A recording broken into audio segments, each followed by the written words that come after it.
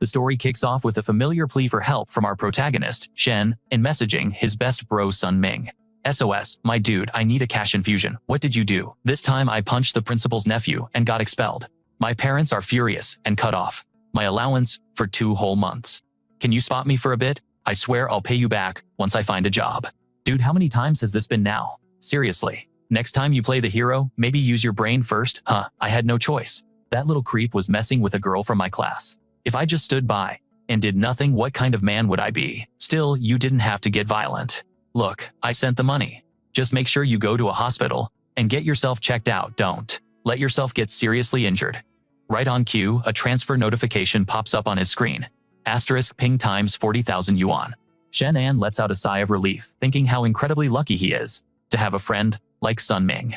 He muses that being a hero in this day and age is tough.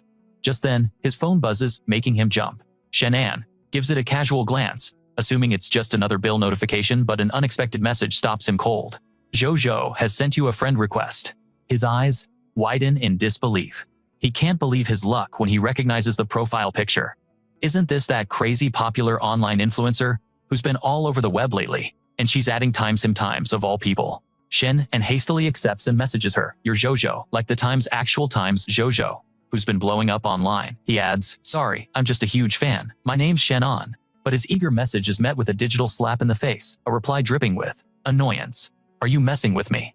If you're Shenan, then I'm your daddy." Before Shenan can even wrap his head around that, another message from a different Times person, also named Jojo, pops up. What a crazy coincidence, man, we've got the same name. But here's the kicker, I actually times you, from 10 years in the future. You're the secret son in the family, broke as a joke right now. And I'm here to help you get rich overnight and reach the peak of your life, just like in some epic time system Manhwa asterisk.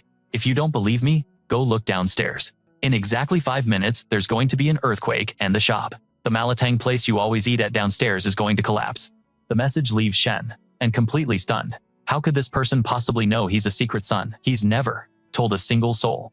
He shakes his head, muttering, whatever, this person's a nut job, probably just high on web novels or something. I'm gonna go grab some food. Out on the city streets, Shenan walks up to a familiar food stall. "Hey boss," the usual, and loaded up with extra cilantro. "You got it." But suddenly the ground beneath his feet begins to tremble violently. What? Why is there an earthquake? All of a sudden Shenan freezes, the ominous text message echoing in his mind. He starts to question everything. Wait a minute. That guy said there would be an earthquake in 5 minutes. With that thought, he takes off running. His phone screen reads 10:26, and just moments later, a full-blown earthquake hits. He sprints into the middle of the street as the ground shakes violently beneath him. It's actually real, he gasps. Shenan frantically messages his future self. "Dude, you're some kind of prophet. There was a real earthquake right where I was. How did you know?" The reply comes back. "I told you I'm you from 10 years in the future. You just refuse to believe it. Do you believe me now? Good. Now for the important part. What just happened wasn't a normal earthquake. It was a surge of primal energy, the beginning of a classic Times Awakening Manhwa time scenario. It caused a disturbance in the earth. 10 days from now, the entire world is going to change drastically. You absolutely have to seize this critical opportunity, or else 10 years from now, you'll be nothing but dust. I'm not tricking you because I times you." As night falls, Shenan follows his future self's instructions, panting as he walks. Today is the first time the primal energy will be released into the world. Most people don't know about this yet. So before midnight tonight, you need to get to Tianling Mountain in the western suburbs.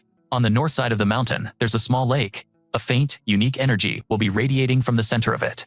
That's the primal energy. You'll be able to sense it as soon as you get there. All you have to do is stay by that lake, don't leave for any reason, and just sit there quietly inhaling that energy. Remember, you cannot be late, and you absolutely must do exactly as I say.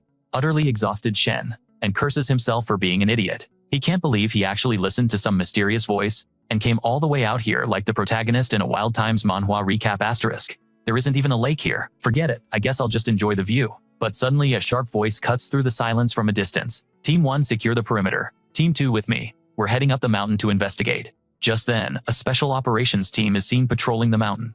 Stepping out of a tactical vehicle is a female officer with a piercing gaze and a no-nonsense attitude. She begins to issue orders, allowing just anyone to wander in. "Right." Shen and quickly ducked into a rocky alcove, clamping a hand over his mouth. He was completely baffled. Why were the armed police here? Could it be true? Is this remote place really releasing some kind of primordial energy tonight? Whatever, I'll check it out first. With that thought, he took off running. Flicking on his flashlight, he ventured deep into the forest at the base of the northern mountain. This must be the spot, he thought. Good thing I took the back trail and avoided that squad of armed police. It wasn't a lake, but sure enough there was water. He approached a stream and dipped his hand into the cool current. Then, closing his eyes, he began to concentrate. Such a sweet fragrance. Could this be the primordial energy that charlatan was talking about? Before him now was a crystal-clear pool, shimmering with a stunning jade-green hue. Shenan hurriedly messaged the mysterious contact. Primordial energy expansion. What is that? And if you're really me, are you alive right now, or are you dead? Primordial energy is a crucial resource for human cultivation, which will appear in 10 days when the world undergoes a massive transformation. It's like the spirit energy in novels. As for me, I'm already dead. I was betrayed during my ascension, and my soul was trapped in the void. That's the only reason I'm able to send you these messages. The person on the other end continued typing their reply. My own energy is fading. Remember what I'm telling you. This current release of primordial energy is just a precursor to what's coming. The great cataclysm will happen in 10 days. Once you absorb the primordial energy tonight, I'll contact you again. Seize this chance. Shenan read the message and gave a cynical laugh, muttering, Ascension, primordial energy. How could any of this be real? What the hell? What's going on? Wasn't this just a small puddle a minute ago? I must be seeing things. This is the first time I've seen myself climb out of a lake. Real or not, I might as well follow his instructions and try to absorb this stuff first. With that, Shenan sat down in a meditative pose and began absorbing the energy. A flood of notifications suddenly appeared in his mind, announcing the start of a classic *** awakening manhwa, *** plot devour talent activated. Talent value B. Rank a 1 in 10,000 chance. Space talent activated. Talent value S rank, a 1 in a million chance. Hidden talent. Future connection. Activated. Talent value XA rank, a 1-of-a-kind ability. Initiating. Devour talent. Initiating space talent. Suddenly, a voice echoed from behind him. Who are you? What are you doing here? The shock sent Shenan tumbling straight into the water, arms and legs flailing as he desperately cried for help. Help me, I can't swim. Stop struggling, we're coming to get you. But at that very moment, a mysterious power surged within him, activating the Devour talent. An invisible vortex erupted, pulling the police officers into its grasp. What is this? A notification popped up, talent value plus 1,000. And with that, Shenan collapsed unconscious. In his subconscious, he found himself adrift in an empty dimension. Where am I? This place looks exactly like the one I saw at Tianling Mountain. He quickly cupped his hands and took a drink. Talent value plus 10. Did I just hit the jackpot?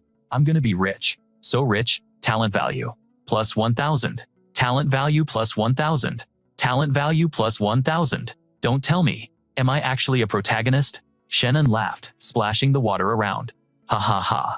After 20 years of nothing but bad luck, I find out I'm the main character of my own story. But what exactly is this talent value that keeps popping up? What is it? Just then, a classic *** system. Manhwa *** panel appeared before him. Name Shenan. Gender male. Age 20. Talent devour.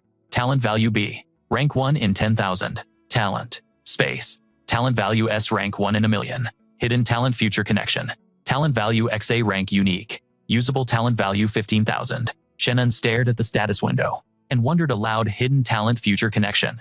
If I could use this to contact that person claiming to be me from the future, that would be perfect. After all, he said he times is times me. Maybe he could help me make sense of all this. But for now, I should probably figure out how to use this talent value.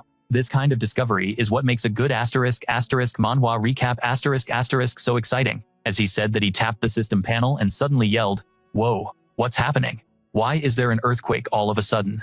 After a violent tremor, Shenan found himself back in reality. He clutched his head, asking, What just happened? The beautiful police officer was now standing right in front of him, demanding, Who are you, and what are you doing here? Shenan, a bit dazed, started acting a little too familiar, his hands getting a bit adventurous. The officer immediately pointed her finger at him, shouting, We've sealed off this mountain. How did you get in? Startled Shenan quickly replied, Ahaha, officer ma'am, this is all just a big misunderstanding. I was just here for a picnic. The officer heard his flimsy excuse and smirked to herself. This guy is definitely not telling the truth. This kid is lying through his teeth. Confess everything, and maybe I'll let you go. Terrified Chen and frantically waved his hands in surrender.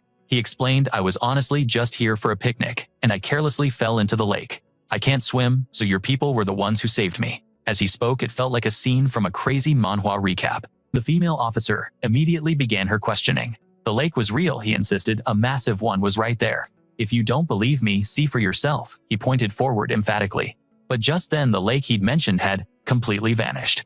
Where did the lake go? He stammered, his voice trembling with fear.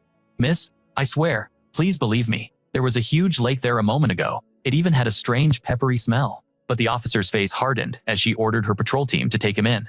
Yes, ma'am.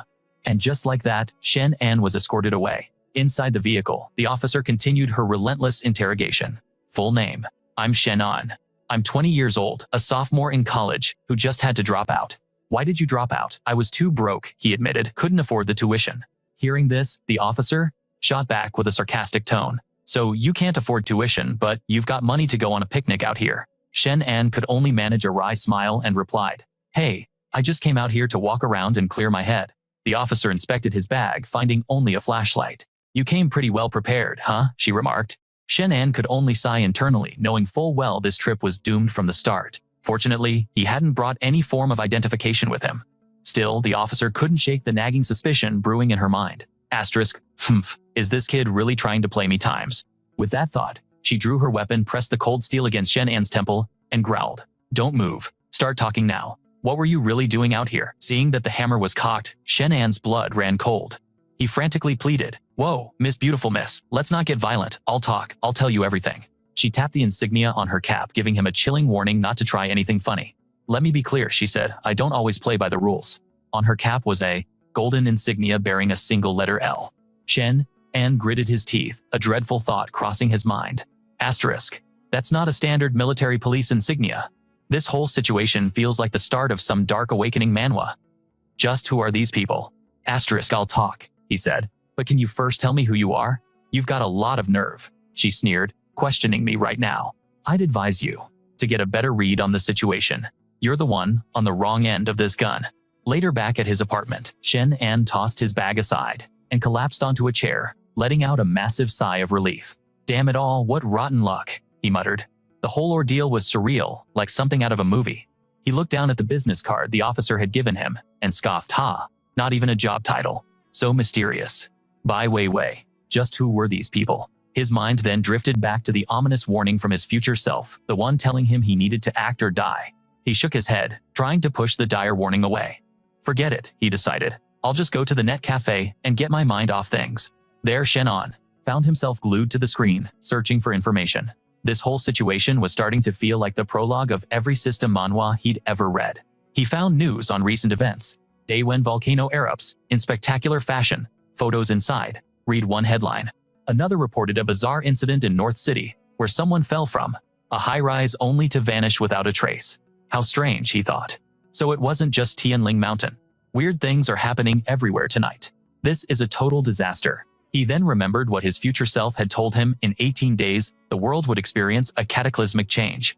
This earthquake wasn't a tectonic shift. It was the primordial yang expanding and causing chaos on the planet's surface. In 18 days, the entire world would be turned upside down. I have to seize this critical opportunity, he thought. Otherwise, in 18 years, I'll be less than dust. His future self's voice echoed in his mind. I am not lying to you, because I am you. Could it all be real? What was he supposed to do? He had already absorbed the first wave of primordial yang, but there was no guarantee he could survive the massive upheaval to come.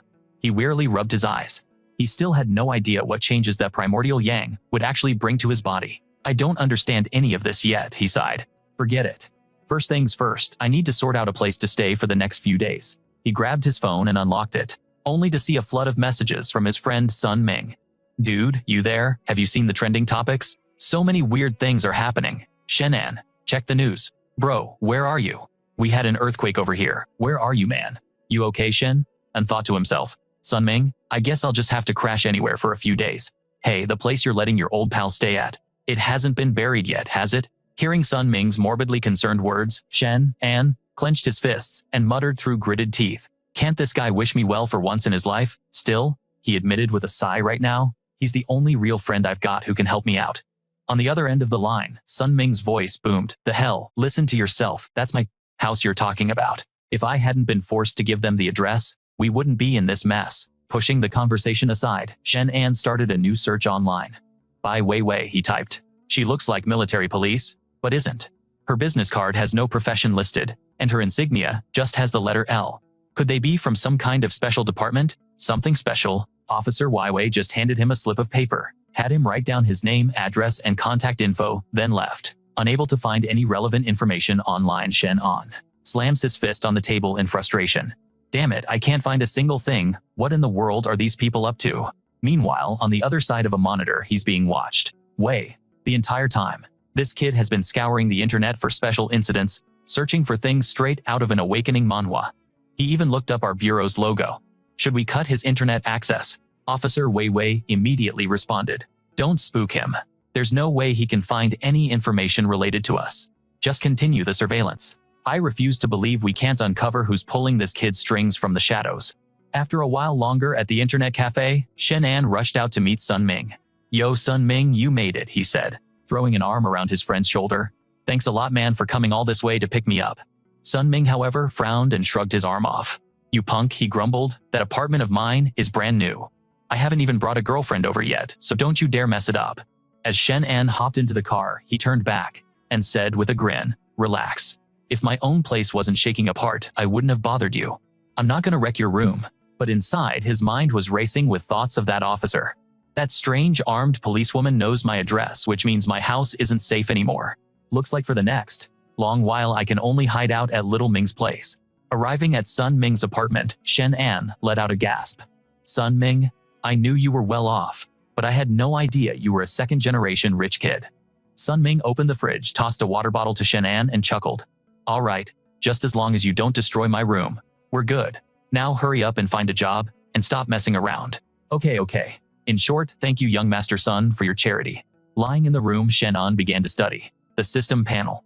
He hadn't yet properly analyzed the thing he'd absorbed earlier, having no idea what it could do. This was the core of any good system manhwa. Devour talent, B rank talent value, 1 out of 10,000. Spatial talent, S rank talent value, 1 out of 1 million. Hidden talent future connection, rank 1 out of infinity. Available talent value, 15,000. Whatever. I'll just test this one's effect first and see what happens. With that thought, he selected Devour. The system immediately activated and a massive dimensional vortex erupted, pulling him in. Whoa, what's happening? What the hell is this, some kind of joke? Just then, Sunming pushed the door open to give him some pajamas, but he stopped in shock. He saw Shenan sitting on the bare floor. Sunming grabbed Shenan by the shirt, his eyes blazing with fury as he yelled, Dude, you're my friend, right? Where is my bed? Where did my giant bed go? Sunming continued to rage, while Shenan, sweating profusely, tried to explain. Bro, is it at all possible that perhaps you forgot to put a bed in here in the first place? Don't you dare lie to me. That was a $32,000 custom bed. Think back ever since you bought this apartment. How many times have you actually stayed here? Hearing this, Sunming's grip loosened slightly. Is it possible you forgot? After a moment, a memory sparked in Sunming's mind. Oh, right. Now that you mention it, I think today is my very first time staying in this particular apartment. I must have confused it with one of my other places.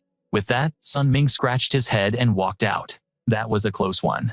But before he could even finish the thought, Sunming threw the door open again, shouting and making him jump out of his skin. By the way, just sleep on a mat on the floor tonight. As for the bed, I'll figure something out for you tomorrow. The next morning, Shenan's phone buzzed. Which punk dares to disturb my precious sleep this early? Shenan's eyes shot wide open when he saw a message from the Shenan of 10 years in the future. Holy crap, it's him.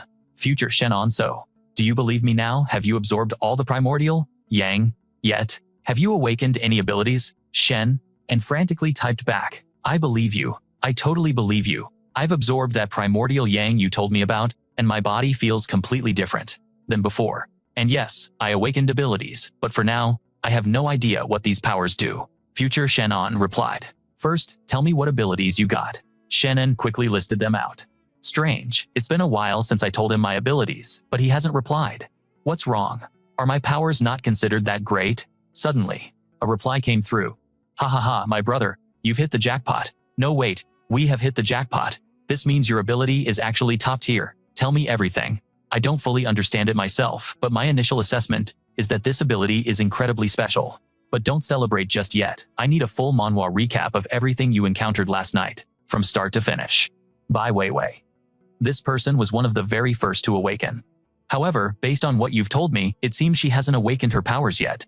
But the next day, at a manor in the northern suburbs, while Wei Wei was investigating, she was attacked by an unknown force and managed to catch a bullet with her bare hands. Hearing this, Shenan shouted excitedly, "Whoa, that's intense, she's that powerful. Tell me, does this girl end up becoming my wife in the future? Was I really this shameless before? Even though I am your future self and know many things from the very moment I chose to contact you, the trajectory of the future has already been altered."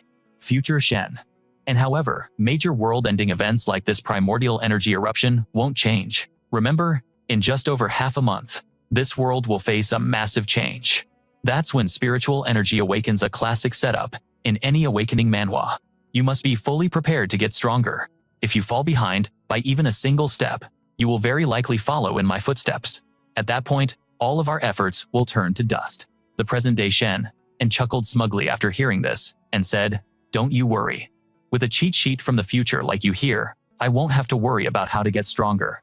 I've got this. I absolutely cannot die a second time." Back at Sunming house, Shenan had 17 days left. In 17 days, the world would change. Shenan suddenly shot up, thinking that if what his future self said was true, then he absolutely had to seize the first mover advantage. Is there anything I can do right now by Wei Wei? This woman is one of the initial early awakeners. According to what he said, she hasn't awakened her abilities yet. However, the day after tomorrow, at the manor in the northern suburbs, when Wei Wei goes to investigate, she'll be attacked by an unknown force and catch a bullet barehanded. Could it be that tomorrow at the manor, there will be another primordial energy outburst? I'll stop overthinking it. I'll just go and see for myself then. He stood up, stretched, and decided to fill his stomach first. As Shenan was eating, his phone suddenly buzzed. My future self sent another message. At that very moment, the lovely streamer Dan was live. On the screen was a girl in a very alluring outfit. "Hello everyone, I'm Dan. I'm about to sing a sweet song. For all of you, spring drizzle. Not bad, she's a great singer. A spring day, a light drizzle, my future wife is so talented. Everyone hurry and join me in room 564.241. There's a guy over there performing a fire-breathing act that looks incredibly real. Everyone come with me to room 564.241. There's a guy doing a realistic fire-breathing show. That looks so real." Another viewer typed, "Who's the guy upstairs? Aren't you annoying?" Reported for spam.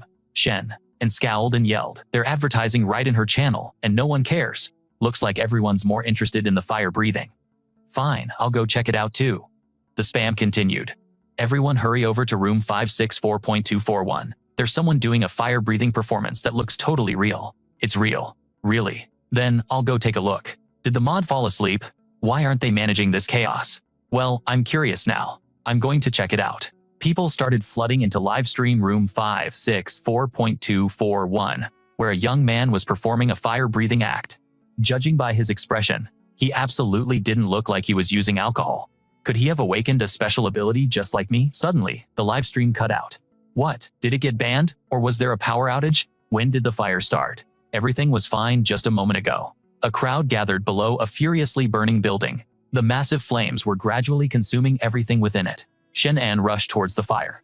"Something's not right. I can sense primordial energy. That fire breather's livestream just got shut down, and now the building is on fire. This is too much of a coincidence. I have to check it out." This feels like a major plot point in a good manhwa recap. A powerful aura emanated from the vicinity of the blazing building. Sensing it, he placed a hand on the wall, feeling the energy linger in this spot. These marks on the wall are new. Could this be where that guy's livestream was? He started walking towards the building, but stopped dead in his tracks before the wreckage. Peeking out from within was a man with blazing eyes. Seeing Shenan, the man became enraged and shot a blast of fire from his hand. The flames whizzed past Shenan. So he really is here. The fire ability user clutched his body in pain and asked Shenan, "Are you another one of them here to capture me? Let me tell you, Su Yuan will never go with you people." The ability user stared intently at Shenan, awaiting his response. It's really him, the guy from the livestream. But how long has it been since the stream ended? It's like a plot twist in a fast-paced system manhwa. How did he get so badly injured? Shen and quickly raised his hands to explain. "Hey, you've got the wrong guy, brother. I'm not here to capture you. I was just curious. That fire-breathing livestream. That was you, wasn't it? Who's holding you captive?" The powered man demanded, slamming a hand against the wall. "You're not one of them. What about the earthquake last night? Then I know what happened. I want to know where you went, he pressed. Last night I heard a stranger's footsteps moving around overhead. Both Shenan and the man with fire powers immediately went on high alert. Someone was coming. The footsteps grew closer and closer, and then two unfamiliar men stepped into view. They were geared up with an arsenal of firearms. Seeing them, Shenan and the fire user both yelled out, "Damn it!" The two strangers instantly aimed their weapons at them, and then they opened fire relentlessly. Shenan and his fiery acquaintance dove behind a corner, narrowly dodging the spray of bullets. These guys didn't look like police. They looked more like some kind of hit squad. It was bizarre. Why were they so dead set on chasing this fire breather? Speaking of which, the fire-powered man was already climbing away, making a swift escape. Shenan was left speechless, shouting, "You're fast, but you could have at least told me to run with you. I knew I shouldn't have gotten involved." With no way out, Shenan stepped out into the open with his hands raised. He tried to reason with the two mysterious men. Hey, big brothers, please don't shoot. I'm not the guy you're looking for. Can you just let me go?" In response, the two men immediately started firing at him again. The mysterious gunmen relentlessly pursued Shenan, their guns blazing. "Brothers, don't end me. I was just passing by. Spare my life." "This kid's been running all this time without fighting back," one noted. "He might actually be a civilian. Taking out a civilian would cause us a lot of trouble. Damn it. We already let one target get away. Could it be because of this, punk?" One of them snarled. He aimed his rifle at Shenan and yelled, "Kid, drop your weapons. Hands on your head, and walk over here slowly." "You said it, big bro, just. Don't shoot," Shenan pleaded. "Play nice, kid. My finger is getting twitchy on this trigger.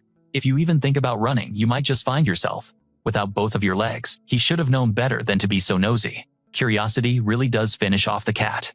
One of the men kept a gun pointed at his head, while the other slapped a pair of heavy iron cuffs on his wrists. After securing Shenan, they resumed their search for the powered individual. Few times. For the time being, it seemed he had escaped a terrible fate. But then, just then, Shenan's phone started ringing. Who could that be, he wondered. Unfortunately, his hands were tied up. In a slick move, he pushed off the ground, flipping over to reach the device. Tumble out of his pocket, allowing him to catch it. It's here, he thought with relief. Just as he'd hoped, it was a message from his future self. The text from future Chen, and appeared on the screen. "I forgot to tell you, besides the Special Affairs Bureau, do not trust any other organization. It's best to avoid all contact." After Shenan finished reading, he let out a hollow laugh. "Haha, you're a little late, buddy. Future Chen. And my guy, couldn't you have sent this sooner? I was just being hunted, and now I'm captured. What am I supposed to do?" "Don't panic. I'm sending something to you right now. Read it quickly, commit it to memory, and then cultivate according to the instructions." This was the ultimate system Manhwa cheat code. He immediately turned off his phone and began absorbing the surrounding energy. This is a set of cultivation techniques, along with a unique breathing method. The original plan was to give you this after you had absorbed the second source of primal yang energy. But it looks like we need to accelerate the plan. Just remember to protect yourself. After absorbing a sufficient amount of energy, he flexed his power and shattered the iron cuffs to pieces. A powerful aura enveloped him, infusing him with a new layer of strength. This power was actually reforging his entire body. Shenan swung his fist and punched the wall, causing the surrounding rock to crumble and collapse. "How about that? How does this feel?" "It's incredible. I feel completely revitalized right now." The two strange men, who were observing from a distance, were in disbelief. One of them cursed. "Damn it, the first guy got away. How are we going to explain this to the superiors?" "TSK boss. That kid's got some serious guts, messing with his phone when he's about to check out." Suddenly, the blonde-haired goon rushed forward once again, jamming his gun against Shenan's head. "Hey kid, I lost my target, and I'm not in a good mood. You like sticking your nose in other people's business, don't you? Perfect.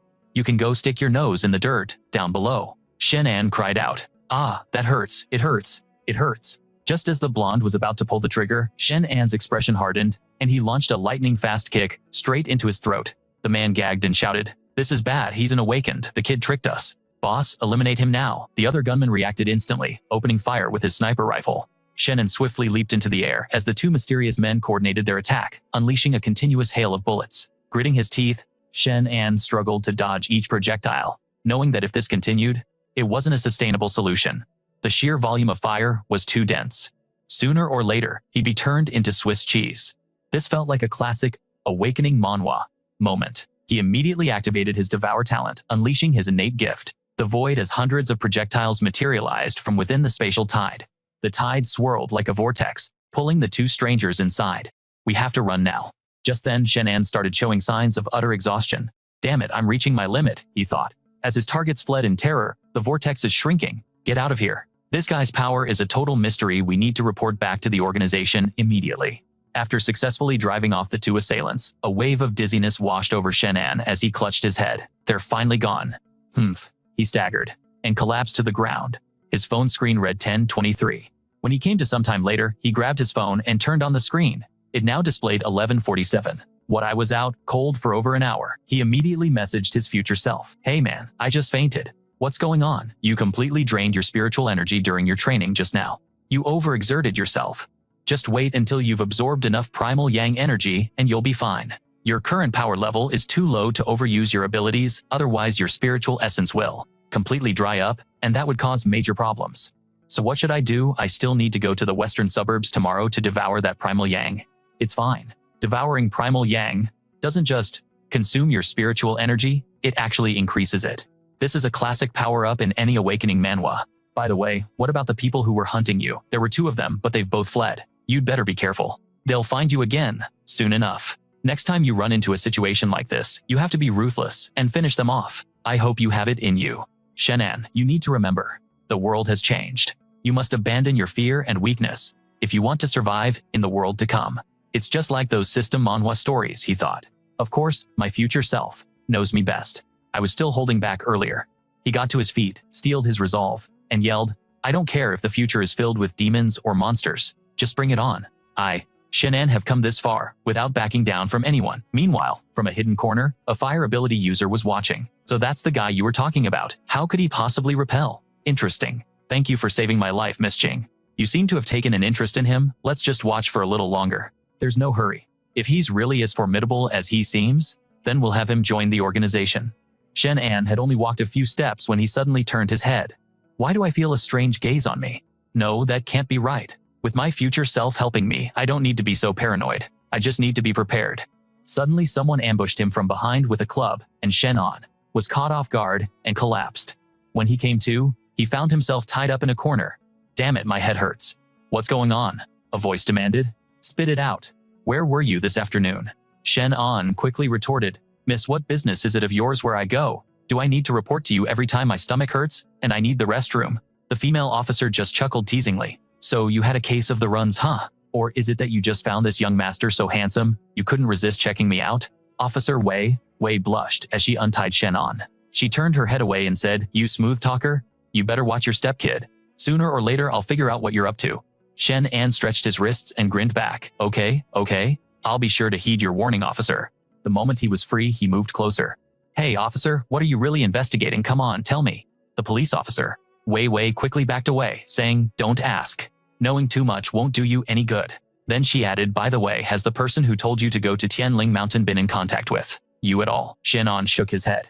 If you see her, be sure to let me know. It seems a new mysterious figure enters the plot for our manhwa recap.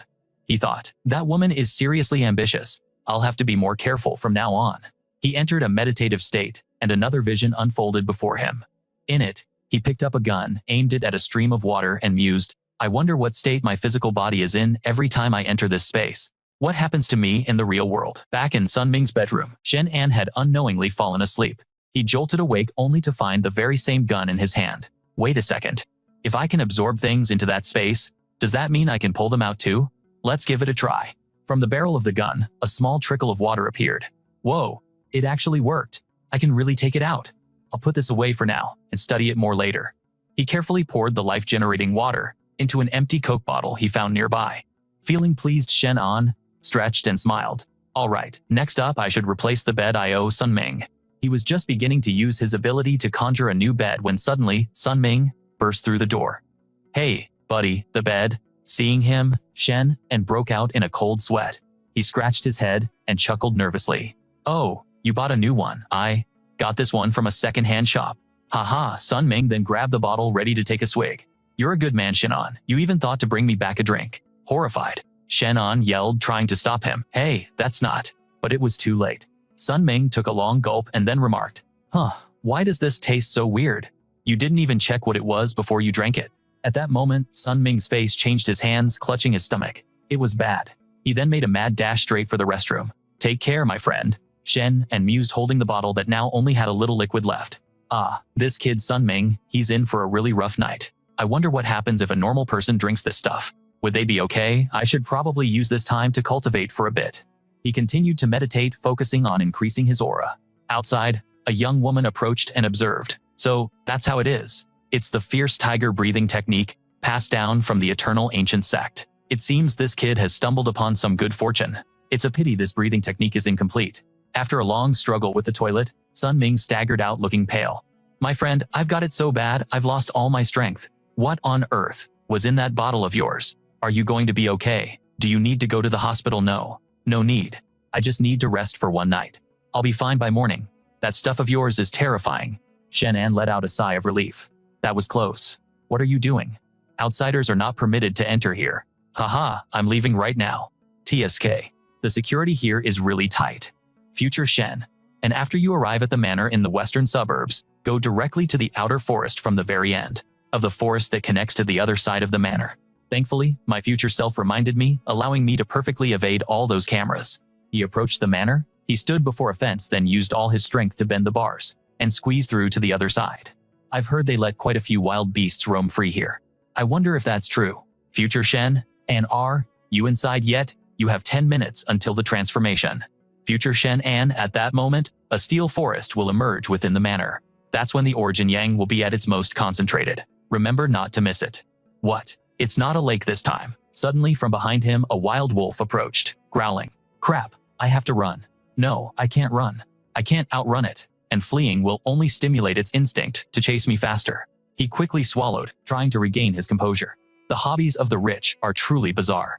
They really are twisted, raising wild beasts for sport.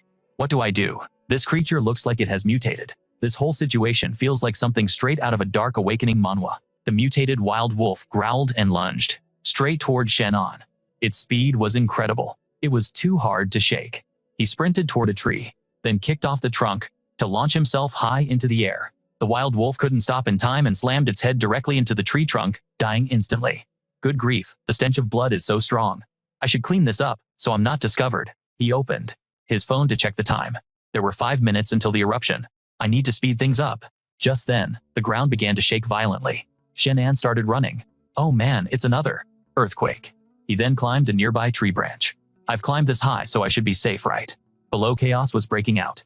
Everyone do not panic. Shenan was surprised to see Officer Wei Wei and muttered, why is she here? Wei Wei held a megaphone warning everyone. It's an earthquake. Everyone remain calm and stand by for orders. Failure to comply with my commands will result in disciplinary action, according to military regulations.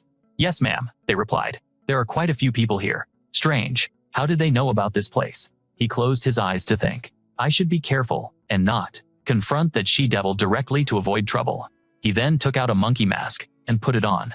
His phone rang again.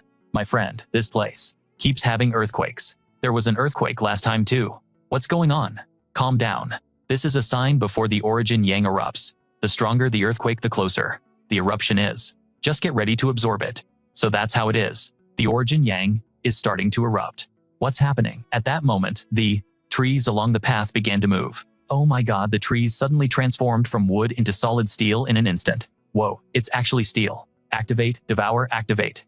Space. Potential value plus 1000, potential value plus 2000. He joyfully hugged the branch and shouted, I'm rich. I'm rich. This is the kind of power-up you love to see. In a manhwa recap, the only question is how long do I have to devour this steel tree? I've already been devouring it for over 10 minutes.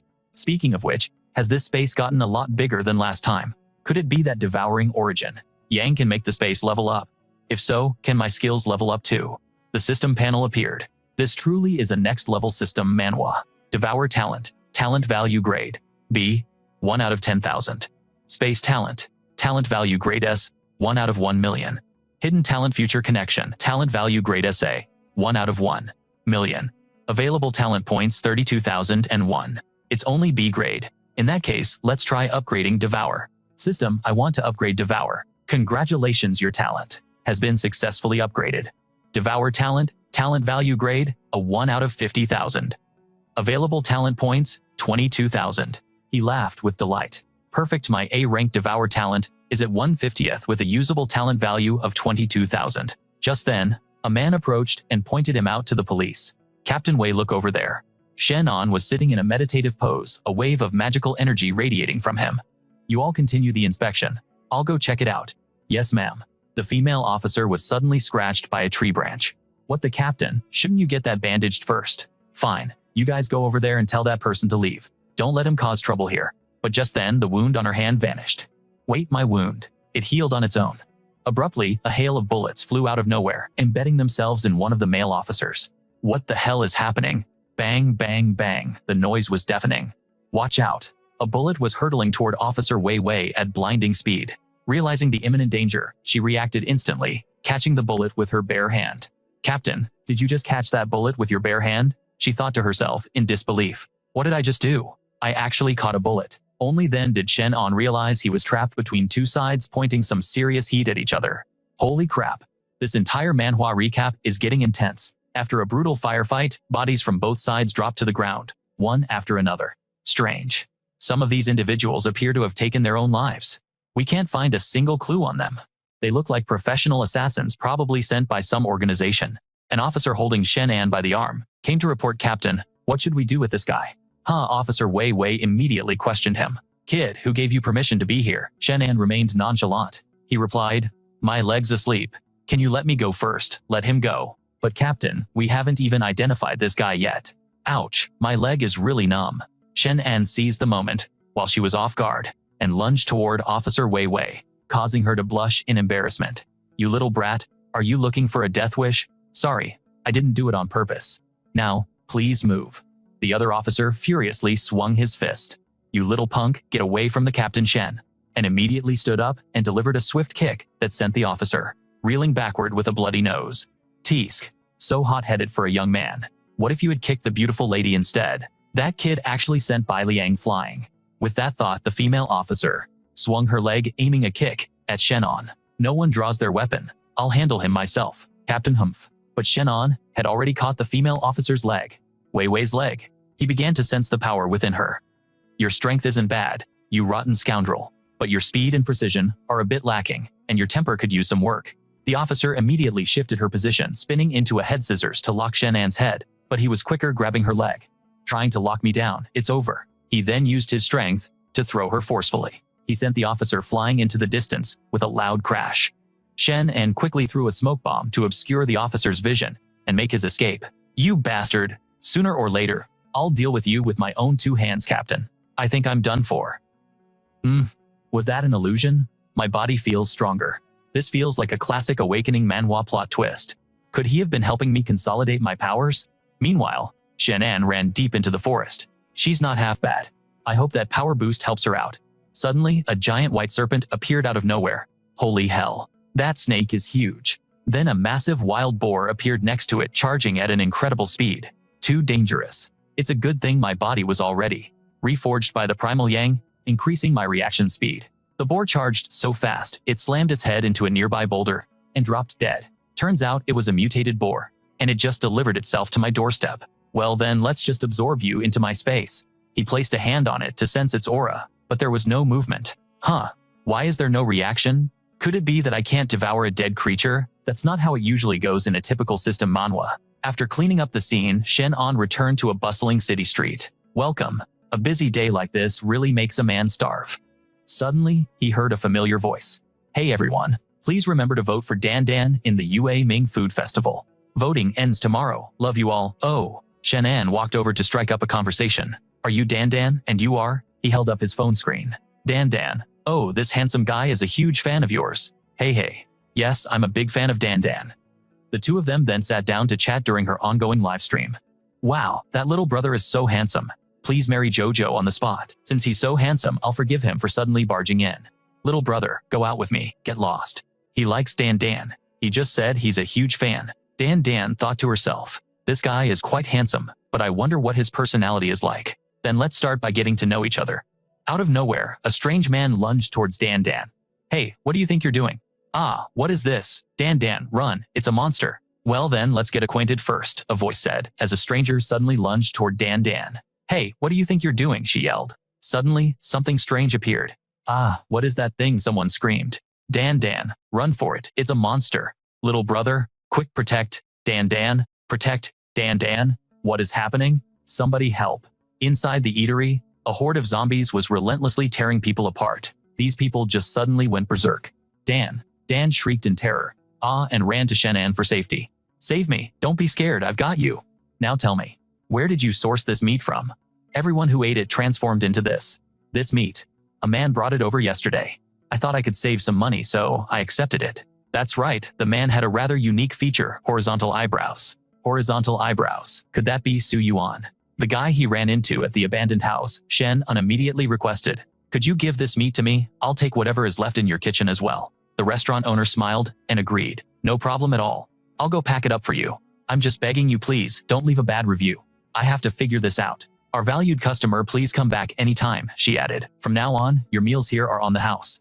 Dan pouted. Sigh, I was so close to getting his WeChat contact. As Shenan walked down the street, he took a picture of the mutated meat and sent it to his future self. "Hey bro, I just found a bunch of meat filled with yang energy. Everyone who ate it turned into something like a zombie. This is the stuff." Future Shenan replied, "That's the flesh of a mutated beast. Normal people can't eat it." "Can't eat it? Why not? Wild beasts are inherently violent. If a normal person consumes their flesh, it damages the brain, causing their negative emotions to be infinitely amplified, which leads to mental chaos. In serious cases, they become a menace to society. Mental chaos. So if we eat it, will we end up like that too? We're different. Our bodies have been modified by yang energy. For us, eating this kind of food actually increases our power. A classic trope in any system manhwa. Oh, so that's how it works. They said a man gave them this meat. I'm guessing it's that guy who can breathe fire, Su Yuan. I have a vague memory of the person you're describing. There's a very mysterious organization behind him, so you need to be careful. They have heavy weapons and they're also fighting to get their hands on yang energy." Just then, Sunming called out of the blue. "Little Ant, something's come up tonight, so I won't be coming home to sleep. Make sure you take care of yourself." What the hell is this guy wasted? But in reality, Shenan was thinking, "I'm sorry. It's not that I wanted to hide this from you, but I've mutated. I now bear the heavy burden of saving the world. I can no longer afford to just drift aimlessly." At that moment, Sunming's body transformed, becoming stronger and more powerful. Where are they? A motorcycle gang was in the middle of a robbery. Sunming saw them and immediately charged forward, landing a powerful kick on one of the robbers. "Get back here, you bastard," Sunming smugly thought Shenan. "Don't hold it against me. I'm on a whole different level now, like a main character in an Awakening manhwa." "Who's that?" A stranger approached him. "Let me introduce myself. I'm Hongju from the Special Processing Bureau. Young man, you'll have to come with us for a trip." "Huh?" The scene cuts to Sunming's living room. Shenan was there both eating and complaining. "So, this is what it's come to. In the end, I still didn't get a meal. I should have just taken that restaurant's offer. Now I have to fork over my own money." 3 days later, another yang energy outbreak was pinpointed at Wanuan Mountain, a location not found on any map. You need to find Wanuan Village and get ready. By then, members of that organization will also be heading to Wanuan Mountain. I have no idea what that group is up to. This situation is getting more complex than a typical manhwa recap. Given my current abilities, it's probably best to lay low for a while. His phone rang, and a voice on the other end said, "Hello Shen, and it's Zo Wang, your friend from college. Remember me? I heard you're looking for a job these days." Shenan's mind started racing. Is he about to offer me a job? Tomorrow at the place I'm at, we're short on security for a food event. Are you in? I remember you could throw a decent punch. Shenan's face lit up as he nodded vigorously. I'm in, definitely in. Where is it? Where exactly? 8 in the morning tomorrow at Yue Mingxuan. Yue Mingxuan, he thought after hanging up. Isn't that the place Dan mentioned in her livestream? He suddenly thought of Dan, and a wide grin spread across his face. This is perfect. It seems I'll get to see Dan tomorrow after all. Meanwhile, Dan was also lost in thought about the young man she had met earlier that day. That guy from this morning is strong and handsome. I really hope I can get to know him a little. Maybe if I become a fan, I'll get another chance to meet him. At the festival, Shenan spotted Dan and ran over smiling and waving. Dan, it's me, you're here too. A strange man approached him with a smile. My friend, you've made it. This job mainly consists of protecting Chu Yushi and will last for a few days. There's a short interview coming up, so don't be nervous.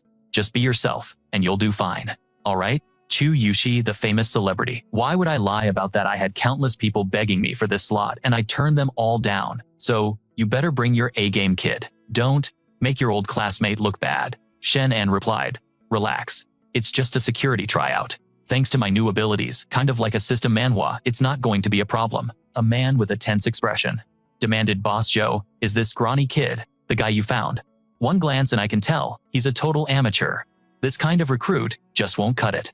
Joe quickly interjected, hold on, Lao Dui. This is my old classmate, and he's a surprisingly tough fighter. If you don't believe me, you can test him right now. Lao Dui retorted, it's not up to me. He only gets in if Han Feng gives the okay. So kid, you might as well leave now. Are you serious? Don't act like I'm an idiot. It's just an interview. The chief of security himself doesn't need to get personally involved. I don't care, the rules are the rules. Even a recommendation from you won't get him past Han Feng. Hearing this, Zhou Wang was furious, gritting his teeth as he said, this guy. Everyone else just breezed through the formalities. Why are you giving him such a hard time? Shenan quickly stopped him.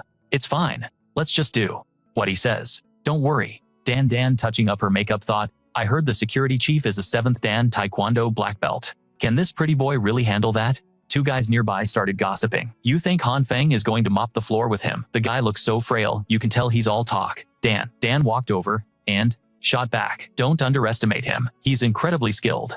Shenan smiled at Dan. Dan, thanks for having my back. A red-haired man approached Shenan. So you're the one who wants to fight me? That's right. We're all on a tight schedule, so let's get this over with. The red-haired man lunged, throwing a lightning-fast kick. Shenan dodged, effortlessly planted a hand on the ground, and countered with a kick of his own. The blow landed, sending the man stumbling back. They faced each other, and the man grinned. Not bad, young man. You're even better than me. The job of protecting Chu Yushi is yours. Thank you, Mr. Han. Dan cheered. Wow, did you see that? Did you see him? He won. The crowd of rejected candidates grumbled. Damn it, Han Feng went easy on him. What a load of crap. Can I add you on WeChat? The other men groaned. Dan is actually asking for his WeChat. What kind of crazy luck does that guy have? Damn it, the jealousy is real. Meanwhile, Lao Dui was on the phone making a report. Boss, we have a problem. The guy I had set up was replaced by some kid who appeared out of nowhere. Are you telling me this newcomer actually defeated Han Feng? Yes. He was recommended by a guy named Joe who's one of the event organizers, so fine. Stick to the original plan. After the event is over, make your move. Lao Dui, don't forget who you're working for. Yes, sir. I follow the organization's orders. I will never betray it. With that, he rushed off. What's all this about? She's here. She's here. Chu Yushi has arrived. Now that the test was over, Shenan quickly said goodbye to Dan. Dan, I've got to get to work. See you.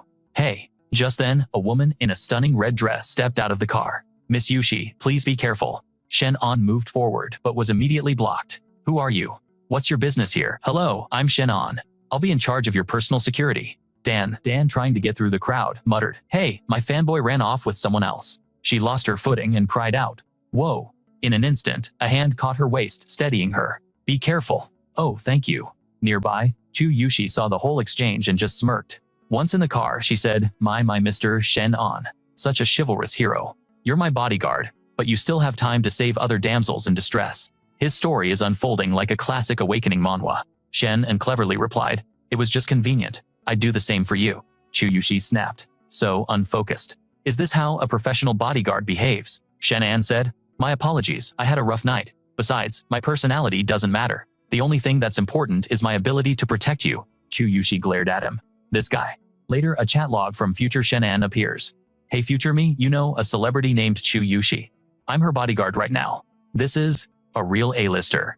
You mean for that Mingyu Xuan event? Yeah, Zhou Wang tried to get me that job in my timeline, but I couldn't beat Han Feng, so I failed. Listen carefully, Chu Yushi will be targeted at the venue. She's involved in something dangerous. I don't know the specifics, so it looks like you'll have to take this very seriously. At the food festival, fans were screaming, Yushi, look at me, my wife Chu Yushi, I want to marry you, Dan. Dan struggled in the crowd. It's so packed in here. This whole mission feels like a high-stakes manhwa recap, playing out in real time. She then glanced in Shenan's direction, a sad thought crossing her mind. If only he could be by my side right now. But Shenan was tied up, straining to complete his mission, and couldn't make it here. Chu Yushi shot him a sideways glance, wondering why this guy was suddenly acting so serious. I already thanked you earlier. You were just doing your job after all. First, I need to use my perception ability to scan the surroundings for any threats, he thought. What's in that crate? I heard some of the prizes for this competition are special fruits brought from deep within the mountains. Brought from the mountains, huh? He chuckled. Probably just some unusually sweet wild fruit. But Shenan eyed the crate with suspicion. These fruits, They were radiating a distinct yang energy. Whoever is coming to cause trouble is most likely targeting these fruits. I just can't figure out why they would also abduct Chu Yushi. Could it be? Is she somehow connected to all of this? Just then, Chu Yushi took the stage to give a speech. Hello everyone, I'm Chu Yushi. It's a pleasure to meet you all. From the crowd below, a man holding a sign suddenly screamed, Chu Yushi, I love you. Brother Han immediately rushed over to intervene, but the man's eyes widened with a crazed glare as he violently shoved Brother Han aside and charged towards the stage. I love you. Wasting no time, Shen lunged forward. Get out of the way, Brother Han tried to warn him. Be careful, this guy's strength is. But his sentence was cut short as Shenan delivered a swift, powerful kick straight to the man's face, demanding, Who sent you? The security team appeared out of nowhere. That's enough, take him away, just cooperate. Don't move. The man struggled, screaming, Let me go, I need to see Chu Yushi before muttering, Damn it, I was so close. This man's physical strength far surpassed that of a normal person. How is Yushi? Shenan asked. She was just startled, that's all. I'm fine, let's continue. Shenan then walked over to Brother Han and said, Follow me. Chu Yushi could still be in danger. What do you mean? Brother Han asked. This security team can't be trusted. With this many people, it's bound to get chaotic. Relying on me alone probably won't be enough. Brother Han nodded decisively. All right, I trust you. I'll personally arrange the outer perimeter security. You just make sure to stay by her side and protect her. Later in Shenan's room, while he was relaxing under a cool shower, his phone rang. Thankfully, aside from that crazed fan, no other real dangers popped up today, he thought. Still, I should do one last sweep before turning in for the night. He began using his sonar-like ability to scan the vicinity. Chu Yushi isn't in her room. This is bad. A wave of foreboding washed over Shenan. This felt just like a plot from an awakening manhwa. He sensed a killing intent from behind him as a knife whizzed past, embedding itself deep in the wall. It was the man from the morning charging at him with another blade in hand. Damn it, you little punk. You ruined my big chance. Now go to hell. It was Bai Tian. To his utter shock, Shen and suddenly produced a handgun, aiming it squarely at him. The attacker's face went pale with terror. What? Where did this kid pull a gun from? He thought frantically. Damn it, I have to retreat. Looks like I'll have to find another opportunity to complete the mission. With that, he beat a hasty retreat. He's fast, Shenan noted. But a gunshot is bound to alert the police. They probably won't dare to try anything else tonight. He then resumed his sonar scan of the area. Phew. She's finally asleep. Meanwhile, outside, a purple-haired woman was glaring angrily at the failed attacker. You shouldn't have provoked him. Bai Tian clutched his gunshot wound, growling through the pain. I was just trying to test his strength. The organization wanted to assess him to make a proper judgment. The purple-haired woman retorted, Listen carefully. This man is incredibly powerful. Do not provoke him under any circumstances. The organization does not wish to create another enemy of his caliber. Yes, but I heard from Su Yuan that the higher-ups are considering recruiting him into the organization. The purple-haired woman turned her back to him coolly, stating, That is none of your concern. As for that girl, Chu Yushi, we're to keep our distance. But as for Shenan, you will pay close attention to him. Do not let him die. When it comes to the affairs of the great families, we can't afford to reveal ourselves. I trust you know what to do. Yes, yes, he replied, letting out a disdainful scoff before staggering off into the night. Back on the street, the MC was announcing, All right, everyone, today is the final round, the award ceremony. Chen, and immediately positioned himself protectively in front of Chu Yushi. Whispers spread through the crowd below. Damn it, this guy is a real pain to deal with. Just be patient. Our mission isn't just about her. We also need to secure those fruits. Isn't that obvious? But this kid is a serious nuisance. We'll wait for the award presentation. One of us will pose as a staff member. This whole situation is playing out like a complex system manhwa to receive the award. The moment we get our hands on the item, we strike. Understood. Got it. Roger that. This group of people was brave and formidable, speaking with purpose, and their movements were perfectly synchronized in uniform, just like trained soldiers. Soldiers. Wei Wei can mobilize special police. This situation is definitely not simple. The MC called out a name, making this manhwa recap even more intense. Our first prize winner is Chapter 20. That's me, I'm over here, a voice from the crowd shouted. But something was off. Shen and frowned, realizing the voice that just shouted isn't the same as the winners. With a pensive look and a deadly aura, the first man was suddenly approached by a platinum-haired guy who ran up with a joyful expression. I got the reward. Ha ha ha. Then, right after receiving the prize, his face completely changed. Got it. The item's in hand. Move out. With that, he lunged toward Chu Yushi, intending to assassinate her. Suddenly, a whole crowd of people surged forward. The group charged directly at Shenan and Chu Yushi. Shenan immediately reassured her. Don't be afraid, I'm here. Just close your eyes, sit down, and trust me. Okay. Following his words, Chu Yushi shut her eyes and covered her ears, while Shenan confronted an oncoming attacker. Suddenly, the assailants began to collapse, one by one. These were silent, paralyzing needles, a classic move you'd see in an awakening manhwa. At the same time, another needle flew swiftly toward Shenan. He saw Wei Wei and wondered, why isn't she distinguishing friend from foe? She's even attacking me. In that hair-raising moment, he activated his spatial talent, then feigned being knocked unconscious to see what they were planning. Shenan, what are you people doing? What is this? What on earth is happening? Meanwhile, Shenan was still pretending to be out cold. Chu Yushi asked with concern. What's wrong? Is he okay? Officer Wei replied. He's fine, just unconscious. It seems you're quite worried about him. Chu Yushi immediately retorted. Of course not, Sister Wei Wei. He genuinely doesn't know anything, so why did you have to take him down? I also heard you've awakened your powers. Wei Wei frowned, saying, Kid, don't ask questions you shouldn't be asking. You said this kid was formidable, so I was merely curious. The walls have ears, and you know as well as I do how advanced modern technology is. It wouldn't be good if someone overheard. Besides, who doesn't know that the young lady of the great Chu family has vast resources? Is there any information you can obtain? Chu Yushi sighed. Sigh, everyone is just enchanted by your appearance. How many people out there actually know you're the heiress of the Chu family? But those two certainly didn't. Shenan, at this point, had heard the entire conversation. The Chu family. My god, isn't that one of the 4 great clans of Silver City? Chu Tiamba is a legendary figure throughout all of Silver City. His business empire spans the entire country, and his wealth is immense. He also owns numerous entertainment companies, and rumor has it that Chu Yushi is an artist signed to the Chu Group's entertainment company in Silver City.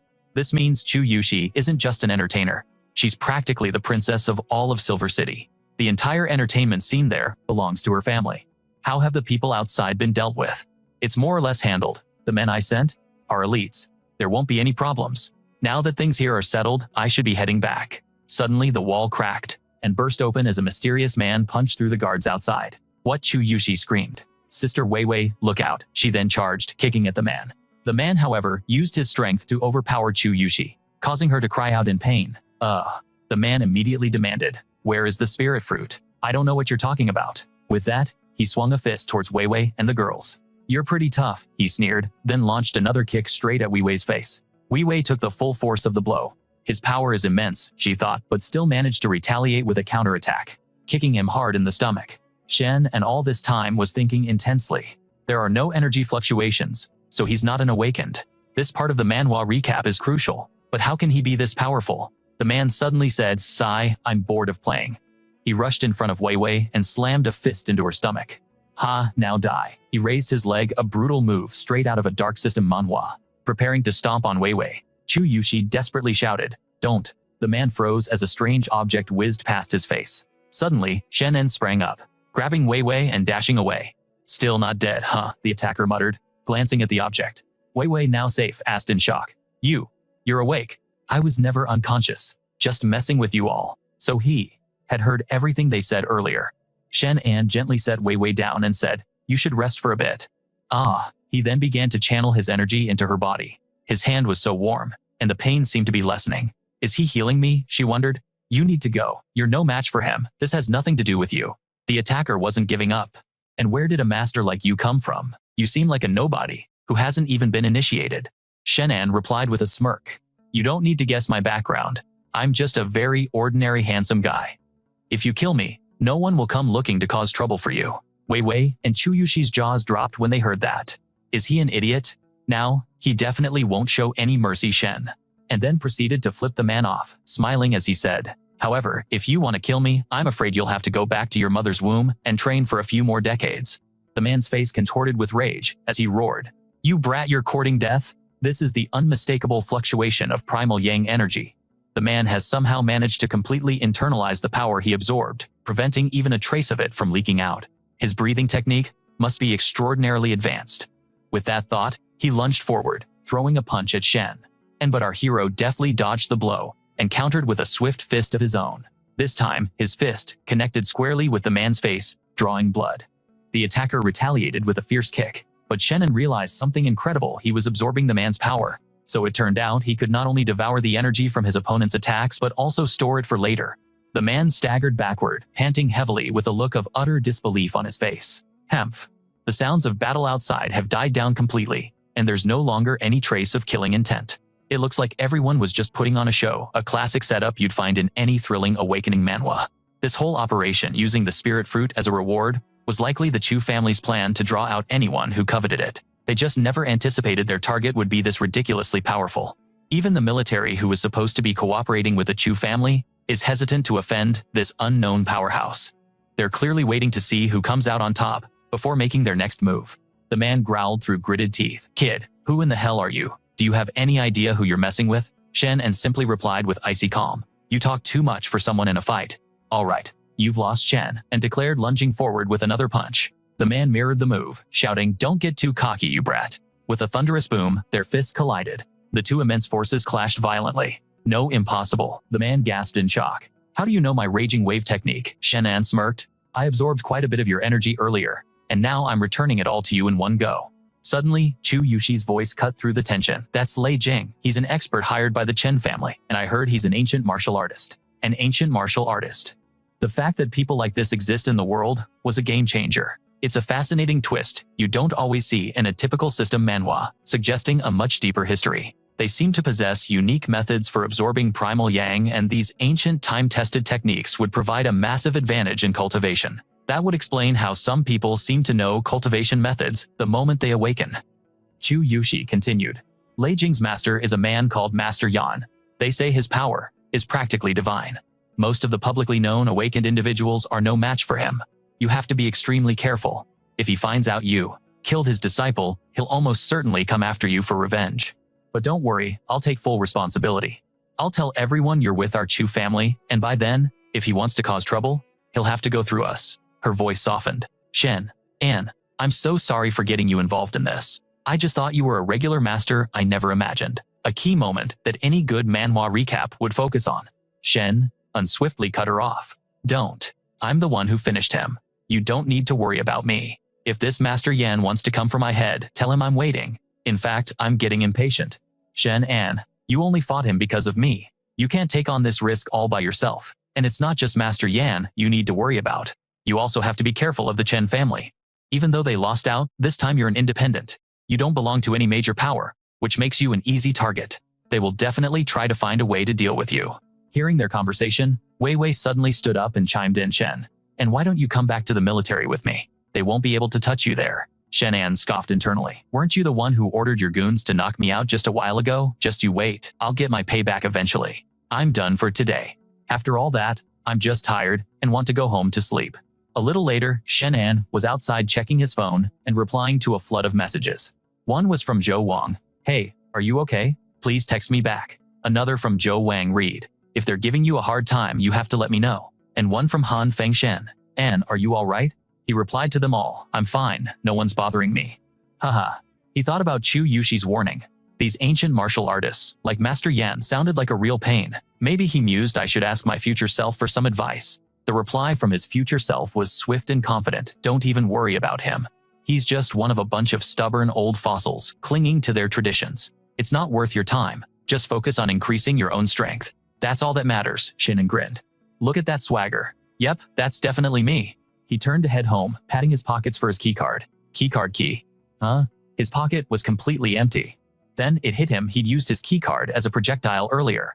He'd been so focused on looking cool that he forgot to retrieve it. Panicked, he quickly dialed Sunming. "I've got to call Sunming for help."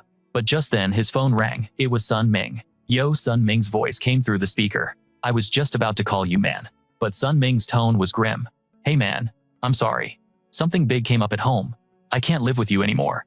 Please just look after the house for me." Shenan was stunned. "Sunming, where are you? Where are you? Did something happen?" "No, nothing's wrong, you can relax. Who do you think you're talking to? I'd tell you if there was a problem. Anyway, I'm just letting you know I'll be off the grid for a while.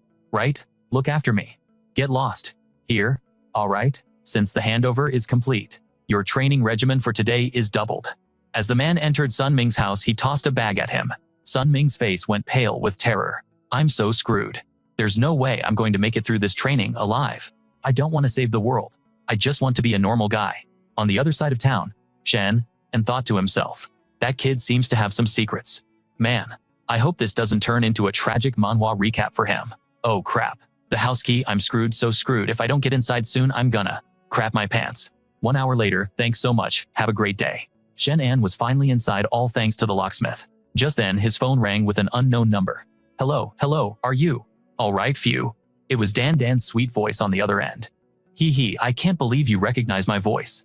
Guess you're not a fake fan after all. Of course not. I'm the guy who watches your live stream, day in and day out. Dan continued. I heard from a friend that you were taken away and I was so worried something had happened to you. So, I asked him for your phone number. It sounds like you're all right now. You can hear how full of energy I sound. Of course, I'm fine. That whole thing earlier was just a big misunderstanding. Hey, they didn't come and give you any trouble, did they? We're fine, I'm already home. I even requested a few days off from management. So, I'll just be relaxing at home for a bit. By the way, where do you live, Dan? Dan answered cheerfully, Wanuan Village. You've probably never heard of it. In fact, none of my livestream fans know, so you have to promise not to tell anyone, okay? Her words immediately triggered a memory of the message from his future self. In 3 days, another primal yang outbreak will occur at Wanuan Mountain, a place that isn't on any map. Look for Wanuan Village and prepare yourself. This sounds like a plot straight out of an Awakening manhwa.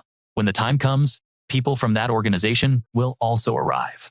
Talk about a coincidence. It's a small world. The place I live is pretty remote, but the scenery is gorgeous. If you ever have the time, you should come visit. Shenan replied. So, if I were to visit Wanuan Village, does that mean you'd show me around? Dan was taken aback. Hey, you can't be serious, can you? Are you asking me on a date? Times? He's Jojo. You need to play it cool times, she thought to herself. Then, trying to maintain her composure, she said, fine. If you dare to show up, I'll treat you. You said it, not me. It's a deal then. No takebacks. After hanging up, he leaned back on the sofa, feeling pretty good. Asterisk. Right, I need to get some training in. Asterisk a half-hour later, he mused. Looks like there's still a decent amount of primal yang left to absorb. But this kind of training won't cut it if I have to face those top-tier experts. The phone chimed with a notification. He glanced at the screen, and a smile spread across his face. Guess I still have to rely on myself. The message was from his future self, the Drunken Star Blade technique. This is way better than any system manhwa I've ever read.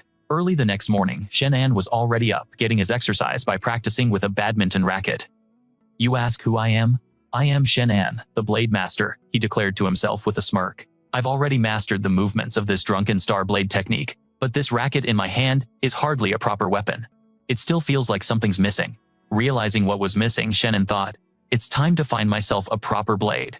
He then turned and looked at the absolute mess he'd made of his house, sighing, oh damn it. How did I manage to trash the place this badly? 1 hour later, after a quick cleanup, he muttered to himself, good thing I caught the first bus out. Wanuan Village. He's Jojo, I'm on my way.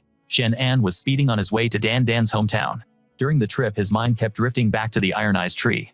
That iron tree, he thought, seems like it would be some pretty decent crafting material. As soon as the thought crossed his mind, he willed an iron branch into the shape of a sword, shocking himself. Whoa, it actually transformed into a real sword. Does this mean I can create whatever I want inside this internal space? Next, he took out the spiritual water he had collected and discovered another amazing phenomenon. This spirit water also moves according to my will. I can even stand on the surface without sinking. He yelled with excitement as he effortlessly glided across it. Ha.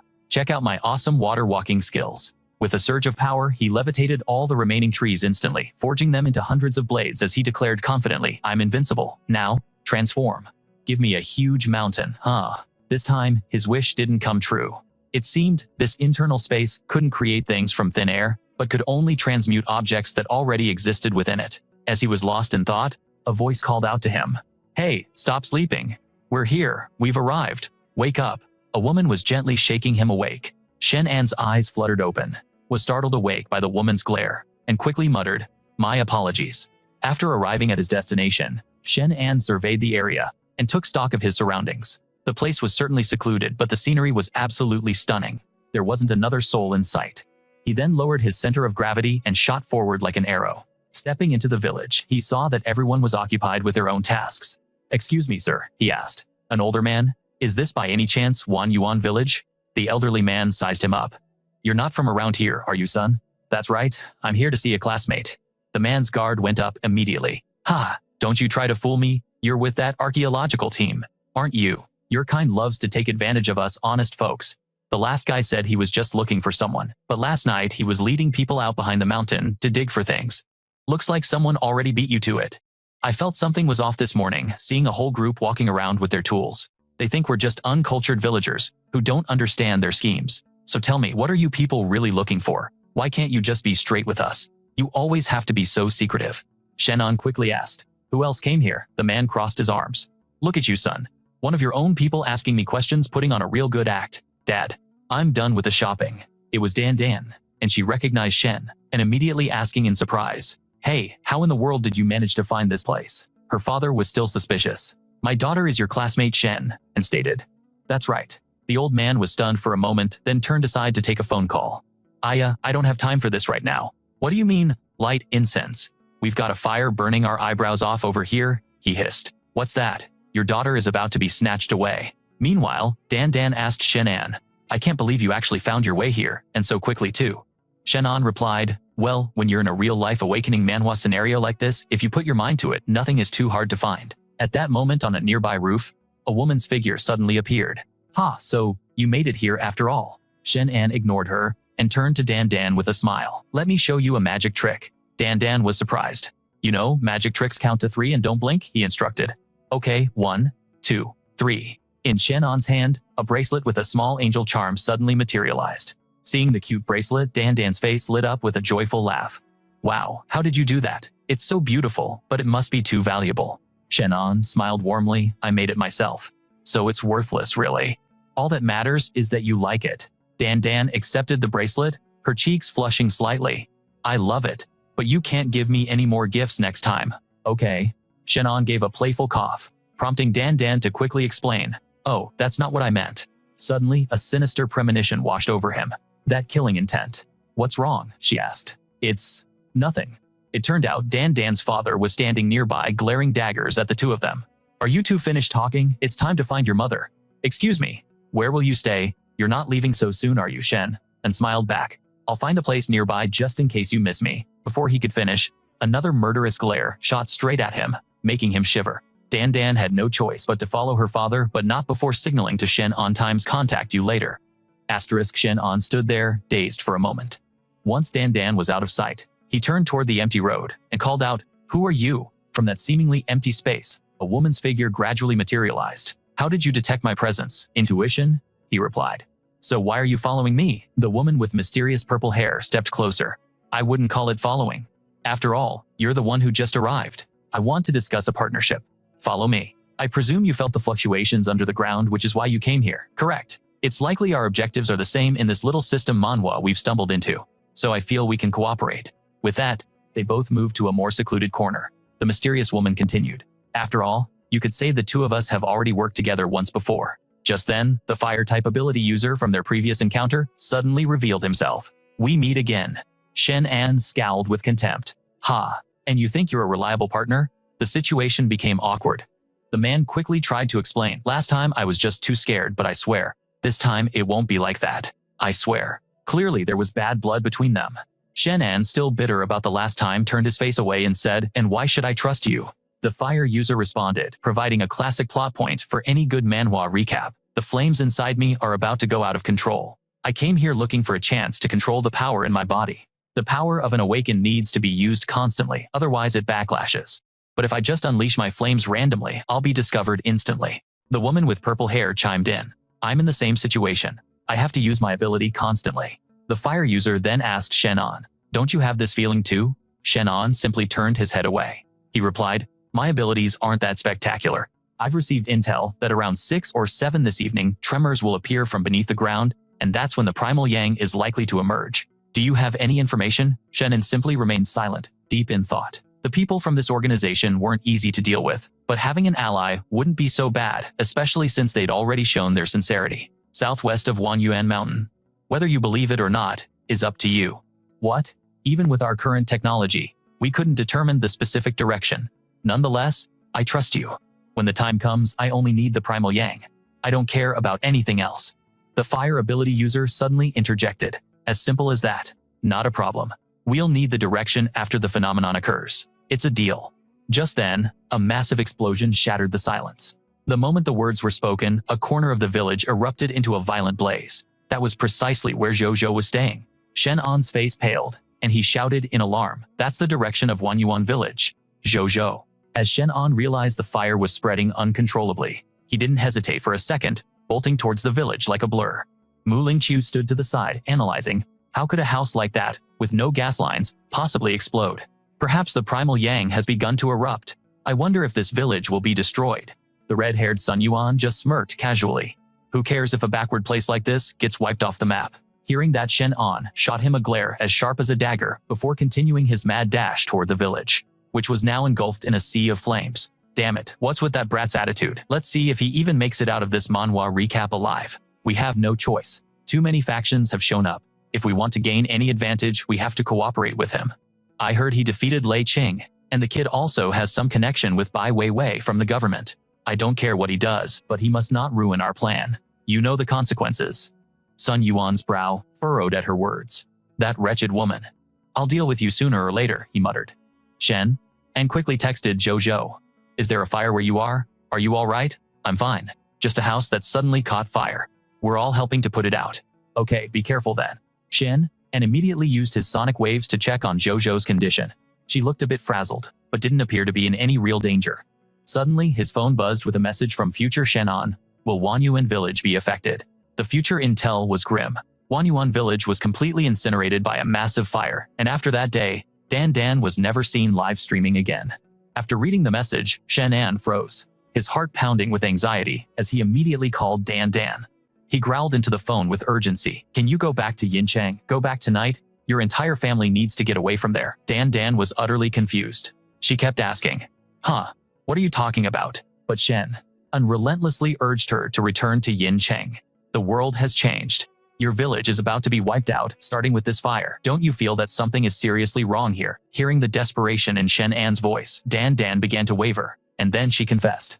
Actually, a warehouse caught fire last night too. And now this. Wanuan Village hadn't had a fire in years before this. Do you know something? Shenan replied. I don't know how to explain it to you. All I can say is I hope you can trust me. Shenan glanced toward the village. At that moment, Dan was arguing with her father about returning to Yincheng, but her father refused to believe Shenan's words and stormed off, leaving Dan standing there alone. She quickly texted Shen, and an update. I have to talk it over with my parents, but thank you for your concern. He began to ponder. She's right. Why would they move their whole lives based on a single sentence from me? But the time must be near. This is the location. My future self said had the most primal yang, and he also said an unbelievable change was coming. Suddenly, chaos erupted. People scattered and screamed as the ground began to shake violently. Earthquake run. A multitude of colored lights shot down towards Wanuan Village. The colossal fire roared, flaring up and spreading even wider. The phenomenon is starting just like in an awakening manhwa. Everyone assemble. Following the command, a group of people in black formed a circle before the great fire, and in a flash of movement. If it isn't the beautiful police officer Wei Wei. Suppress the firepower first, then worry about everything else. At that moment, a ferocious voice boomed out. Are you courting death? Who told you to put out the fire? The fire ability user, Sun Yuan, stepped forward, his eyes glowing a fiery red, and his face twisted with rage. You're interrupting my cultivation. A fire user can absorb the energy within flames to level up their power, just like a metal attribute user. Wei Wei. I never expected to see you here.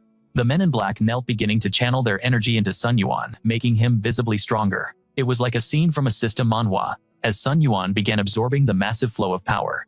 His aura surged, his power skyrocketing as he lashed out at Wei Wei. You meddling wench, what? And with that, he unleashed a torrent of fire straight at her. Your body might be able to resist my flames, but I wonder if your clothes can do the same. Keep sticking your nose where it doesn't belong, and I'll burn that outfit right off you. However, Wei Wei at that moment unexpectedly stripped off her outer jacket. She threw it to the ground, rising with a fiery aura of her own, and shot back. You despicable bastard, you're courting death. With that, Wei Wei launched herself straight towards him. Perfect timing. Sun Yuan cupped his hands and blew out a roaring inferno. It's so hot. She deftly dodged the attack, incredibly agile. I wonder if you move like that between the sheets. Come on, let's continue our little game.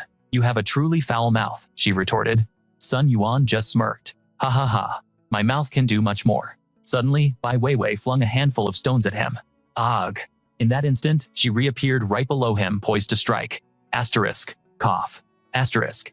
He took a solid punch right from Wei Wei. That man Sun Yuan staggered backward from the blow.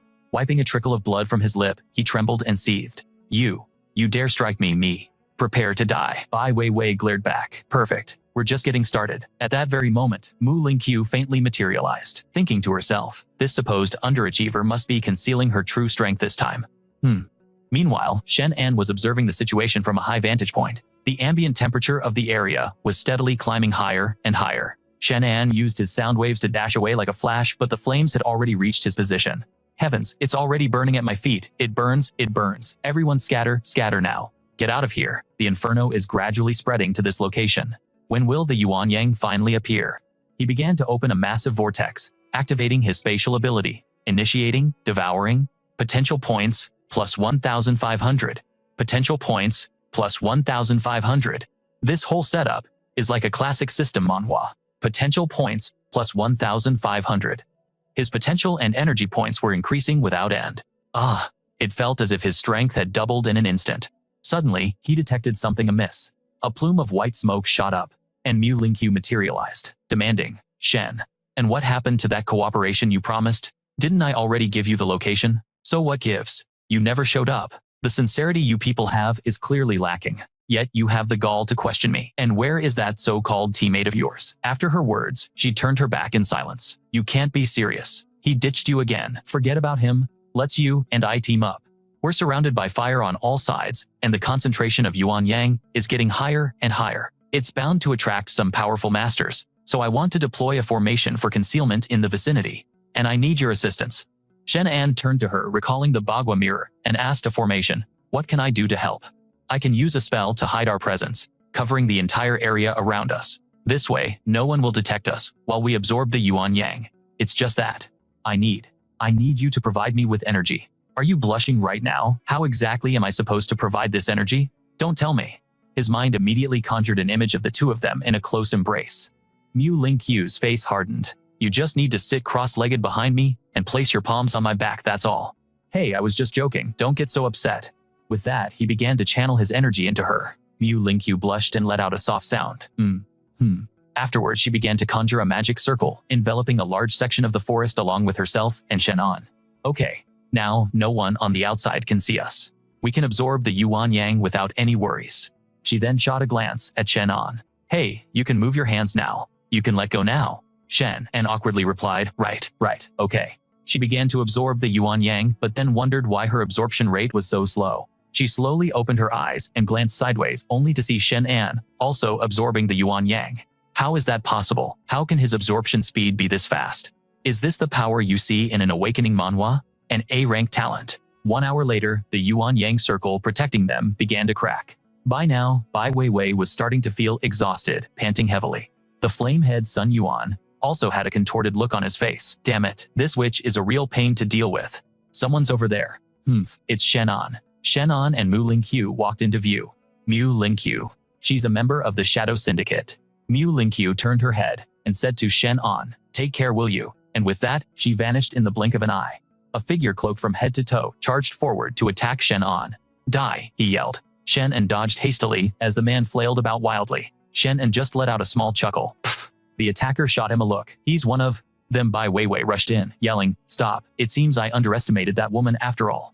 That glance she gave earlier was a deliberate attempt to make everyone misunderstand and think they were on the same team. The black-cloaked man swung his blade, rushing in for the kill. This whole arc is perfect for a manhwa recap. Shenan simply delivered a casual slap. Don't let him escape. Shenan then glanced aside. On Wei's side, two pairs of eyes met, but no words were spoken. Don't you dare let him leave, Wei, Wei growled. When I was dealing with that fire breather earlier, why didn't I see you offering any help? He was with Mu Lingqiu. She's from the Shadow Organization, a classic trope in any good manhwa recap, which means this guy is no saint either. Seize him. Humph. After that, the group of men in black continued their charge toward Shenan. Wei Wei quickly shouted to stop them. Chen Ziliang, I am ordering you to return to your position in the squad right now. Chen Ziliang merely turned his head and replied, Wei Wei, he killed the expert my Chen family hired. I haven't even settled that score with him. Please do not stand in opposition to our Chen family. Otherwise, don't blame me for forgetting our history. Wei Wei gritted her teeth in fury. It seems all these men are from the Chen family. No wonder nobody briefed me on the specific details of this operation from the beginning. They saw me fighting that fire-wielding young man, and did nothing to help focusing, instead on dealing with Shenan. Shenan let out a light laugh and mocked him. And if you do forget your history, what exactly can you do? Are you going to talk me to death? Then he turned to Wei and asked, I'm going to eliminate them. You won't mind, will you? She replied, do as you wish. The Chen family correct. Come at me. Oh, and by the way, if you have any last words, you should probably say them now. Shenan taunted him with a wave of his hand, and Chen Ziliang got up to walk straight to his doom. With that said, Shenan immediately materialized a sword. With a single devastating slash, he unleashed a massive explosion. Chen Ziliang also raised his sword and charged toward Shenan. You go to hell. Shenan retorted, I'm not going anywhere, but you are. At that moment, Chen Ziliang was struck by Shenan's blade, right in his side, and he collapsed in front of his comrades. The remaining men began to tremble in fear. This level of power. The fire at Wanuan Village began to spread, engulfing a larger area.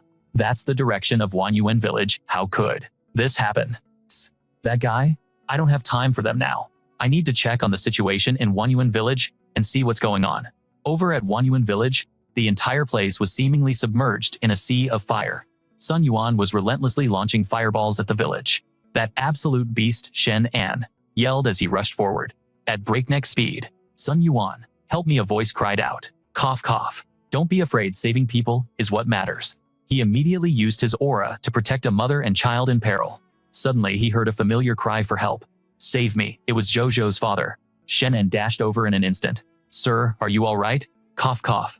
Thank you, son, you saved me. But where is Zhou? She couldn't sleep and said she was going out for a walk. I haven't seen her since. Please, I'm begging you. Save my daughter Shen. Anne began using sonic waves to scan the area for any trace of Zhou. His senses couldn't pinpoint Zhou's location at all. Where could she possibly have gone? Suddenly, another scream rang out. Help me. Just guess I'll have to rescue people and search for her at the same time. A crowd of survivors gathered in one spot. Wei Wei ran up to him yelling, Shenan, don't mind me. Get these injured people to a hospital now. Understood. He replied. Finally a reaction.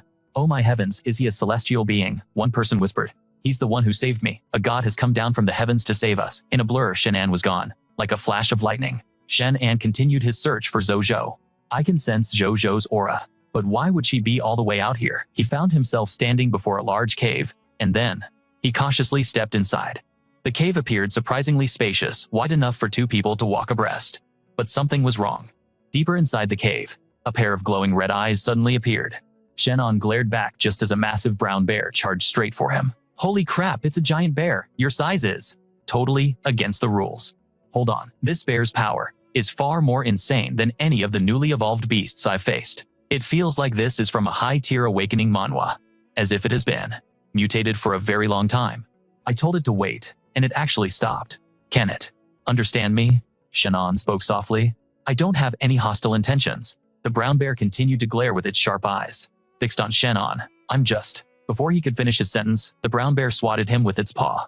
Shenan went flying, 100 meters, crashing into the cave wall and cursing angrily. Son of a… You big brute, that was a cheap shot. Well, you've successfully captured my full attention now. The brown bear charged at Shen, and again like a predator pouncing on its prey. Shen unleashed his aura, a classic move in any system manhwa. Fine, then let's have a contest of pure strength. Both sides threw a powerful punch toward the other. The bear roared incessantly. But unfortunately for the brown bear, Shenan easily overpowered it. The beast was sent flying several meters into the rock wall. It roared with rage, but Shenan didn't let up, and charged in to attack again. Man and beast clashed head-on. After a fierce back-and-forth struggle, the brown bear suddenly covered its face and began to cry. Wah, wah. Shenan just stood there bewildered. Just as he was about to land another blow, the creature suddenly lunged forward and hugged Shenan's leg. With a few fresh bumps on its head, it clearly knew when to be tough and when to surrender. At the entrance to the demon world, future Shenan's voice echoed in his mind. Why am I speaking in your ear? I'm not sure myself. It seems my consciousness can now perceive everything you do. Right now, it feels like we're communicating telepathically. Did my ability level up? Yes, I anticipated this, his future self confirmed. I just never imagined the effect would be this potent. It seems to be linked to the abundant energy in this place. Our perceptions are now completely synchronized. We no longer need a conscious link. We can maintain a constant, seamless connection. A lightning bolt of realization struck Shenan. Holy crap, does that mean you see everything I do? Eating, drinking, everything. His future self sounded resigned. Would I really judge myself? Fair point.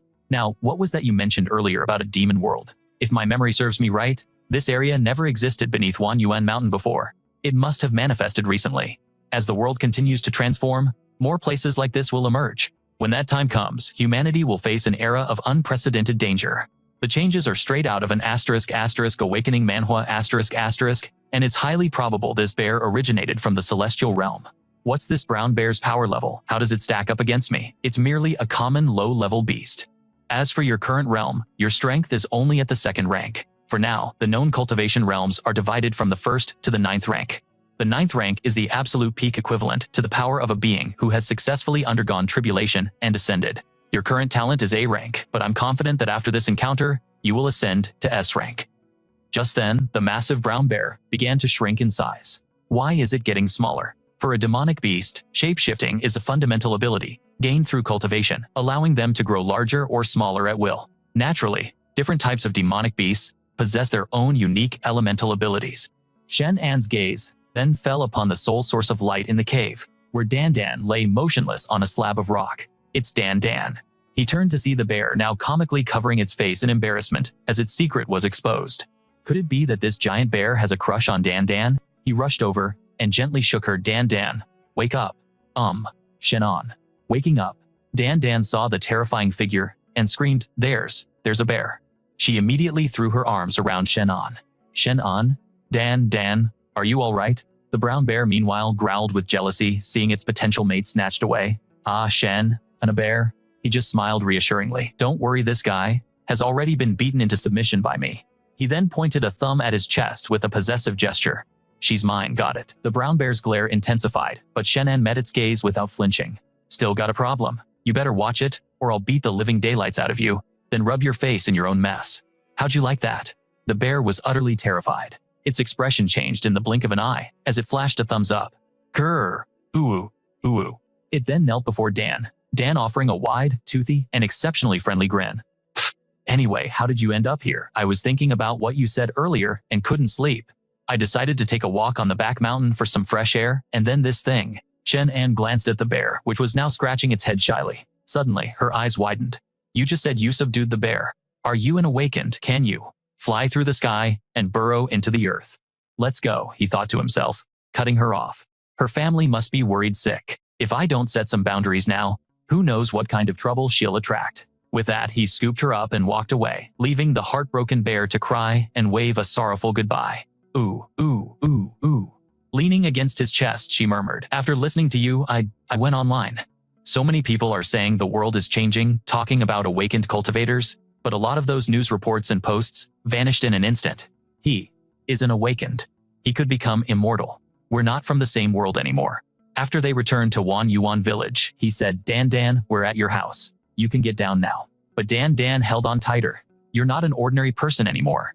I just want to hold you for a little longer. Maybe after this, we won't have any reason to see each other again, will we? Just then, her father rushed out. Dan Dan, where have you been? You scared your mother and me to death. Are you okay, sweetie? Are you hurt? I'm fine, Dad. She turned back to watch Shenan's retreating figure. As he walked into the forest alone, Wei suddenly appeared before him. Where are you going? She asked urgently. The Chen family will stop at nothing to eliminate you. It's incredibly dangerous. Shenan just shrugged. Haven't really thought about it. I'll just wing it. I don't care. Wei watched him go, completely bewildered. Sometimes he's weak and cowardly. Other times he's ferocious and overwhelmingly powerful. What kind of person is he? His growth is off the charts, like a protagonist from a *** system, Manhwa ***. That silhouette from before. Could it have been him? If so, what is the true extent of his power? How much it could be? While she was lost in thought, Shenan had already waved goodbye, still thanking her for the warning. Upon returning to the city, he checked his Devour talent. A rank talent, 1 in 50,000. S rank space talent, 1 in 1 million. Hidden talent future connection, XA rank, 1 in 10 million. Available talent points, 80,000. Talent shop piercing eyes. For 100,000 psychic spiritualist ability. For 500,000 primal chaos body tempering art. For 1 million. Whoa, what is this talent shop? This is a feature you only see in the craziest system Manhwa. Can I actually buy new talents? For now, I'll just upgrade my Devour ability first. Talent upgrade. Subtracting 50,000 talent points. 30,000 points remaining. Devour talent upgraded to S rank. A voice noted, your 3rd rank combat power is far greater than mine was back then. a classic sign in any awakening manhwa. Now you can head to the lake in that space to accumulate more talent points. He immediately submerged himself in the lake, and his talent points began to skyrocket. Talent points plus 1,500 talent points, plus 1,500 talent points, plus 1,500. His status updated hidden talent, future connection, XA, rank 1, in 10 million. Available talent points, 98,000. Talent shop piercing eyes. 100,000 psychic spiritualist ability. For 500,000, primal chaos body tempering art. For 1 million. Piercing eyes. Just you wait. I'm coming for you. Meanwhile, at the headquarters skyscraper, Wei Wei was knocking on a door. Enter. She pushed the door open. The man sitting in the chair immediately gave an order by Wei Wei report on what happened at Wanuan Mountain, specifically concerning Shenan. She shot a glare, noticing Chen Ziliang had already beaten her to it. That day, I saw him with a girl amidst a sea of fire. Later on we had a conflict. That's the gist of it. Suddenly, a blonde woman approached and said, "There are no issues here." Everything she said is the truth. Wei Wei looked at the woman with suspicion. This woman has been beside me this whole time, yet I didn't even notice her. What's going on? The blonde woman walked over to greet her. "Hello, I'm a spiritualist. I just used a little trick to block your senses earlier, please don't take offense." But Bai Weiwei simply turned her head away coldly. The spiritualist retracted her hand after being snubbed. The man in the chair spoke again Chen Ziliang for disobeying Captain Bai Weiwei's orders, and before ascertaining Shen An's disposition, recklessly ordering your subordinates to attack Shenan. You are hereby discharged from military service. Chen Ziliang slammed the table in a rage, shouting, "I refuse to accept this." "Why? Your Chen family elder has already been informed." He was then sent flying by a single punch from a guard. The man in the chair waved his hand dismissively. "All right, that's enough. Drag him out. One bad apple spoils the bunch." As this manhwa recap continues, Bai Weiwei watched with cold indifference, thinking, the Chen family will definitely not let Shenan off the hook. If I were to reveal that the masked man was actually Shen, and I think the Chen family wouldn't even register in that kid's eyes. The Chens have done many things, and it's time they paid the price. The man then told her, "Inform Shenan that we will not interfere in this matter, nor will we assist the Chen family. We only hope he doesn't hold a grudge against us." Shen An was walking down the street when he suddenly spotted Chu Yushi. "Hey, what are you doing out there? Get in the car." At her command, Shen An quickly hopped in and they sped off. "How did you know I was here? Where are you taking me?" Chu Yushi retorted. "What's wrong? You think I'm spying on you? This hotel belongs to my family. Do you have nothing better to do?" Hearing this, Shenan just laughed it off awkwardly. She continued, "The area around the hotel is already being watched by experts. The moment you step outside, someone will try to eliminate you. The Chen family has put out the word that you won't leave Yin City alive. If you stick with me, they won't make a move so easily. Our families haven't completely burned bridges yet. Lei Qing's death last time was a serious loss for them, so they won't casually confront my family. Shenan, come stay with us." Shenan politely refused. "Let's not. This is my problem, and I can handle it myself. Thank you for your kind offer. Just stop the car here. I'm home." The car stopped. Chu Yushi simply let out a sigh. Suddenly, the sound of an argument erupted nearby. "Are you blind? Since when does our boss have to pay for his food?" A thug yelled at the female shop owner. "Keep yapping and I'll smash this whole place to bits." The owner tried to stand her ground, her voice strained. "No, you can't leave. If you eat the food, you have to pay for it." Chu Yushi then asked, "Shen, do you know her?" "That's Sister Cheng. She runs the Malatang shop. She's divorced, raising her daughter alone, a really good person. I'm going to check this out. Then I'm coming with you." The thugs were relentlessly mocking the shop owner. "Hey you, what are you standing there for? This woman doesn't get the rules. Hurry up and take her to the Huangcheng establishment as a gift for young Master Chen. Isn't that Chen family place short one experienced woman anyway?" One of them grabbed her by the arm. Sister Cheng laughed. "Hey brother, who is right? You served yourself up on a platter, little lady, so don't blame us for taking a bite." Suddenly, a bottle shattered against his head. "Ouch, damn it. Who the hell was that blind little punk?" Shenan and Chu Yushi were working in perfect sync, pelting him with bottles, before looking at each other with feigned innocence. My hand slipped. "And you, what was that for?" "I'm on my period." The goon rolled up his sleeves.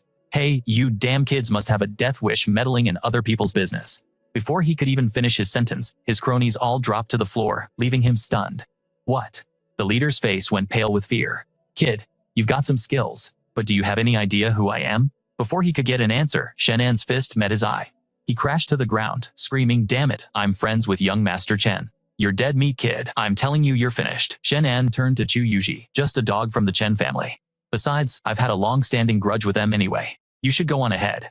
Hearing this, young Master Chen's buddy started screaming. Scared now, huh? Trying to leave? I'm telling you, I'll never forget your face. And your whole family. Chu Yushi simply replied, oh dear, what should I do? He remembers my face now. Could you just kill him for me? I'll be on my way. She was the kind of enchanting woman he thought that everyone instantly loves. A single smile, a single glance, and she leaves a lasting impression. She then added, if there's anything you can't handle, just call me anytime. My word is my bond. Now as for the bill. 7 dong a bowl for 5 people? That's 35 dong plus damages. Let's add 500 dong for emotional distress. Pay up and get lost. The leader, his face swollen and bruised, handed over the money and spat. Fine, I'll pay. Enjoy this for now, but just you wait until I report back to young Master Chen. He'll definitely make you wish you were dead. After that, the 3 goons scurried off. Sister Ching turned to Shen, and her voice filled with worry. Little and you need to leave. Now, they'll for sure come back for revenge. After a beating like that, they won't let this go. Shenan replied calmly, Sister Ching, I'll be fine. In fact, it's you who should probably leave this place. At a nightclub, the goon leader ran to tattle to young Master Chen. Damn it, young Master Chen, you have to get justice for me. You've got to help me waste that punk. This was the young master of the Chen family, Chen Xilin. Explain what happened. We were just having a meal, and then this happened on our way out. Young Master Chen had already pulled the security footage, and a subordinate brought over a tablet. Just some punk, he scoffed. Bai Liang, go with him. Find out where that kid is, and bring him to me. I want to see who in Yinqing City dares to disrespect me by laying a hand on Ahu.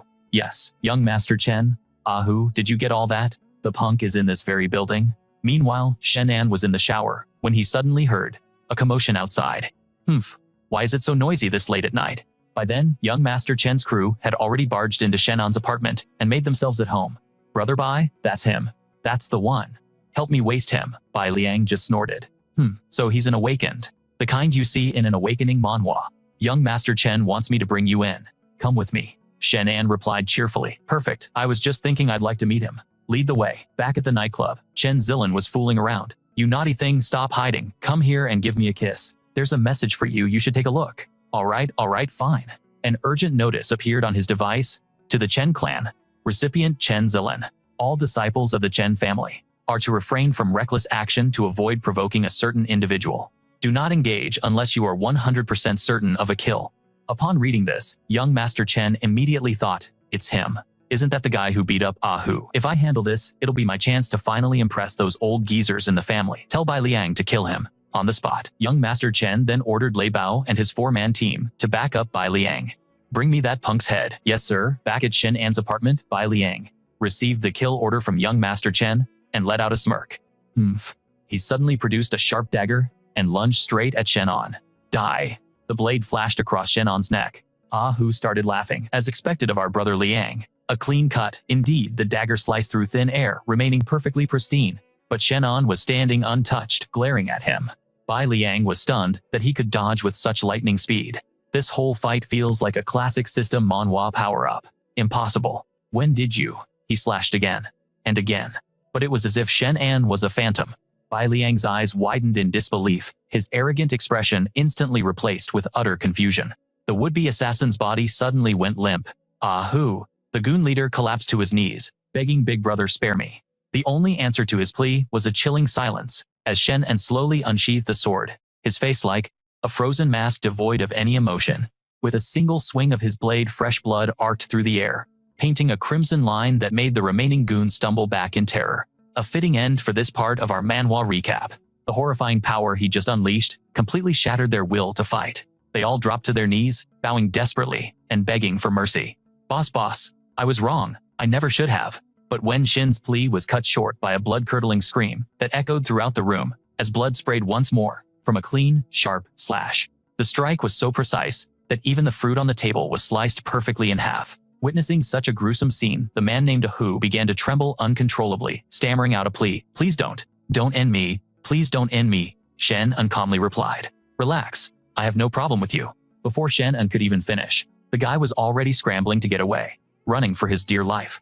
But in a stroke of bad luck, his foot slipped on a banana peel, sending him face-planting straight into the wall with a loud thud. Well, damn. Even Shenan was a little taken aback by this absurd outcome. He hadn't even lifted a finger, and the guy had already knocked himself out. I still need you to lead me to young Master Chen, he said, walking over with a smirk. Hey, you still got 5 cents of life left in you. With that, Shenan delivered a rapid series of slaps to the man's face, shouting, wake up, get up, snap out of it. Suddenly, a chilling wave of killing intent washed over him.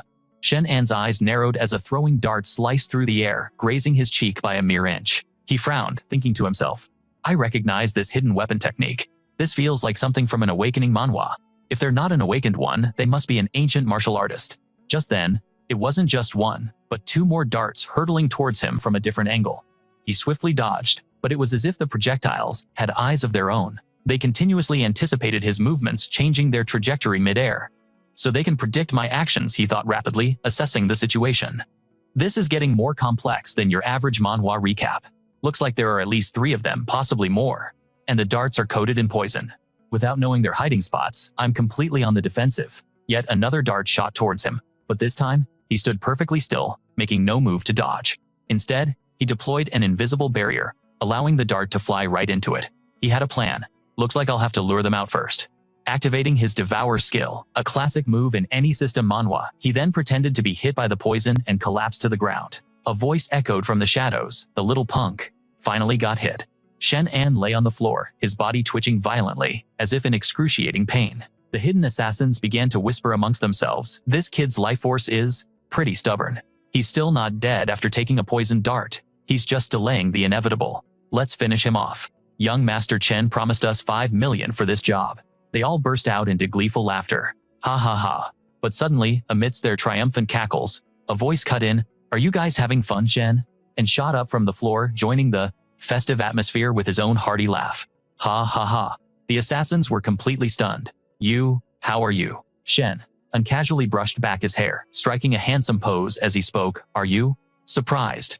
Are you entertained? And with that, he viciously stomped on each of their feet one by one. The men howled in agony. Ah, Shen, and continued, a moment ago, you guys were having so much fun. I want to play too. It's just that my technique isn't that great. I only know how to do this, Shenan said, holding one of their darts, his gaze turning deadly cold. As fast as lightning, he flung a dart right back at them. The men were shocked. Humph. The dart whistled through the air. A bald man in the group didn't even have time to react before it embedded itself squarely in the center of his forehead. Irk. He let out a single grunt before collapsing to the floor, permanently out of commission. Shen and calmly strolled over to another assassin and smiled. Now then, our lucky contestant. Would you be willing to take me to see young Master Chen? At that very moment in another location, young Master Chen was frantically making phone calls. He'd made hundreds of attempts, but the other line remained completely silent. Damn it, why aren't they answering the phone? He fumed. The door to the room flew open, and Shenan strolled in, casually dragging an unconscious man by the collar. He tossed the body to the floor. Seeing this, young Master Chen shrieked in terror. Didn't you want to see me? Shen uncoolly sat down in a nearby chair, not forgetting to strike a pose to show off his dashing good looks. Well, here I am. So what do you think? Am I handsome? All young Master Chen could do was suck up to him. You're very handsome. What do you want? Do you have any idea who I am? Look, I admit defeat today. What will it take for you to let this go? Name your price. How much money do you want? Just say the word. I'm just a useless rich kid living off my family's fame. There's no point in getting rid of me. You'd be better off letting me go. I can guarantee that my family will never come after you. But inwardly, he was thinking, enjoy your moment. Just you wait until Butler Joe gets here, then you're done for. He's a top-tier master. Shenan simply turned his head and replied, why don't you quiet down a little? Stop making so much noise. Are you stalling for time, waiting for backup to arrive? Fine by me. I'll wait. I'm curious to see what the Chen family is capable of. To find anyone competent. A deep, gravelly voice echoed. Junior, you've got some serious nerve, but I'm afraid you won't be walking out of this door today. The butler whispered to Shenan, that's Zhou Fa, the second strongest master from Chen Ziliang's maternal family. He's no pushover. It might be best for you to retreat for now. The moment Zhou Fa appeared, he lunged at Shenan without a single word. Shenan, unfazed, stepped up to meet the challenge, thinking, okay, I take that back. This old geezer's power is on another level, completely incomparable to the awakened ones I've faced before. The old man glared at Shenan and growled, so you do have some skill. To withstand a punch with 30% of my power, you've earned the right to die by my hand. Once again, the old man charged forward to attack. Shenan simply flicked his wrist with a smirk, and just like that, the old man was sent sprawling to the ground by Shenan's simple parry. Interesting. Very interesting. Suddenly, a twisted energy surged within the old man, and he ripped his shirt to shreds. Shenan recoiled, shouting, "What are you doing? I'm not into that." At that moment, Zhou Fa's power seemed to erupt. His eyes turned crimson as he locked his gaze on Shenan. Stunned by the man's overwhelming aura, Shenan yelled, "Holy crap, this is his second form." The butler's warning echoed in his mind. "I told you to avoid a direct confrontation. This is a classic trope in an awakening manhwa." Young Master Chen, ecstatic, cheered from the sidelines. "Get him! Kill that bastard for me," Zhou Fa growled. "Junior, do you dare take another one of my fists?" Shenan just grinned playfully. "You throw rock, and I'll throw paper." As the words left his mouth, the old man unleashed another devastating punch. Thankfully, Shenan's paper was ready to catch it. Just as expected of an advanced form, his power had more than doubled. But it wasn't over. The old man suddenly leaped into the air, launching a powerful kick at Shenan, who quickly raised his arms to defend. The old master laughed haughtily. "Hope you're reborn into a better family." With that, he drove his knee viciously into Shenan's stomach. The impact sent Shenan flying, crashing hard against the far wall. Young Master Chen cackled with glee. "Good job, old man. Now bring me his head." But amidst the wreckage, Chen and slowly staggered to his feet. "Hey, you've got no honor, Gramps. Who uses their feet in a game of rock, paper, scissors?" The terrified young Master Chen ducked behind the old man, shrieking, "What's happening? Why is he still alive?" Shen and casually dusted himself off, saying, "All right, let's go again. And no cheating this time, okay?" "I'll grant your wish." Snarling old man, Zhou Fa, once again, confident in his fists, charged forward. But this time, it was a different story. Shenan caught the punch with ease. It seems the power from those 3 previous hits had been stored and was now being returned to sender. "How? Why is your strength mirroring mine?" the old man stammered, struggling in vain to retract his fist. "This is the kind of OP ability you'd find in a top-tier system manhwa." Young Master Chen, now cowering like a frightened puppy, could only shriek, "You damn geezer, what are you doing? Hurry up and cripple him." Hearing those words, Zhou Fa's eyes narrowed. He shot an angry glare back, thinking, "Can't this useless trash see that I'm the one at a disadvantage here?" Suddenly, the young master pulled a pistol from his pocket, aiming it squarely at Shenan. "Damn, it looks like I have to handle this myself." But at that moment, Zhou Fa let out a terrified scream. "No, don't shoot, you idiot." But it was too late. The ungrateful young Master Chen had already fired several shots, not at Shenan, but right into the old man. Zhou Fa collapsed. Terrified, the young master's hands trembled as he stammered incoherently. But the old man wasn't dead yet, his body still twitching. The horrified young Master Chen immediately turned to beg for his life. "Please no, spare me, Shen," and simply smiled and replied, "No." Without another word, Shenan delivered a swift blow. A blood-curdling scream echoed through the room. Elsewhere, on the other side of a monitor, a man was gripping his desk in a rage. "Turn it off." It seems Shenan's power has already reached the peak of the 2nd rank. Right now, the strongest publicly known individuals are only at the 2nd rank. We cannot allow him to grow any stronger. Give me a plan to eliminate him. Yes, family head. After cleaning up that mess, Shenan left the nightclub. Suddenly, he heard a noise nearby and spun around, shouting, "Who's there?" Just then, Mu Linqiu stepped out from the shadows. "What are you doing?" she asked. Shenan retorted, "Have you already forgotten how you set me up? Are you still angry?" she teased. "All right then, how about I let you get 2 free hits?" With that, she provocatively turned her rear towards Shenan. Unaccustomed to such bold behavior, he yelled in a panic, Who in the world are you?" "Humph." Mu Linqiu snapped her tone, shifting to fury. "Are you trying to get yourself killed? If the organization didn't value you so highly and order me to use all my efforts to recruit you, do you think I'd be stooping to this kind of embarrassing tactic? This is infuriating. Did you know? In reality, from the very start, when those thugs showed up to cause trouble, it was all a setup. This whole manhwa recap could be titled, The Setup. Chen Zilin was nothing more than a pawn, a human tool used to test your abilities. The entire scene of you fighting was broadcast directly to the higher-ups of the Chen family. Right now, they're plotting how to deal with you. The patriarch of the Chen family is a terrifying man. He wouldn't even hesitate to sacrifice his own son, using them as sacrificial pawns. This time, they intend to use the full might of their family to deal with you. You're in grave danger, which is why you should cooperate with us. The Chen family's power is not something you can handle on your own." Shenan responded warily. "Tell me, up to this point, have you two actually done anything remotely useful?" Mu Linqiu replied. "I know you have your grievances, but please trust in our sincerity. The Chen family will undoubtedly devise a meticulous plan, a single, decisive attack to eliminate you." She continued, "The Chen family is recalling all of its assets. They have some unconventional methods, and right now, you are completely exposed to them, in their sights. So what's your proposal for this cooperation?" he asked. It's quite simple, she said. We forced the Chen family to make the first move against you. Shen, and pondered for a moment. It seemed this organization had wanted to take on the Chen family for a while, but something was holding them back, so now they want to use him as bait. He replied, I can agree to that, but I'll need something to prove your good faith. What is it you want? She asked. I want your people to bring me the head of the Chen family's patriarch. Mu Lingqiu's expression immediately soured. The organization's goal was never to expose themselves to the world, but to use Shenan's power to eliminate the Chen family. For him to make such a demand, could it be that he had already seen right through their intentions? She replied firmly, that's impossible. There's no way the organization would agree to such a demand. Hearing this, Shenan simply turned his back and began to walk away. Then, we have nothing more to discuss, he stated.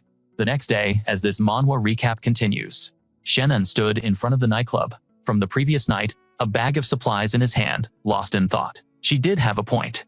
A family that large is planning its move against me. I'm in real danger. It might be better to provoke them into acting first. He then pulled out a can of red spray paint and began to tag the front entrance of the nightclub.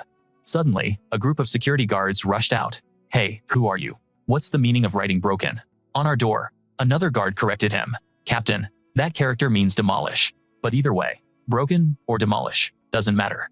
In the end, Shenan simply replied, this door offends my eyes. I want it demolished. The captain gritted his teeth, his face contorted with rage. You've got some serious guts, kid. Wang Meng, take care of him for me. At his command, the subordinate raised his club to strike Shenan. But with a casual snap of his fingers, Shenan made the man's weapon vanish into thin air. A classic power move you'd see in the best system manhwa. Huh, where did my club go? The guard stammered. Just then someone else ran up shouting, Captain, security. Captain, that's Shenan. He's the expert who took out young Master Chen. Don't mess with him. Why didn't you say so sooner? Hearing this new intel, the captain's attitude did a complete 180. What? You're that legendary expert, the one who handled young Master Chen. You want to demolish the door. Allow me, he offered eagerly. The security captain shouted, Wang Meng, have you lost your mind? Wang Meng shot him a sharp glance. Move. The captain collapsed, trembling in terror. This was a display of raw pressure, the kind you see in an awakening manhwa, even though he hadn't fully awakened yet.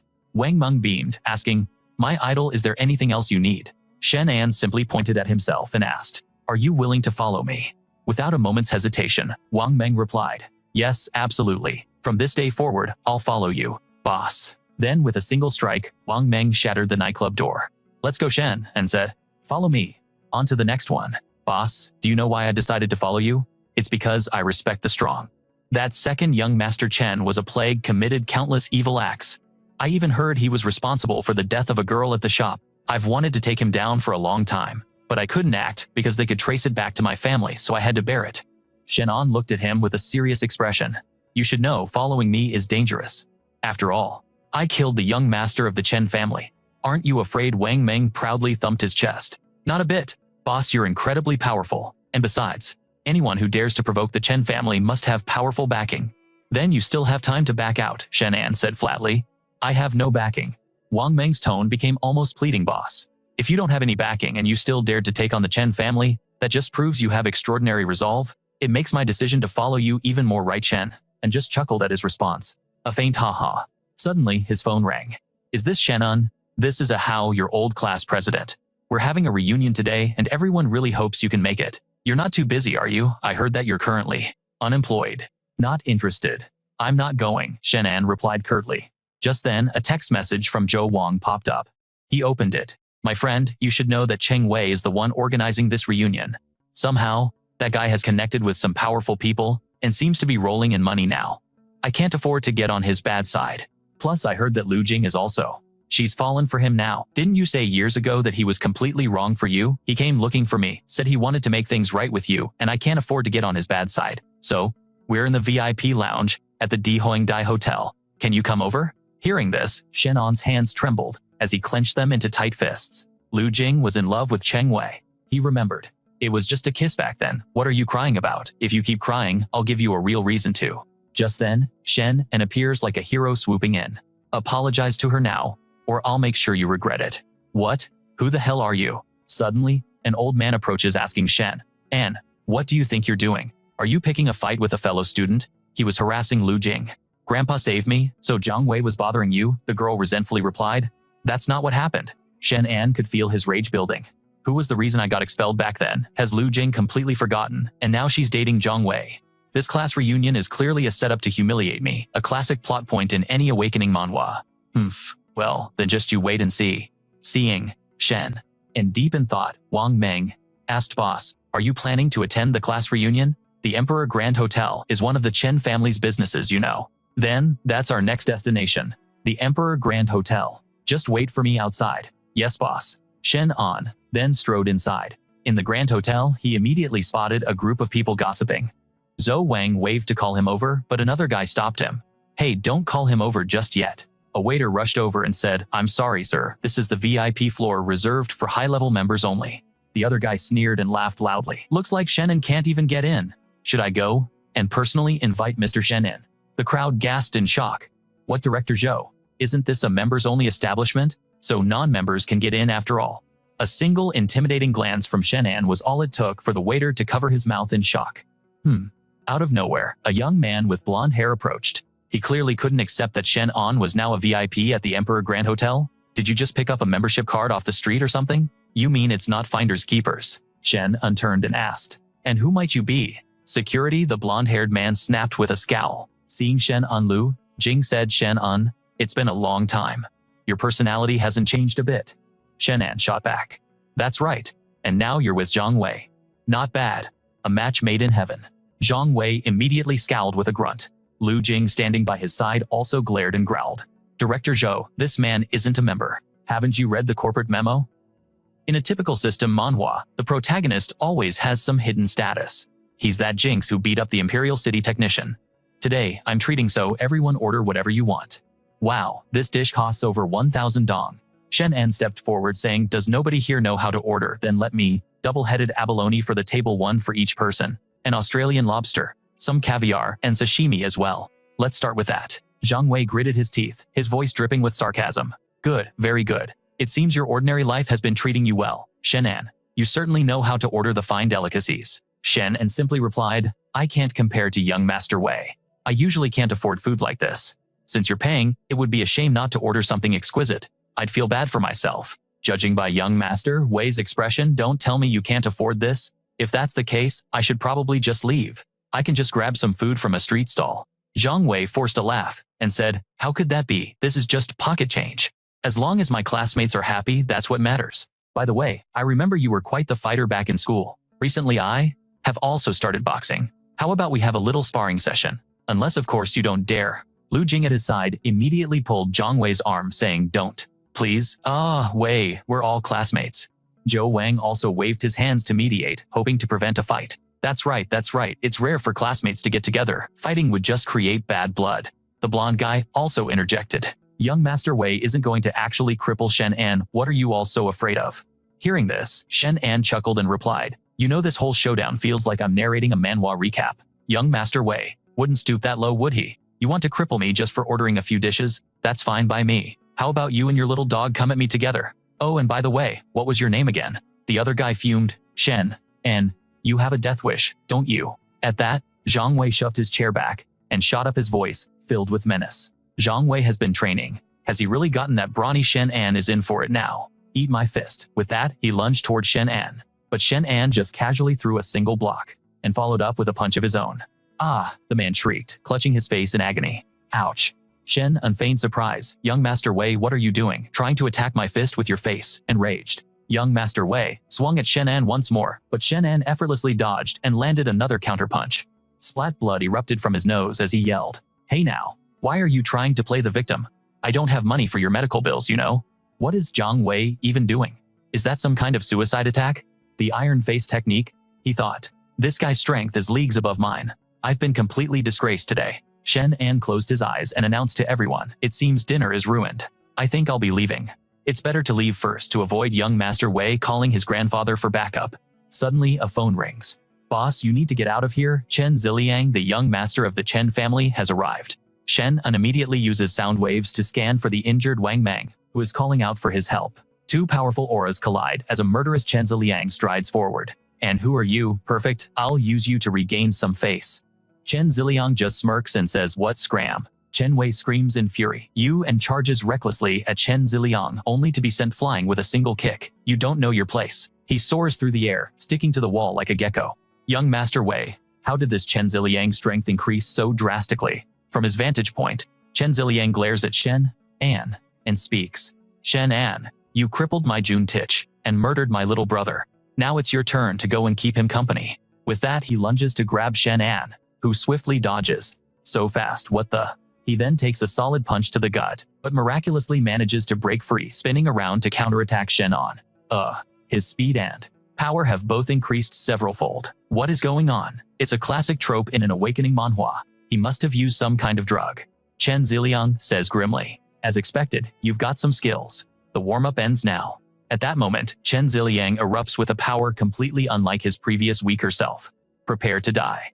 Shenan is dumbfounded, staring at Chen Ziliang and thinking, did this Chen family guy read too much Dragon Ball, or something? He transforms at the slightest provocation? The future. Shenan then materializes and says, what are you scared of? Rush in and go all out. Chen Ziliang's eyes bulge as he roars die and lunges forward, smashing his fist into Shenan's cheek. Shenan retaliates with a punch of his own. Shenan clutches his face, dodging. Man, my heart aches for you. An impact like that didn't even leave a bruise on me, but that other guy is way worse off. You see it now, don't you? Even though his speed and power have increased, his physical defense is garbage. A direct frontal assault is the key. Right now, Chen Ziliang is also clutching his face, which is covered in purple bruises. With that realization, Shenan charges forward for a head-on attack. He drives his knee squarely into the man's stomach. The man cries out splurt cough, before Shenan sends him flying with a powerful kick. But he isn't finished yet. Shenan rushes toward him again, causing a flicker of fear in Chen Ziliang's eyes. He desperately grabs Lu Sheng, who was sitting nearby. Using Lu Sheng as a human shield, Chen Ziliang snarls at Shenan, I'll admit you're tough, but all these people are your friends. If you dare make a move, I'll kill her. Shenan, save me, Lu Sheng pleads. Shenan's expression doesn't change a bit as he coldly replies, we're not that close. Kill her if you want, otherwise I can lend you a hand. Hearing his cold words, Lu Sheng's voice begins to tremble. Just as he finishes speaking, Shenan takes a stance and flings a dart that strikes Chen Ziliang. Instantly, the man releases Lu Sheng. She immediately runs towards Shenan, trying to hug him, but he holds her back. Shen, step aside. Zhou Wang, get the other students out of here first. Zhou Wang, supporting the dazed young Master Wei, responds, we're leaving now. Meanwhile, Chen Ziliang, beaten to a bloody pulp, collapses to the ground. He grinds his teeth, his mind flashing back to an earlier time. In this manhwa recap, we flash back to that moment. A senior member of the Chen family was speaking with Chen Ziliang. Ziliang, your younger brother is dead. Shenan killed him. Now our family business is in complete disarray because of that brat. Our family has too few masters. I want you to deal with Shenan, Ziliang stammered, but I'm no match for him. This is a recently developed drug. It can grant a massive boost in ability, a common power-up in any system manhwa. You only need to wound him, and I'll find a way to finish. Shenan, I've also arranged for backup to support you. Although this drug has some serious side effects, if you succeed, I can hand over the majority of the Chen family business to you. After hearing this, he accepted the mission. All right, I'll go and deal with him. In the present, Chen Ziliang holds the case of mutation drugs, and then chugs the entire thing in one go, stunning Shenan. He empties the entire vial into his mouth, leaving Shenan in shock. Yarga Chen Ziliang begins to transform. Shenan watches his mind, screaming. It looks like he's mutating. Chen Ziliang's power seems to skyrocket by 10% as he transforms, becoming larger and stronger. With ferocious blood-red eyes, he growls, kill, then vanishes in a blur. Before Shenan can even process what happened, he's hit square in the face. He staggers back, clenches his fists, and throws a counterpunch, but it hits nothing but air. Damn it, suddenly, Shenan is ambushed from behind and cries out. He launches a flurry of attacks at Chen Ziliang, but every single one of them misses its mark. The mutated man then unleashes a high kick that sends Shenan soaring. Gritting his teeth against the impact, Shenan thinks his speed is just too fast. I can't predict his movements at all. Of his, even my senses can't lock onto him. Future me, think of a plan. Quick. I'm about to get my butt kicked. Hey, where are you? Sek, looks like I still have to rely on myself. With that, he materializes a sword, points it toward Chen Ziliang, and steals his resolve once more. Shen, and his aura flaring, creates a defensive ring of energy from his sword. It forms a protective circle. Chen Ziliang, with crazed red eyes, screams, kill. But Shenan's shield is far too sturdy, and the impact sends him flying backward. Shenan smirks, thinking this is getting interesting. Chen Ziliang suddenly freezes, then gets hit by a succession of slashes and cries out, "Arg!" He glares with ferocious eyes towards Shenan, his mouth constantly muttering, "Die." He claps his hands once, and Shenan's shield instantly shatters. Caught off guard by the attack, Shenan takes the hit and is sent flying into the distance. He crashes to the ground, covered in injuries. I'm at the peak of the second rank at best, but after that guy popped a pill, he's got the power of a third ranker. This is a classic power-up you see in every system manhwa. How am I supposed to fight this? Future Shen. And appears saying, "Damn it, I take one nap, and the situation turns into this mess. You actually have the free time to sleep, while I'm about to get beaten to a pulp. What do I do now? Just figure out a way to knock him out so he can't fight back. You saying that is a complete waste of breath, isn't it? Should I just sing a lullaby to put him to sleep? Probably not. I'm a terrible singer. First destroy the camera. I'm afraid the Chen family is monitoring the fight." Hearing this, Shenan bolts like the wind. The camera is smashed with a single throw, followed by one rock after another, relentlessly pelting the device. From behind, Chen Ziliang grabs Shenan's shirt. Not good. He throws Shenan far into the distance. Meanwhile, for the person monitoring via the screen, the camera feed goes black. The man from the Chen family observing the fight says Shenan has been critically injured. The forbidden drug won't last much longer. Bring Chen Ziliang back. If we're too late, he might actually go insane for good. Huan Yu, you will handle this. Make arrangements to eliminate that boy, but try your best to avoid times that thing asterisk. Yes. Patriarch. Everyone follow me. Back on the field, Chen Ziliang roars, "Kill." But surprisingly, Shenan springs to his feet, a smile on his face. "All right, all the cameras are destroyed. They're coming. You should get ready," he says to the air. The invisible Mu Lingqiu replies to Shen, "An, I've been ready for a while. I'll go handle those hiding in the shadows. Poison Serpent, you're up." Chen Ziliang looks around confused, not knowing where that voice came from. Suddenly, a man with a fierce expression, holding a knife approaches. Shenan sees him and immediately complains. "For crying out loud, isn't this the same guy who tried to assassinate me with a throwing knife last time? Damn it, is this guy one of yours? Crap. When did she even leave sooner or later? I'm having a word with her." Afterward, the knife-wielding man engages Chen Ziliang in combat. Chen Ziliang's speed has become much slower. No wonder they call him the Poison Serpent. So he uses poison. Could you be any less flashy about it? You didn't even reveal your third-rank strength earlier. Spitting up blood. That was all for show, wasn't it? Hey, how was my acting? What it was about on par with my performance back in the day. From the opposite building, a spotter realizes Chen Ziliang has backup. A young man using binoculars is observing. I must get young Master Liang out of here quickly. I'll inform the Patriarch first. Suddenly, his face contorts in pain. He turns around, but sees no one. A hidden operative from the Dark Guild. By doing this, you're making an enemy of the Chen family, an unseen voice warns. What I'm not, with the Dark Guild, she retorts, and proceeds to repeatedly punch the guy in the face. Besides, who gives a damn about the Chen family? It's over.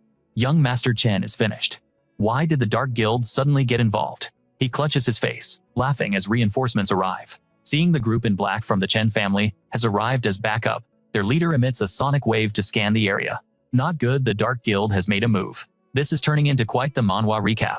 Quickly go rescue young Master Liang. Suddenly, from behind the men in black, Sun Yuan appears and says, "Who gave you permission to leave before blasting fire toward them?" "Who's there?" Sun Yuan, his hands ablaze, replies, "Your granddaddy is here, and you're not going anywhere." Shatter. Suddenly, his flames are extinguished by an ice-type user.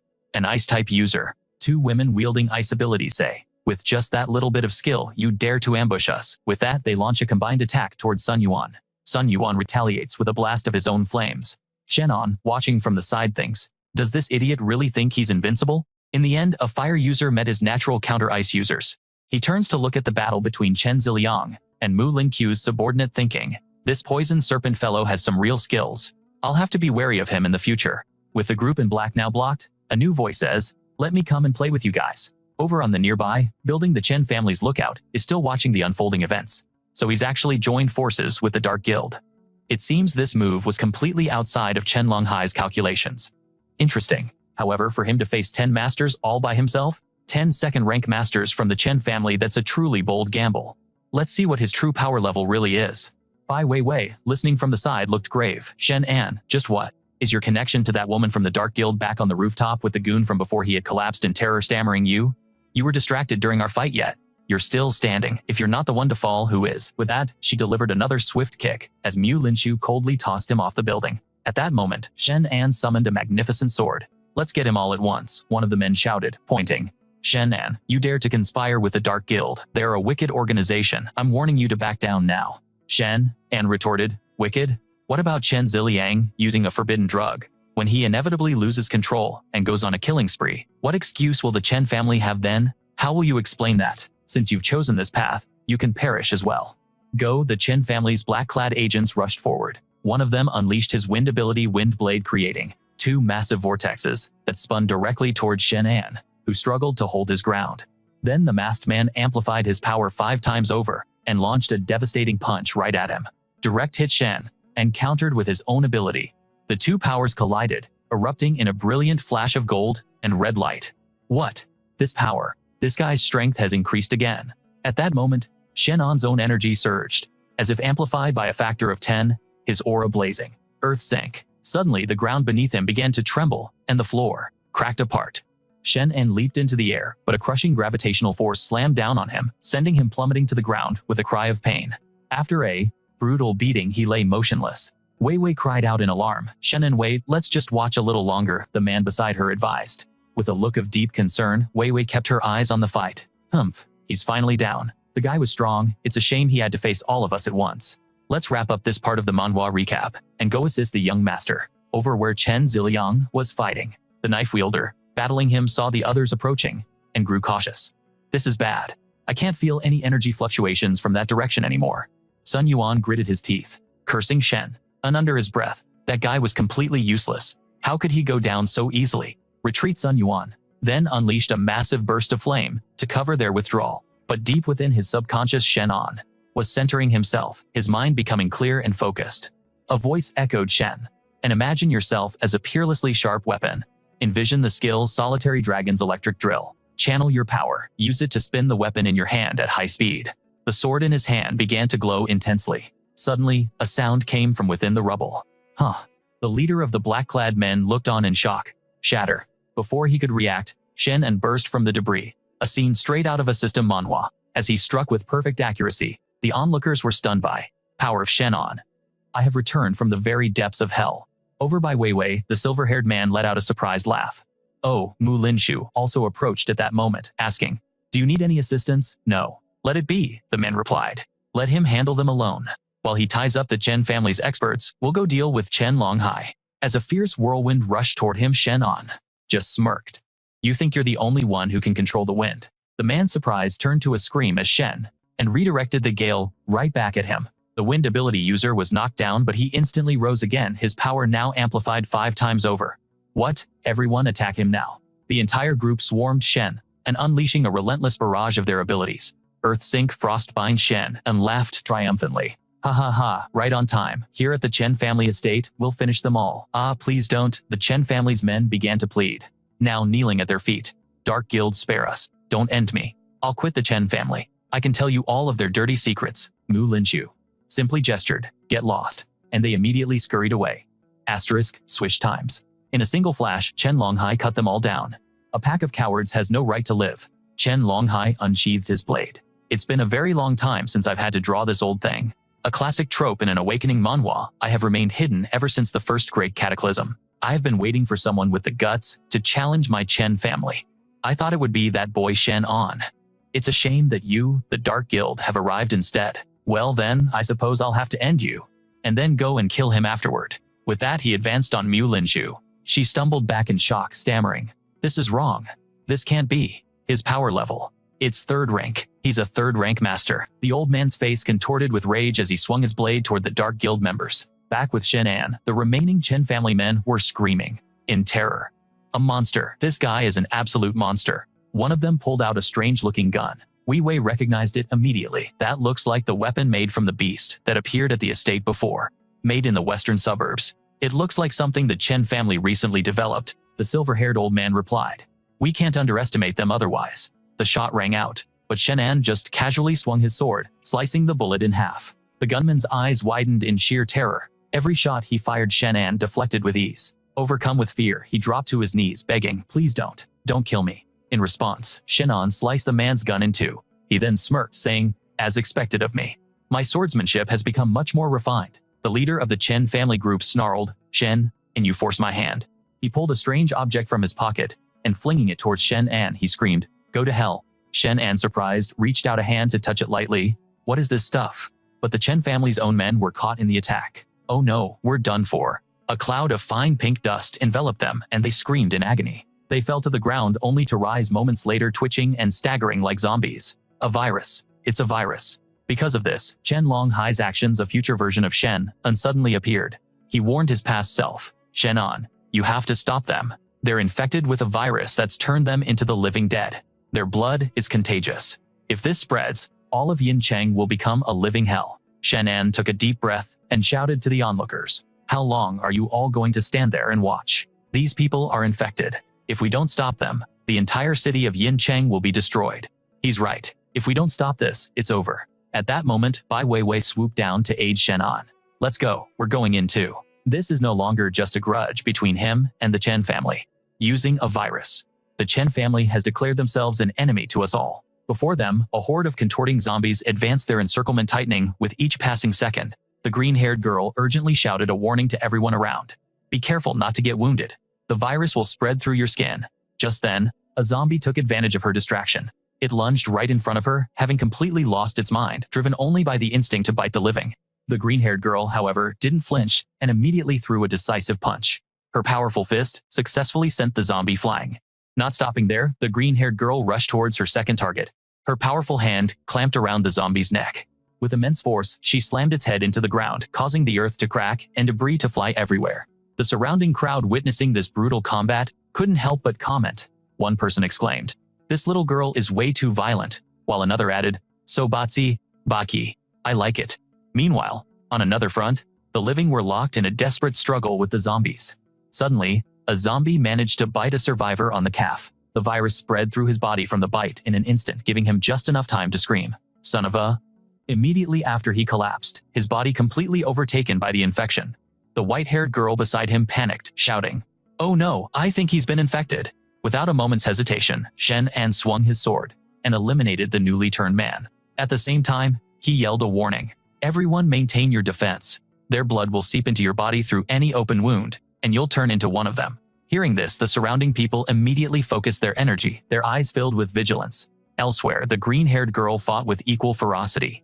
Her movements were sharp and decisive, annihilating every zombie in her path. Even after being struck down, the zombies would try to struggle back up their bodies, twisting unnaturally on the ground. This whole dire situation felt like something straight out of a brutal awakening manhwa ***. At that moment, the Chu family's patriarch Chu Dongwang slowly approached, his voice low and grave. It seems physical attacks can't truly kill them. On the contrary, many masters are getting infected by their blood. The situation is not looking good. Hearing his reminder, Shenan's eyes widened in realization. That's right. How could I have forgotten, he thought to himself. I still have them, don't I? The flames of Wanuan Mountain. As he thought this, he focused power into his fingertips. A moment later, a brilliant flame erupted, completely incinerating the horde of zombies before they could even react. Seeing the effectiveness of his technique, the corners of Shenan's lips curled into a smug smile. The fire seemed to have a mind of its own, relentlessly chasing down and burning any remaining zombies. The crowd was utterly stunned by Shenan's display. They began to whisper amongst themselves in awe. This guy can control fire, and it seems even more powerful than that person from the Anzu. Just how many hidden abilities does he have? It's a classic *** system manhwa *** trope. The green-haired girl, who had to scramble to escape the flames, rushed over and shoved him, her tone sharp. "Were you trying to burn me alive?" But Shenan felt no guilt whatsoever, coldly stating, "Who's to blame for you all watching the show for half a day without helping? Consider your burnt clothes as interest paid on my behalf." Hearing his provocative words, the blue-haired girl scowled back at him. "Shenan, you." Half an hour later, with the fire still smoldering, Shenan and the girl had been standing there in silence the entire time. Suddenly, he turned and walked away decisively. This abrupt action startled the blue-haired girl, who asked, "Where are you going?" Without even a glance her way, Shenan explained as he left, "I'm going to see if that old geezer from the Chen family is dead yet. I need to give him a couple of kicks. This place is all yours now." The blue-haired girl crossed her arms, watching his retreating back with narrowed eyes, thinking to herself, "You're just worried about that hidden agent from the dark organization, aren't you?" The surrounding crowd immediately buzzed with excitement and gossip, shouting, "Let's go follow him. He's definitely heading to the Chen family estate." The scene then shifts to the Chen family manor. where loud noises shattered the tranquility of the exterior. Inside, everyone had been beaten back. They lay collapsed on the stairs, panting heavily from exhaustion. The purple-haired girl was also seriously injured, her ragged breaths echoing with difficulty.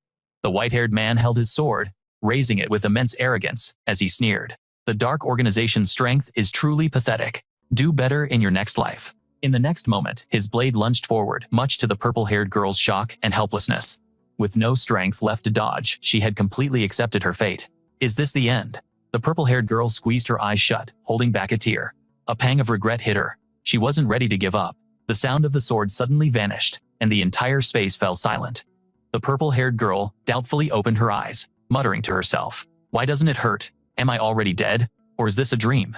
The white-haired man stared at Shenan, who had appeared out of nowhere, and couldn't help but remark, "To be able to block my sword energy head-on, you truly haven't disappointed me." A crazed smile spread across the white-haired man's face, as he exclaimed, "It wasn't a waste for me to observe you for so long." Hearing this, Shenan raised an eyebrow, his mocking tone ringing out, "You think you know me so well, better than my own mother?" The white-haired man didn't get angry but instead laughed heartily. "I have plenty of files on you right here. At such a young age, you've managed to grasp the current situation in such a short time, evolving from a complete nobody to a top-tier powerhouse with third-rank strength. It's a classic tale you'd see in any system manhwa." The man in the hat behind him heard this, and was so shocked he blurted out, "He's already reached the third rank." The crowd outside craned their necks to see, buzzing with discussion and awe. "Did I hear that right? Chen Longhai said Shenan is third rank. How can he be that overwhelmingly strong? This is like something from an Awakening manhwa."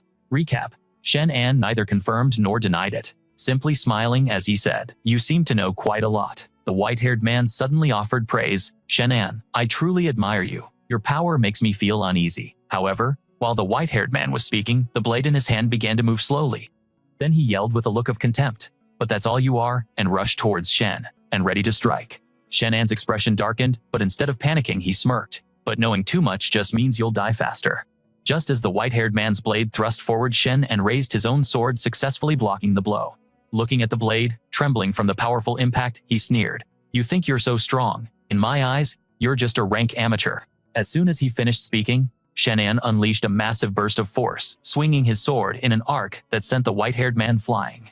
He followed up with 2 slashes in his direction, his voice cold as he questioned, "You're the piece of trash who forced his own son to use a forbidden drug. You deserve to die." Seeing the sword energy flying towards him, the white-haired man quickly raised his arm to block, which tore his clothes to shreds. Not only that, but the skin underneath was also ripped away, revealing a cold metallic layer.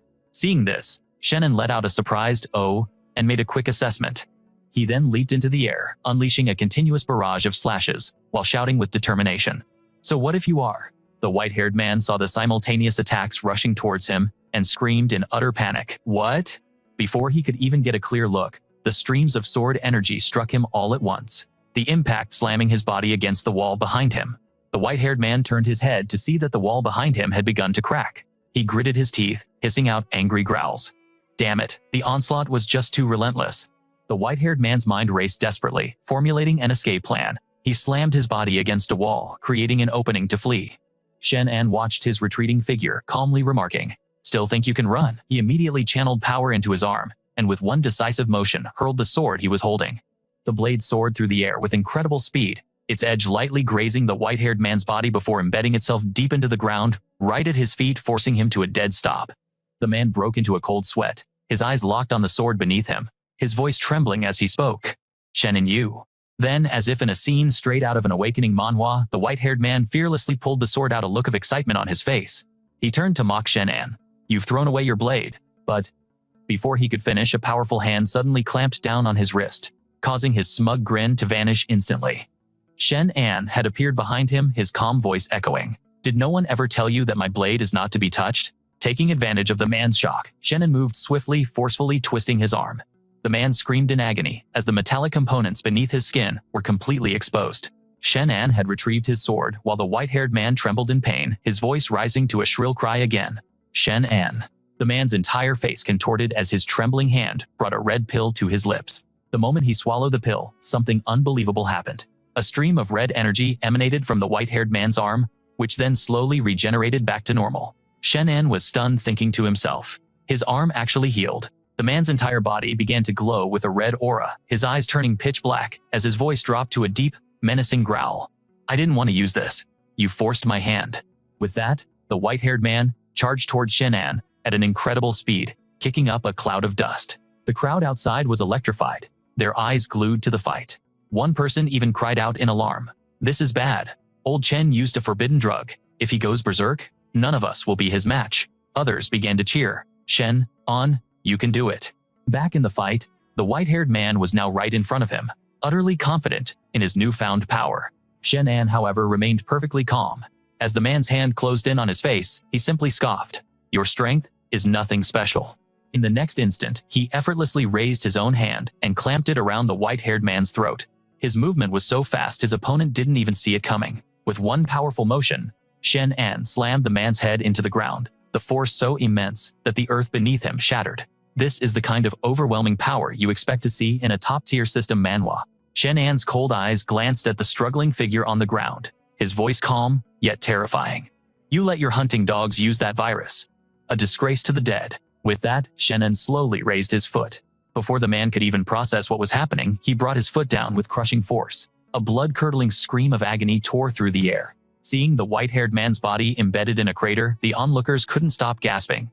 That's insane power. Is he even human? Suddenly a man stepped forward to introduce himself. Chen, and I am Shu Tianming of Zhicheng Pharmaceuticals. It's a pleasure to meet you. As we continue this manhwa recap, everyone was startled by the newcomer's sudden appearance. They were shocked, but after hearing his introduction, they all had the same idea. That's right, we need to get in his good graces. If we can build a connection with him, who would ever dare to mess with us in the future? Hearing this, Shenan couldn't help but shoot them a teasing look. And how pleased are you exactly? Zhu Tianming, not expecting such a question, was left stammering at a complete loss for words.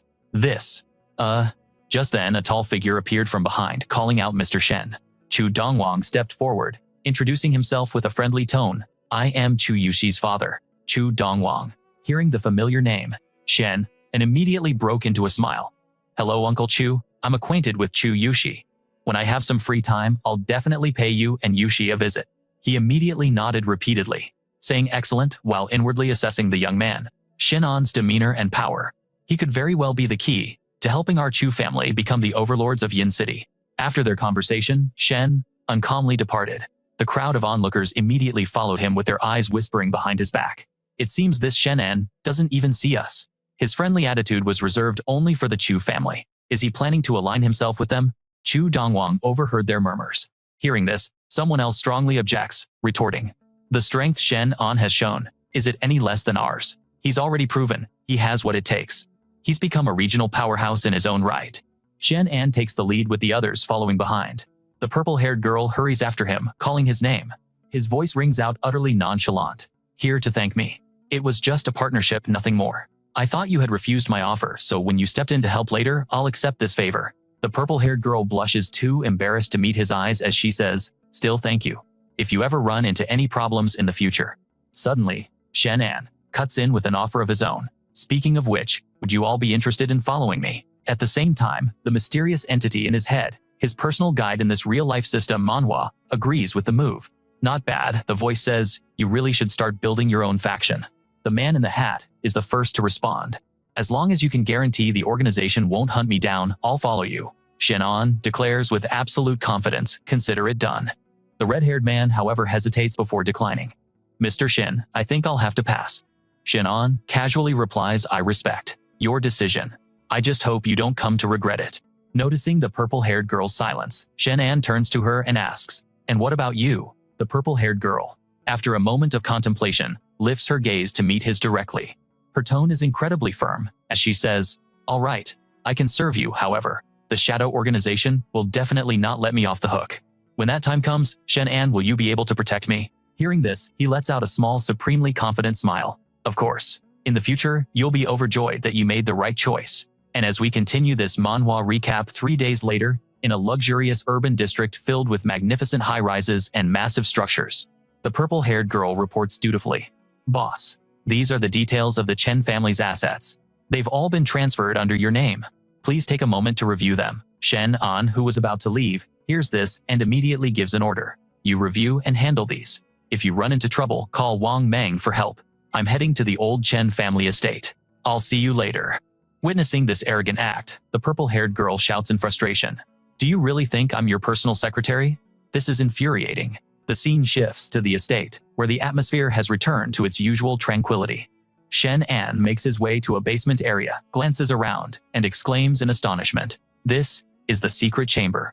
As he stands before the chamber door, the mysterious voice in his head confirms it. "I stumbled upon this place by accident years ago, but I only ever saw it from the outside, so it just left a faint impression on me." Arriving at a circuit breaker, Shenan decisively yanks the lever down, muttering to himself, "It seemed like he looked this way before he died. I wonder what he intended."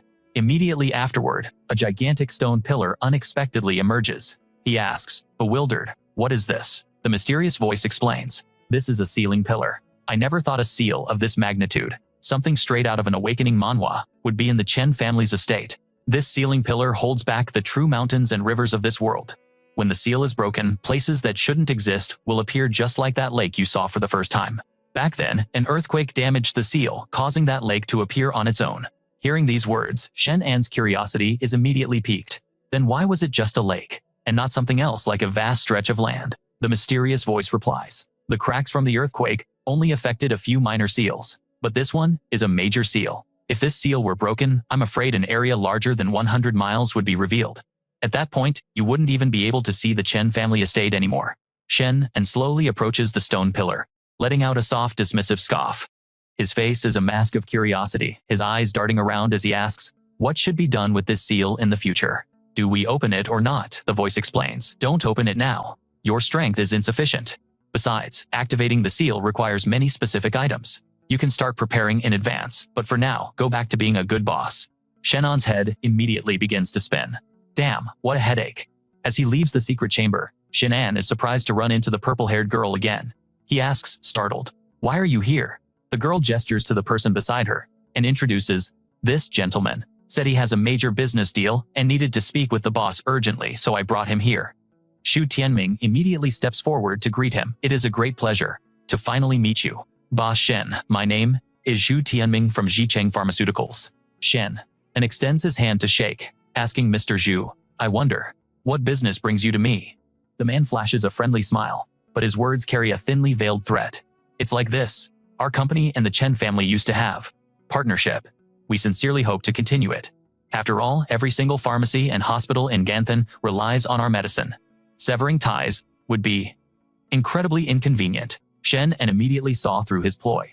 His expression darkened and his voice dropped to an icy tone.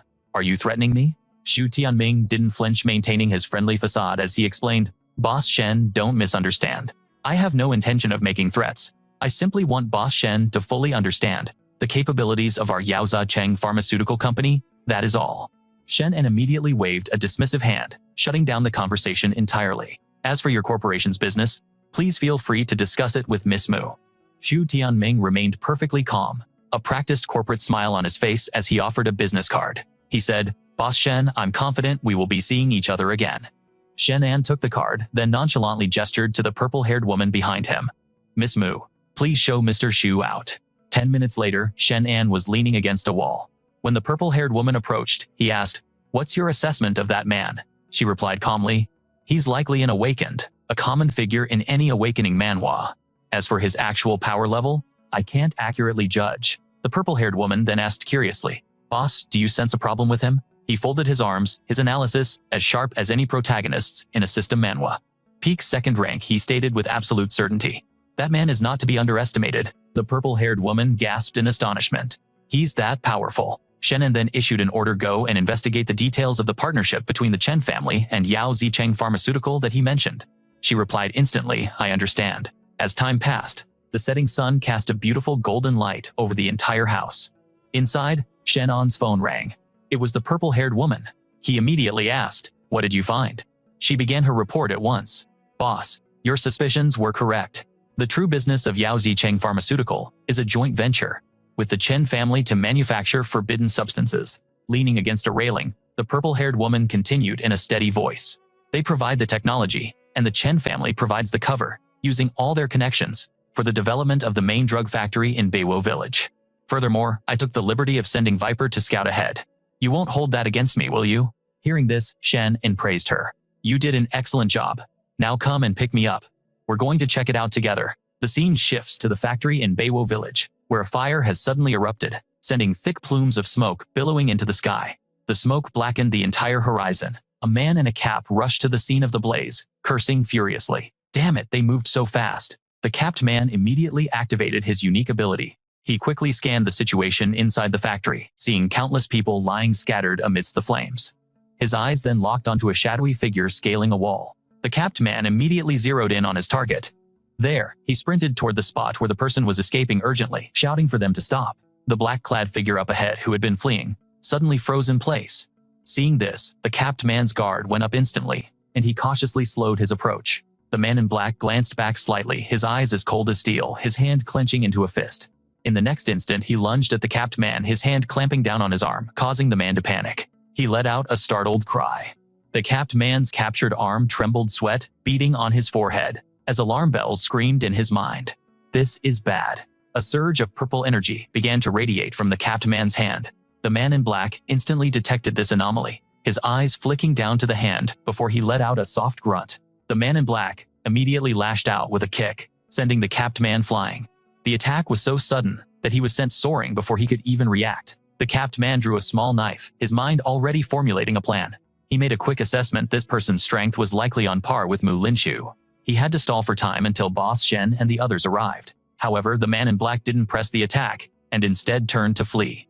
Startled, the capped man quickly gave chase. He leaped into the air, hurtling toward the fleeing figure. Swinging his two knives, he yelled, "Don't even think about running." The man in black glanced at the approaching figure, his eyes like ice, and hissed a threatening curse. "You're courting death." As our manhwa recap continues, the scene cuts to outside the factory. A car speeds onto the scene, screeching to a halt right before the gate. Shenan steps out, his eyes fixed on the raging inferno, as he begins to issue commands. "Wait outside. No one is to enter without my command." After stepping into the blazing factory, he walked with absolute composure, simultaneously activating his devour skill. The moment Shenan finished speaking, the flames were seemingly drawn in by an unseen force, converging on a single point before vanishing entirely. From the outside, the factory had been engulfed by countless fires, but in the blink of an eye, every flame was extinguished, as if it had never existed. This is the kind of power you'd expect to see in a top-tier system manhwa. All that remained was a desolate factory filled with lingering smoke. Watching Chen and calmly emerge, the purple-haired girl couldn't help but question what she'd just witnessed. The inferno was gone in an instant. What in the world just happened? He held an object out in his hand for the purple-haired girl to see. She looked at it, her curiosity piqued, and asked, "What is this?" He explained, "It's a powder I found inside the incinerated equipment." Shenan leaned closer, taking a slight whiff like a bloodhound before making his assessment. "The components are unidentified. We need to take it back for analysis first. It's highly likely to be a forbidden substance." The purple-haired girl suggested this while scanning their surroundings. "Poisonous Snake is quite knowledgeable in this area. We could let him take a look first."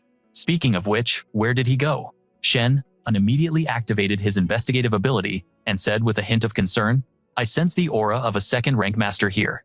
This is a classic awakening manhwa moment. Poisonous Snake could be in real danger. We need to find him fast." Hearing this, the purple-haired girl immediately turned to search the area. A sudden noise echoed out. The purple-haired girl rushed to a nearby railing and shouted, "Over there, in the bushes, it's the man in the hat you two were looking for, and he's been knocked unconscious." Shenan moved closer and carefully examined the man's body. His injuries were severe, but not life-threatening. The man in the hat began to stir, gasping out his report with great difficulty. "Boss, I couldn't hold him. He got away. I truly gave it my all. Please don't punish me." After listening, Shenan reassured him in a gentle tone. "It's okay. Focus on healing for now." Only then did he inquire about the situation. "Did you get a clear look at his face?" The man in the hat replied with regret. "No, the opponent was dressed in black with a mask. His power was immense. I was no match for him." Suddenly, Shenan reached his hand toward the injured man's face. The man stammered in fear. "Boss, what are you?" The purple-haired girl, also fearing he was about to deliver a punishment, squeezed her eyes shut and turned away, unable to watch. But the man's voice rang out full of gratitude. "Thank you, boss," which made the purple-haired girl whip her head back in astonishment. Chen and calmly ordered, "First, don't speak. Your internal organs are severely damaged. I will heal you now. Everything else can wait until we get back."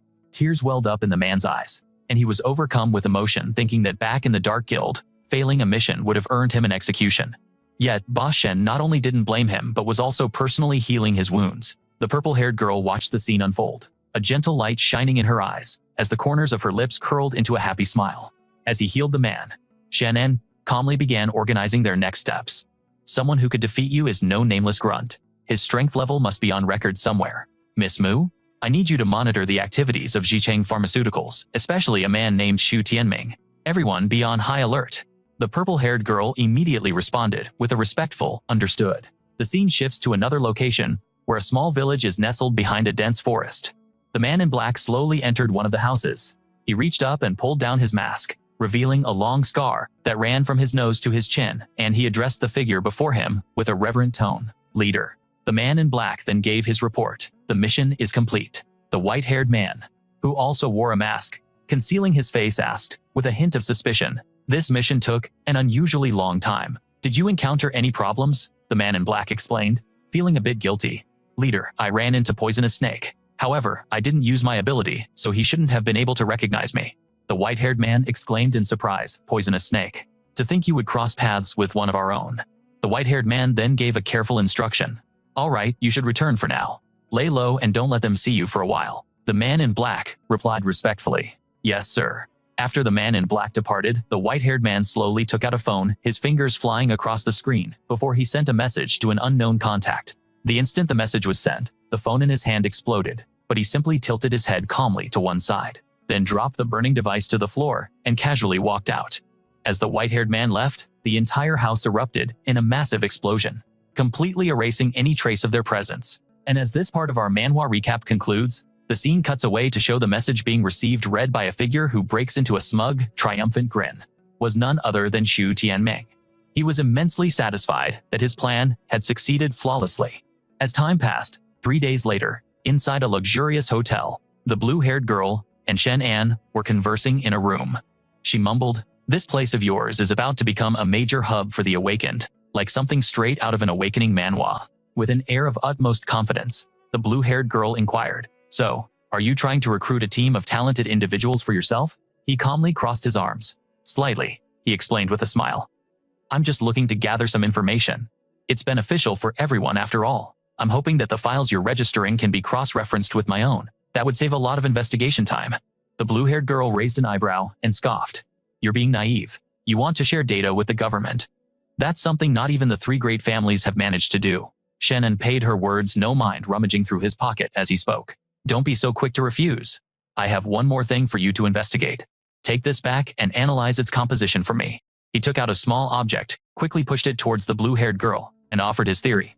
"I have a strong feeling it's a component of a forbidden substance." The blue-haired girl was so shocked, she shot up from her chair, her voice cracking as she exclaimed, "A forbidden substance? Where did you get this?" Shen, and glanced at the object on the table, his voice low and steady. "It's from a pharmaceutical factory that I took over as part of the Chen family's assets. This is the kind of stuff you'd see in a dark system manhwa. It recently burned to the ground in a fire, and many people died. I've already handled the aftermath, but I'm hoping the government can help keep this under wraps. I still have a few things to investigate, and I don't want to cause a major incident." The blue-haired girl's brow furrowed, but she eventually nodded. "Fine, I'll take this powder back for testing," she added. "But for a matter this serious, I'll have to report it. My authority doesn't extend this far after all." Suddenly, a piercing shout from below broke the tension, catching both of their attentions. "What do you mean? No. What's this nonsense about registering? Do you even know who I am?" Intrigued Shenan, and the blue-haired girl walked over to the railing, peering down at the main hall. Below, a receptionist was patiently explaining, "My apologies, sir. The second floor is reserved for the owner to receive registered guests. It is not open to the public at this time." The green-haired man arrogantly pointed at her and shouted, "I'm a premium member. Why would I need to register?" Upon seeing the troublemaker, Shenan's face lit up with amusement, and a sarcastic tone laced his voice. "This guy still has the nerve to show his face here." Meanwhile, the blue-haired girl watched on with curiosity. Down below, the situation was escalating as a blonde man suddenly rushed forward, shoving the receptionist aside while arrogantly proclaiming, "Why are you even arguing with her? Let's just go straight up. I'd like to see who dares to stop me." Witnessing their outrageous behavior, the short-haired woman frowned with impatience. "I should be going. How about I conveniently take care of this little problem for you?" The boss Chen, and quickly waved his hands with a polite smile. "No need, no need. I wouldn't dare trouble Officer Bai. As it happens, this punk and I have some history from my university days."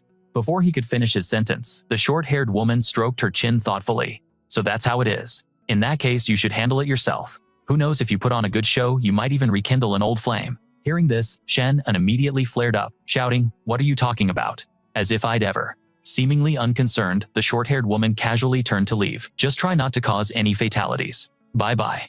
At the same time, in another area, a female employee was trying to block the intruders. "Sirs, you really cannot proceed." Despite her best efforts to hold her ground, the man in the red shirt showed no mercy. He shoved her to the ground, yelling, "Get out of the way." Fortunately, just as the employee was losing her balance, a steady hand caught her. "Are you all right?" With that same courteous tone, the man in gray continued, "Just leave it, I'll handle this. Sirs, please don't cause trouble here." At these words, the man in red couldn't contain his rage and threw a punch. "You're asking for it." Faced with the sudden attack, the man in gray instinctively blocked the blow with his bare hand. But a few seconds later, he flinched, realizing something was wrong with the point of impact. "Not good, my arm is paralyzed." While the man in gray stared at his arm in confusion, the man in red viciously landed another kick to the back of his neck. Even as the man in gray lay paralyzed on the cold tile floor, his attacker struck a superior pose. "What kind of trash dares to block my path? I don't see anything so special about this place." At that moment, his subordinate in the back immediately chimed in with a sycophantic laugh. How could an ordinary person possibly block a move from young Master Zhao? Luckily, just as the man in gray was struggling with his injury, Shenan slowly walked over, mocking the group is young Master Wei, trying to climb the social ladder or something. This whole confrontation felt like it was ripped straight out of a classic manhwa recap. Unsurprisingly, the moment the surrounding group saw him, a wave of tension washed over them. Shenan. The green-haired man's eyes widened in fear. "What are you doing here?" The female employee standing nearby quietly, a voice replied, "This is our big boss Shenan." Hearing this, the guy gasped in shock. "What?" Meanwhile, the brown-haired girl began to stammer in confusion. He actually took over the Emperor Hotel. In stark contrast to the wary looks from everyone else, the guy in red suddenly raised his voice in provocation. "CEO Chen, huh? Forget CEO Chen. I'm going upstairs. You got the guts to stop me." As soon as those words left his mouth, the man in gray immediately yelled, "How dare you speak to our boss? Like that? I'll mess you up."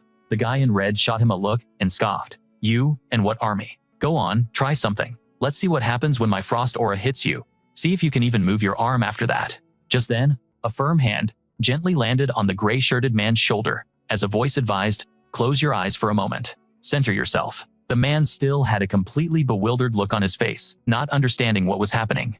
Chen, and patiently explained, "Imagine yourself as a general, a king, and they are nothing more than your worthless foot soldiers. What do you do with such insignificant pawns?" As he spoke, the man's eyes gradually turned colder than ever before. It was as if the lesson was instantly absorbed into his very being. The man in gray took a deep breath, closed his eyes and focused, muttering, "I am a king. They are mere pawns." Meanwhile, over with the troublemakers. The guy in red was laughing his head off. "What is this? Some kind of mental gymnastics for a win? Is this buddy of yours a magician or something?" In the blink of an eye, the man in gray's entire demeanor shifted. He glared at them and said, "A worthless pawn like you dares to run your mouth in my presence." Suddenly struck by his gaze, which was now brimming with killing intent, the guy in red was so startled he couldn't stop himself from trembling and breaking out in a cold sweat. "What's with the Actol punch?" Before he could even finish his sentence, the man in gray unleashed a torrent of dark, latent, magical energy. "You still refuse to submit obediently." Seeing this, the guy in red's voice immediately became a stuttering mess. "You son of a." The moment the vulgarity left his lips, the man in gray, without a moment's hesitation, delivered a powerful slap right across his face. And just like that, every time the guy in red tried to speak, he was met with another resounding slap.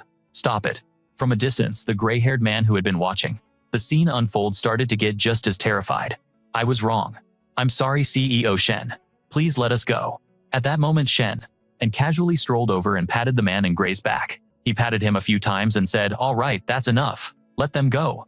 As if he had two completely different personalities, the man in gray's face broke into a cheerful smile. "Okay, boss," he said, before turning back to glare fiercely at the group behind him. "All of you get lost." And just like that, after being chased off, the brown-haired girl quickly shot a few glances at Shenan, before hurrying away with the blue-haired guy and the one in red. At that moment, a mysterious voice whispered into Shenan's ear. "You forced his awakening by activating his dominant pressure. Aren't you rushing things a bit? In this kind of awakening manhwa, this method can only deal with low-level awakeners. If he runs into a true master," Shenan chuckled to himself and replied, "Meng Zi has been with me for a while now. I can tell he's not the type to get a big head." A few seconds later, just as Shenan was about to turn and leave, he heard a voice say, unlocking his potential. A very clever technique. It turned out the person who caught his eye was an old man with gray hair. This is likely the first time we've met officially, isn't it, Chen? And paused for a moment. The old man smiled politely. Hello, young friend Chen. Please forgive the sudden visit. Han Yue, standing beside him, chimed in with an arrogant tone. To think we had to come to you personally. How conceited. Shenan looked at them nonchalantly. And who is this? The short-haired woman politely made the introduction. This is Elder Ji, the head of the Ji clan. Seeing as he's here, you can speak your mind to him directly, unlike in a typical system Manhwa. It'll save me from getting an earful later. Showing no sign of impatience, the gray-haired elder smiled, his eyes crinkling. So young friend Shen, do you have some grand proposal for us? Shenan immediately replied with enthusiasm, Hello, Elder Ji. In that case, I'll be direct. I hope to share resources with the government. While Shenan was distracted, Han Yu's eyes began to glow faintly. At that exact moment, as Shenan was speaking, his once sharp eyes suddenly went dull and dazed as if he were completely out of it. Seeing this, the short-haired woman immediately screamed in anger. What are you doing, Han Yue? Just replied nonchalantly, just giving him a little preemptive strike. She continued her mental command, now start dancing. And just as expected in this manhwa, recap the moment the command was given, Shen An's entire body began to dance like a puppet on a string. Witnessing this spectacle, the short-haired woman grew more frantic than ever. She quickly turned to the gray-haired elder, her eyes pleading for help. For help. Here you go, Elder Ji. Meanwhile, Xin Yue vaguely noticed some unusual movements from Shenan's body. In just a few short seconds, her entire body was suddenly lifted high into the air by Shenan. What are you doing? Put me down. But less than 2 seconds after shouting, Xin Yue was unexpectedly thrown far away in retaliation. Completely blindsided by his counterattack, she screamed in fury. What do you think you're doing, Shen? Anne pouted mischievously. Didn't you want to see a dance? But when I dance, I need a partner. It's a shame your technique isn't very good. Pausing for a moment, he couldn't help but let out a sarcastic smirk. Don't try that little mind control trick on me. It's bound to fail. The small, mysterious figure witnessed his cocky attitude and silently commented, If I hadn't reminded you, you would have been embarrassed. Yet you're still showing off. Du Xin Yue, a mental type user, did have some skill. Returning to the present scene, Xin Yue was now grinding her teeth in fury. While things haven't gone too far. Yet the gray-haired elder warned with a stern voice. Do not act so rudely. Little friend Shen, this subordinate of mine is young and arrogant, so please don't mind her. A moment ago you said you hoped to share something with us. Shenan heard this and questioned internally. Old fox, when this girl tried to hypnotize me earlier, I didn't see you stop her. Now you're putting on an act with me. With this in mind, he immediately tried to speak in the calmest voice possible. The number of awakened individuals hiding in the shadows is surely greater than those publicly known. It's like we're living in a system manhwa, with hidden players everywhere. I hope to be able to share intelligence with the government, and I also have some intel I've gathered. Xin Yue staggered forward and mocked. What kind of intel could you possibly have that's worth the government trading for? You're all talk. Without missing a beat, Shenan retorted sharply. Du Xin Yue, a mental type user, was previously a psychologist. After the first world-altering event, she discovered she could hypnotize others, and since then, her psychic power has been growing daily. She can now trap people in illusions that overwhelm their 5 senses.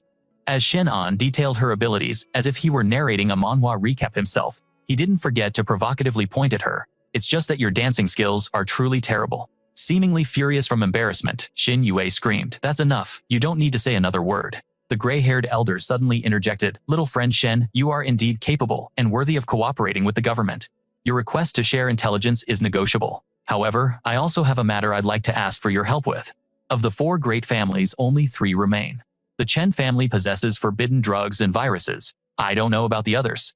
Unsurprisingly, as soon as the old man finished speaking, Shenan let out a derisive laugh. You need me to investigate the secrets behind them. Elder Ji, you overestimate me. The gray-haired elder tilted his head and replied patiently, My judgment is never wrong. Little friend, Shen's power is likely far greater than what you've shown, isn't it? But I won't have you help for nothing. I'll give you a welcoming gift first. Staring at the map scroll being handed to him, Shenan couldn't help but widen his eyes in astonishment. This is a treasure map. What's at this place? Contrary to his expectations, the gray-haired elder didn't answer his question, but silently recalled the intricately detailed drawings within the map. Then he replied with a meaningful tone, I believe it will not disappoint you. To further show our sincerity, I will give you an assistant. Without any hesitation, the gray-haired elder quickly issued a command. Wei Wei, starting today, you will follow little friend Shen. Follow his commands. The short-haired woman cried out in shock. What me Elder Ji you? Hearing this, Shenan immediately stroked his chin with a sly grin. So I can make any request I want. As if she had already guessed his intentions, the short-haired woman lunged forward to warn him. Shenan, I will not agree to any of your unreasonable demands. From a distance, watching the young man and woman bickering incessantly, the gray-haired elder unconsciously broke into an amused smile. Anything reasonable is possible. It's just a suggestion. If it's not reasonable, we'll see what she thinks. The negotiation was a resounding success, and Shenan sealed the deal with a satisfied thumbs up. In stark contrast to their relaxed demeanor, the short-haired woman yelled out in frustration, "Hey, does my opinion not count at all?" One day later, deep within a lush, dense forest, a place completely enveloped by the majesty of nature, Shenan turned to the person before him and gave a command. "The map Elder G gave us must lead here. Assistant by you." "Look here," the short-haired woman said, snatching the map in frustration. "You call me that one more time, and I won't be so nice." Shenan just grinned mischievously. "I'm your boss now, you know. That's your former boss Chang. You can't just be insubordinate to your superior." It was as if a question still lingered in his mind. The short-haired woman lowered her voice and asked, "But how do you know about that Du Xingwei girl? Even I don't know a thing about her." Completely ignoring their proximity, Shenan leaned in and whispered, "It's a secret. Come closer, and I'll tell you." But unexpectedly, just as the short-haired woman was off her guard, Shenan deliberately yelled out loud, "I have plenty of secrets, but I'm not telling you any of them." Watching his mischievous figure run off, the short-haired woman was so furious. She gritted her teeth. "Shenan, you are so dead." In this part of our manhwa recap, the sounds of their noisy squabbling filled the deep forest. "Shenan, you get back here, right now. I mean it." As expected, after a brief chase, the short-haired woman finally managed to grab Shenan by the collar. Her anger still simmering, she started yelling furiously in his face. "Do you have some kind of death wish? Is that it?" Showing not a hint of fear, Shenan nonchalantly joked, "Help! An innocent young man is being taken advantage of." But suddenly, just as the two of them were distracted, a tentacle shot out from the distance, lunging towards them. With his own sharp reflexes, Shenan managed to push the short-haired woman aside, just in time. "Be careful." But unfortunately, right after he saved her, the tentacle swiftly coiled tightly around Shenan's wrist. Witnessing this, the short-haired woman immediately rushed forward to help Shenan. And just like that, she didn't hesitate to use her own body to shield him from the other incoming tentacles. "Are you all right?" Unexpectedly, Shenan saw this and worriedly called out, "What about you? I can handle this. You don't need to worry about me." At that moment, the short-haired woman replied confidently, "My body is like iron. An attack of this level can't even scratch my defenses." Sure enough, hearing her say that, Chen and immediately sat back obediently to wait. Man being protected by a woman really is sweet. As expected, the short-haired woman became furious at his teasing. "Get off of me this instant." And so, after fighting the swarm of tentacles for a while, the short-haired woman finally wiped the sweat from her brow and let out a sigh of relief. Let's just consider that a good workout. But the moment she turned around, the sight that greeted her was Shenan, shivering with a nosebleed. "What's wrong with you?" When he didn't answer, she followed his gaze in confusion. "What is it?" But before she could even finish her sentence, she blushed beet red, realizing her entire body was completely exposed, without a single scrap of clothing. There was no longer any doubt. Her ear-splitting shriek reverberated throughout the desolate forest. After receiving a sharp slap across the face, Shenan sat with his head bowed, sulking. "It's not like I meant to look." At the same time, the short-haired woman who had just finished changing couldn't help but grit her teeth in frustration. "Why are your clothes so small?" Hearing her complaint, Shenan shamelessly retorted, "Well, how about I make a little sacrifice then?" Seeing him prepare to take off his pants, the short-haired woman shouted in embarrassment, "Chen, and you shameless degenerate." Pausing for a moment, she pointed an accusatory finger right at his face. "You walk in front of me. This shirt of yours doesn't even cover my entire backside." Shenan just laughed awkwardly in response. My apologies. And so, after a bit more bickering, the two of them finally started to focus on dealing with the thorny tentacles. It only took a few basic moves for Shenan to cleanly sever the tentacles with ease. A while later, Shenan suddenly called out in excitement, "We've arrived. This is the place. Take a look." Gazing at the green trees laden with heavy fruit, the short-haired woman exclaimed in astonishment, "Aren't these the rare fruits that can trigger an awakening? This is straight out of an Awakening manhwa." Shenan picked one up and examined it with a serious expression. "Incredible. The sheer quantity of these fruits is enough to build a small army, don't you think? Elder G is certainly generous with his resources."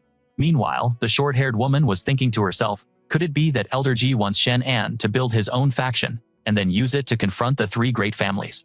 But then how would they deal with a powered-up Shenan later? This is a classic double-edged sword. Just as this thought crossed their minds, both of them, Shenan and the short-haired woman, were startled once again by a series of mysterious rustling sounds. What's that? The timing was so perfect. It felt like a classic system manhwa moment, where the guardian of the treasure finally appears. A pack of snarling wild wolves was advancing toward them. Up above, aggressive gorillas perched on tree branches, quickly realizing the direness of the situation. Shenan and the short-haired woman immediately stood back to back. This is bad. It seems we're completely surrounded. I might not be able to protect you in a moment, so you'll have to be careful. Don't worry, she retorted. They can't lay a scratch on me. As if on cue, the moment the words left her mouth, the alpha wolf lunged fiercely, launching its attack. Facing this precarious situation, Shenan moved with flawless precision, swinging his sharp sword at the beast. I'll handle these wolves. Just as he planned, the rest of the wild wolves began to swarm him. Witnessing this classic manhwa recap setup, Shenan showed absolutely no mercy. He unleashed his ultimate skill, and in the blink of an eye, the wolves were launched into the air, only to be slammed down one after another onto the unforgiving ground. At the same time, the gorillas on the woman's side were also dispatched with ease, but unfortunately shattering their hopes for a quick victory. Shenan stared helplessly at a new set of glowing red eyes in the thicket. You have got to be kidding me. With no other option, he rushed over and pulled the short-haired woman away. Let's go, there are too many mutated beasts to handle. But as if fate was conspiring against them after running for just a moment, Shenan was horrified to realize his foot had plunged into a hidden pit. Seriously dragged unceremoniously into the deep chasm, the woman cried out in alarm. Shenan. He could only manage a sheepish response. My bad. From an unknown height, Shenan and Vivi plummeted with nothing to break their fall. Her entire body slammed into Shenan, knocking the wind out of him. As she landed on him, Vivi gently asked Shenan, "Are you all right?" His voice trembled as he replied, "Am I all right? If you were crushed by a steel plate weighing several tens of kilograms, would you be all right?" Hearing that she couldn't help but explode in anger, "Who are you calling several tens of kilograms? Do you have a death wish?" Thinking fast, Shenan pulled her into a tight embrace, trying to placate her. Flustered and embarrassed, Vivi asked, "What are you doing?" But he simply replied in a cool tone, "Don't look back, just walk forward." This only made her cheeks burn an even deeper shade of red. What do you mean by that? Just then, massive centipedes materialized before them. At the sight, Vivi shrieked and leaped onto him in sheer terror. Giant centipedes. Shenan was at a loss for words. He had specifically told her not to look back. He decided to carry her on his back, saying, "All right, let's just focus on getting back up top for now." And so the two began their arduous journey through the perilous cavern. Noticing their incredibly slow pace, Vivi sighed with a hint of disappointment. "I thought you were some kind of Superman who could fly.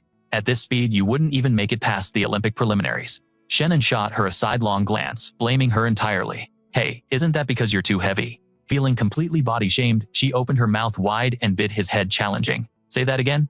After their squabble, he suddenly grew serious, thinking to himself, something isn't right. The gravity here feels much higher than on the surface, and there seems to be some kind of barrier. "Hey, future self, are you there?"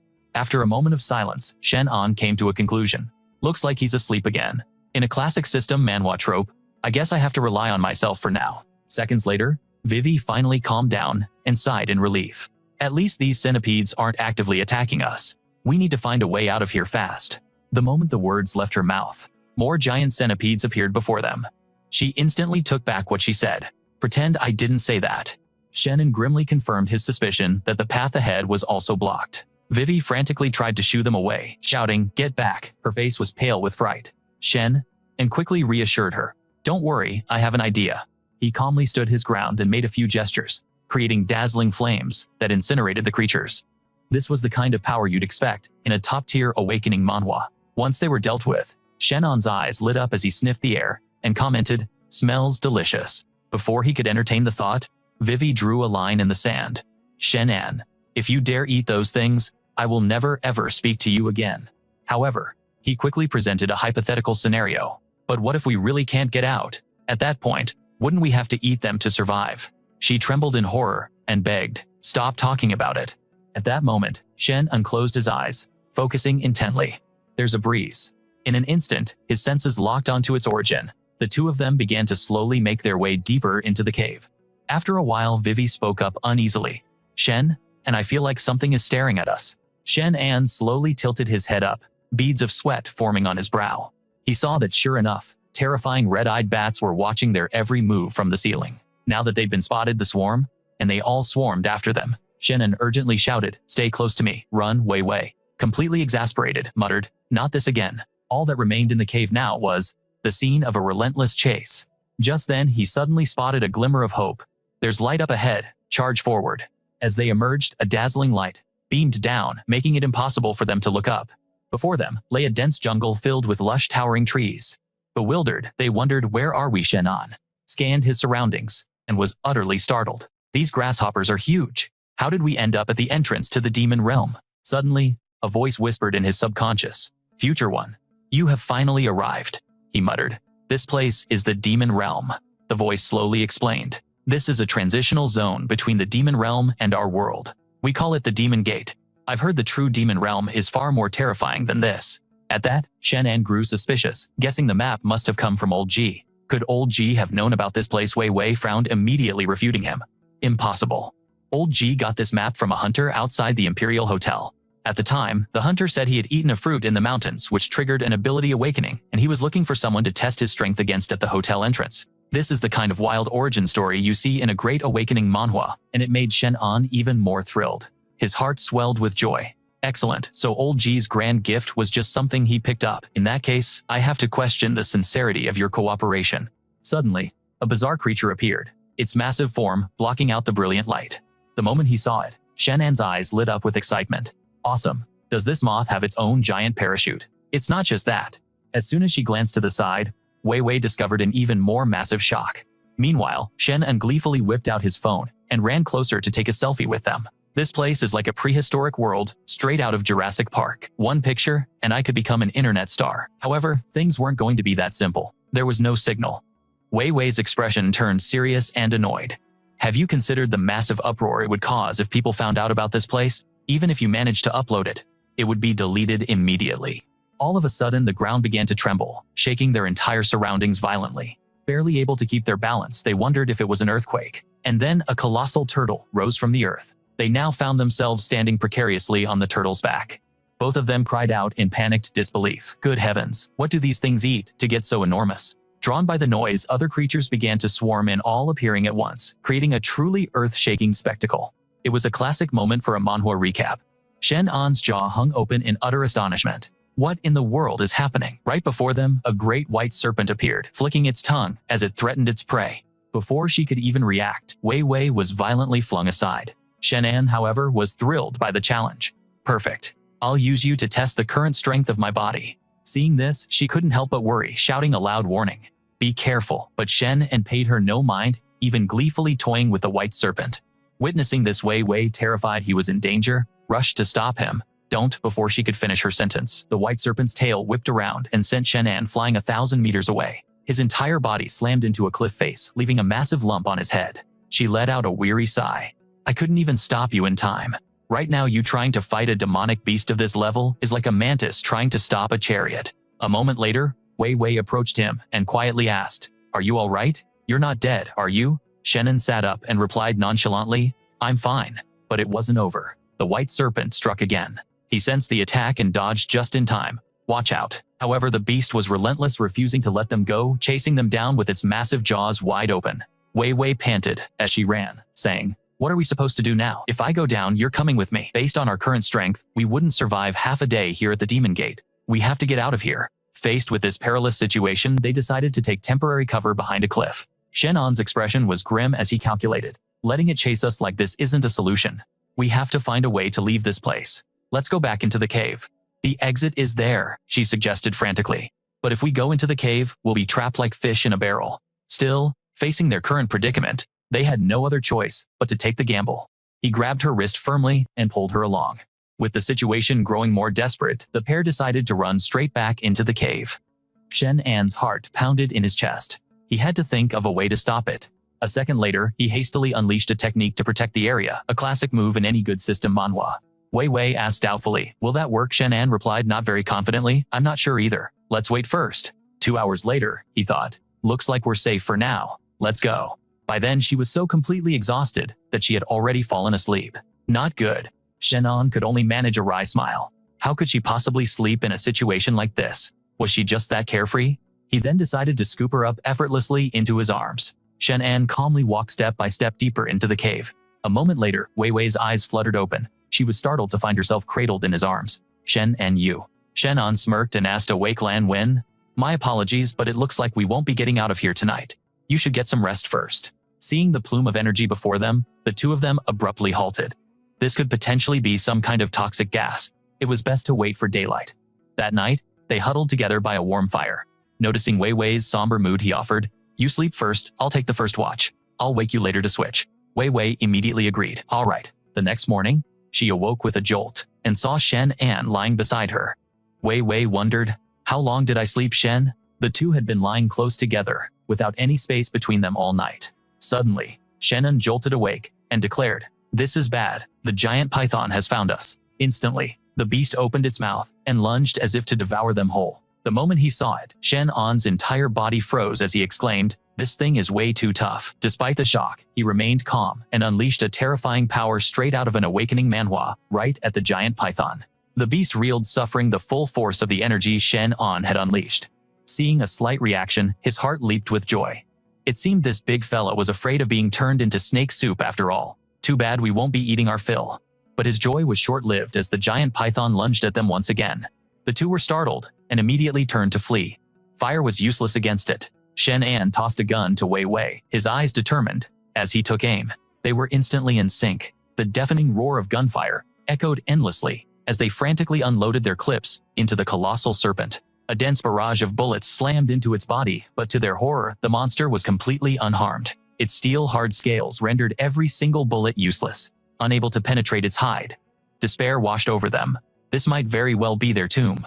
Just then, the serpent opened its gaping maw, ready to swallow both Wei Wei and Shenan. Suddenly, a voice that sounded like his future self, a twist worthy of the best system Manhwa, echoed in his mind. "Conventional weapons are useless. Use the guns from when Chen ambushed you." He cursed his own foolishness. How could he not have realized it sooner? That's right. Those bullets were crafted from special mutated materials. How could he have forgotten? Instantly, another gun materialized in Shenan's hand. He passed it to Wei Wei. Without a second of hesitation, the two resumed their fierce assault on the serpent. This time, as the specially crafted bullets tore into its flesh, the giant serpent finally felt pain. It let out a blood-curdling roar. The bullets are working, bang. He didn't miss the opportunity, continuously aiming for its critical weak point, its eyes. A perfect shot. The terrified serpent lost all of its initial ferocity. It hastily turned tail and fled, disappearing into the darkness. Shenan let out a sigh of relief. Phew, we finally won. We're saved. His gaze was then drawn to a glittering object on the ground, a massive fang that the serpent had dropped. He quickly picked it up. Wei Wei asked curiously, "What are you going to do with that snake tooth?" He smiled, combining the material from the black iron tree with the fang to create a new weapon. It was sharp and exquisitely crafted.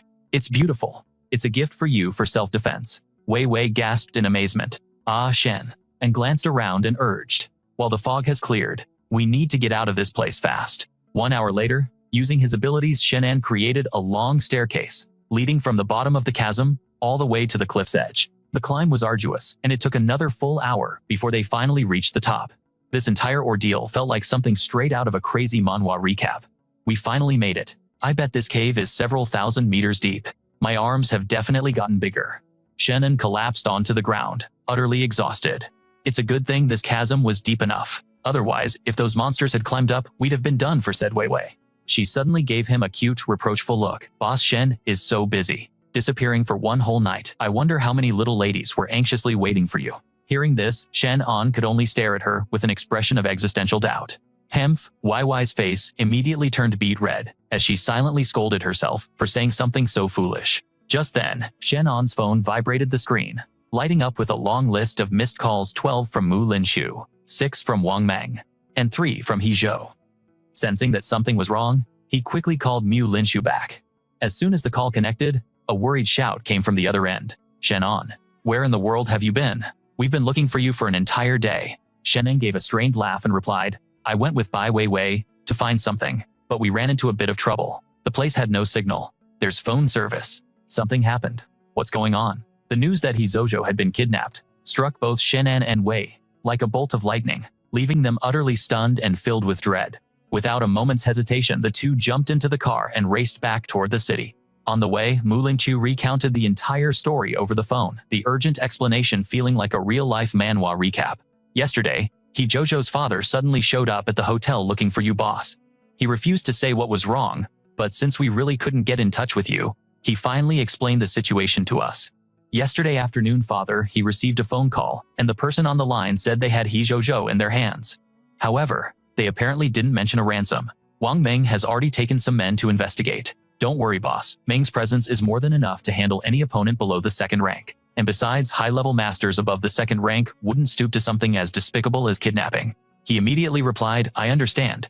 We'll talk when I get back. As soon as they reached the hotel, Mu Lingqiu rushed out to greet them. Shenan turned to Wei Wei, go with Lingqiu and find some clothes first.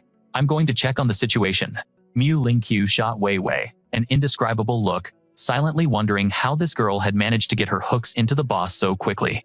She certainly didn't waste any time. She quickly snapped back into her professional mode and asked Officer Bai right this way. What size do you wear? Her eyes flickered down to Wei Wei's impressive chest before she added a teasing remark. Oh, perhaps something a little smaller than my size would fit you. In the meantime, Shenan had gone to Uncle He Zhou's father, consoling him. She's going to be okay. I promise she'll be fine, absolutely fine. Uncle He, what exactly happened? And how did you find your way here, Uncle? He explained with a choked voice. Shen. And, you're finally here. Zhou was getting ready to return to the city in the next couple of days. I figured I'd go to the market and buy some nice food to make her a welcome home meal. But who could have guessed that when I got back from the market she was gone? Her luggage was still at home. She hadn't even taken her phone. A little later I got the call from the kidnappers. The kidnappers said they had her and warned me not to call the police. They told me to just wait for their next move. That's when I thought of you, Mr. Shen. Your abilities are incredible, and you saved Zhou once before, so I came to bother you. I found your number in Zhou's phone, but I could never get through. My heart was racing, so I just headed into the city. Shenan listened and then grew puzzled. But I only took over the Emperor Hotel a few days ago. How did you know I was here, Uncle He? It might really be that the heavens took pity on me. While I was on the bus, I overheard some people nearby discussing something. They said the Chen family, one of the 4 great families, was defeated by a young man named Shenan. They said he took over the Chen family's businesses and is even recruiting people, a plot straight out of an Awakening manhwa. I heard he was doing it at the Emperor Hotel, so I followed the trail all the way here. This impossibly convenient coincidence made Shen unsuspect that things were not as simple as they appeared. Right at that moment, Mu Lingqiu ran in breathless. Boss Wang Meng is back. Hearing this, Uncle He's face lit up. He's back. Does that mean Zhou has been saved? Uncle He, please wait here for a moment. I'm going to go see. Don't you worry about Zhou. With that, he and Mu Lingqiu rushed outside. The scene that greeted them was staggering. Wang Meng was being carried in his body, a canvas of injuries. What? As they laid Wang Meng down, the sheer number of overlapping wounds was gruesome. Shen and immediately demanded, what in the hell happened? Who did this to him? Why didn't you take him to the hospital first? One of the men accompanying him stammered, Mr. Shen, we don't know. Brother Meng told us to wait at the door, but when a long time passed with no sign of him, we went inside and found him like this. It was Brother Meng who insisted we bring him back here first. He said he had something he needed to tell you, Mr. Shen. Wang Meng's injuries looked grave. His arm appeared to be broken, though his pulse was stable and his life wasn't in immediate danger. The sight was still horrific. Wang Meng struggled to open his eyes. Boss, I'm sorry. I was useless. I couldn't save Miss He. Shen. And gently placed a hand on his shoulder, his voice reassuring. It's not your fault. Just focus on recovering. As for the person who did this to him, he paused, his gaze turning lethally cold, his voice dropping to a steely whisper. I will slaughter every last one of them for you. After receiving first aid, Wang Meng sat up and began to explain everything. Boss, this situation. It's not that simple. It felt like an obvious trap from a system manhwa. When I called back the number Uncle He had, I also had someone tracing the signal, but the other party was shockingly direct. They gave me the address without any fuss. The location was right here. When he arrived, he gave his subordinates their orders. You all wait outside. If anyone runs out, take them down. I'm going in alone. Check it out. You got it, Brother Meng. I won't let even a mosquito get by. As he stepped inside, a mysterious figure emerged from the shadows. Suddenly, a pair of headlights blazed directly into his face, forcing him to squint. Who's there? A grunt, then a cry of pain. A surprise attack slammed into Wang Meng before he could even react, and his assailant stepped on his chest, their voice dripping with contempt. Pathetically weak. You're not Shenan. Who are you? Why are you doing this? You don't have the right to know who I am, the man sneered with a sinister laugh. Get Shen and here, or don't blame me for what happens next. Back in the present, after hearing the story, Mu Lingqiu questioned him intensely. You said the man was bald. Are you sure you didn't see wrong? Positive. A bald, middle-aged man, in an old suit wearing glasses. You know him, Wang Meng stated. Both of them simultaneously turned their gazes. a look of realization dawning on their faces. The Song family's top enforcer. This Song Zhongji is a real mystery. All we know is that he takes on certain sniper missions for the Jin family and has never once failed. He's a big name on the assassination list, consistently ranking in the top 3. Mu Lingqiu interjected. He's not that mysterious. Your intelligence agency is just incompetent. The Dark Guild investigated him before. At the very least, we know he's an expert in traps and mechanisms. Shenan immediately asked, top 3 on the hit list. So Lingqiu, where do you rank? She replied, a refined lady like myself has no interest in such bloody business. Why would I be on a list like that? What's the point? Wei Wei then spoke up. Expertise with mechanisms isn't a special ability. So did your Dark Guild figure out what his awakened power is? This is a classic awakening Manhwa scenario. Mu Lingqiu replied. The Dark Guild was looking to recruit him, not make him an enemy. Why would we conduct such a thorough investigation? A valid point in our Manhwa recap, but the immediate question is why a man of his stature would resort to something as low-handed as kidnapping. Wei Wei, looking irritated, shot back. Isn't it obvious he's targeting Shenan? You can't see that. He mentioned the number 115. Shenan, what did you do to the Song family caught between the two bickering women? Chen awkwardly explained. I don't even know anyone from the Song family. But regardless of the reason, for kidnapping Zhozhou and injuring Meng, this man must die. Just then, future Shenan's voice echoed in his mind. Kid, what in the world have you done with these two women? This level of jealousy and rivalry, even I find it entertaining. This Song Zhongji is no pushover. If you go rushing in, you'll likely be at a disadvantage. The Song family won't harm he Zhozhou. Use this time to get stronger first. He's not just an expert with traps. He can also perceive an opponent's awakened abilities. I've fallen for his tricks before. The stark warning caused Shenan's face to pale with worry. I need some time to rest. You two should get some rest as well. I need to figure out a plan. With that, he went into his room and immersed himself in the Strange Fruits dimension to train. Spirit power plus 1000. Spirit power plus 1000. Spirit power plus 1000. Available talent points 95,000. Talent shop clairvoyance, SCE, 100,000. Psionicist ability, 500,000.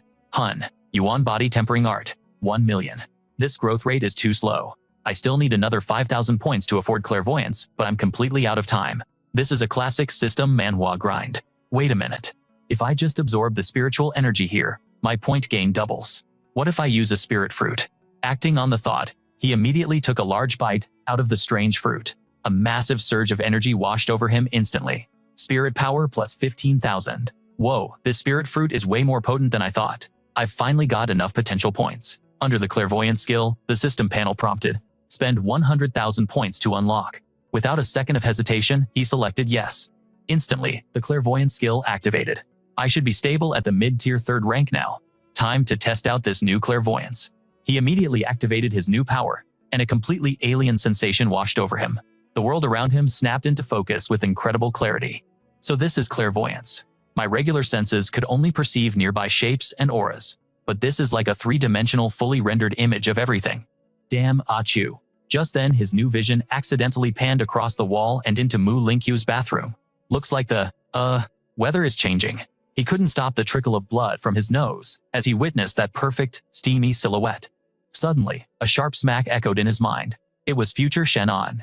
You degenerate. What do you think you're doing? Zhozhou's whereabouts are still unknown and you're wasting time on this. You have to save her first. Oh, so that's how it works. With his clairvoyance can see the internal layout of traps and mechanisms. This is perfect. Shenan suddenly rubbed his eyes. This ability has a massive energy drain. At my current level, I won't be able to sustain it for long. Zhozhou, just wait for me. 10 minutes later, he emerged from his room. Wei Wei was already there waiting. I'm going with you. But Shenan just shook, shaking his head to refuse her offer. There's no need. After all, you're with the government and you haven't turned against the Song family. It wouldn't be right for you to get involved in this, but I appreciate the thought. But are you sure you can go alone? Mu Lingqiu interjected with concern. Who said our boss is going by himself? This is our group's problem and we'll handle it ourselves. Shenan glanced at Mu Lingqiu, trying his best to push away the steamy image from earlier that had caused his nosebleed. Noticing his odd expression, Mu Lingqiu asked, Boss, are you injured? Shenan pointed to his nose, quickly changing the subject. It's nothing, I'm just a bit overheated.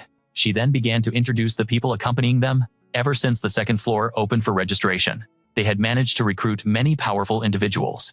When they heard the boss was in trouble, Everyone was willing to lend a hand. A towering man stepped forward. Hey, aren't you the hunter who sold that map to Elder Ji? Hey, the name's Wang Bao. My stomach has a mind of its own and it craves good food. I heard this place offers free meals, so here I am. I'm strong enough to take on a bear, but my appetite is just as big. Chen thought to himself. Asterisk. Looks like he awakened his abilities by eating a spirit fruit. This guy is actually pretty interesting. Asterisk. This is a classic development in an awakening manhwa.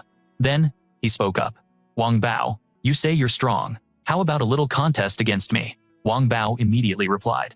Boss, if I win, you're not going to get mad and cut off my meals, are you? If you can beat me, this hotel is yours. All the chefs will be at your command.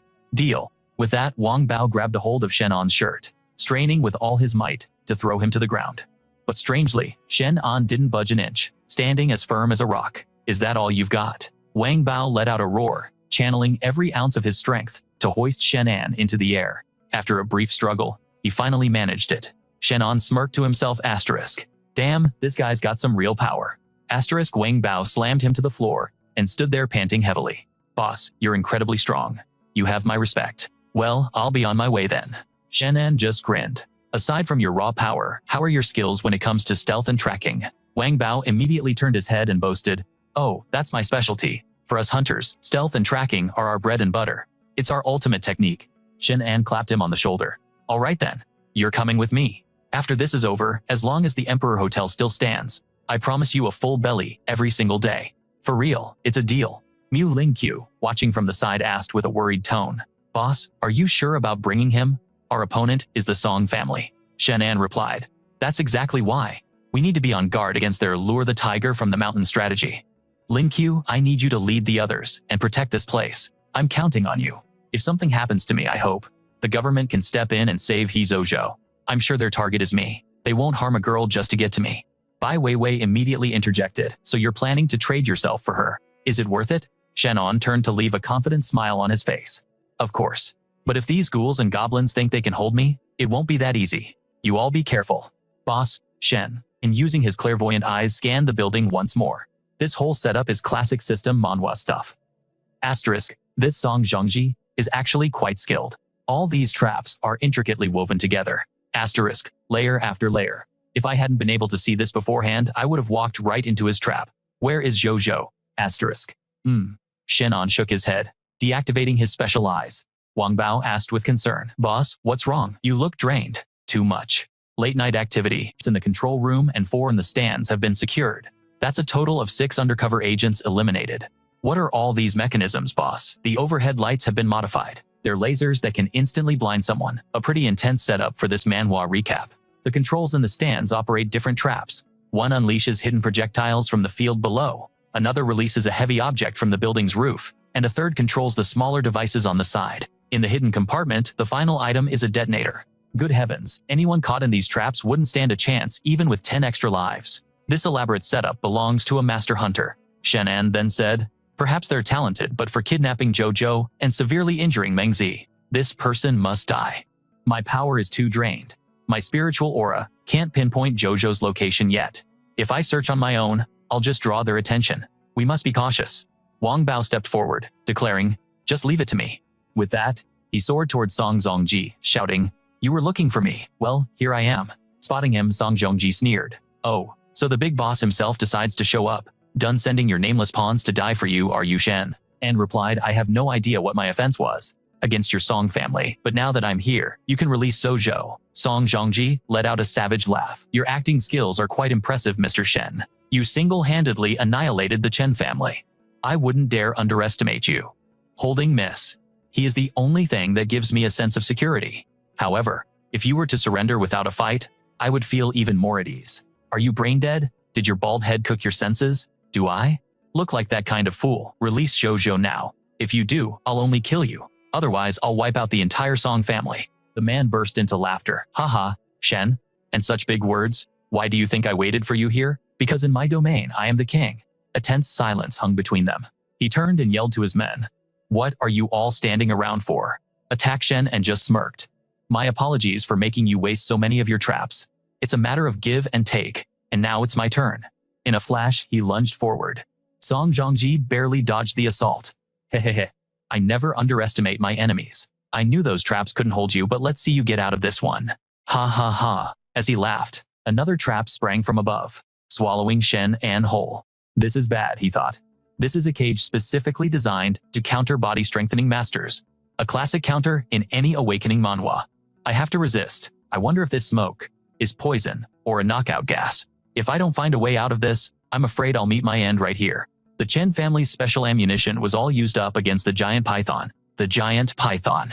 Its scale. Brother Python, I'm counting on you now, he muttered, pulling out the massive snake scale. Song Zhongji scoffed. Don't bother. This cage can withstand an AK-47.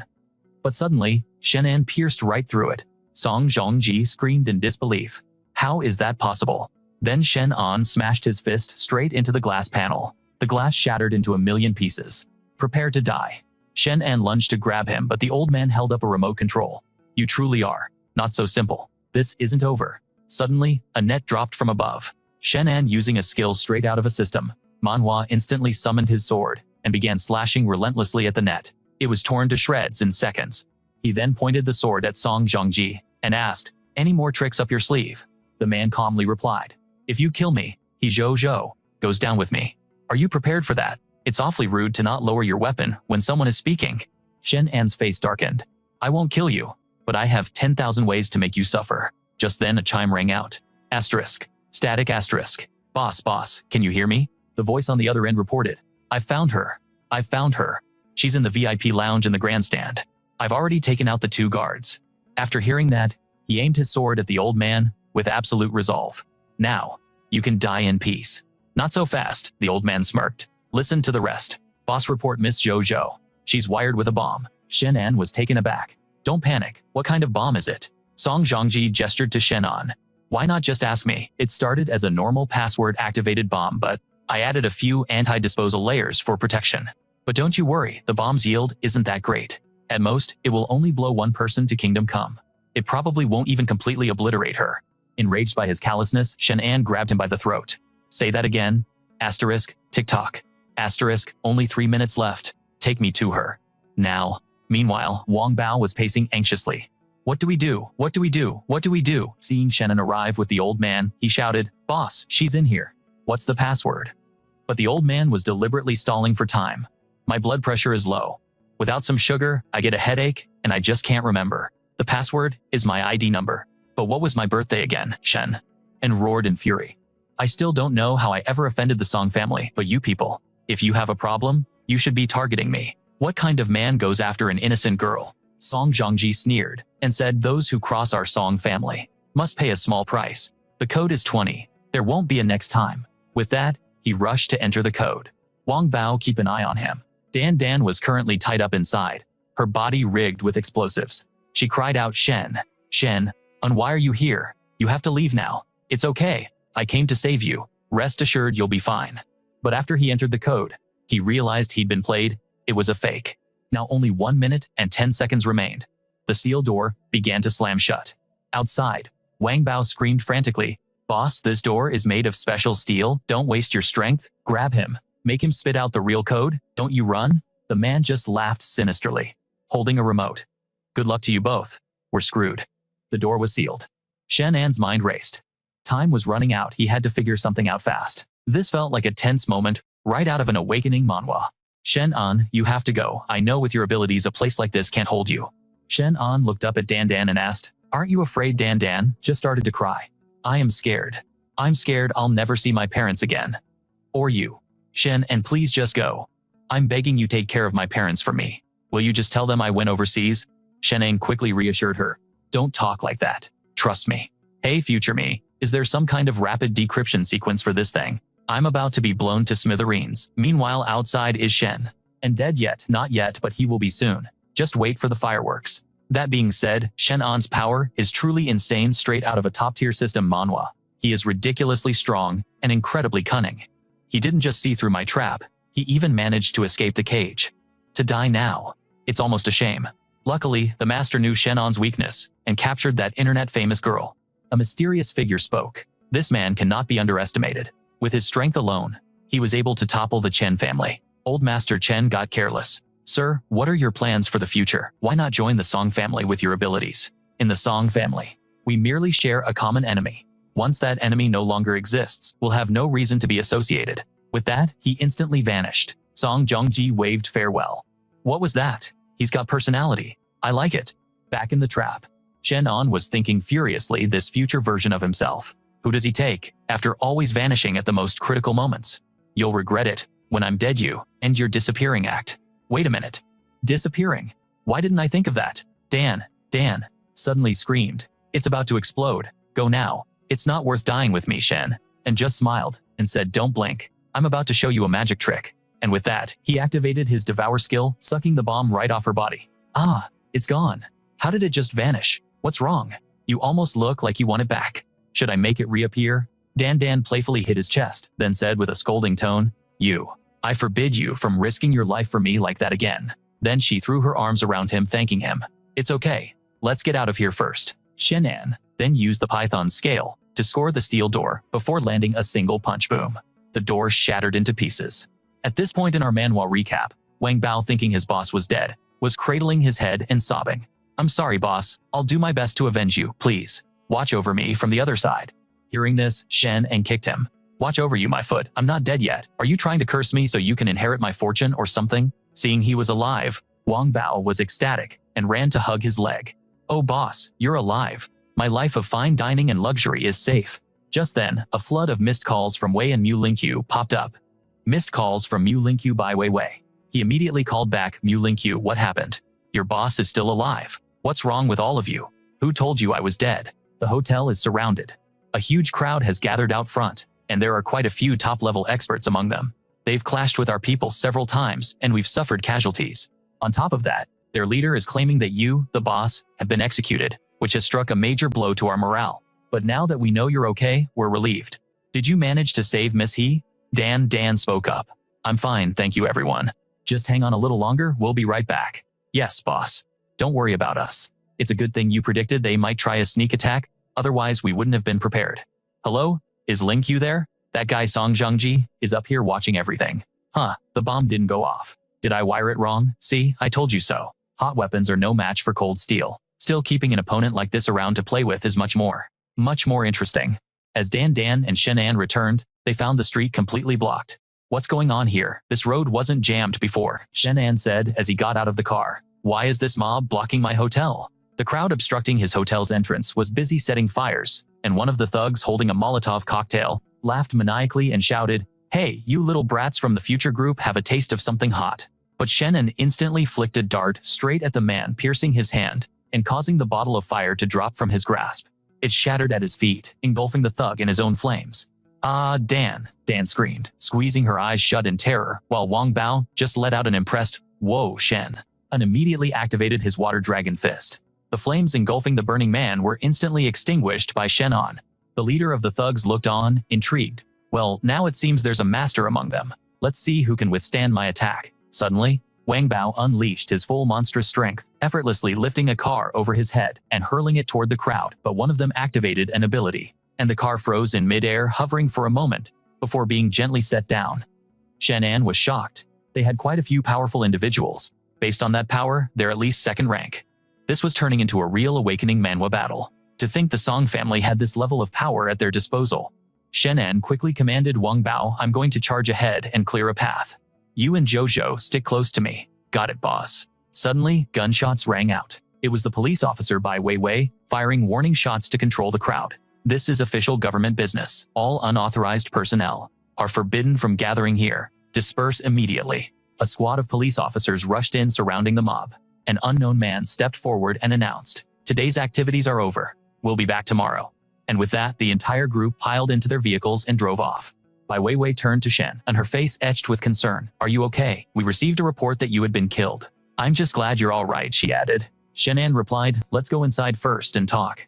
The hotel lobby was a scene of chaos, with dozens of his staff injured on the floor. Shenan saw Mu Lingqiu and rushed over. Lingqiu, are you all right? The phone call suddenly cut out. I'm fine, she stammered. Someone threw a firebomb in here, it was terrifying. She then turned to Dan. It's a relief that Miss Dan is also unharmed. At that moment, a waiter ran up to them, shouting, Boss President Mu, another large group is heading straight for us. Shenan was surprised to see it was Chu Yushi. He approached the famous superstar and asked, "Why are you here?" Chu Yushi looked him over with worried eyes. "Are you okay? I heard you were in trouble." "I'm so relieved you're safe," she explained. "The Chu family has its own intelligence network. We got word that the Emperor Hotel was under siege, so I brought people here as quickly as possible." Shenan asked in surprise, "You brought people here yourself? Does the head of the Chu family know about this?" She replied, "My father is aware of the situation. It's just that on the surface, he has a cordial relationship with the Song family's old master, so he can't get involved directly. But my father is on your side, so the people I've brought are all the Chu family's first-class masters." Hearing this, Shenan smiled. "The fact that you came is more than enough. I accept the Chu family's goodwill, and please thank your father on my behalf." Chu Yushi turned away with a cool expression. "I didn't come here just to represent my family's goodwill, you blockhead." Just then, Wei Wei walked over and asked, "Why are you here?" Yushi replied, "Sister Wei, you're here too. You must have been worried." "Of course not, I came to help the future group." Shenan thought to himself that Chu Yushi must have been worried to personally lead her family's forces here. He knew Chu Dongyang wouldn't risk an open war with the Song family for him, and Wei Wei definitely used her official government status to intervene because she was worried sick. How could he not understand their feelings? The voice of his future self popped into his head, saying, "Kid, why is your luck with women so ridiculously high? This is the kind of power you'd see in a system manhwa. Seriously. Both of these girls are destined to be legendary figures in the future. So, why have they both fallen for you? Honestly, I don't want to praise myself, but praising you feels like I'm indirectly complimenting myself." Shaking the voice from his head, he invited everyone inside. "Thank you, you two beautiful ladies. I will remember this kindness." As they entered, Wei Wei came face to face with Mu Lingqiu, Chen, and immediately asked, Lingqiu, Song, Zhongji, claimed we stole the Song family's business. What is he talking about?" Mu Lingqiu looked surprised and said, "Steal their business? How is that even possible?" "I've already reviewed all the business operations we took over from the Chen family," she explained. "There's no overlap with the Song family's interests, and no competition exists between us, let alone stealing their clients." "Boss, why would you ask such a thing?" Shenan continued. "Earlier I confronted Song Zhongji directly, and asked him how exactly we had offended the Song family. He said the future group stole from the Song family. It sounds like a classic setup you'd see in a manhwa recap," he mused. "That reminds me, where is Poison Snake? I sent him to investigate Zhicheng Pharmaceuticals. I feel like..." This situation isn't that simple. As night descended, a man asked his master, "Master, isn't Shen undead yet? The future group should have been seized by the Song family by now, right?" A voice replied from the shadows. Not yet. Dead." "What happened?" He glared, his eyes filled with fury. The terrified subordinate explained that the Emperor Hotel had been completely surrounded, and after a few waves of attacks, it seemed victory was within their grasp. But Shenan returned at the most critical moment. And Shen, it wasn't just him. Even that assassin girl from Bin's government unit brought people to maintain order, forcing the Song family's men to retreat. To make matters worse, Chu Yushi of the Chu family showed up later. The master slammed his fist, shattering a table, and roared, "Shenan, I still underestimated you. Not only the government, but even the Chu family is on your side." His disciple quickly interjected, "Master, please calm your anger. Fortunately, you had us disguise ourselves as outsiders from the future group to steal the Song family's shipment. We then kidnapped Shenan's close companion and handed her to the Song family to ignite a war between them. This way, we'll be in an unassailable position. The stronger Shenan's side becomes, the more likely it is that the future group and the Song family will cripple each other. And then we can just sit back and reap the rewards. I couldn't care less about the Song family, but Shen absolutely must die. He has to pay for what happened to the Guwu Chen family and Master Yan. This scheme of robbery and kidnapping isn't foolproof. Song Zhongji is a cunning strategist, and Shenan is no simpleton. Shenan survived this round. If those two sides actually think this through, they might find the cracks in our plan. We need to do something more to add fuel to the fire." The disciple nodded in obedience. "This guy's awake again. He's being loud. Give him another dose of the drug. Just make sure he doesn't kick the bucket. I need to use this kindling to really get the fire between the Song and Shen families roaring." He then entered and pushed the door open, revealing a person tightly bound to a chair. "Drink up, little punk." He ripped off the gag, revealing it was Tian Bai. Meanwhile, Shenan was thinking, "Future me, what am I supposed to do in a situation like this? How am I supposed to handle this? Why do I get the feeling you're just showing off? Showing off my ass? Just tell me what to do. For crying out loud, you've got 10 years of experience on me? I'm just a regular noob. No girl has ever given me a second glance." I've never had to deal with this kind of royal treatment before. Or hey, maybe you could just get them to sit down for a few rounds of mahjong. Shenan was furious after hearing his future self's advice. I spit on you, you're completely useless. He then turned with a strained smile towards Dan and said, Jojo, you've been through a terrifying ordeal today. You should go get some rest. Uncle he has been worried sick about you. Okay, thank you for everything today. Then he turned his gaze to Chu Yushi and Wei Wei, saying, why don't you two sisters go and catch up on old times? Mu Lingqiu couldn't help but snort with laughter.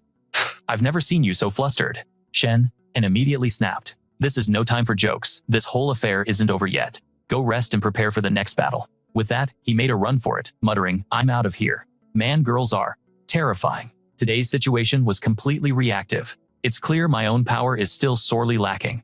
I nearly failed to protect the people I care about. If only my spiritual energy could sustain the clairvoyant eye for longer periods, I wouldn't have to be so wary of Song Zhongji's traps and contraptions.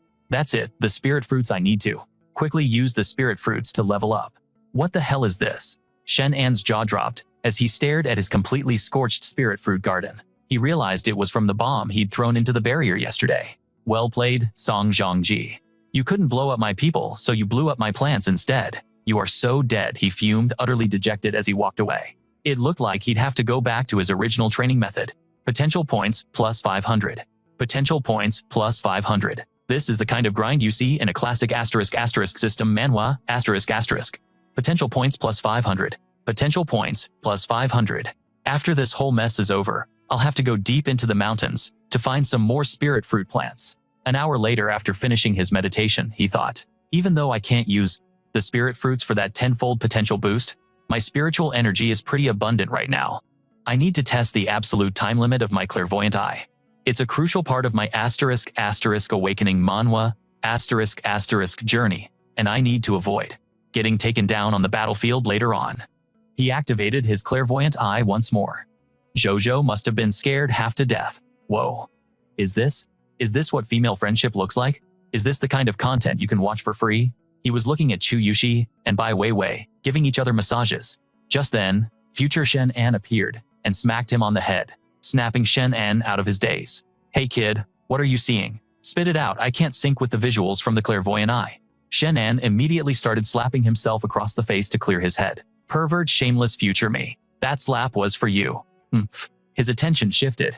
There's a delivery guy sneaking around over there. If it's just a regular delivery, why is he being so stealthy? Something's definitely up. That's the Song family's official seal. The man then disabled a security camera and slipped inside. This part of the *** Manhwa recap, *** is getting intense. It seems this is where the Song family's missing goods are.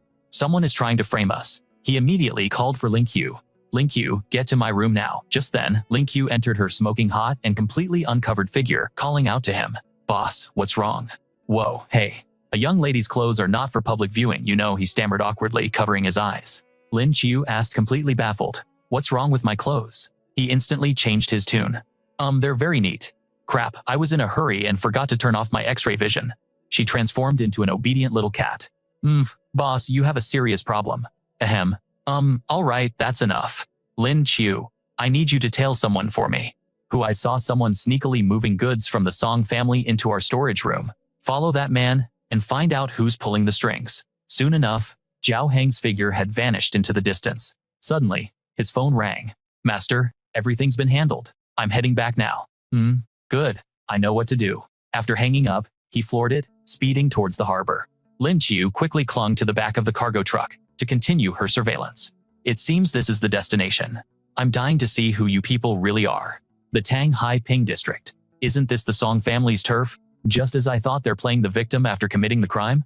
I have to report back to the boss. She immediately rushed back to inform Shenan. Behind her, the delivery driver glanced back, a cryptic smile playing on his lips, as if he'd known everything all along. He immediately called to report to his master. Master, your calculations were truly divine. You notified me just in time to change my route and head to the Song family's warehouse. I didn't even detect this hidden person. Their peak second-grade concealment technique is nothing more than that. Completely useless against me. The original plan was to deliver the Song family's private goods to the future group, then lead the Song family to catch them red-handed with solid evidence. That way, the future group would have no way to argue their innocence, but I never expected Shenan would discover it. This is even better. On the other end, the master slammed his hand down angrily. This is all. Because that Song Zhongji is useless. We could have dealt with Shen, and decisively in one go, saving me from all this future worry. Neither of those two are simple individuals. Using Shenan's identity to steal the Song family's goods, and using the Song family's people to snatch Shenan's people were both half-baked schemes. With this plan's failure, there are now many loose ends to deal with. Zhao Heng pressed on Master, what's our next move then? Do we wait for Shenan to go and confront the Song family? What if they meet, clear up the misunderstanding, and just laugh it off? Wouldn't that mean we're… Master Yan stated confidently, impossible, because I still have another ace up my sleeve. The next morning at the hotel, Lin Chu returned to report. Here's the full Manhwa recap of the situation. The truck stopped at the Song family's main warehouse center, and the driver seemed to be on very familiar terms with the Song family staff, Shen, and immediately began to analyze.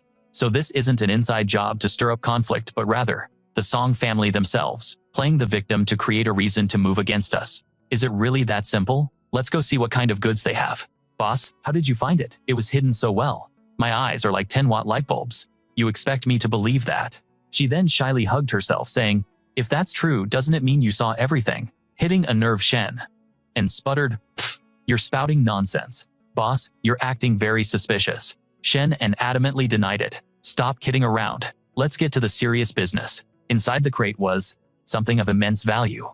She walked over and asked, what are these? Could it be the rich spiritual aura? These are materials from mutated lands, the kind of stuff you'd find in an awakening manhwa, used to forge weapons or armor of the absolute highest quality. This whole affair just got a lot more mysterious. If these were merely props to frame us, they're far too precious. So, what's our move now? We remain unchanged to face the ever-changing situation. Let's see what the Song family truly intends to do. At Song Zhongji's residence, Master Yan said, it seems we will need to cooperate once more. This Shenan is not to be underestimated. What is it? Suddenly, his subordinate burst in to report someone's here. They've tripped the alarm triggers. He smirked.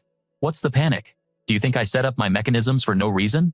Just then, a trap outside the apartment was activated. He pressed a button, raising the cage to reveal an unconscious Bai Tian inside, turning him over. Well, it's you, the poisonous serpent of the Dark Organization, or perhaps I should call you the poisonous serpent of the Future Group. Future, what's your take on this? My thoughts align with yours. Someone is pulling the strings from behind the scenes. Logically, you're just starting to make your ascent, so using you to eliminate the Song family isn't a very plausible scenario. That leaves only one possibility: they want to use the Song family to get rid of me. I take one short nap, and you've already made another enemy. I only casually wiped out the Chen family, then beat down a big snake, Lin Chu, and also the Dark Organization. He quickly called. Lin Chu. Lin Chu, has the Dark Organization caused any trouble for you lately? She replied. Not at all. Which is actually really strange. The Dark Organization hasn't made a single move. Shen and Ru realized something was incredibly strange. Based on the Dark Organization's ruthless style of an eye for an eye, she said, how could they possibly let you off the hook for poaching me and Poison Serpent? It just doesn't add up, she continued. Lin Chu then pulled out her phone, looking concerned. Call off Poison Serpent's mission for now. Tell him to come back immediately. I have a bad feeling that something major is going down. But as she tried to call, she said, that's weird, Poison Serpent's phone is off. He never turns it off. Let me try again. She decided to put everything else on hold, focusing all her energy on locating him. Meanwhile, at Master Yan's location, he gloated. With Poison Serpent acting as the gasoline, the fire between Shenan and the Song family is about to become an inferno that can't be put out. Song Zhongji will certainly use Poison Serpent as a bargaining chip to get the goods from Shenan, and we know Shenan actually has them. If Shenan refuses the trade, he won't just lose a valuable subordinate, he'll also risk disillusioning the former Dark Organization members who defected to his side. However, if he makes the trade, he'll be confirming the accusation that his future group stole the Song family's merchandise. When that happens, not only will the other major families turn on him, but even the government will withdraw its protection. Director Zhu's scheme is brilliant as expected. A man named Xu Tianming laughed and added, even though you weren't present, Master Yan Shenan's ability to single-handedly annihilate the entire Chen family is terrifying. If we hadn't managed to pull the Song family into this fight, our chances of winning wouldn't be nearly as certain. How's your own progress? Master Xu Tianming asked. Master Yan clenched his fist. My way of the sword is on the verge of a breakthrough. If the Song family can just tie up the other experts from the future group and weaken Shenan's own combat strength, even for a short time, I'm confident I can finish him off. Xu Tianming then presented something saying, hopefully this will help. This should help you break through to the next realm. It's an improved formula with 0 side effects, not one of those forbidden drugs that offer a temporary power-up. While it won't give you a massive sudden spike in power, like a forbidden drug, it will provide a stable increase to your cultivation. And what's more, this should also help you, Master. He revealed a fruit. This is a Tier 1 spirit fruit. Master Yan's eyes widened in surprise. Xu Tianming grinned. That's right. A Tier 1 spirit fruit can trigger an awakening in a normal person and instantly raise an awakened person's power by half a rank. A key item in any awakening manhwa, really. I was going to save it for myself, but even with its help, my strength would still be no match for Shenan's. I have to rely on you, Master. My thanks, Master, Yan said before departing. A new figure emerged asking Xu Tianming, aren't you overestimating Shenan? I personally witnessed Shenan obliterate Chen Longhai after he'd taken a forbidden drug, Xu Tianming replied, and it was obvious he wasn't even going all out. His true power is something I can't even fathom. I don't make moves I'm not certain about. The masked man, a member of the dark organization, pressed you, aided the remnants of the Chen family. Then you schemed to drag the Song family into the conflict, and now you've come to us. 3 powerful factions just to deal with one man, Shenan. Is he really worth this much effort? The Chen family remnants already have a blood feud with him, Xu Tianming countered. And your dark organization had its top lieutenant stolen by Shenan. Are you telling me you don't want a piece of him? Take out Shenan, and all the Chen family assets he holds become yours. I have no interest in the money. I just want my revenge. But I admit, I am curious. The masked man asked, what kind of grudge do you have against Shenan to be willing to pay such a high price? Back with Shenan, Wei Wei announced. The vehicle data has arrived. There might be something here that interests you. Shenan asked, how exactly did Chen Longhai get his start? Wei Wei explained. The story goes that the Chen family discovered a method to delay the progression of terminal illnesses. After that, the Chen family's rise was meteoric, which means before that discovery, Chen Longhai was involved in medical research and development. He worked for Zhicheng Pharmaceutical for many years before leaving. This is a classic setup in a good system manhwa, and only after he left did the miracle cure and the Chen family appear. Shen An's expression grew grim. So it was you all along, he muttered, referring to Zhicheng Pharmaceutical. Just then, Lin Qiu interrupted. I've tried every secret communication channel from our dark organization days, she said urgently, but I'm getting no response from Poison Serpent. I think he's in serious trouble. Shen An's mind raced. They had just identified Zhicheng Pharmaceutical as the power behind the Chen family, and now Poison Serpent had gone silent right when he was secretly investigating that very company. The connection was undeniable, making this whole thing feel like a well-scripted manhwa recap. Suddenly, his phone rang and he answered it. A voice on the other end said coolly, good evening, Boss Shen. Shen, and gritted his teeth. Song Zhongji. The man Song Zhongji let out a hearty laugh. So Boss Shen does. To think you'd remember a small fry like me, that's truly touching. But if you're going to remember me, why send assassins my way? Now that makes me a little angry. Shenan asked with confusion. Who tried to assassinate you? The man shot back. The Poison Serpent Advanced Assassination Unit. Don't tell me they're not your people, Boss Shen. After all, Poison Serpent is in your hands. So how is he? Don't you dare harm him. I'm not interested in killing such a minor character. Boss Shen knows what I want. Use our goods to trade for the man. I'll send you the time and place. Shenan shot to his feet, declaring, the person behind this hid the Song family's goods at our place, then sent Poison Serpent to Song Zhongji. This move is truly insidious. Wei Wei immediately followed up. If you take the goods to make the trade, you'll be publicly admitting that you were the one who stole them. When that happens, no one will help you. Lin Muqiu, realizing they'd been played, said, that would truly put the corporation in a position from which it could never recover. But we can't just ignore Poison Serpent's fate. Shenan turned away, placing a hand on Lin Muqiu's shoulder. Don't worry. Every single person in the future corporation is family. I won't let anything happen to him. But how should we proceed? I need you to arrange a meeting. On the day of the exchange at a port warehouse, a man named Bai Tian was tied up securely in the back. Master Yan looked out and announced, everything is ready. We'll wait for Song Zhongji's trap to activate, and once Shenan is restrained, I will move in to kill him. If this fellow Yan can pull it off, we won't even need to show our faces. Shenan had arrived at the port, his vehicle carrying a large shipment. He shouted, Song Zhongji, the goods you needed have arrived. Zhongji then rushed out, saying, Boss Shen, what kind of fancy car is this? It's quite unique. Give the goods to them, and take Poison Serpent away. Yes, sir. After saying that, Wang Bao began carrying the crates inside. Zhongji gave a faint smirk and said, the items check out. Release the man. Wang Bao was slightly overjoyed upon hearing this. Zhongji suddenly burst into laughter. Boss Shen's strength is just too formidable. We couldn't help but take precautions. I must ask you to move to the center. Shenan quickly followed his instructions, but suddenly the situation changed. What a trap slammed down, and he hurriedly covered his nose with his hand. Zhongji's men charged out one after another. This smoke is a knockout drug concocted by Brother Long Hai. Not even an elephant could withstand it. Shenan, you're dead for sure. The time is about right. From the other side, another group also charged forward with swords. One of them suddenly shouted, "Well, now aren't you surprised?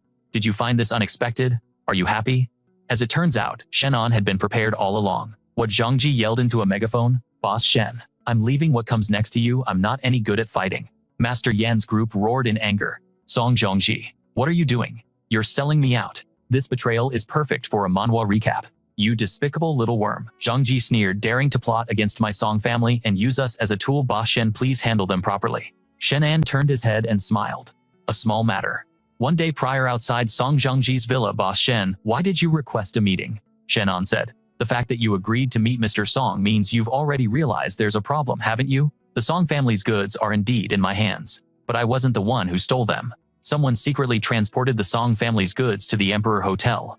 And why would you think that I'd believe you based on your word alone? Because there is still no person or power in this world that could make me lie out of fear. The Song family doesn't make the cut. He laughed heartily and said, so you think our Song family framed you playing the victim after committing the crime?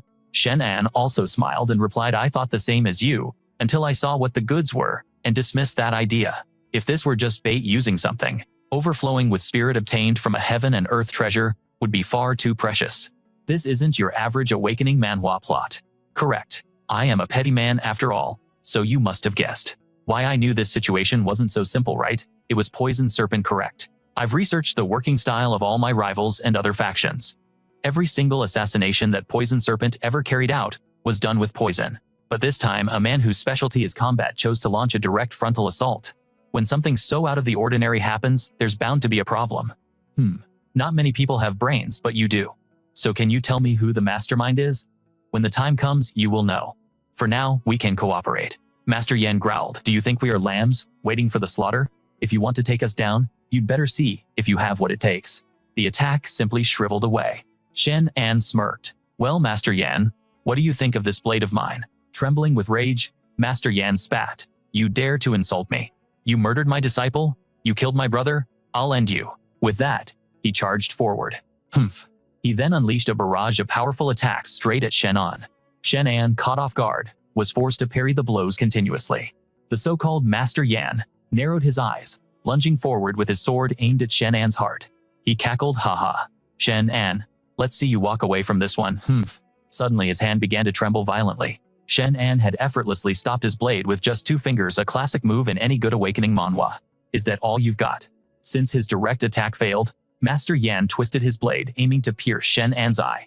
Oh no, it's the mother-son sword technique. Shenan swiftly dodged the attack. He backed away, putting some distance between them first. The old man roared in frustration. Shenan is running all you can do. To think my ultimate mother-son sword technique couldn't even land a single scratch on him.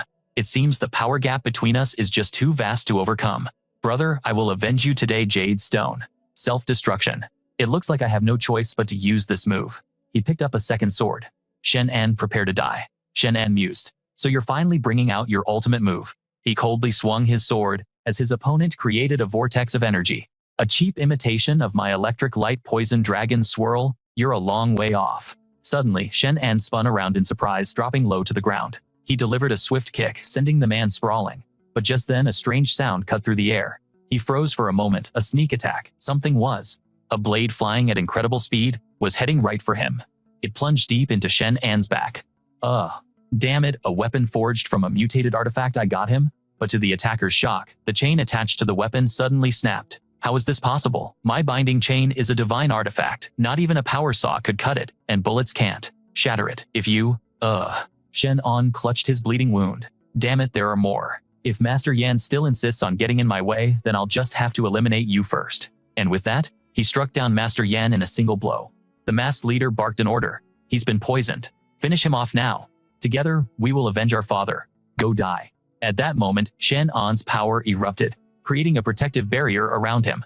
Where did that come from? What? One of the masked assailants charged him at blinding speed. This kind of plot twist is what makes a good system manhwa. Even so, the attacker couldn't track his movements before slashing cleanly across Shenan's body. Shenan cried out in agony. The leader in black sneered. He's that fast even while under the effects of my poison. But this is as far as he goes. Then he leaped high into the air. Shenan struggled to his feet, demanding an answer. Who sent you people? Are you old retainers of the Chen family? One of them scoffed. Is he trying to stall for time? The leader replied. Stalling. The longer he waits, the more my poison spreads. If he continues to waste time, we won't even have to do anything. He'll just drop dead on his own. Another one of them licked his blade menacingly. The Lianya assassination squad is here to claim your life. He lunged to strike Shenan, but to everyone's astonishment, the dagger in his hand shattered into countless fragments. A dagger forged from a mutated divine object, and yet, Shenan smiled calmly. When I was a kid, I read a lot of martial arts novels. They said that if a blade is fast enough, the one who is struck won't even realize they're already a dead man. Tell me, do you feel a chill? The assassin's face went pale. What are you talking about? Before he could finish his sentence, his body was torn to pieces. Shenan's gaze fell on the leader, his voice low and menacing. You're next. But peekaboo, surprise old man, the spot he was staring at was now empty. Huh, where did he go? Suddenly, the leader appeared from behind for a sneak attack. He unleashed his special ability only to be countered instantly by Shenan. The magic circle in his hands began to rapidly shrink. He cried out in shock. What did you do? A handsome and talented man such as myself believes that when taking something from someone, it should be returned in pristine condition. Cracks suddenly spiderwebbed across the palm of his hand. Huh. He then raised his knife again, but this time, he aimed it at his own hand. Shenan swiftly grabbed his arm, speaking in a soft tone. Hey now, what do you think you're doing? Your body is a gift from your parents. If you chop off your own arm like that, what would they think? The man began to sob in terror. Shenan, you're a monster. With a flick of his wrist, Shenan caused the man to explode into a bloody mist. He then turned his gaze towards the remaining assassins. Seeing his look, they flinched in terror. Forget it. Just scatter. Old song, let's retreat. But just then, something unexpected happened. The ground began to tremble as rocks and dirt were pushed aside. It was Master Yan, rising from his apparent defeat, his power now amplified far beyond what it was before. This guy is ridiculously resilient. And what's more, judging by his appearance, he's popped a forbidden pill. In terms of raw power, he's leagues above Chen Long Hai. Master Yan instantly lunges, swinging his sword straight at Shenan. Whoa, Shen, and barely dodges the attack. That was way too fast. As he creates some distance, Shenan smirks and says, haha, a dual-wielding master are you? Then let my dual blades test your skills. The two warriors immediately charge at each other, their swords clashing in a dramatic flurry. The intense battle culminates with Master Yan taking a direct hit from Shenan's blade, screaming out in pain. Arg. Shenan looks on pleased. He laughs. Haha, it's over. Shenan then uses his dual blades to flash past Master Yan, ending the fight just as Master Lin's part in this little drama concludes over by Song Zhongji. Boss Shen is unbelievably strong. As we see in this manhwa recap, his power could rank him among the top fighters in all of Huasha. Watch out, he yells, throwing a sword that deflects a bullet aimed right at Song Zhongji's neck. The bullet ricochets away harmlessly. Right now, Zhongji is squirming on the ground. Shenan scoffs. Do you really think crawling on the ground will make you invisible to a sniper? You'd be better off materializing some of those cage defenses of yours. But the man is too busy observing, noting. It's an SVD sniper rifle. That's a long-range weapon capable of hitting a target from 1,300 meters away. Based on the faint gunshot I heard, and the time it took for you to deflect the bullet, the sniper's position, he suddenly turns and yells, is probably extremely far away. Shenan nearly chokes hearing that brilliant deduction. Wow, your powers of reasoning are just profound. And right on cue, another bullet zips through the air. As it whistles past, he activates his clairvoyant vision, scanning the distance. Found you. He spots a masked man holding a rifle, and standing right next to him is none other than Xu Tianming. Shenan is taken aback. Xu Tianming from Jicheng Pharmaceuticals. So it really was you. Song Zhongji begins to speak Ba Shen about before. My family drove a wedge between us, causing me to hold a grudge and almost harm your friend. I'm truly sorry. And now you've even saved me. But I'm really not into guys. Hearing this, Shenan sends a swift uppercut, his way to knock him out of his delusion. Elsewhere, someone is agonizing over a choice at a hotel. Stay, leave, stay, leave. Does he want me to stay or go? It's Dan plucking petals from a flower, torn over the decision to stay or leave. When she reaches the final petal, she suddenly stops and tosses it aside. She giggles. The stem counts too. It means he wants me to stay. Yep, that has to be it. With her mind made up, she starts a live stream. Hello everyone, it's been a while. I'm here today to say goodbye. Her chat immediately explodes. Why? What's wrong? Jojo, don't go, please don't go. She then explains to her audience. My life has undergone some huge changes recently, and I'm not sure what to do next. I've given it a lot of thought, and I know I can't keep live streaming forever. I hope you can all understand my decision. I'm so grateful for your support over the years. My next step is to get a job at the future company. I heard they're hiring, and since my degree is in management, it seems like a perfect fit. Meanwhile, the current Shenan is deep in meditation when his future self speaks to him, it seems. The breathing modification technique is having a tremendous effect on you. How do your strength and body feel? Now I've reached the mid-stage of the 3rd rank. My body feels significantly enhanced, a key progression in any system Manhwa. But my spirit energy points are increasing very slowly. That's to be expected. Without the aid of spirit fruits, your cultivation speed will stagnate. That's it. You need to go into the deep mountains and find some of those fruits for yourself. He then goes to meet with Mu Lingqiu and explains the situation. For now, Jiqing Pharmaceuticals is being kept in check by the Song family, so they probably won't be able to cause any trouble in the short term. My injury from that poisonous snake requires the best resources to fully heal. A worried Lingqiu then asks, Boss, where are you off to? This time, did you find some other cute girl to chase after Shen? And completely flabbergasted retorts, what kind of person do you take me for? Don't slander my good name. I have important business to attend to. Just then, Wei Wei pokes her head in, adding with a smirk, Isn't Ba Shen's important business usually just chasing skirts? Or would you care to tell us exactly what you're planning to do? Shenan is left speechless. All right, you two powerful ladies, I surrender. I'm going into the deep mountains to find spirit fruits. You still want to go to that terrifying place? On one hand, Shenan explains the spirit fruits are crucial for my cultivation, a common quest in an awakening manhwa. On the other hand, I'm also worried about the stability of the barrier there. Fine. Then I'm going with you, Wei Wei declares. Shen, and can't resist a jab. Well, make sure you wear something a bit more durable this time. Enraged, she shouts, you are forbidden from speaking. Mu Lingqiu pipes up. I want to go too, Wei Wei retorts. What for if she can go, so can I. I can protect him too. And with that, the three of them pile into the car and head towards the remote mountains. Shenan is in a bind, completely exasperated.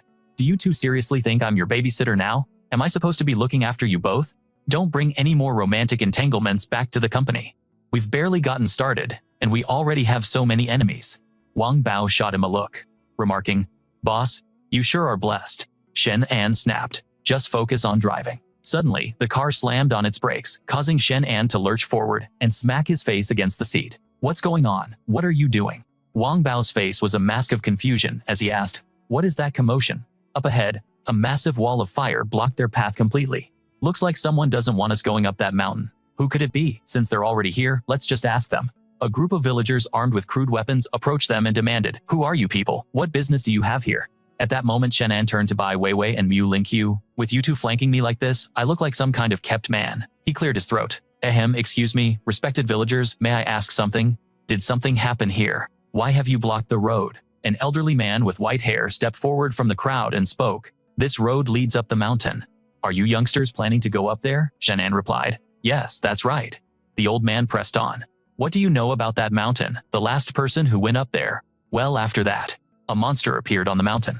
Shenan was taken aback. Sir, what exactly happened? We're here to investigate the situation. Wei Wei also presented her credentials. This entire scenario felt like it was straight out of an awakening manhwa. We're government agents. You can trust us and tell us everything that's happened. The old man sighed deeply and began, alas, a few days ago, a person dressed all in black also went up the mountain from this very spot. Not long after, we heard a massive explosion from up there. Then after the man in black left, the monster appeared. All the livestock we had grazing on the mountain, they all vanished. A woman trembling began to sob. My husband took some men up there to investigate and they never returned. Wei Wei stepped forward reassuringly. We will go up the mountain and investigate. Everyone please return to the village and wait for our report. With that, the group proceeded to a clearing. Mu Lingqiu knelt, examining the ground. The soil here is unusually soft, she noted. And look, there are very distinct drag marks all over. Shen, and immediately responded, I'm going to get a better vantage point. With a powerful leap, he shot up to a higher spot to survey the area.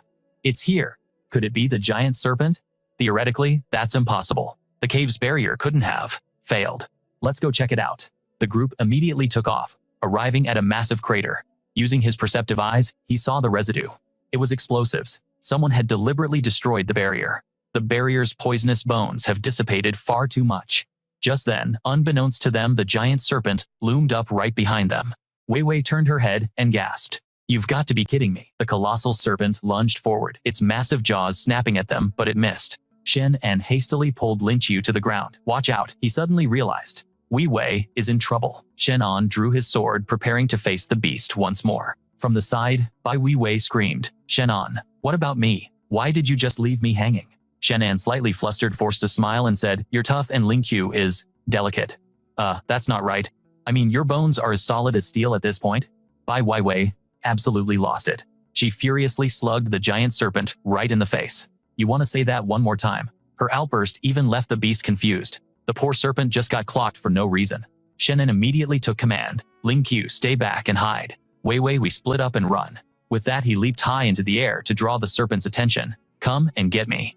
You big idiot. The giant serpent immediately gave chase. Shenan conjured a blaze of fire, engulfing the beast in flames. The serpent shrieked in agony. Seeing his plan work, Shenan smirked to himself. The flames of Mount Wanuan didn't even inflict real damage on it, but at least it made for a good show. Since that's the case, I'll just have to use your own weapon.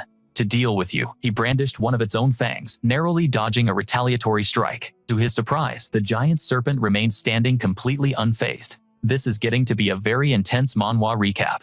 Son of A, you actually got a brain upgrade. He soared into the air, determined to unleash a barrage of attacks on the giant serpent, but it deftly dodged every single one. Chen, and seeing this, could only exclaim, it's too fast. He followed up with his special skill, the Iron Mountain Charge, but it seemed to have no effect whatsoever. The giant serpent's power, even after leaving the demon realm, had diminished. But even in this weakened state, it's not something I can handle alone. Damn it. The serpent lunged forward with its jaws wide open. Just then, the superheroine Wei Wei stepped in to protect Shenan. Wei Wei, it's dangerous. She landed a solid punch, making the beast howl in pain. The serpent was now blind in one eye, and it seemed hell-bent on getting revenge. I have to lose it, and fast. Suddenly, Lin Chu grabbed his hand. Shenan glanced over to see she was turning invisible, a skill right out of a system manhwa. Let's go now, she urged. But the serpent whipped its tail around, and Lin Chu was unexpectedly struck by the creature's tail, crying out ag. Seeing her get hit, Shenan called out in a panic. Lin Chu coughed violently, collapsing to the ground, but she managed to tell Shenan, don't stop, cough, cough. I can still move. Let's get out of here, Lin Chu managed to say. Shenan replied, all right, save your strength. I'll transfer some spiritual energy to stabilize you. Meanwhile, Wei Wei was also facing the giant python, a look of bewilderment and panic on her face as she glanced to the side, seemingly formulating a plan. Just then, Shenan grabbed Wei Wei's hand as well. The three of them then turned invisible, prompting a jealous thought from Lin Chu. So worried about her are we? Did you even ask for my permission? Don't be like that, we're all allies here. The giant serpent had already turned its tail to leave. Where does it think it's going, Shen? And glanced back, his face etched with alarm. This is bad, the giant serpent has suddenly changed course to another path. Shenan quickly said, it's following the same route we took up the mountain. Its ultimate target will be the village at the base of the mountain. We can't let it get down the mountain. Hey, you overgrown eel, your grandpa is right here. The giant serpent immediately froze and turned its head. Wei Wei ran after Shenan. Why did you? Wei Wei immediately declared, save your breath. I'm a government official. Protecting the people is my fundamental responsibility. Lin Chu sighed. What a pair of fools. Shenan suddenly burst out laughing, pulling both women into an embrace and saying, haha, with you two by my side, I can die without any regrets. Is this really the time for such grandstanding? As she spoke, he completely changed his demeanor, shoving Lin Chu and Wei Wei down as he charged forward alone to attack the ferocious serpent. Boss Shen. And you bastard. The giant serpent opened its massive blood-red eyes and hissed, but then it stopped. Shenan said in surprise. Why did it stop? The direction it's looking. Don't tell me there's an even more terrifying beast nearby. Suddenly, a weasel appeared behind him. Shenan was just as bewildered. All at once, the gray weasel began to mutate, sprouting a pair of long, razor-sharp claws. It suddenly transformed, growing larger, as its eyes radiated a murderous aura. Shenan stammered, what is this thing? In a flash, the mutated gray weasel lunged towards the giant serpent to attack it. The serpent refused to back down, whipping its massive tail in retaliation. But the mutated gray weasel managed to grapple the serpent and hurl it 100 meters away, as if it were a tiny earthworm.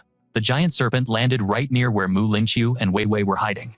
The mutated weasel, once again showcasing its prowess in this intense manhwa recap, leaped into the air and tucked in one leg. Unexpectedly, the giant serpent managed to wrap its tail around the creature's leg. The mutated weasel lost its balance and went crashing down. The giant serpent seized the advantage, hoisting the mutated gray weasel into the air and dangling it, shaking it back and forth until the weasel became dizzy and disoriented, its head spinning before it passed out. Then the serpent opened its massive maw. Shenan broke out in a cold sweat and yelled, "This is not good. Is that snake really planning to swallow it whole?" Once again, he pulled a gun from his mechanical system, immediately firing a continuous volley of shots at the giant python. The python was wounded by the assault, its mouth hanging open as blood sprayed everywhere. It then regained its senses, snarling resentfully at Shenan. Not stopping there, Shenan pulled out a bomb, let out a snort, and leaped up in front of the giant python's mouth, decisively throwing the bomb inside while shouting, "Eat my handheld bomb." Witnessing this scene, Lingqiu said, "Oh no, is the boss planning to go down with the python in a blaze of glory?" By Wei Wei tried to stop him, yelling, "Shenan, don't." She then launched herself over the giant serpent's head. Why did she jump over its head? The mutated gray weasel had woken up by then.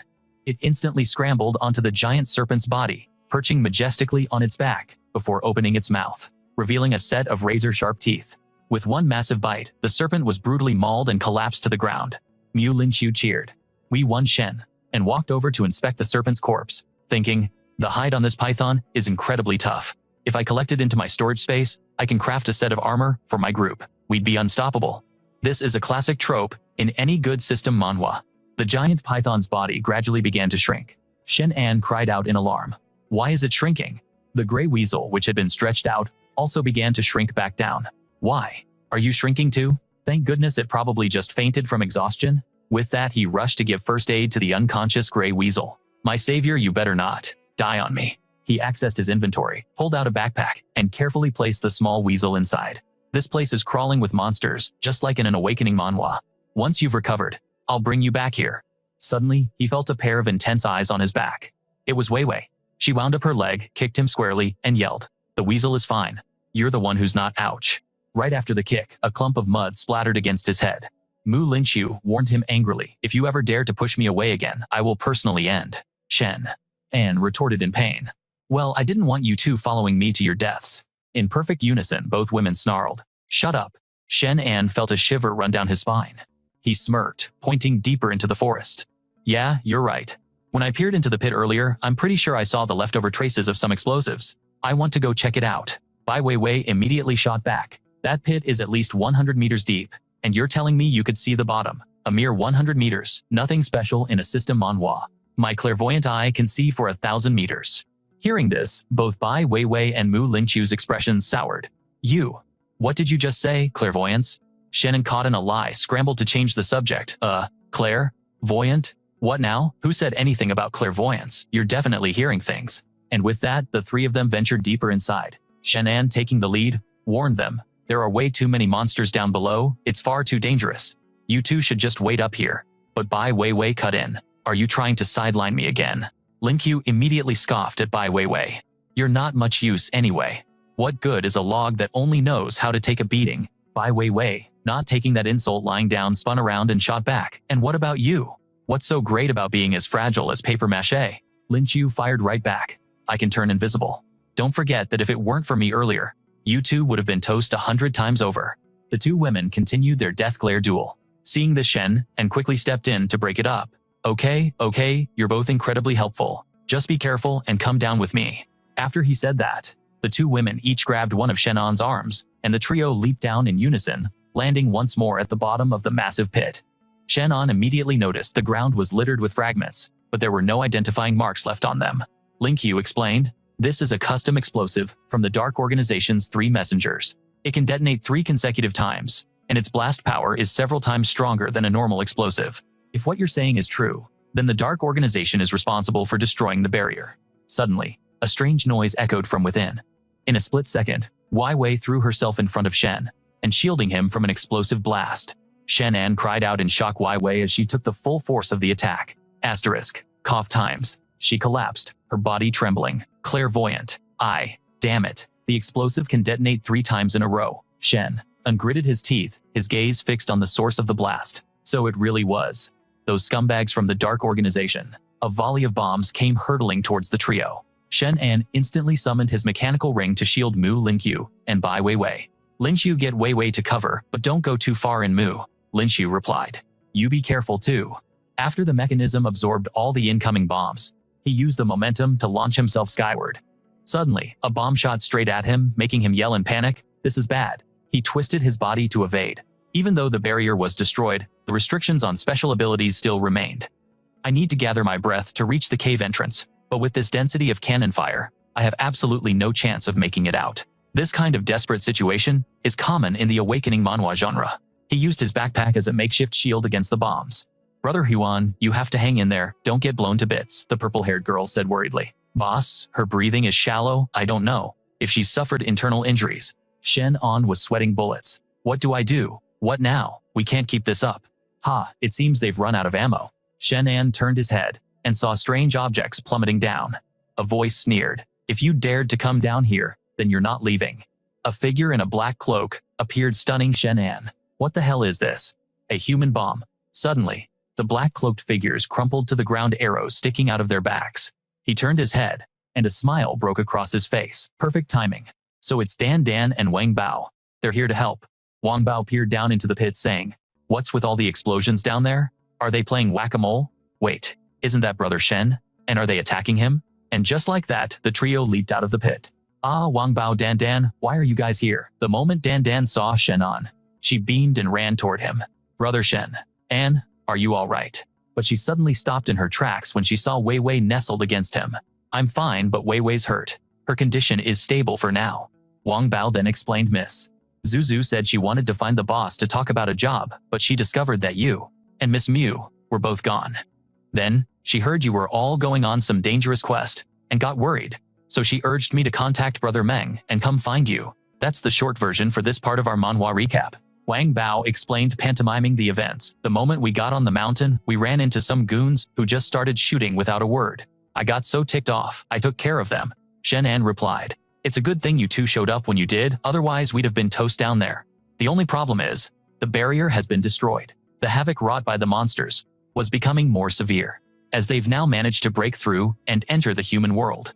It's only a matter of time before the villagers below are attacked. We have to find a way to repair the barrier immediately. But the current situation was incredibly dire. Suddenly, an idea struck Shenan, and he muttered, that's right, isn't that guy's specialty making giant covers? Wasn't he an expert at making containment covers? Exactly 1 hour later, the person he had summoned arrived. Boss, Chen, what good fortune brings you to me, Shen? And didn't beat around the bush. He immediately asked for a favor. Old Song, can your cover completely seal this massive sinkhole? Hearing this, Old Song immediately turned and ordered his subordinate. You there, don't even turn off the engine, just head straight back. Turn off the engine, just head straight back. Seeing that attitude, Shenan's face darkened. Old Song, is that how you treat your benefactor? Are you looking for a knuckle sandwich? Old Song reluctantly tossed him a red sphere, grumbling, here, take it, you big bully, Shen, and deftly caught it with a grin. Thanks. With that said, he immediately hurled the sphere toward the mouth of the pit. Instantly, it expanded into a massive membrane, completely sealing the entire opening. Someone exclaimed in astonishment.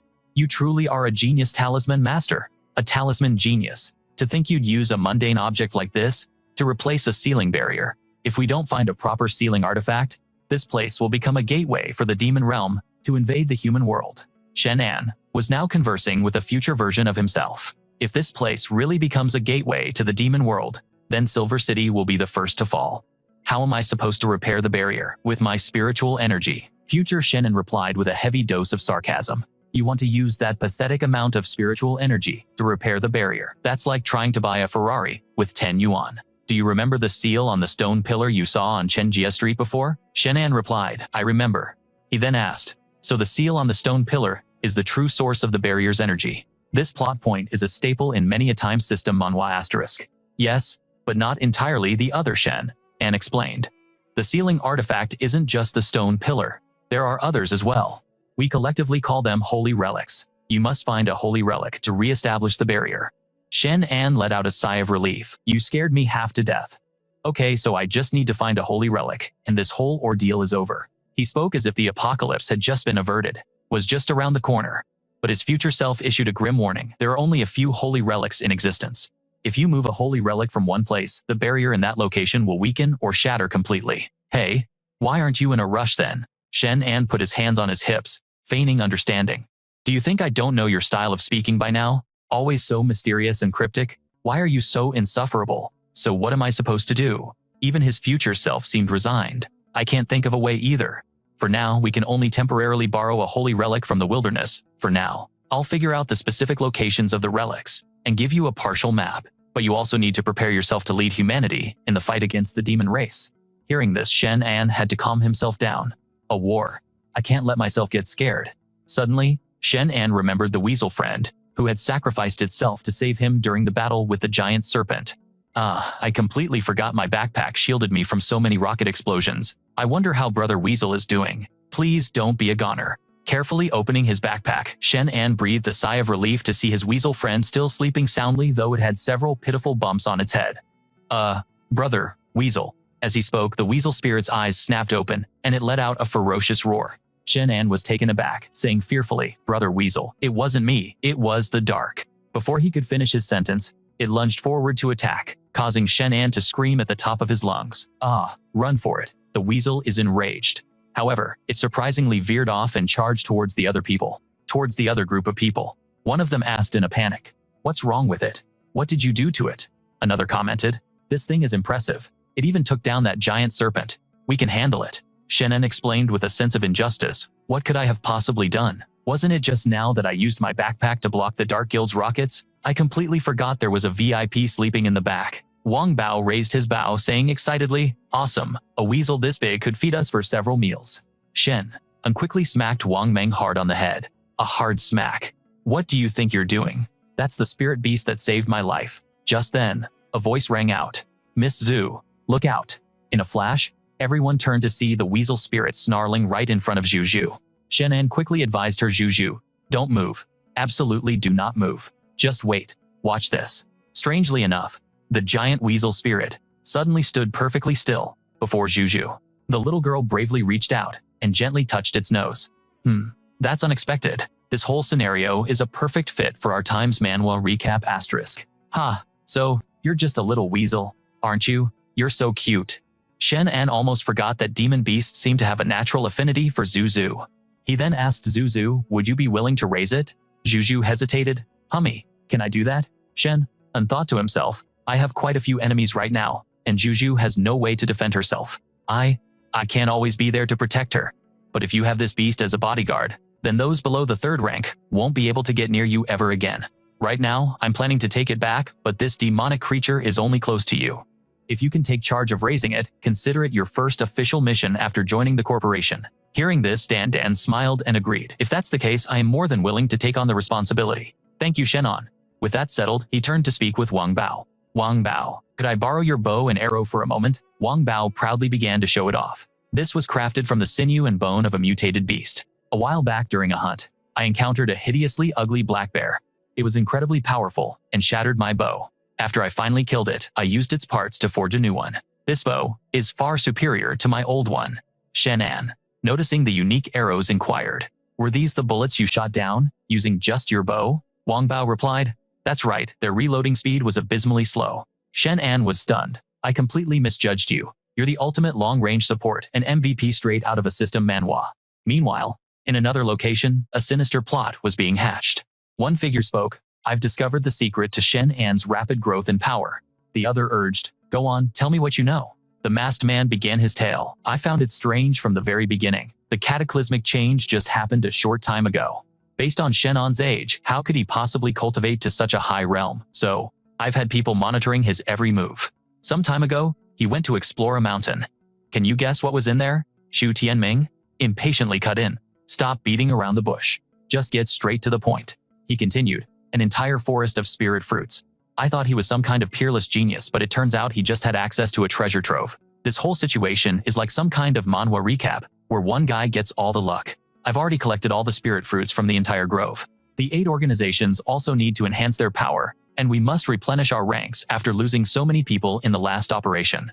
Xu Tianming immediately questioned, why were there casualties? Did Shenan's side set up an ambush? The masked man explained, besides the spirit fruits, my men also discovered a strange deep chasm. Fearing an ambush, they tossed explosives into the cave. Little did they know they would trigger an event straight out of an awakening manhwa and blow out a giant python the size of a freight train. In my opinion, the spirit fruits inside that cave must be even more potent, which is what caused the python to mutate into a colossal beast. It's just a shame that the giant python was too powerful. Our men couldn't even scratch it. They had no choice but to search the very bottom of the cave. So, did you come to me asking for men or for resources? The masked man went on, his voice dripping with insinuation. Dealing with Shenan isn't just a one-sided operation for my dark organization. In any case, we can't be the only ones making all the sacrifices. Isn't that right, Boss Chu? Besides, our dark organization is not to be trifled with. First, Shenan poached from my territory, and then he eliminated 2 of my veteran generals. This blood feud is irreconcilable. I only hope that you, Boss Chu, will assist the Jin Hamsong family. I have no desire to open a war with both the Future Group and the Song Family's corporation at the same time. Xu Tianming then asked, and what do you plan to do about that giant python? The man suddenly burst into laughter. Ha ha, what does that have to do with me? It's just some villagers in the valley below who will suffer. The death of a few ants means nothing, Xu Tianming retorted. You should still have some respect for human life. That being said, isn't Shenan supposed to be so righteous and benevolent? He probably won't just stand by and let those beasts slaughter innocent lives. Having them keep Shenan occupied isn't a bad outcome for us. At that moment, Shenan was relaxing, throwing darts at a can. He said with satisfaction, excellent. This long-range attack power is top tier. Wang Bao chuckled. Heh, it was a small matter. Suddenly, Shenan's phone rang, and a voice came from the other end of the line. I've drawn a map for you. The monster's location is clearly marked. Shenan glanced at the map and teased. Well, even though my drawing skills are terrible, how have you not improved one bit in 10 years? The person on the other end shot back. That's only because your fundamentals were weak when you were a kid, and now you have the nerve to blame me. I've already scouted it out. That small island in the Pacific Ocean is currently the most suitable target. Even if we move the holy artifact from there, the ocean will act as a natural barrier against the demonic beasts. It won't be able to pose a threat to humanity too quickly. Shenan replied, understood. It looks like I need to assemble my own personal death squad. Later, Shenan gathered everyone and said, everyone, we're all family here, so I'm going to be blunt with you. The cave back there is a gateway to the demon world. The situation is just as I've said. I need to assemble a team to go to the island with me to retrieve the holy artifacts and rebuild the barrier in the deep chasm. But this mission will be extremely dangerous. Wang Bao immediately. Eagerly stepping forward, he pleaded, Boss, let me go, I'll go. My home is in the village right next to this one. If something happens here, my family will surely be caught in the disaster. I'll go. Shenan clapped his shoulder and said, all right, you're in. Later on, I'll even craft you a more perfect long-range weapon. A resolute female voice suddenly rang out. Count me in. Mu Linqiu and Wei both raised their hands in unison. The 3 of them then shot daggers at each other with their eyes. Shenan said, Wei, you're a government agent. I don't want your superiors finding out about this too soon. You need to come up with a valid reason to hand over your duties. He then turned to Mu Linqiu. And you're the one managing everything at the Future Group. If she were to leave, Mu Linqiu quickly retorted.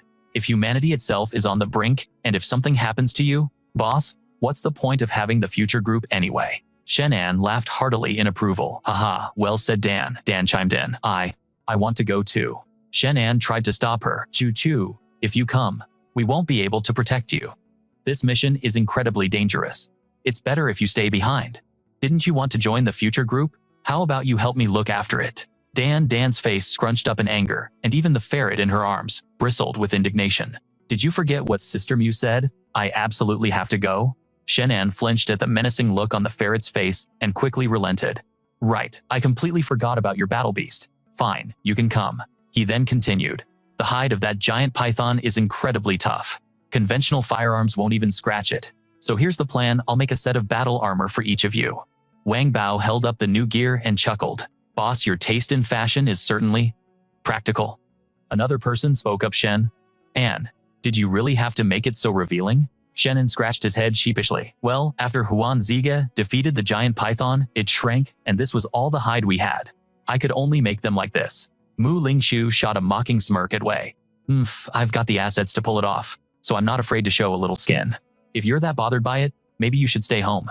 It's not like my figure has anything to be ashamed of. Dan whispered. If Brother Shenan likes it, then I have no problem at all. Shenan made his decision. All right then, our little suicide squad is officially formed. 70. On the road back, Wang Meng puffed out his cheeks and said, "Big bro, are you leaving me behind because you think I'm too weak?" Shenan gave an apologetic laugh. "Your ability has only just awakened, and you're still lacking real-world experience. This mission involves a rare mutated beast. It would be incredibly dangerous if you couldn't use your powers effectively. Besides, I need someone I can truly trust to look after the group for me." Hearing this, Wang Meng's face lit up. "Don't you worry, big bro. I might be useless when it comes to business, but you can count on me to hold down the fort." Arriving at the hotel, Shenan saw Chu Yushi already waiting for him in the lobby. She smiled Shenan. The girl in red immediately linked her arm with Shenan's, grinning slyly as she said, "Come on, it's time to officially meet the parents." Shenan was completely bewildered. "Huh?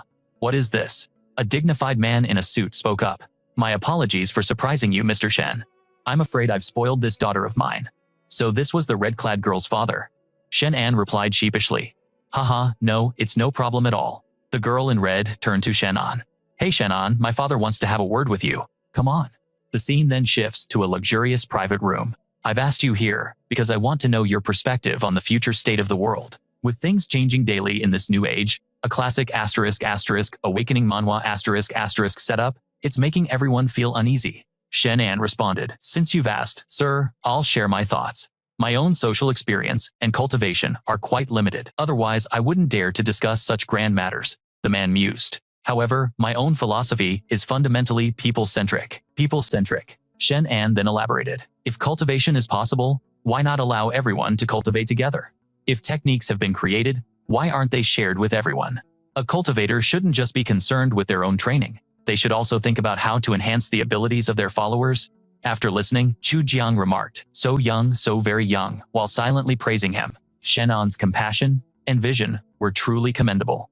Asterisk. If only I had that kind of mindset when I was young. Times he thought times my achievements wouldn't have just stopped asterisk at this level. Asterisk. But it's easier said than done. Perhaps this idea sounds absurd to most, but if humanity cannot improve its collective strength, then when the demon realm finally invades, there will be no way for us to survive.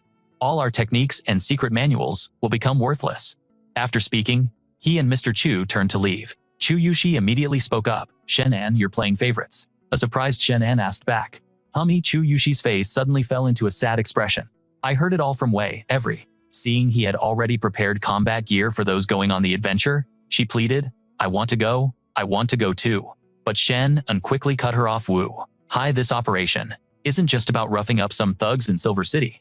We're talking about a perilous journey across the sea. How could a huge celebrity like you possibly handle that? Besides, I remember director Zhang Daiyu was looking to cast you in a film." Wu Hai looked down, dejected, saying, "The movie doesn't matter. The truth is, I know my abilities won't be of much help." Shenan quickly tried to console her. "All right, you're on the team. But I can't bring you along for this specific operation. The next time a local mission pops up, you'll be the first to know. As for the fighting, if you're still up for it." He then handed her a set of protective gear, saying, "Materials are scarce, so this was the best I could manage." Wu Hai's face instantly lit up as she took it. "It's just a matter of materials, right? So what? What's so hard about making it look like combat gear? Worst case, I'll just have my personal fashion designer tweak it a bit. I'll wear it for you next time, and I'll wear it while I fight by your side." Shenan was stunned by her sudden 180, muttering to himself, "Am I hallucinating? Wasn't she just on the verge of tears?" Sighing, he thought, "Best not to stare." He then turned to Wang Bao. "Wang Bao, I've custom-made a weapon for you. In future operations, I need you to take on the role of our long-range support marksman. It will help you reduce your draw and knock time, and it has a much greater range. Get some good practice in with it." Wang Bao picked up the bow, his eyes gleaming with excitement. "This is awesome. How is it this cool?" Lin Qiu then spoke up. "Boss, when are we heading out?" Shenan replied. "Not yet. I have some unfinished business to handle first. The Dark Guild, this time. I'm going to uproot their entire base in Silver City. The Song family might be able to suppress the city's illicit production, but with the Dark Guild in the picture, the Songs won't have an easy time. And with Chu Wu Hai and the Chu family, I don't want to drag them into this mess. The government is just watching the show, so we're on our own." After hearing this, Lin Qiu was stunned. Shenan wanted to declare war on the Dark Guild and the whole of Silver City. They weren't an enemy the Chen family could handle alone. The Silver City branch of the Dark Guild has 6 grand envoys, each specializing in a different area: security, assassination, pharmaceuticals, interrogation, and intelligence. Shenan commented, "A large organization with such a clear division of labor. They won't be easy to deal with. This is the kind of setup you'd expect in a high-stakes system manhwa." Do you really think that if we don't go after them, they'll just leave us in peace? I'd rather be the one throwing the first punch. Besides, we can't set sail with any peace of mind until they've been taken care of. Suddenly, another voice cut in. If you're going after the Dark Guild, then you have to count me in. It was Du Shi Tianbai leaning on a cane, but radiating an intense fiery spirit. Boss, I'm fully recovered. If you're taking on the Dark Guild, then you absolutely have to bring me along. Shenan grinned and agreed. Excellent. This time we'll take them down together. A woman spoke up. All right, old-timer. When it comes to knowing the Dark Guild inside and out, nobody beats me and Du Shi. She continued. I was the ace of the 5th Envoy, the Assassination Division, and Du Shi here was an elite of the 3rd Envoy's Pharmaceutical Division. For this operation, please let us take the lead. Shenan nodded. Done. We'll treat this mission as the first full-scale combat drill for our new squad. Meanwhile, inside a car somewhere else, a voice reported. We still haven't been able to make contact with the Deep Mountain Operations team. A voice on the phone sounded terrified. I'm sorry, boss. The white-haired man's eyes narrowed. Is there something that I should know that you haven't told me yet? The man on the phone quickly spilled the beans. Yesterday's field report mentioned seeing several individuals entering the mountains. Among them was a member of the Mu team, Mu Lin Chu, and their leader appeared to be Shenan. The white-haired man's voice turned to ice. And why wasn't this reported to me immediately? The caller panicked. I'm sorry, sir. I'm so sorry. I was planning to handle them myself before reporting to you. The white-haired man's expression grew dark. You should prepare for your end. With that, he crushed the phone in his hand, gritting his teeth and snarling Shenan. It's you again. Elsewhere, traffic moved along the city streets. Inside a flashy red sports car, a pink-haired girl cozied up to the blonde man in the driver's seat. Babe, look, a Maybach. That's my absolute favorite car, she cooed. The blonde man let out a sinister chuckle. That piece of junk, watch this. Just then, the light turned green. The blonde man slammed his foot on the accelerator, and the red car shot forward, cutting off the Maybach. The white-haired man, jolted by the sudden stop, barked at his driver. What in the world are you doing? His subordinate in the driver's seat trembled as he explained, I'm sorry, boss. Up ahead, the blonde man in the red car casually stuck his hand out the window and flipped a very specific finger at the car behind them, taunting, yeah, go ahead and pass me now. A moment later, the white-haired man's Maybach pulled up alongside the red sports car. The blonde man sneered arrogantly. What's the matter? You got a problem with me? Let's go. But then he noticed something wasn't quite right. He looked over and saw the white-haired man calmly pointing a piece right at his head. With the job done, the red car began to swerve out of control. The white-haired man retracted his weapon and ordered a return to headquarters, which was cleverly concealed in a desolate suburb. The white-haired man issued a command to his underlings. All members level 2 and higher will each be served 1 spirit fruit. For those level 3 and above, they will receive both spirit medicine and a spirit fruit. Make the arrangements at once. A figure in a black cloak bowed their head, responding, Understood, big brother. The white-haired man's voice grew chillingly cold. Shenan, if you dare to show your face here, I will make sure you never leave this place alive. Miles away, Shenan let out a sudden sneeze. Is someone talking smack about me? He wondered, wiping his nose before asking, Are you certain? The headquarters of the Dark Guild is really just this. The purple-haired woman corrected him. To be precise, we are standing directly above the Dark Guild's headquarters. She gestured towards the nearby farm, explaining that it was the entrance to a complex several stories deep. It's all the Dark Guild's territory. Shenan found it odd, yet it made a certain kind of sense. The man beside him clarified, a Dark Guild naturally operates in the shadows, so hiding underground is perfectly normal for them in a system Manhwa. The boss has arrived, Shenan announced, pushing the door open. But is there really no one on guard? You'd think they'd at least have a few watchdogs, or something. As if on cue, several shadowy figures materialized from nowhere. The purple-haired woman let out a long sigh. Oh my dear boss, she thought. Thanks to that blessed mouth of yours. What's the plan now? The black-cloaked figures aimed their weapons, issuing a stern warning. Don't move. The white-haired man's voice crackled over a microphone. Shenan, on behalf of the Dark Guild, I have no desire for a confrontation. Just hand over the 2 traitors Mu Lintan and Du Shi, and we will let you walk away. Du Shi stammered nervously, boss. Meanwhile, Shenan was already doing the math on the dozen or so enemies. It'll take an average of 0.7 seconds per person, he thought with a slight smile. And the speed of a bullet is. The white-haired man's voice interrupted. Have you made your decision, Chen? And whispered under his breath. That's more than enough time. He formed a finger gun, pointed it forward, and mouthed pew. And just like that, as Shenan raised his hand and made the sound, one of the men in black crumpled to the ground. Watching their comrade fall for no apparent reason, the remaining men stared in shock. They looked down at the man on the ground. His eyes rolled back into his head, and began to wonder, what in the world is going on? Meanwhile, Shenan was putting on quite a show. One hand was shaped like a gun, while the other cupped his mouth, producing a series of pew-pew sound effects. With every pew, another man in black hit the dirt. The others watched in horror, as their comrades dropped one by one for no discernible reason. Panic set in as they screamed, "What's going on? What's wrong with you all? This is no time for a nap." But wait a second. A closer look revealed that each of the fallen men had a tiny dart embedded in them. Their eyes then turned towards the distant mountain, and there a man in a hat was looking down at the scene below. He nonchalantly blew on the tip of his crossbow, a grin on his face. He announced proudly, "You may call me, the Sharpshooter King." Wei Wei, who was beside him, teased the times. Times Sharpshooter King is so impressive. Hearing the emphasis she put on it, he felt like something was off. It dawned on him and he exclaimed in embarrassment, "There's no in the name. It's just a sound I made." Dan, who was listening to their banter nearby, couldn't help but burst out laughing. Returning to Shenan's position, he gazed at the men sprawled on the ground and shouted towards the central control system. "As for my response, are you satisfied with it?" A moment later, a synthetic mechanical voice replied, "Shenan, are you declaring all-out war?" Upon hearing that voice, Shenan's expression turned frigid.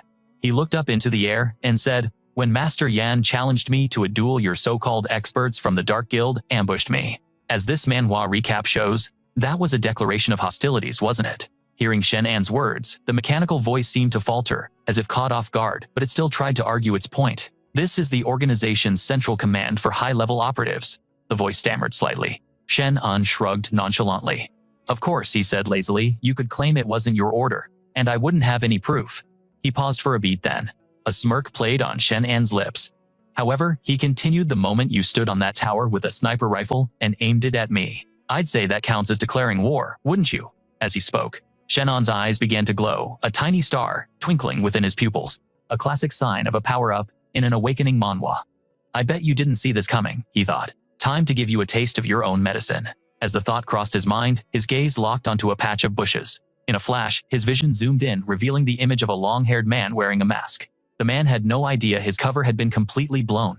He was still muttering to himself, "How could he possibly see me?" Shenan's grin widened as he spoke cheerfully. "You want to know how I found you? Perhaps you should do some research on the relationship between myself and Director Shu. I don't know your name, but since you're so fond of that golden mask, I think I'll just call you Goldie Oldie." Chen, and taunted him mercilessly. "Hey, Goldie Oldie, save a spot for me down in hell, will you?" Hearing Shenan's mocking tone, the masked man erupted in a fit of rage. He slammed his fist down, shattering the table beneath him as veins bulged on his forehead. Was written all over his face.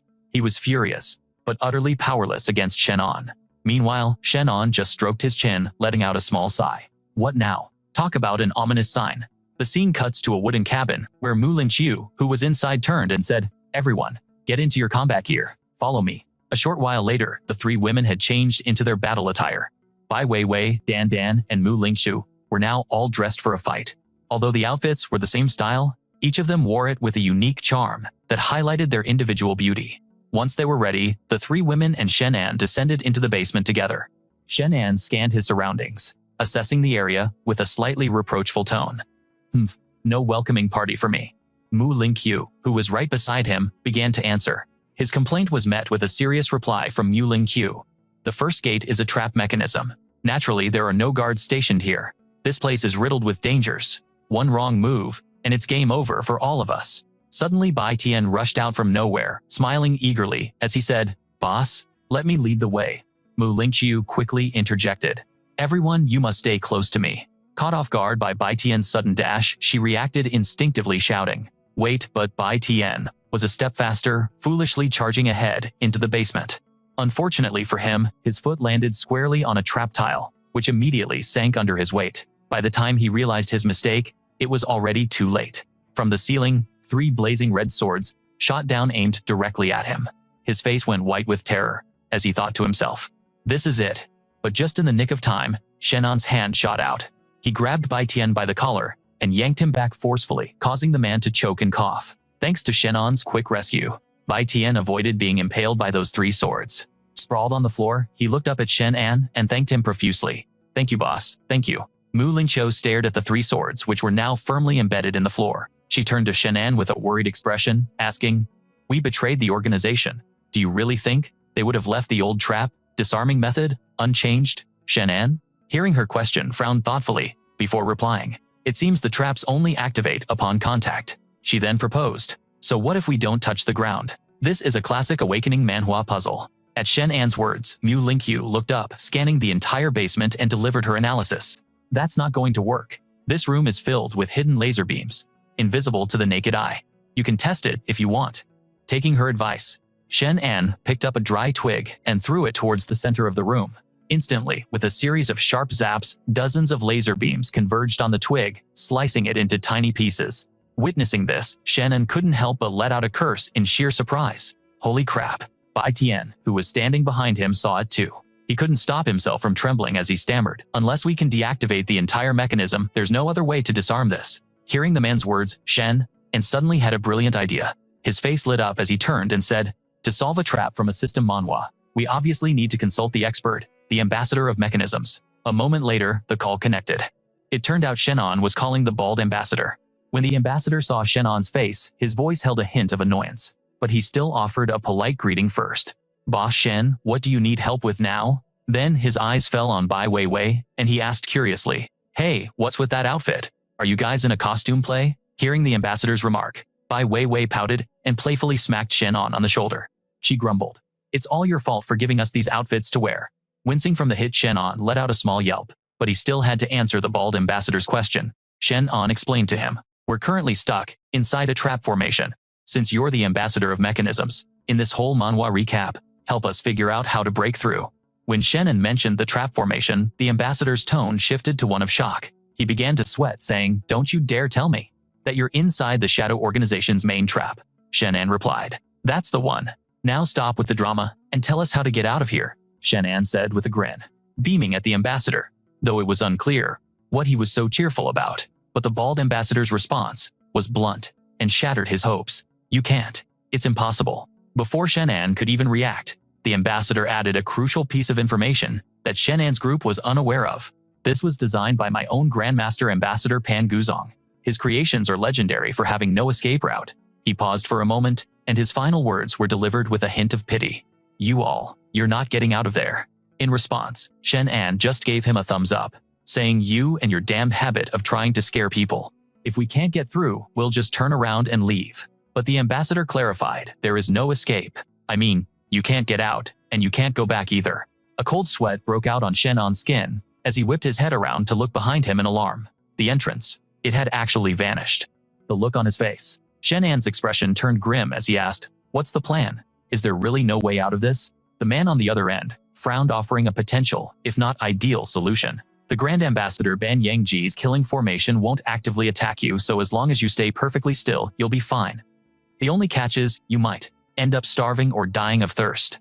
Shenan was furious at this suggestion, retorting, do you want me to beat the living daylights out of you? The voice on the other end immediately started sweating bullets. He quickly backpedaled, explaining that every formation has a core, a classic trope in any good system Manhwa. Boss Shen, with your incredible abilities, if you can just locate and destroy the formation's core, you'll be able to break free.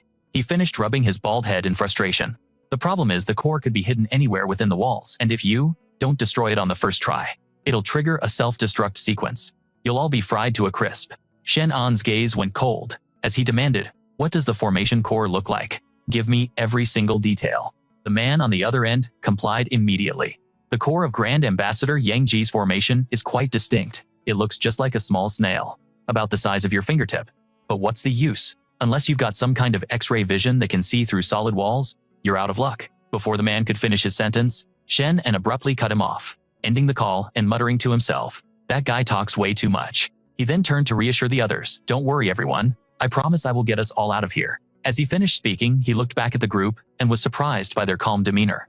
He immediately questioned them, didn't you all hear what that bald-headed song was saying? How can you all be so composed, Dan? Dan clenched her fist, a small smile on her face as she stated with conviction, it's because we all have faith in you. Shenan froze for a moment, taken aback by her words. He then turned away, a glint of blue light flashing in his eyes as he responded, all right, I won't let you down.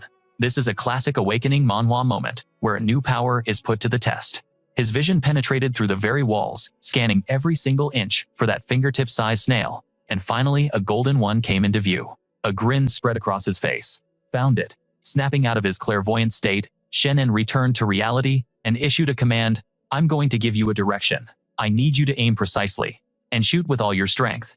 You have to be dead on. Show me you can do this. The archer knocked an arrow, took careful aim at the target, and let it fly. The arrow struck true, shattering a section of the wall. The purple-haired girl behind him asked uncertainly, "Is that it? Is it over?" Shenan's eyes lit up, confident that it was a success. Without a moment's hesitation, he strode forward, but the girls behind him called out in concern, "Shen, and be careful." He glanced back, his expression calm. "It's okay. I've already disabled the trap." He was surprised by their reactions. "Hey, what's with all those expressions?" The girls were covering themselves, looking embarrassed. Just moments ago, Song Jongji had said that unless he had X-ray vision to see through the walls, finding the core was impossible. The horrifying realization dawned on them. Did he actually have it?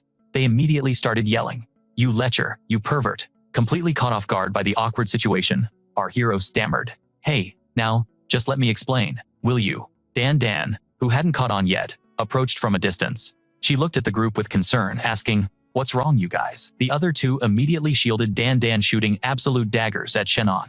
The misunderstanding was devastating for our protagonist. "It's really not what you're thinking," he pleaded. But then an unfortunate side effect kicked in, making his head spin. "Oh no, this is bad." And just like that, he collapsed to his knees. The archer rushed to his side, catching him. "Boss, what's wrong?" Despite the intense strain, Shenan tried to play it cool. "It's nothing, I just overexerted myself a bit. Let's keep moving." As they walked, he mused internally that his clairvoyant vision consumed a massive amount of spiritual energy. He could only hope the next stages weren't as demanding. The scene then shifts to the next gate. A new grand vista unfolds before the group. Awaiting them are heavily armored figures, swords drawn, and ready for battle at a moment's notice. The purple-haired girl gasped in shock. "What, the 6 warriors?" Our hero, completely clueless, asked, "Who are the 6 warriors? Why do you look so terrified?" She replied with a sense of dread. "The 6 warriors are supposed to be the guardians of the 5th floor. What are they doing here?" Both she and the man in the cap were stunned, exclaiming, "Why have they shown up in this place?" Hearing their panic, Shenan turned to them and asked quizzically, "Are these guys really that tough?" This is turning into a real boss-level manhwa recap. The purple-haired girl responded gravely, "The 6 warriors are the ace up the sleeve for the Shadow Syndicate. They were originally sextuplets born from the same mother. Their father was unknown, and their mother died during the difficult childbirth. But that's where their bizarre story truly begins." The scene then shows the 6 of them as toddlers playfully climbing all over a giant ape.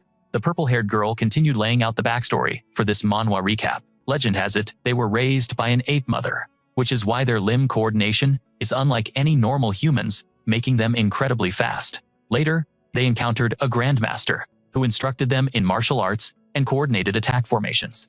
From that point on, they achieved great success on their martial path, and by that time, those 6 children had grown into adults.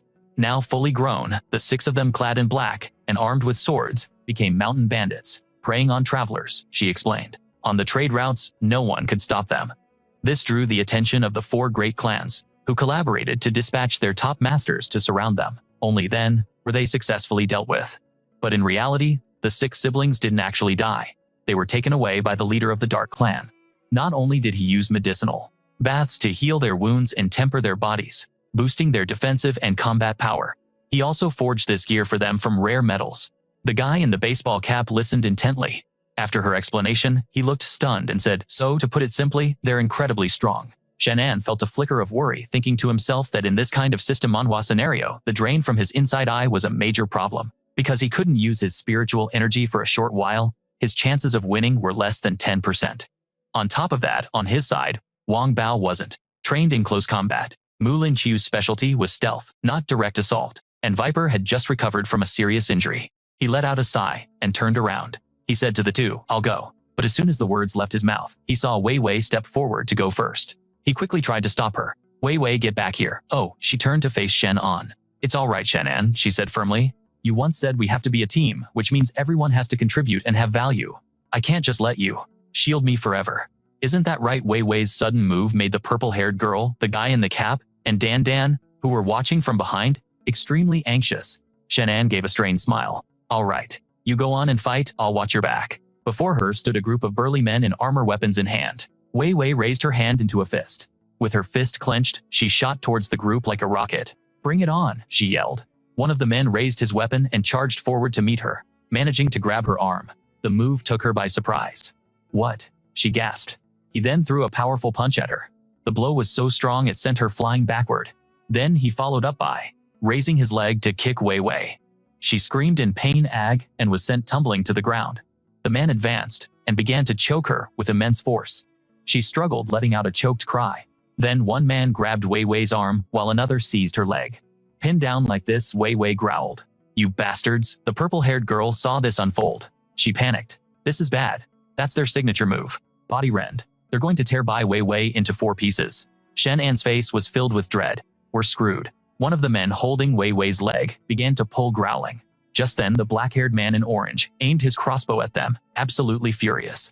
I despise cowards who use numbers to bully the weak, but suddenly, Wei Wei broke free. She leaped backward, a smirk playing on her lips. Thanks, but I've got this. She then tightened her grip on the knife she had concealed behind her back. The man in orange was about to rush in to help, but Shenan stopped him. No need. I trust she can handle it. Behind them, Dan was worried. She spoke up. But they're so strong. Can Sister Wei really do it? The man in orange looked at her and laughed heartily.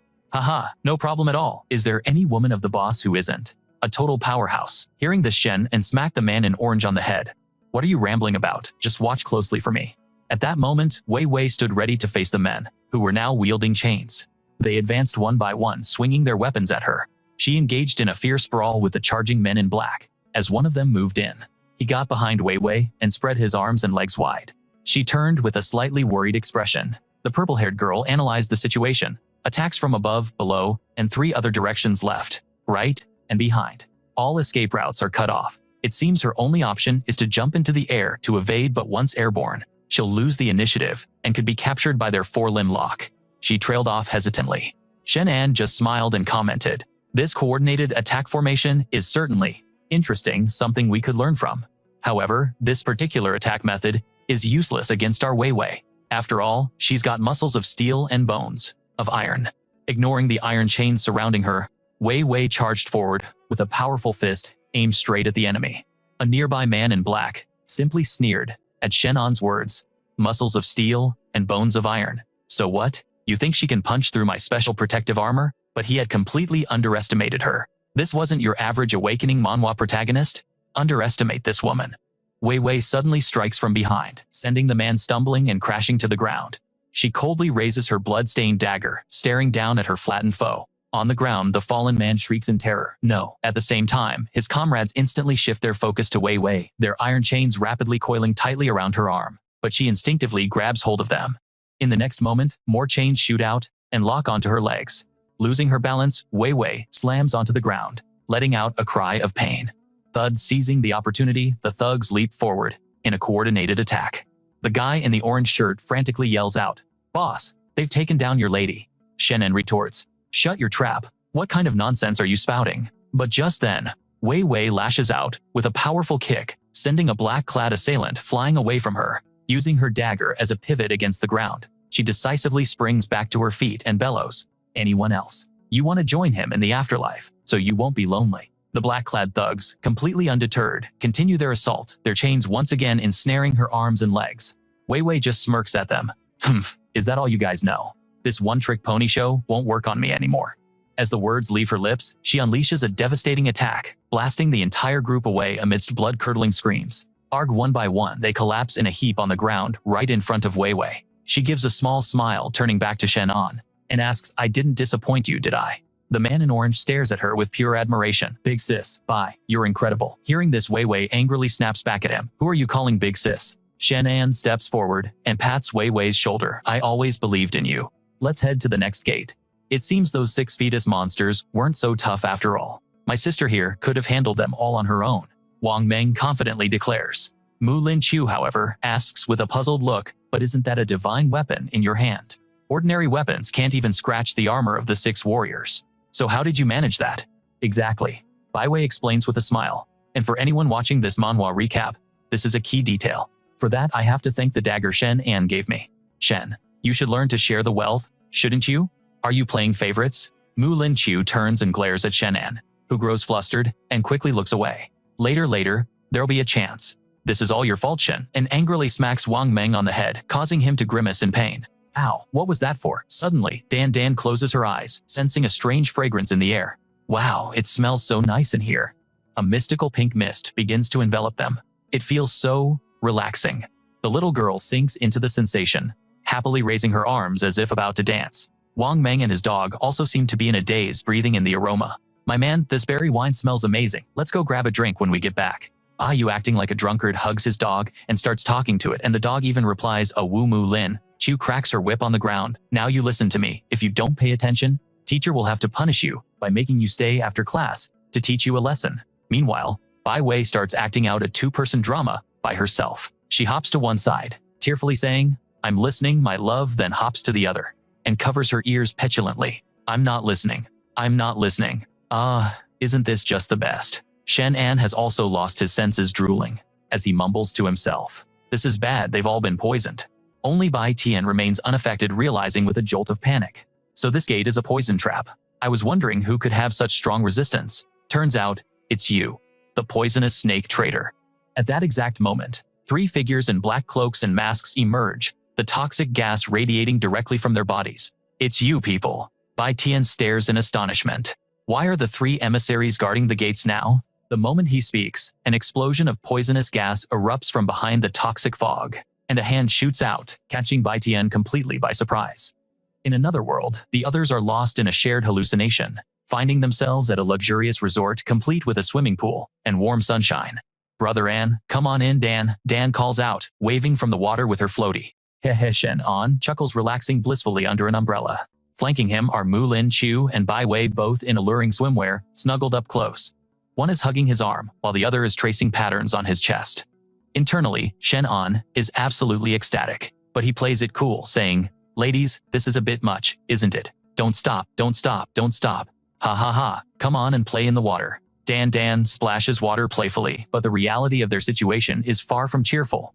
In the real world, Bai Tian is struck so hard, he coughs up blood. Watch out. Suddenly Shenan appears, catching the staggering Bai Tian as he falls. Without a moment's hesitation, Shenan lunges at the attacker, catching the enemy completely off guard. This is like a classic scene from an Awakening manhwa. "What? You took that blow just to protect me, didn't you? If not for that, with your skills, you could have easily dodged it." Shenan states, looking at Bai Tian, who slumps to the ground with a sigh of relief. "I'm saved. Retreat." The three assailants vanish, ending this very intense system manhwa showdown. The cloaked figure, seeing the situation turn sour, immediately fled. "Good, the injury isn't too severe." "What happened to me?" Shenan asked while treating Bai Tian's wounds. He replied, "This is a poison formation." Bai Tian solemnly explained that the cause of the poisoning was demon heart grass, a key element in many an Awakening manhwa plot. Initially, it induces hallucinations, and then, its victims lose their minds, becoming completely soulless husks. "Your spiritual power is profound, boss, and combined with the toxic properties of my blood, it helped you purge the poison. But if they aren't cured within 2 hours..." "You know what the poison is, so do you know the antidote?" Shenan asked urgently. Bai Tian responded with regret. "I can make it, but I don't have enough medicinal herbs with me. I can only prepare a single dose." "Boss, who do you want to save?" "I'm not abandoning anyone," Shenan stated without a moment's hesitation. "My speed is my asset, so I'll go find the ingredients for the antidote. For now, give that one pill to Lin Chu. Her specialty is concealment. If she can't fight, she can at least hide." At that moment, Lin Chu was still in a daze, dazedly touching everything around her. A moment later, she clutched her head in pain. "My head hurts so much. Was I poisoned?" Her consciousness had returned. Shenan quickly explained, "Lin Chu, everyone has been poisoned. Right now, there's only enough antidote for one person. I have to go find the medicinal herbs. I need to gather them quickly. I need you and Poison Serpent to hold the fort here. I'll be back in half an hour. Can you do it?" "This proves that in a crisis, I'm more reliable than that Wei Wei, right?" she asked, smiling to reassure him. "I understand. Don't worry, you can go." "I've always trusted you," Shenan said gently, patting Lin Chu's head. "But you absolutely must protect yourself first. Give me until this hourglass runs out." He materialized an hourglass and said, "Wait for me." Lin Chu clutched it tightly, promising, "Rest assured, I will definitely protect everyone." Shenan closed his eyes and sat on the ground. To prevent any unforeseen incidents, he decided to incapacitate the others. "First, let's hide them," Lin Chu commanded, and Bai Tian quickly obeyed. "Understood." The others were still in a state of utter chaos, with Dan looking completely dazed. Argo Wang Meng yelled out, "Damn it, bro, you just puked all over me." The beast in his arms grimaced and covered its nose. Meanwhile, Wei Wei was crying and dodging imaginary things. "Ah, Your Majesty, the Empress, it really wasn't me. Should I just go find a corner to die?" Bai Tian gathered the three of them together and looked to Lin Chu. She decided to take a gamble. Perhaps the most dangerous place is actually the safest, a classic trope in any good manhwa recap. The group of black-cloaked figures was searching intently. The auras of the others were still present. They planned to kill them while Shenan was away. One of them wondered aloud, where did the others go? The leader narrowed his eyes, his tone certain. It must be that. Traitor Mu Lin-Chu using her concealment technique. Spread out and search every corner. They dispersed to search as Bai Tian watched in amazement. She had predicted their every move. Oh, Lin-Chu grew worried. Casting a large-scale invisibility spell like this consumed a massive amount of spiritual energy. Just how long could she maintain it? If not for Shenan helping me train these past few days, I would have already. Suddenly, a sharp pain shot through her bloodline. Lin-Chu coughed up a mouthful of blood, the burden proving too great. With every additional person, the pressure she had to bear increased several-fold. I can't let her and everyone else be dragged down because of me, Bai Tian thought, looking guiltily at Lin-Chu, who was coughing non-stop, her whole body trembling. Asterisk, cough, cough, cough. Asterisk, you protect everyone. I'll go buy you some time. Bai Tian decided, startling her. She turned to look at him. Poison serpent, you. Hang in there, friend. Bai Tian decisively stepped out from the veil of invisibility. Hey, little ones, Grandpa's over here, he taunted, rushing towards the enemy group. Seeing this, they sneered. You're looking to die. You're the ones looking to die, he retorted, leaping up and kicking the one who just spoke square in the stomach. The man was tripped and fell backward. Bai Tian followed up by attacking another with a dagger. They were all defeated, lying on the ground with their eyes rolled back. It seems you guys don't have any skills at all, he smirked victoriously. This isn't just a simple system manhwa. It has real stakes. What? Just as Bai Tian thought it was over, a shuriken flew in from behind, striking him in the shoulder. Poison serpent, just accept your fate and die. Yet another group of enemies appeared. The leader, holding a shuriken, spoke with a cold voice. Out of respect for our past, we can grant you an intact corpse. Bai Tian glared at them. Just a few of you? I'm afraid that won't be enough, he roared as the two sides clashed. The battle that ensued was absolutely ferocious. Bai Tian gradually became exhausted, panting heavily. Suddenly, the sound of applause echoed. Junior brother Poison Serpent, you truly live up to your reputation as one of the top 3 emissaries of the Shadow Organization. It seems you've improved recently. A handsome man with purple hair stepped forward with praise, but his tone quickly turned to scorn. But then again, so what? Upon seeing this man, Bai Tian panicked, sensing things were going south. Senior brother, you walk. Before he could finish, the man slammed a fist into his gut, making him scream in agony. The attacker then brutally stomped Bai Tian's head into the ground. A condescending smile spreading across his face as he looked down, his eyes filled with mockery for all to see. This kind of traitor should be chopped up and fed to the dogs. Seeing Bai Tian on the verge of collapse with less than half the time passed, Lin-Chu glanced at the hourglass. Long was extremely worried but couldn't think of a way to solve the problem. The hourglass is still half full. What should I do? After a moment of thought, she bit her lip, her resolve hardening. Forget it, I'll risk it all, she thought, before lunging forward. Just as the man in black raised a dagger to strike, a figure blurred past and intercepted him. Lin-Chu had approached from behind, completely undetected by anyone. The great beauty Mu had finally been forced to make her move. The purple-haired man's face lit up with a vile grin as he leaped up, launching a volley of hidden weapons. Lin-Chu dodged them with ease, a classic move in any good manhwa recap. She moved so fast, she left only an afterimage continuing her assault on the others as she closed in on Bai Tian. The purple-haired man was stunned, unable to believe his eyes. Mu Lin-Chu you. Lin-Chu shot him a piercing glare, raising a fist and aiming straight for his face, which had turned pale with fright.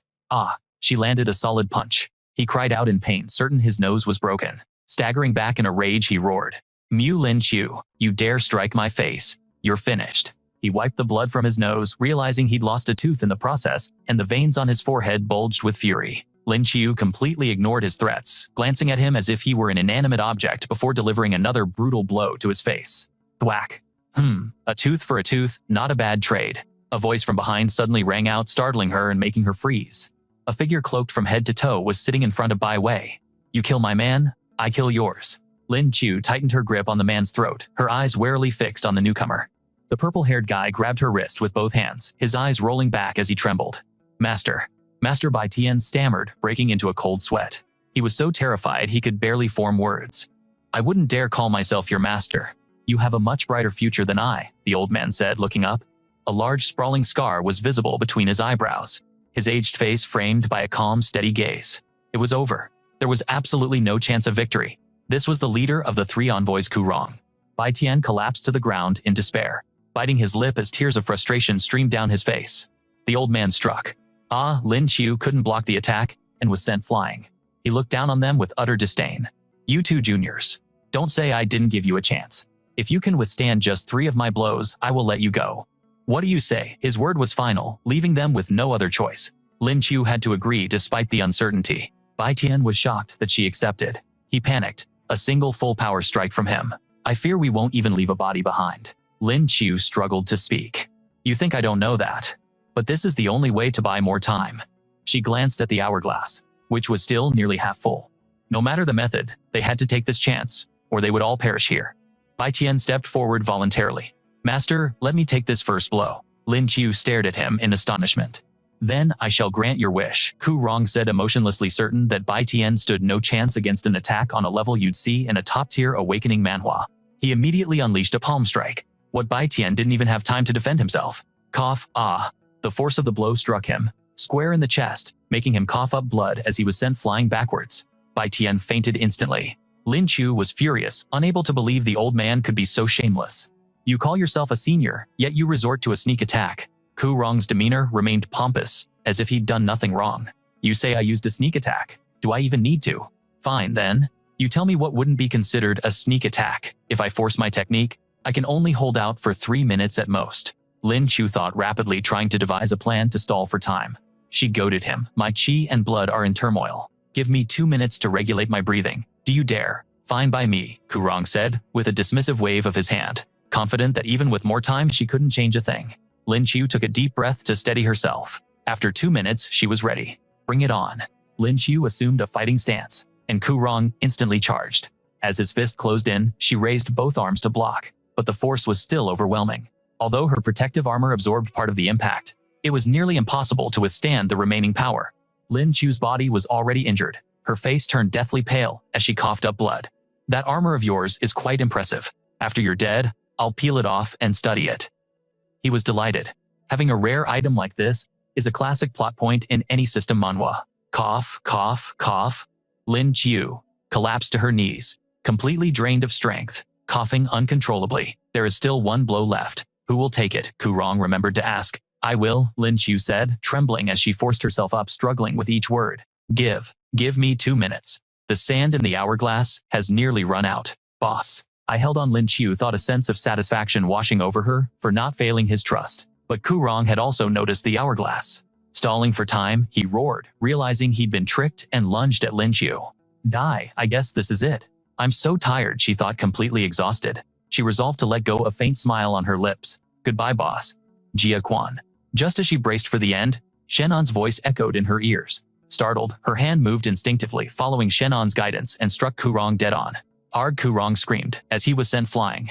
And, just like that, in a moment, straight out of a manhwa recap he was finally back. Lin Chu staggered her legs, giving out, but Shenan was there to catch her. You've worked hard, he said softly, pulling her into his arms. Eat this, get some rest, and you'll be fine. He fed her a small yellow fruit.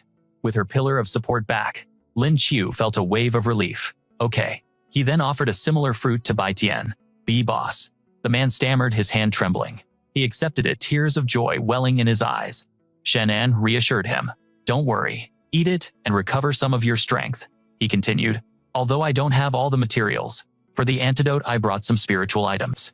I'm leaving the rest to you. Bai Tian nodded in agreement as he chewed. With everyone tended to, Shenan finally turned his attention to Kurong. He offered the same terms the old man had proposed earlier. A moment ago, you made my subordinate take 3 of your moves. Now it's your turn to take 3 of mine. How about it? The boss is making his move. Not even my master could stand against him, Bai Tian exclaimed, filled with excitement. But Lin Chu was more observant. She noticed something was off. This isn't good.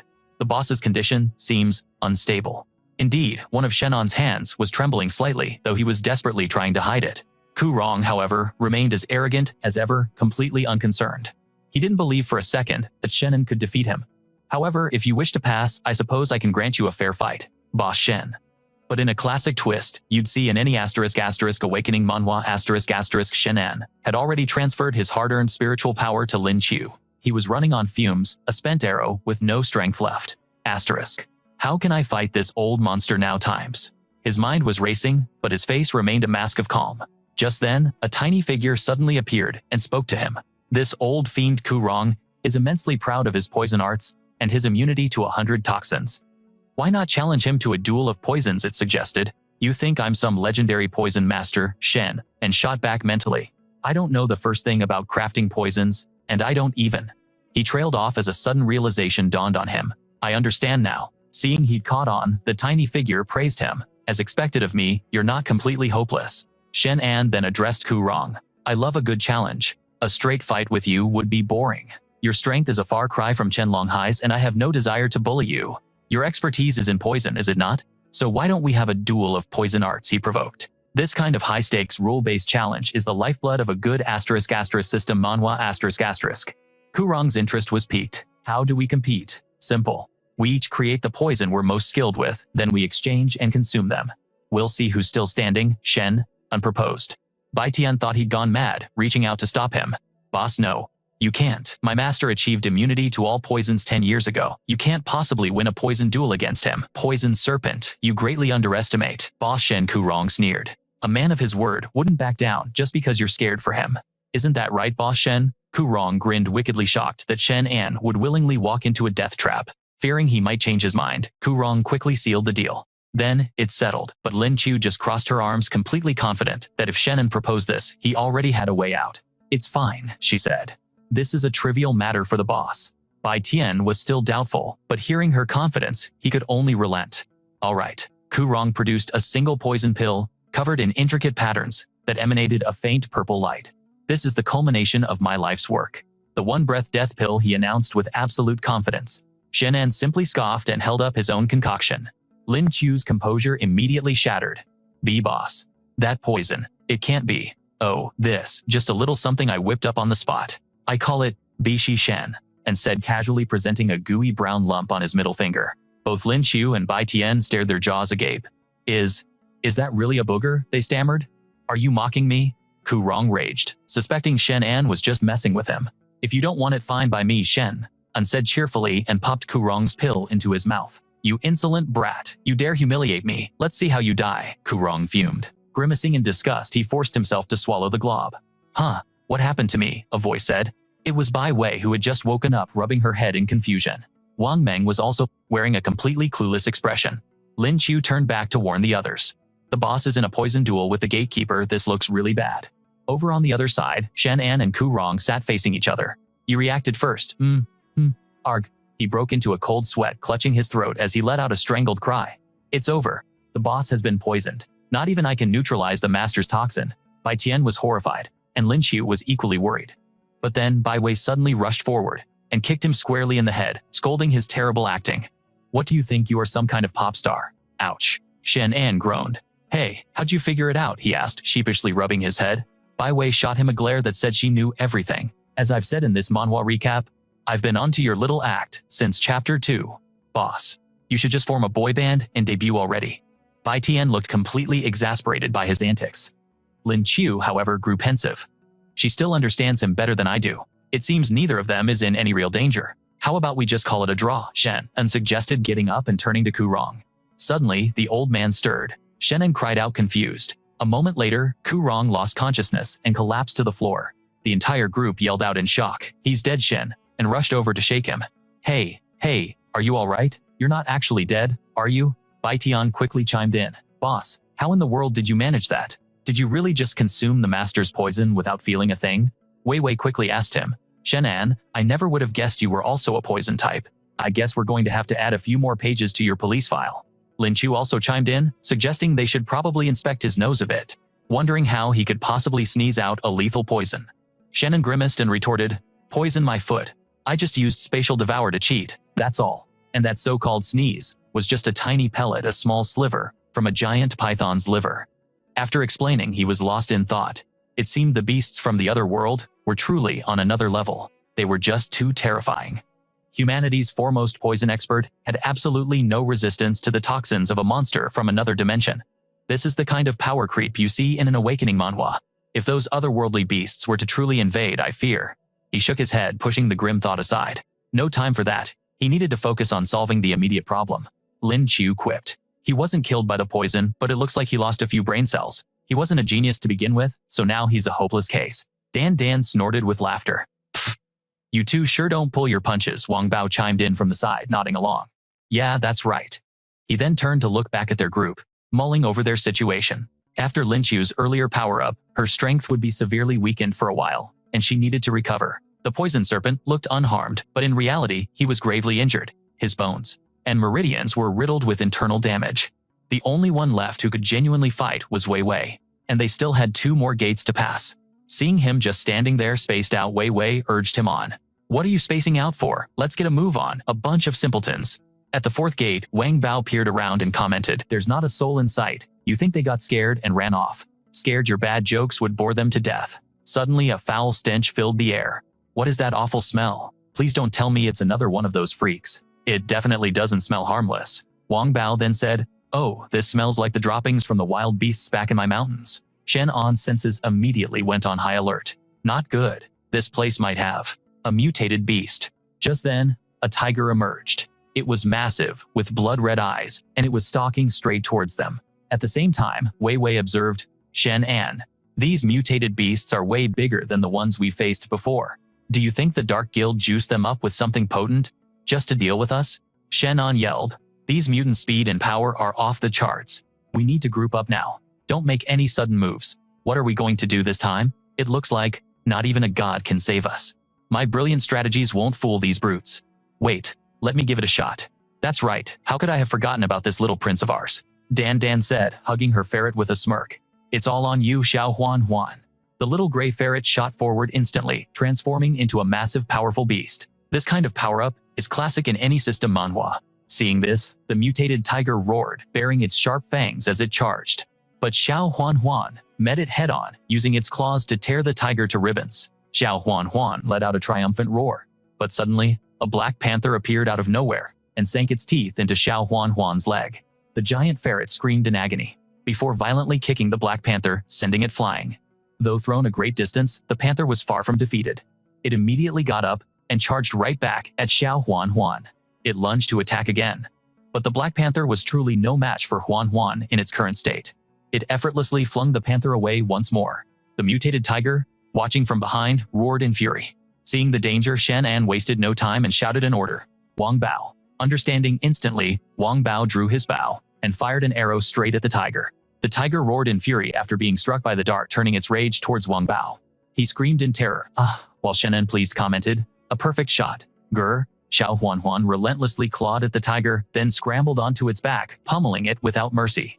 Shenan wiped sweat from his brow in relief, saying, Everyone stay calm. I think our little prince here might just be putting on a show for the ticket buyers. As he said this, he glanced back to find a crowd of people casually lounging about watching the fight like an action movie. Now, at a disadvantage, the tiger let out a deafening roar, summoning its pack. From behind every pillar, a mutated tiger emerged. Wang Bao shrieked in terror.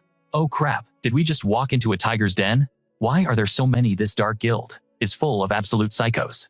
Meanwhile, Huan was beginning to show signs of exhaustion.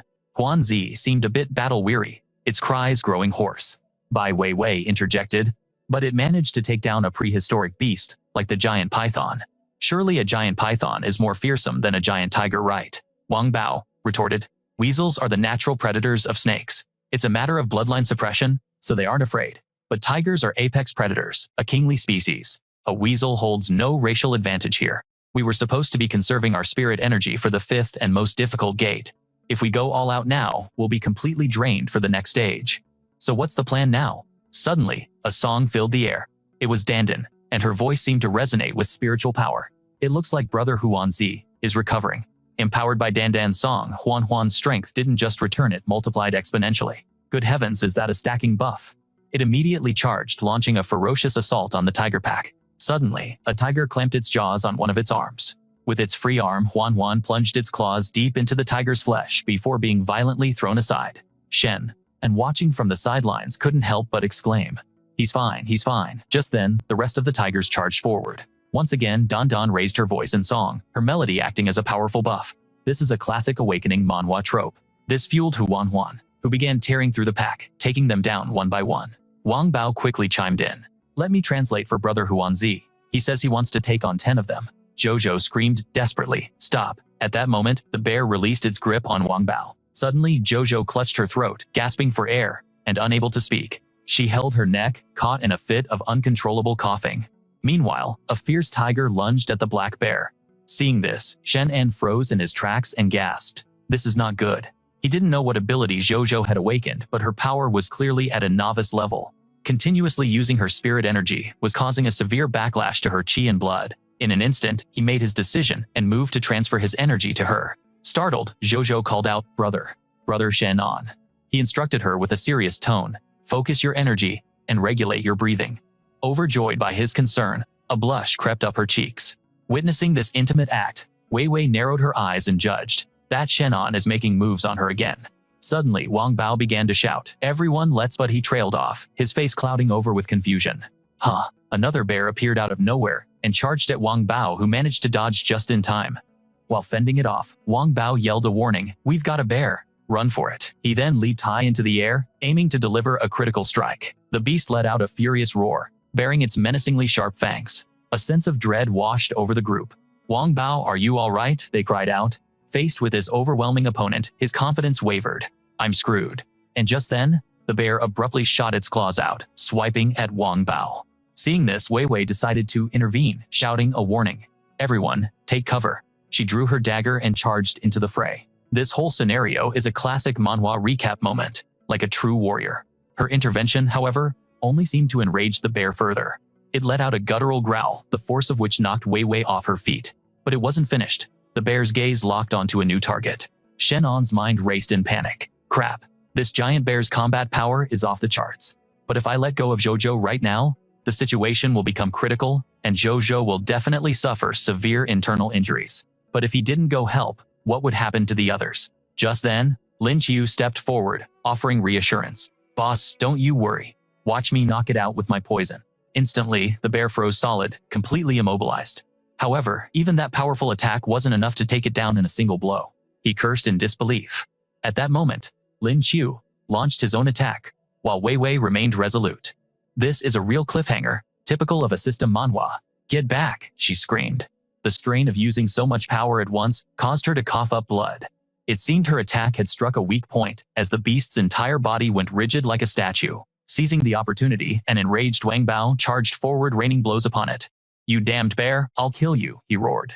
A moment later, the bear's sharp claws latched onto the collar of his shirt. It lifted Wang Bao high before its enormous mouth. He lamented, "Damn, is this really how I go out eaten by a bear?" Seeing this, Jojo turned and snapped sharply. "Don't." Wang Bao, having narrowly escaped becoming a tasty meal, laughed in relief. "Oh my god. That was surreal." But then the brown bear switched its target and charged toward Jojo. Terrified, Jojo backed away to hide behind Shenan.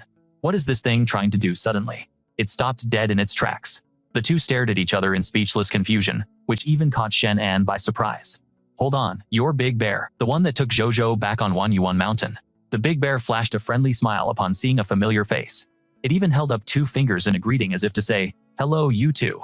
Long time no see." Jojo finally recognized it. "Ah, it's you."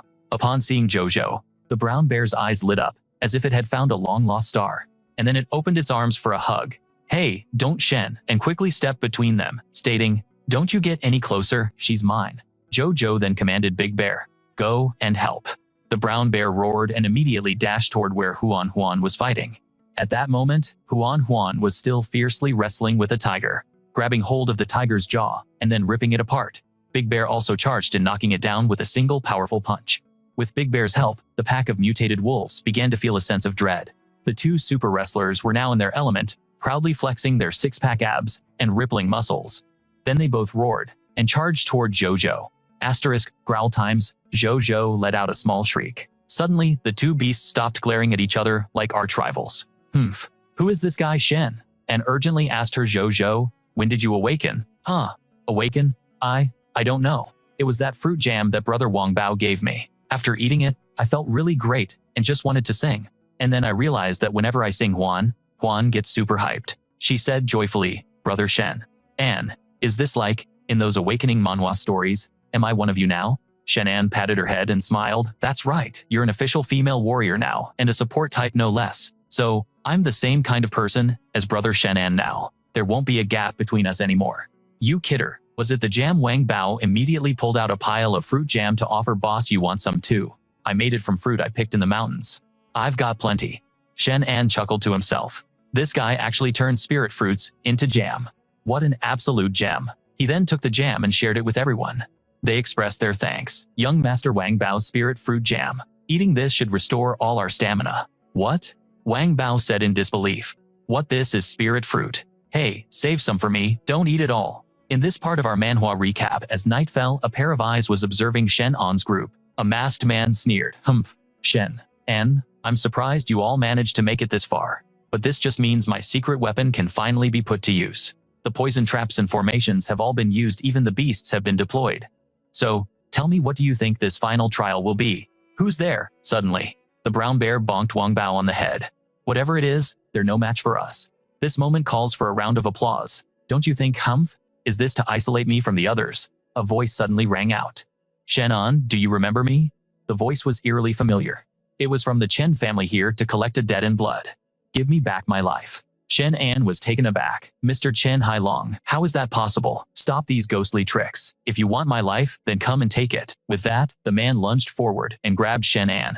How did he get so much stronger? Shenan threw a punch toward him, but his fist passed straight through, as if striking a ghost. What? Then, how can he hit me? At that moment, Master Yan also appeared from above, as a reanimated corpse, declaring, Shenan, pay with your life. Shenan looked up and said, Master Yan, you're not dead either. But once again, his direct attacks went right through the figure. I can't even touch him. Splat.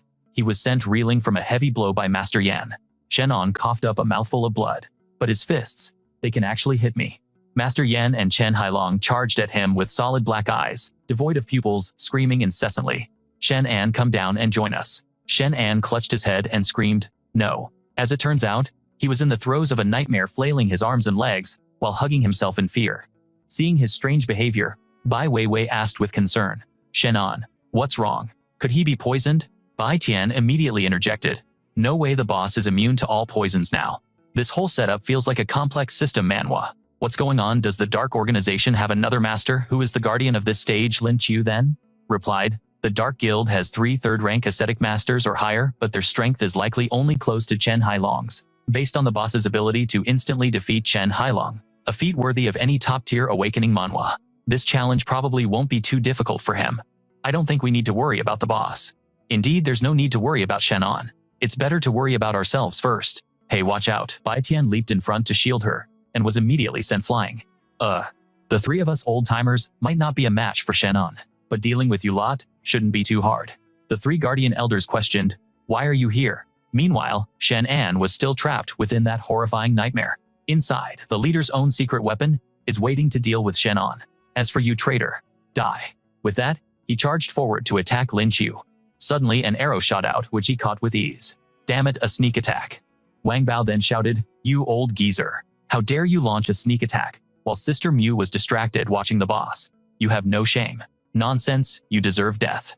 Wei Wei immediately rushed in to block the blow for Wang Bao. That's some fine armor on you, girl. After I'm done with you, I'll be peeling it right off. Hearing this, Wei Wei charged forward and retorted, we'll have to see if you have the skills for that. Bring it on. Mu Lingqiu hurried over to help Bai Tian. Venom Serpent, are you badly hurt? It's a good thing the boss had brother Wang Bao give us those spirit fruits earlier. My strength seems to have had a breakthrough, otherwise taking that hit from the blind elder just now would have surely meant my death. But now, I have a feeling that they aren't as powerful as they seem. Mu Lingqiu snorted. I'd also like to test how our combat power has grown under the boss's guidance. It feels like this whole fight is straight out of a system manhwa. Just in time, we can use these 3 elders for some practice. The elderly female elder quickly drew her cord and said, you don't know your own limits, so come and find out. Dan then dropped her knife to the ground. That elder stepped closer to her and said, I don't want people saying I bully little girls. If you want to keep your body intact, do it yourself. Any last words? Suddenly, Xiao Huan lunged from behind Jojo, startling the elder. A monster beast, he then said with a laugh. I didn't expect a little girl like you to have a battle pet. I seem to have underestimated you. Then the elder began to spin his staff, saying, perfect. My dog-beating staff hasn't seen action in a long time. This is a great opportunity. He swung his staff towards Huan, but she nimbly leaped up, dodging his attack in a single bound, and then used her claws to slash at the boastful show-off elder.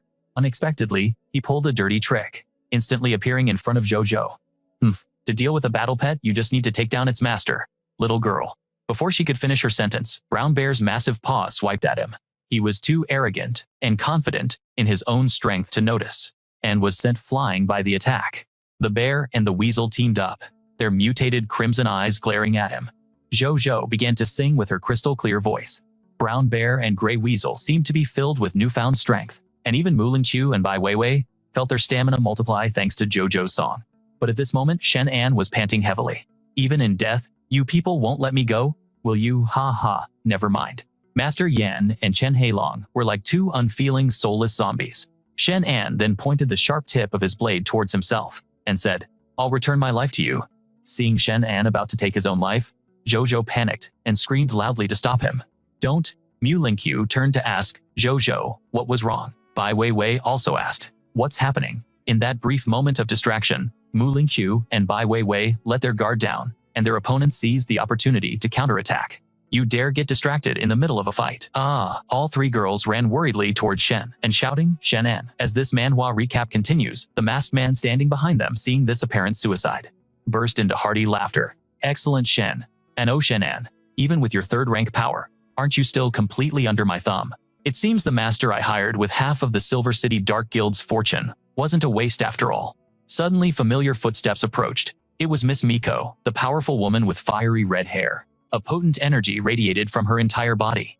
The imposing figure strode forward, disdainfully placing her foot on Shen, and her voice dripping with mockery. You expect me to make a move for someone with this meager level of strength? How utterly boring. But all of a sudden, Shenan shot up his face, turning cold and dark like a corpse that had just clawed its way out of the grave. And he wailed in a mournful voice, Give me back my life. I died a wrongful death. Give me my life back. That's horrifying. Miko collapsed to her knees, screaming in terror. Success. She had no idea. This was all just an act by Shenan, who was using a flashlight to spook Ma Gu. Witnessing this, Wang Bao suddenly burst into tears. We're done for. We're done. For the boss has become a vengeful ghost. Abruptly, he gave a signal to Wei Wei. She scoffed, thinking to herself, You absolute moron. Immediately after, she lunged and unleashed a thunderous kick at the other man. The one-eyed elder, seeing the tables had turned, had his expression changed drastically. What is this? How has this girl's willpower not been shattered? My turn. The moment he spoke, the elder launched an attack towards Wei Wei.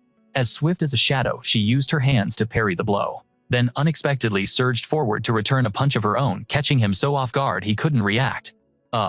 The one-eyed elder, finding himself on the back foot, hastily retreated backward. Standing aside, Wang Bao cheered non-stop Sister Wei Wei. At this moment, Mulinqiu was equally determined, thinking she couldn't possibly lose to that woman. She had to avenge her boss. Instantly, she regained her composure, her figure blurring like a lightning strike as she flew to attack the other elder. That woman smugly unleashed a counterattack. What can a little girl like you do to me? Suddenly, Wei Wei tossed her a knife, shouting loudly, Catch! Sever it! Mulinqiu caught the knife with a slightly startled look. But without a single moment of hesitation, she charged in and delivered a deadly slash toward the elder. Meanwhile, on the other side, Miko was still utterly stunned, muttering, Know my immortal binding manual. A powerful item straight out of a system manhwa. You actually destroyed it. I'll make you pay with your life. No one can escape my illusion technique. How were you able to do it? Shen just replied softly, You are indeed very powerful, but I am not fighting alone. As soon as the words left his mouth, two zombies started shambling toward him. Never mind, never mind. He once again materialized a dagger. Suddenly, a familiar voice called out, Hey, what do you think you're doing to my body? I'm being haunted by a ghost. It's so annoyingly loud I can't fight back. It's both painful and irritating. I can't stand it anymore. This was none other than future Shenan, desperately trying to stop present Shenan from taking his own life. What are you on about? Aren't you completely fine? Can't you see them? The ghosts of Qin Longhai and Master Yan, future Shen, and snapped back angrily. I can't see a thing. All I see is you in this state, trying to inflict harm on your own body. You've been caught in an illusion. Now close your eyes and ignore any sound you hear. It's not like seeing them will let you fight them anyway. You're better off trusting yourself. Have the external attack stopped. This is a high-level illusion technique combined with psychological warfare, a classic trial in any awakening manhwa. I've heard about masters like this in the future. So what am I supposed to do against this type of opponent? I'm afraid if I open my eyes, I'll be trapped by another illusion. I don't even know where my enemy is, so how can I possibly counterattack? From what you're saying, This person is faking a haunting to trick you, so why not play dead to trick them right back? All you need to do is defeat their physical body, and the illusion will shatter. Use that opening to secure a victory. Miko shrieked in desperation. Impossible. I am undefeatable. I am invincible. Shenan lunged forward, grabbing her by the head and slapping her relentlessly. I made a promise to myself that I'd beat you up, you fake ghost summoning fraud. Oof. Ouch. I'm not going to kill you, but don't you dare think about getting revenge on me. Your illusions are useless against me, and you're far from invincible. Now, get lost. Trembling with hatred, she seethed. I won't let this go. You better remember this, because sooner or later, you will die by my hand. And with that, she scrambled away, still muttering, Die by my hand. Miko's hand. Elsewhere on the battlefield, Wei Wei was fighting her heart out. Mu Lingqiu was getting support from Bai Tian, and the remaining elder was grappling with a gigantic bear beast. Suddenly, Shenan pulled his sword from inside the barrier, then swung it in a warning arc, causing the crystalline barrier to explode into fragments. He smirked. Bullying my family, were you? The elder with the staff whipped around and yelled, Shenan, how are you not dead yet? Out of nowhere, the gray ferret beast, Wanuan, shot forward from behind to ambush him. This entire Manhwa recap is pure action. You dare, you insignificant little animal. He threw a punch straight into Wanuan's gut. The large brown bear, seeing its companion get struck immediately, charged in to attack him from the rear, making him yelp in agony. Afterward, the bear flashed a thumbs up at Jojo, looking smug about its own power. Jojo simply responded with a slight smile and a nod. At that moment, Shenan, fully recovered, yelled out, Is everyone okay? You three self-important old fossils come at me together? But then, Wei Wei feigned ignorance and said, Is someone talking? How come I only hear a voice, but don't see anyone? Mu Lingqiu, still sour about the past, readily played along. That person is already dead, so of course you can't see them. Hearing this, Shenan's spirit sank as he mumbled dejectedly, My two big sisters. They were also forced into this. But Mu Lingqiu and Wei Wei shot back angrily, accusing him. But it seems you faked your death, just because you ran into a pretty girl, didn't you? And what's more, in the end, you couldn't even bring yourself to kill that other girl. Shenan was at a loss for words, clasping his hands to beg, My two madams, I was wrong. Jojo couldn't help but burst out laughing. Pfft, ha. Meanwhile, Wang Bao and Bai Tian were hugging each other, sobbing their eyes out. That's great, boss. The one-eyed man roared in anger. A shameless bunch. How dare you flirt right in front of me? Do you have a death wish, Shen? And immediately retorted, I've disliked you from the very beginning, so why don't you die first? Wei Wei stepped in front of him, declaring, No need for you to lift a finger. A third-rank elder is nothing special, I'll go myself. I can handle this on my own to prevent someone from faking his death again next time. Can't rely on him for anything. All right, Shenan said. Seeing their fighting spirits soar, he grinned and added, Then I'll cover you two ancestors from the back. With that, Wei Wei charged forward. You little brat, you talk big? I'll kill you first, as an appetizer, and Shenan will be next. How annoying. What is she afraid of? It's just chi energy. Has it even managed to hurt you yet? It's not a given that a snake fang can't break through that chi barrier. Wei Wei gave a slight nod and drew her dagger. Just as you said, she gripped her dagger and charged straight ahead. The third-rank elder let out a massive yell. Ah, die! At that moment, she gifted him a swift kick that sent him flying backward. Shen, and observing from the side, said proudly, not bad at all. Ah, and over on Mu Lingqiu's side now. You little wench, don't get too arrogant. He used sound transmission to speak to Lingqiu. Lingqiu, your stealth technique is superb. Under normal circumstances, even I can't detect you. This is the kind of strategy you see in a top-tier system manhwa. A head-on clash isn't your forte. Hide your presence, wait for the right moment, and go for the one-hit kill. Remember, conceal your aura like this, and no one can detect you. Then he turned to Bai Tian. Do you know how to sing? The man shouted in surprise. Me. After all, Lingqiu couldn't maintain the fight for long. Even if she concealed her aura, her breathing was already becoming a bit ragged. A first-class master could locate her by hearing alone. Your singing will disrupt the opponent's hearing. Bai Tian stammered. But I'm not a very good singer. Shenan replied, This isn't an audition for your debut, just sing at the top of your lungs. After that, he took a deep breath and with all his might, let out a terrible wail, forcing Shenan to cover his ears in horror. You don't say this is what you call not very good. Wei Wei, Wang Bao, and even Brown Bear were all stunned by Bai Tian's singing. The old woman roared in fury. Shut your mouth for me. At that very moment, Mu Lingqiu appeared right behind her, taking her down with a single strike, forcing her to surrender. Seeing the battle end in a magnificent success, Shenan praised them. You are all fine talents. This old master is very pleased. Suddenly, Mu Lingqiu and Wei Wei's faces turned dark as they told him, Next time we're going to beat you just like that. I was wrong. The door to the deepest part of the sanctum opened, and a man stood there, waiting. It was the masked man, the king, and leader of the dark organization. As expected of the mastermind, his power was immense. The king leader attacked the moment he saw them, materializing a roaring tiger that lunged toward Shenan. Shenan, using only his bare hands, dodged the massive attack, after which Shenan chuckled and said, "You're a strange one. As the big bad boss, why did you show up without the usual monologue we see in every manhwa recap?" He replied firmly, "Villains often die from talking too much, and while I am a villain, I have no desire to die. Besides, if I made threats, would you be scared? If I begged for mercy, would you agree? What's there to even talk about?" Shen, and quickly covered his mouth, stunned by the sheer coolness of the king leader, thinking to himself, "He's so handsome, and he's got a point. All right, I'll be sure to give you a chance for some last words later." With that, the leader transformed, summoning a colossal godlike figure behind him, like a final form in an awakening manhwa. Shenan remarked, "I have to admit your combat special effects are seriously impressive." With that, the giant entity conjured by the king leader simultaneously brought its fist down towards Shenan, and vice versa. His power is too strong.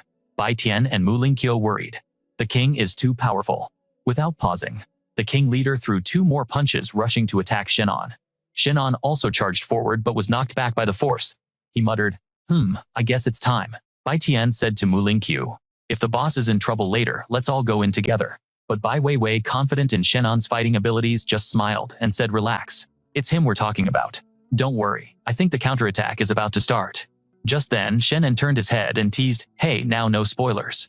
The masked leader, a key figure in this manhwa recap, began to wonder, how could this guy be trading blows with me and still keep track of his surroundings? He immediately unleashed a furious barrage of punches at Shenan, trying to prevent him from making another move. Shenan just smirked and said, "It's time. Surprise." He then channeled his spiritual energy, manifesting the powerful form of the demon-subduing tiger fist behind him. It's a shocking power reveal straight out of an awakening manhwa. The leader was stunned, demanding, "How do you know my demon-subduing tiger fist technique, Shen?" And just chuckled in response. "I learned it from you just now. Did you really think I let you land those hits? Because I enjoy getting pummeled, I was siphoning your energy like a walking ATM." Then both Shenan and the manifestation of the technique lunged forward at the same time, fists raised.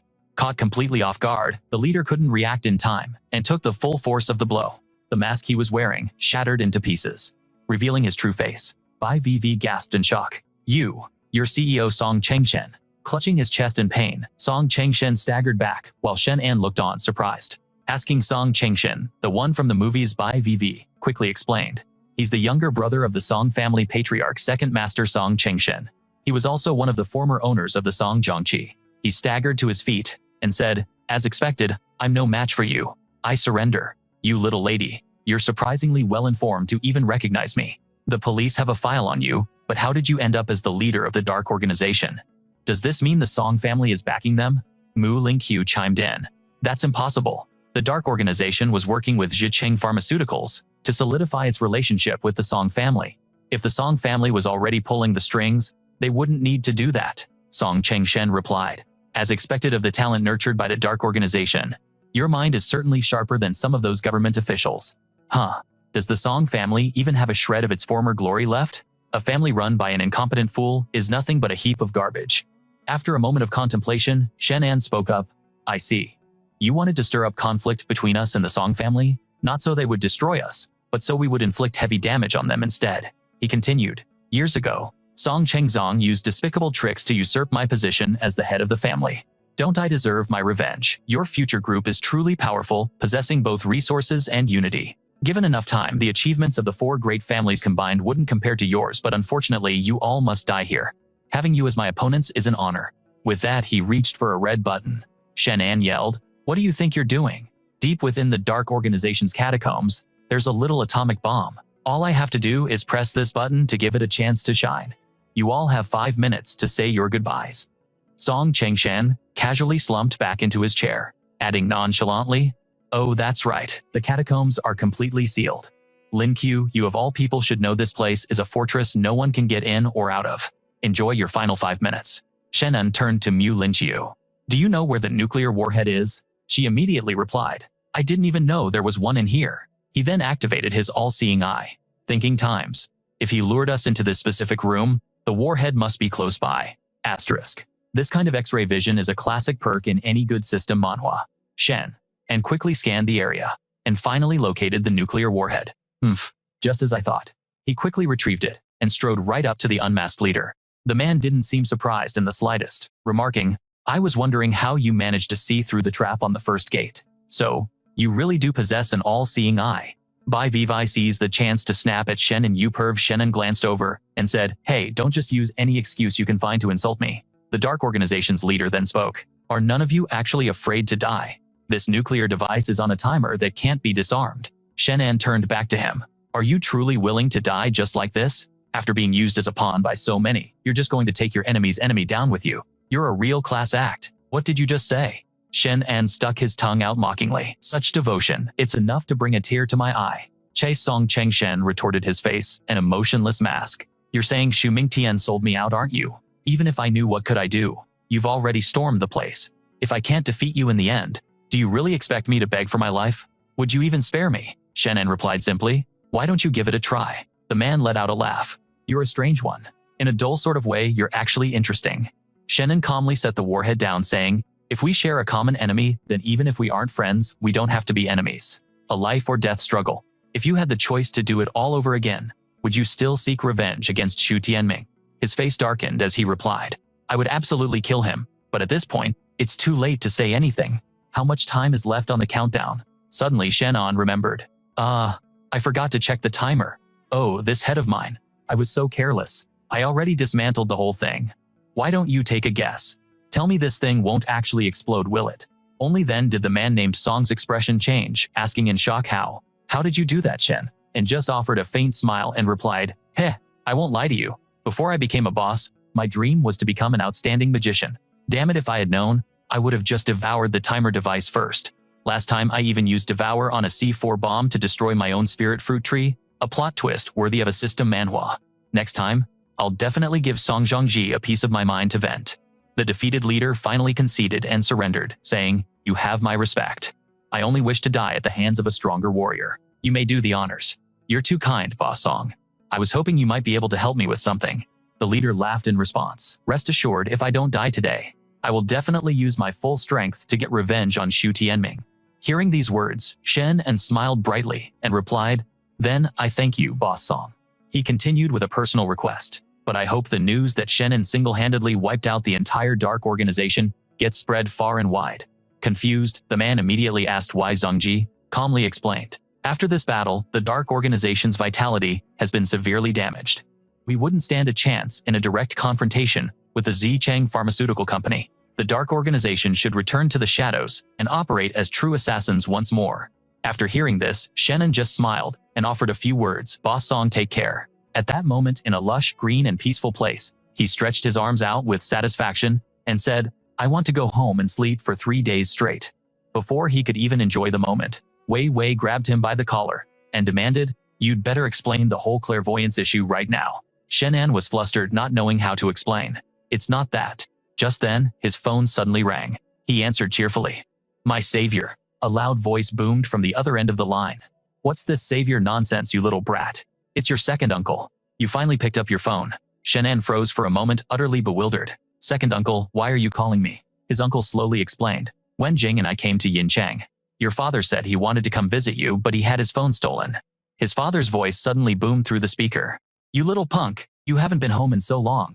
Got a little successful, and now you're too good to even acknowledge your own father, is that it?" He laughed awkwardly and retorted, "How could that be, Dad?" He then thought to himself, "Ever since my awakening, it's been one problem after another, a classic awakening manhwa plot. I don't even know how to explain it to my family, and now I'm making them come all the way here to find me." Without wasting any more time, his father's voice softened as he made a request. "We're about to arrive at the Yincheng train station. Come and pick us up." All of a sudden, it sounded like trouble was brewing on his father's end, as he shouted, "What do you people want?" Shenan felt a surge of anxiety freezing up as he wondered, "What's wrong? What's happening?" His hand trembled, and his face turned pale. "What is it?" Lin Qiu walked over with a concerned look on her face, asking, "What happened?" Shenan's face was grim, as he recounted, "My family might be in trouble at the station. This whole situation is getting tense, like a real-life manhwa recap. I have to get over there quickly." Hearing this, she enthusiastically offered, "I'll go with you." Suddenly, a call came through that made Lin Chu's voice turn serious and unhappy. All right, I understand. She looked a bit apologetic. Chief, I have to go back to the corporation to handle a few things first, so I can't go with you. But he didn't mind at all. You go on ahead. At the same time, Wei Wei stepped forward and declared, Then, I'll go with you. Shen and coldly refused. No need, Wei Wei. You should go back to the military and file your report first. I'll be faster on my own. With that said, he vanished in a flash. At that moment at the train station, a troublemaker was yelling loudly, Old man. First, you accuse me of stealing your phone. Now you're saying, I harassed your niece. You must have a death wish, don't you? Shenan's father stood his ground, demanding justice. My phone rang from inside your pocket, and I saw you put your hands on Wenjing with my own 2 eyes. You're nothing but a hooligan, a complete scoundrel. Hearing this, the blonde-haired thug furiously stomped on him. You're tired of living, old man, calling me a scoundrel. I'll show you what a real scoundrel is. Nearby, the second uncle fearfully grabbed a bald man's arm and begged, Big brother, we don't need the phone anymore. Can you please just tell them to stop hitting him? The bald man stared directly at Wenjing and gave a sinister smile. It's not impossible, as long as this little girl comes with me for 2 days. After saying this, a black-haired man behind him quickly moved towards her. Wenjing immediately screamed, What are you doing? Let go of me. The second uncle couldn't hold. He's okay, he says, rushing to her defense. You dare bully my daughter, I'll end you. And just like that, the bald thug lands a solid punch right in the uncle's face. These guys clearly have no shame. They beat the old man half to death and then toss him onto the train tracks. Leave this old geezer to me. Hearing that, the blonde-haired punk grabs a large container and aims it at Shen's father. All right, boss. Suddenly, he freezes, his collar snatched from behind. The blonde thug snarls, Who the hell are you? Let me go now, Shen, and smirks defiantly, and replies, Me, I'm here to take your pathetic life. With that, he tightens his grip on the guy's head. Instantly, the blonde punk is out cold on the floor. Shenan quickly rushes to his father's side and asks, Dad, are you okay? His father urgently replies, Quick, go save your second uncle. Right then, his uncle was being tortured by the bald thug, and Wenjing couldn't bear to watch. The pained look on her face was too much. Seeing this, Shenan lunges forward and twists the thug's wrist. The bald man screams in agony. That hurts so much. Shenan's face turns cold as ice as he says, It hurts. In a moment, the pain will stop. Wenjing, close your eyes, don't look. She quickly complies, squeezing her eyes shut. A blood-curdling scream rips from the thug's throat. He keeps screaming, My hand. The black-haired goon is so terrified he can barely stand. Seizing the opportunity, Wenjing rushes to her father. Dad. Second uncle shakes his head a few times and replies, I'm fine. Once things have settled down, Shenan turns to his own father and asks, Dad, what's going on? Father Shen begins to explain that this group of thugs had stolen his phone. When Wenjing called his number, the phone rang from one of the punk's pockets. They refused to admit it and even started getting physical with Wenjing. Seeing Shenan's gaze shift towards him, the guy in the gray shirt recoiled like a turtle into its shell, trembling uncontrollably. All right, Shenan began his interrogation. Wenjing, which one of them touched you? She pointed a finger straight at the guy in the gray shirt, just as he was trying to make a run for it. Exposed, the man immediately dropped to his knees and pleaded, I'm sorry, let me do it myself. He then began to punish himself, gritting his teeth to endure the pain. A startled Wenjing hid behind Shenan. All right, that's enough, just let him go. But just as they turned to leave, the bald thug refused to back down and provoked him. You got the guts to leave your name. He even threw out a threat. We're men of the underworld, Emperor. You dare to mess with us. The Emperor won't spare you. Shenan confidently introduced himself. Shenan, from the Future Group. Tell your so-called Emperor to find me at the Emperor Hotel. I'll be waiting. As soon as the words left his mouth, the thug sneered contemptuously. Future Group, ha. Even Lu Dingji, the chairman of Future Group, is nothing but a dog for our Emperor. You just wait. Hearing this, Shenan gritted his teeth in frustration. What did you just say? The bald thug repeated with glee. You punk, you dare to use the Future Group to threaten me. Don't you even know who your own chairman works for? And then Shen unquietly thought to himself, Lu Dingji.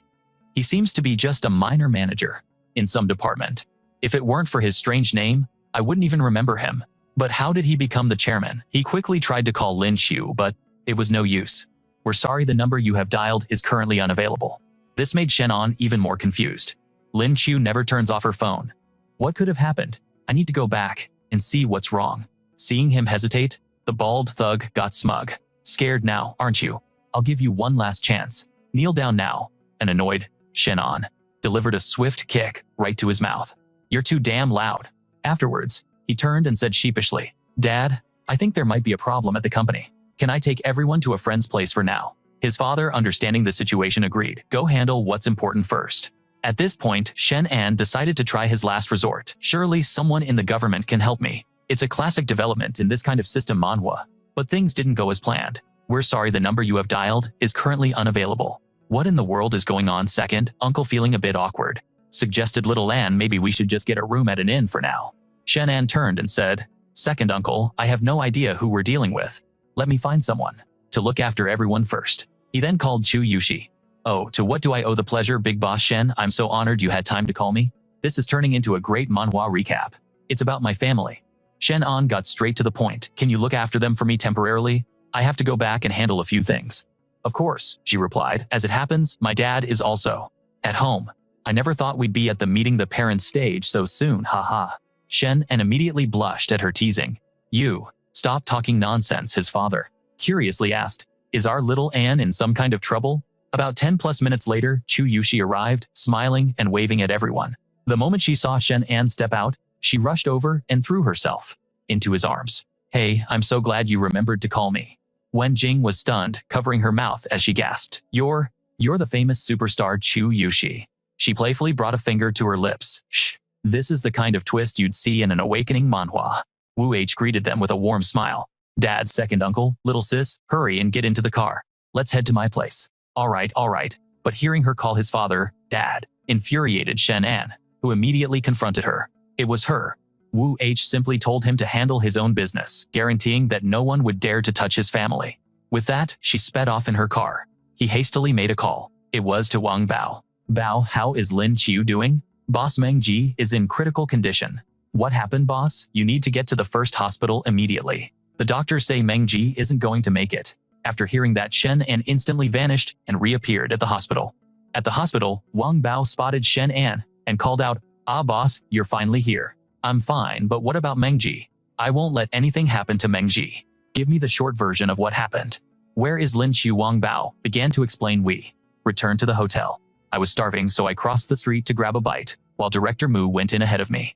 After that, I saw several men in black chasing after Meng Ge, and by then, he was already severely injured. I fought them off to rescue Menga and managed to escape. The doctor says his condition is grim, and they wouldn't let me into the operating room. Shenan immediately used his clairvoyance to peer inside. Wang Meng was lying on the operating table on the brink of death, yet the doctors around him were busy arguing with each other. Shenan's eyes narrowed as he burst through the doors. Damn it, instead of saving him, you're standing here arguing. Hey, who are you? You can't be in here. One of the doctors noticed Shenan and said, who let you in here? Get out this instant. I'm his boss, and this is an injury that none of you can heal. The doctor chided Shenan. You're so young, yet you have such an arrogant tone. Which doctor are you interning under? Get out of here right now. Shenan placed his hand on Wang Meng's body. The doctor lunged forward, trying to drag him away. Hey kid, are you trying to cause trouble on purpose? Do you think this is a place for you to mess around? Shenan's face darkened as he shot him a single glare. Get lost. The doctor collapsed to the floor, trembling uncontrollably. Hey, the patient's vitals are starting to normalize. This was a scene straight out of an *** awakening manhwa ***. Everyone was stunned. What? How is that possible? Shenan looked at Wang Meng, thinking that his other injuries weren't fatal. But what was this ring of energy surrounding his heart? If I try to shatter it recklessly, will it damage Meng Zi's cardiac arteries? But if I wait any longer, his heart will suffer severe damage, making him truly unsavable. What should I do? The spirit lake in my dimension. Every soak in it increases my spiritual power. It's worth a try. Shenan then took out a bottle of water. He urged the doctor give the patient Meng Zi this bottle of water immediately. You have to be quick. Right away, prepare an IV drip now. Shen, and then began channeling spiritual energy into Wang Meng's body. A doctor pointed and said, this is just pure recklessness. The patient's body has a dark shadow. This clearly requires surgical intervention. It was like a classic challenge from a *** system. Manhwa ***. Shenan simply waved his hand, unleashing his spiritual energy. The startled doctor exclaimed, Is this some kind of magic? Phew, it's done. After saying that, he collapsed from exhaustion. Perform an intraoperative ultrasound. Roger that. The dark shadow has vanished. It's a medical miracle. Wang Meng slowly opened his eyes and called out to Shenan, B-boss. Shenan quickly asked Wang Meng Zi. What in the world happened? He explained. There's a traitor in the corporation who hired an outside expert. He just struck me once in the back and my chest. Felt incredibly heavy, as if I'd fallen into a black hole. At first, I could still sense what was happening outside, but I couldn't wake up. Then, I lost consciousness completely. I'm sorry, boss. I failed to watch over things properly. Shenan reassured him. It's all right. They were targeting me. You were just unfortunately caught in the crossfire. You said you could sense what was happening outside. So what about Lin Chu? And Du Shi and Zhou Mingzi? Replied Director Mu arrived by herself, and then she was captured by that expert. I didn't see the others. Something is wrong. Mingzi, you just focus on your recovery. I'll take care of the rest. He then stepped out of the room, with his mind racing. Mingzi said that after being attacked, he was essentially in a vegetative state, completely unable to move. So why did Wang Bao claim he saw him being chased? This part of the ***manhwa recap** wasn't adding up, but Wang Bao would surely never lie to him.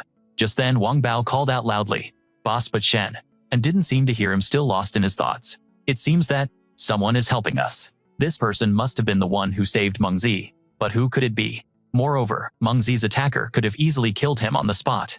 So why did they let him live? Was it a warning or a test of my strength? Lin Chu reached the 3rd rank after the battle in the underpass. What kind of expert could possibly capture her? Among our rivals in Yinqing, only Jiqing Pharmaceuticals possesses that kind of power. He turned and asked Wang Bao, "What about Zhou and Du Shi?" Bao explained, Miss Chu received what seemed to be a very important call. She told Zhou to go shopping and unwind for a bit before heading back to the Poison Snake Hotel, and I was tasked with standing guard outside. He then turned on his phone and added Lin Chu must have known something was wrong at the corporation, and fearing for everyone else's safety, she decided to go alone. Hopefully Poison Snake can track her location. I need to ask Old Song if there have been any recent movements from Jiqing Pharmaceuticals. Boss Shen, Old Song, is everything all right? You sound different. On the other end, Old Song's voice was grim as he said, "My apologies, Boss Shen. The Song family can no longer hold Jiqing Pharmaceuticals in check. I'm truly sorry. What happened, Sai? I really shouldn't be saying any of this, but since it's you, Boss Shen, I'll tell you the truth. The head of the family has issued an order from this day forward. We are forbidden from opposing Jiqing Pharmaceuticals. In fact, we are to support their actions with all our might." Shennan's voice hardened. So the Song family and Jiqing Pharmaceuticals are in bed together now. Does that mean we've become enemies? Old Song continued. The Song family was previously aware that Jiqing Pharmaceuticals was colluding with the Dark Organization, which is why we decided to move against them. However, the night before last, an uninvited guest arrived, and not a single person in the Song family could stand in his way. Yet, he didn't harm any of our family members. He went straight to see the family head. It was after their meeting that the new order was given. And because of my association with you, Boss Shen, I've been relieved of my duties. That intruder's power, it's probably no less than your own. You must be extremely careful. But rest assured, even if the Song family does officially move against you, I can always take an early retirement and refuse to get involved. Thank you, Old Song. Afterwards, he was lost in thought again. The attacker's technique, that precise strike to the heart, even Mengzi couldn't perform such a move. If this assailant and the mysterious figure who infiltrated the Song family are one and the same, then the true power behind Jiqing Pharmaceuticals is terrifyingly immense, like something out of a top-tier awakening manhwa. Shenan then handed Wang Bao a flask of life-giving water with instructions. "Bao, I'm counting on you to look after Mengzi. This is spirit water. If you feel your injuries flaring up, take a sip. Do the same for Mengzi. Make sure he drinks plenty to restore his vital energy." Wang Bao nodded obediently. "Understood, boss. Where are you off to now? As soon as Brother Meng is out of the hospital, I'll join you." Shenan's expression grew cold. "Where am I going?" "Obviously, to make that bastard pay back what he did 10 times over." After leaving the hospital, Shenan continuously checked his phone, hoping for any clue from Poison Snake. "Poison Snake, are you tracky?" Before he could finish his sentence, an unfamiliar voice interrupted from the other end. "Poison Snake? To think someone would have such a vulgar name. What a complete joke." Startled, Shen and demanded, "Who is this? Where is Poison Snake?" The voice on the other end replied, "Boss Shen, you and I have never met. I have the girl, and your man, Poison Snake. I require an item from you. You can bring this item to me in exchange for their lives." "What do you want?" "The object I seek is of no use to you, Boss Shen. It is a stone pillar intricately carved with a wooden totem. I hear it was once kept at the Chen family estate. I imagine Boss Shen has seen it before, haven't you?" The item he was demanding was none other than the ceiling stone pillar. "Just who was this man?" Shenan said urgently. "Where are you once I have the item? Where do I meet you?" "Patience, Boss Shen. I will inform you of the location myself when the time is right. Growing anxious Shenan. Pressed, I need to know if the two of them are safe right now. We need a video call. Let me see them with my own eyes. That is a prerequisite for this deal. A video. What? The man scoffed. Boss Shen, no more pointless chatter. Just wait for my call. Besides, I've already used a unique method to control their heart meridians. This isn't some generic system Manhwa plot device, you know. You, of all people, should understand my methods, Boss Shen. Do not attempt to delay. Wait, are they? But the line went dead. The caller had hung up. Shenan gritted his teeth in fury. What the hell was that? His manner of speaking was so bizarre, and he doesn't even know what a video call is. Is he just pretending to be an idiot, or is he from another era? Returning to the estate's courtyard, Shenan stood before the ceiling stone pillar. Why would they want this ceiling pillar so badly? Is it possible there's something sealed within it? As he spoke, he activated his clairvoyance to peer inside, and what he saw made him gasp. Whoa. It really is a divine artifact. There's a powerful restriction formation on it, designed to suppress abilities. Wei Wei once mentioned that if this seal is ever broken, a place that should not exist will manifest. Something like a spirit lake. This is the kind of world building you see in an epic manhwa recap. Is it possible they intend to break the seal? Shenan ran a hand through his hair in frustration. Damn it, what in the world is this ceiling pillar really? And Wei Wei has been completely unreachable for so long. I can only hope nothing bad has happened to her. Based on the bits Wei Wei revealed, if this seal is broken, the world will be thrown into chaos, posing a threat to all of humanity. But if I don't hand it over, Lin Qiu and Poison Snake will be done for. Damn it. What am I supposed to do? Overwhelmed with rage, he slammed his fist against the wall. Suddenly, his phone buzzed, displaying a new text message. It was blunt and to the point. No more games. Lin Qiu and Poison Snake. Immediately to the Stone Gambling Summit on Phoenix Mountain. With no other choice, he decided to trust the tip and headed to the designated meeting point. Just as he arrived, a figure emerged from the shadows. Who's there? It's me, boss. Shen Zinyuan. What are you doing here? Shenan's face darkened with rage as he stomped towards Zinyuan, his killing intent palpable. You know where Lin Qiu and Dushi are. Don't tell me you're the one behind this. Zinyuan quickly tried to explain. Boss Shen, you've got it all wrong. I only know where they are because I've been secretly tailing them. Shenan recalled Wang Bao, mentioning that a group was chasing an injured flaming person. A thought struck Shenan. At the Emperor Hotel. Were you the one who saved Mingzi from Luo Zuibing? You were there.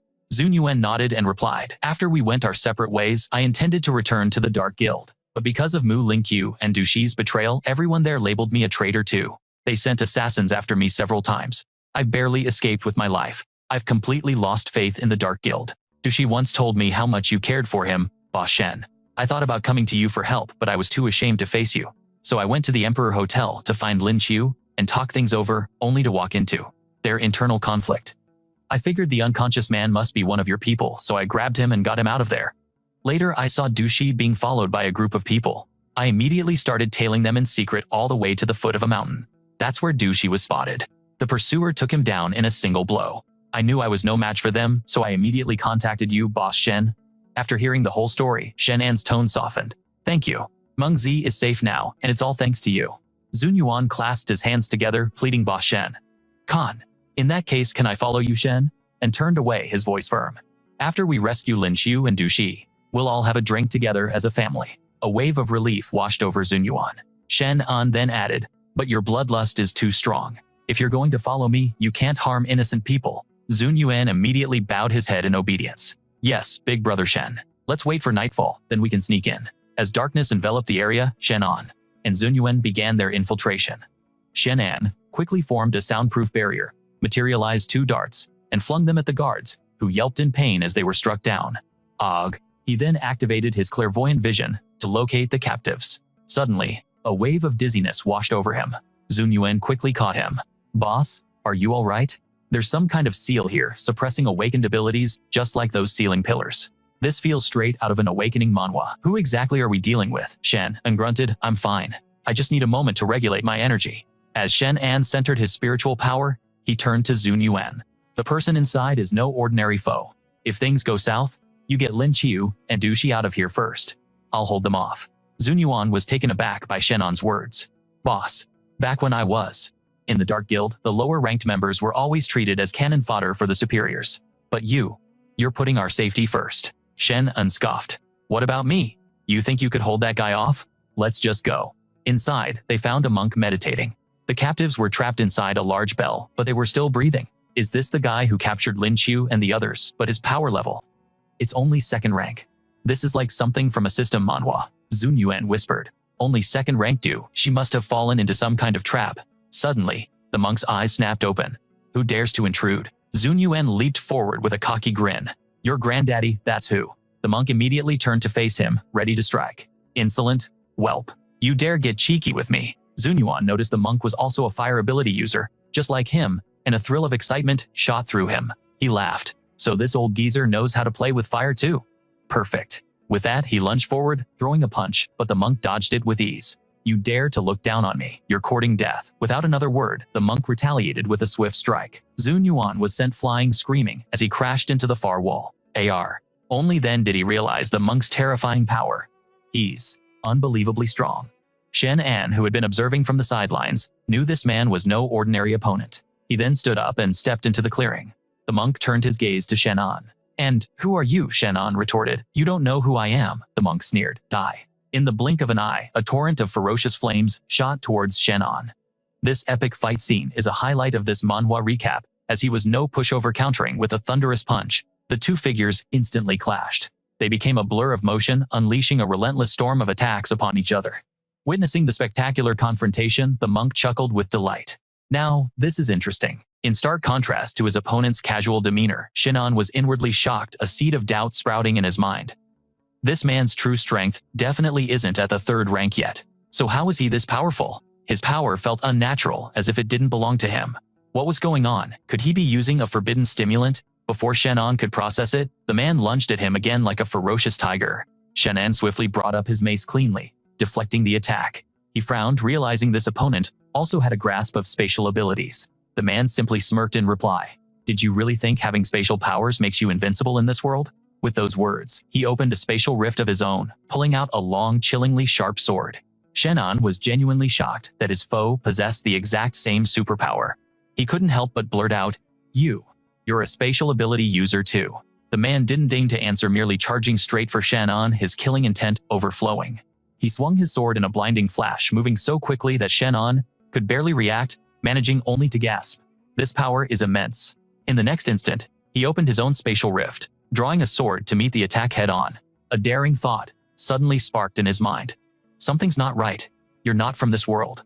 Hearing this, the mysterious cultivator paused, his gaze turning sharp and probing. What makes you say that, Chen? And calmly analyzed the situation. In this world's awakening manhwa-like setting, the strongest awakened beings don't exceed the third rank. Your combat power has already surpassed the third rank mid-stage. At that, and you're not using any performance enhancers. Judging by your reaction, I'd say I've hit the nail on the head. His secret exposed. The cultivator flew into a rage and swung his sword. You know far too much, Shen. And hastily raised his blade to defend, but the overwhelming power of the strike sent a crippling shockwave through him. Clutching his injured arm, he demanded, So it was you who pressured the Song family. The man arrogantly confessed. That was me. A mere bunch of rabble, not even worth mentioning. You, however, are just interesting enough to make me get serious. Shenan still couldn't wrap his head around it. I don't understand. With your level of power, why would you work for someone like Shu Tianming? The man closed his eyes, his voice dripping with disdain. Shu Tianming, what is he? He's nothing more than a servant to us. Just who are you? And how do you know about Shu Tianming's affairs? By this point, Shenan had drawn his sword.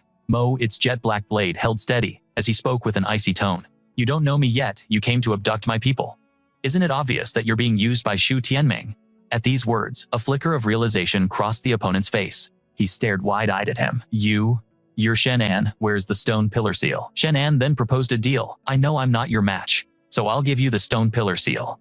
I just hope you'll keep your end of the bargain and release my people. But I need to know, what do you want with the stone pillar seal? Fine. I'll tell you. At least you'll die an informed man. He leaned in close to Shenan's ear, hissing in a haunting whisper. We are the true masters of this world, and all of you are nothing but outsiders. The words hit Shen, and like a bolt of lightning, shaking him to his core. Outsiders. Does that mean the thing the stone pillar is sealing is the original world? The spiritual energy resurgence began with an earthquake, so the earthquake must have broken the seal. The mana from the original world flowed into ours. Is that why people began to awaken? This is a classic system, manhwa plot twist. If everyone from the original world is as powerful as him, how could our world possibly stand a chance? The earthquake already happened. I have no idea how many beings from that original world have already crossed over. The horrifying implications made Shenan yell out loud. How many of you have come to this world? The man let out a sinister chuckle. For now, it's just me. But once the seal is completely broken, this world will once again return to our grasp. Now, then hand over the pillar, and I'll give you the mercy of a quick end.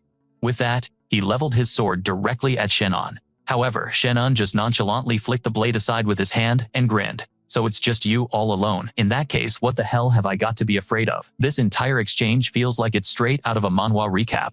He couldn't believe someone at death's door could be so bold. You. Shenan just scratched his head and gave a casual smile. Well, I've pretty much found out everything I needed to know. So, I guess it's time to get started.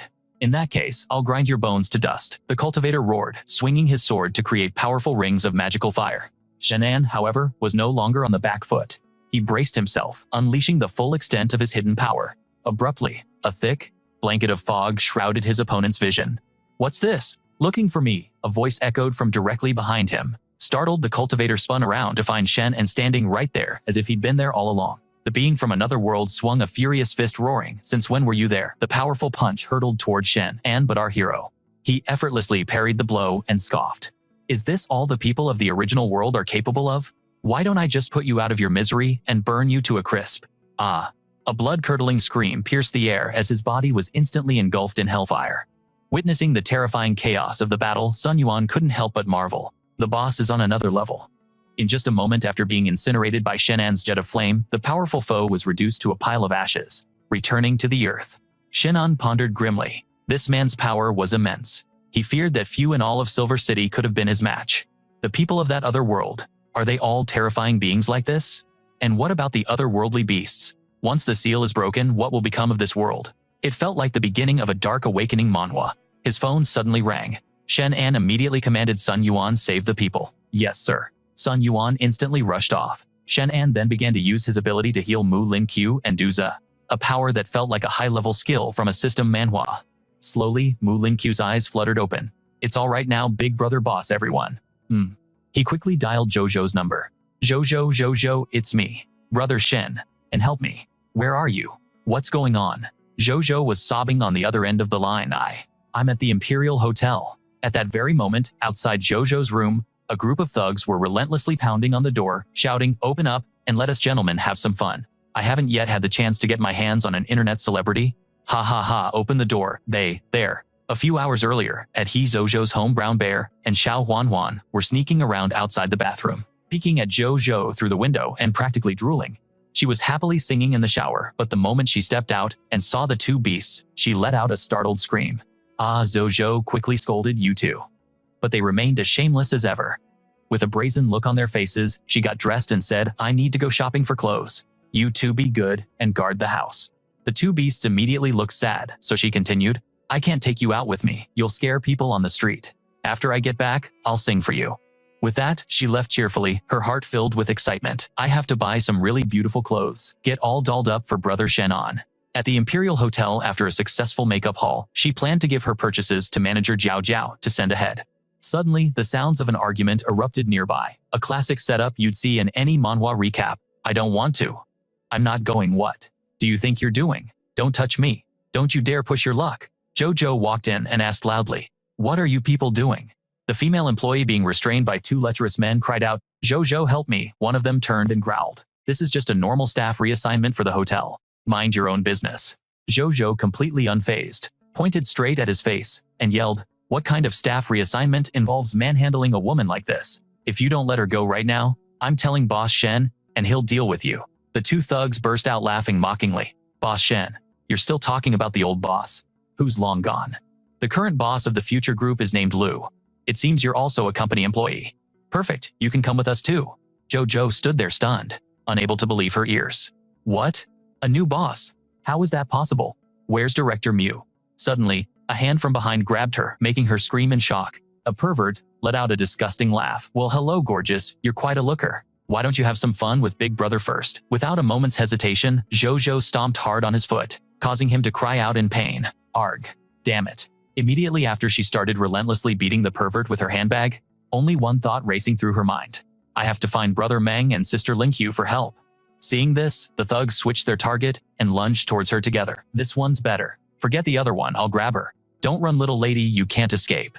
Hearing that, Jojo took off running for her life. When she reached the lobby, she desperately shouted, "Sister Mu, brother Meng." A woman in a green dress appeared out of nowhere, glaring at her appraisingly. "You're one of Shenan's people." Jojo asked blankly, "Who are you?" The woman gave a vicious command. "Seize her." "What do I do?" By now, Jojo was completely surrounded by the men cornered against a wall. Just as things looked hopeless, Mu Yingmeng cracked open a nearby door and shouted, "Sister Jojo, over here." Hearing his call, Jojo sprinted towards him, narrowly escaping. The two of them quickly locked the door and barricaded it with a chair. Overcome with terror, Jojo immediately called, "Shen, and brother. Brother Shen, and save me." The sound of the thugs pounding on the door echoed relentlessly. "Open up and let your big brothers in to have some fun. I've never gotten to play with an internet celebrity before. Ha ha ha." That vicious woman gave us the green light. A command was given, "Jam the signal here. Don't let her call for backup. You lot go find a power saw." Understood. The rest of the thugs headed downstairs to guard the exits, making sure no one could escape through the windows. Beep. Suddenly Jojo's phone went dead. They had jammed the signal. A terrified Mu Yingmeng asked Sister Jojo, "Is Director Shen going to come save us?" Jojo squeezed Yingmeng's hand tightly, trying to sound confident. "Brother Shenan will absolutely get here in time. We just have to hold out." But just moments later, the horrifying sound of a power saw ripped through the air as they began tearing through the door. Quick, get the table. Block the door." The two girls threw all their weight into pushing a heavy table against the entrance, desperately trying to buy themselves a few precious seconds. Jojo desperately told herself that Shenan was coming. Just a few more minutes, brother Shenan will be here. Suddenly, from the ceiling above them, this is the kind of tense situation you often see in a manhwa recap. A thug dropped down, a twisted grin on his face. "A few minutes, you think that's enough? You might be a quick finisher, but I'm known for my endurance." With a final crash, the door splintered and burst open. Mu Yingmeng let out a piercing scream. The thugs lunged forward, pinning Jojo to the floor. She thrashed wildly, screaming for help. "Let me go. Don't touch me." The goons ripped at her clothes, laughing like animals. "Hehe, little sister, don't fight it. The more you struggle, the more this gets me going." No, just as all hope seemed lost, a voice as cold as ice cut through the air. "What's going on here?" Shenan had arrived. Seeing Jojo being assaulted, an uncontrollable inferno of rage ignited within him. His face turned to stone, his eyes burning with a murderous intent that promised a gruesome end. The terrified thug screamed, A monster." Seeing Shenan, Jojo cried out through her tears, "Brother Shen, you came." Without uttering a single word, Shen lunged, grabbing the blonde-haired thug by the throat and roaring, "Do you have a death wish?" I, you bastard." The thug couldn't even finish his sentence before Shenan crushed his throat, ending his life instantly. Seeing this, his accomplice stumbled back in sheer terror. As for the last one, Shenan unleashed a torrent of flames, reducing him to nothing but ash. "There's a fire," the security guards yelled as they rushed in. Shenan pulled Jojo into a tight embrace, comforting her. "It's all right now. No one will ever harm you again. I've eliminated all of them." Jojo buried her head in Shenan's chest, sobbing uncontrollably. "I knew you'd come. Whenever I'm in danger, I knew you would always come for me." The wicked woman saw Shenan and stammered in absolute terror.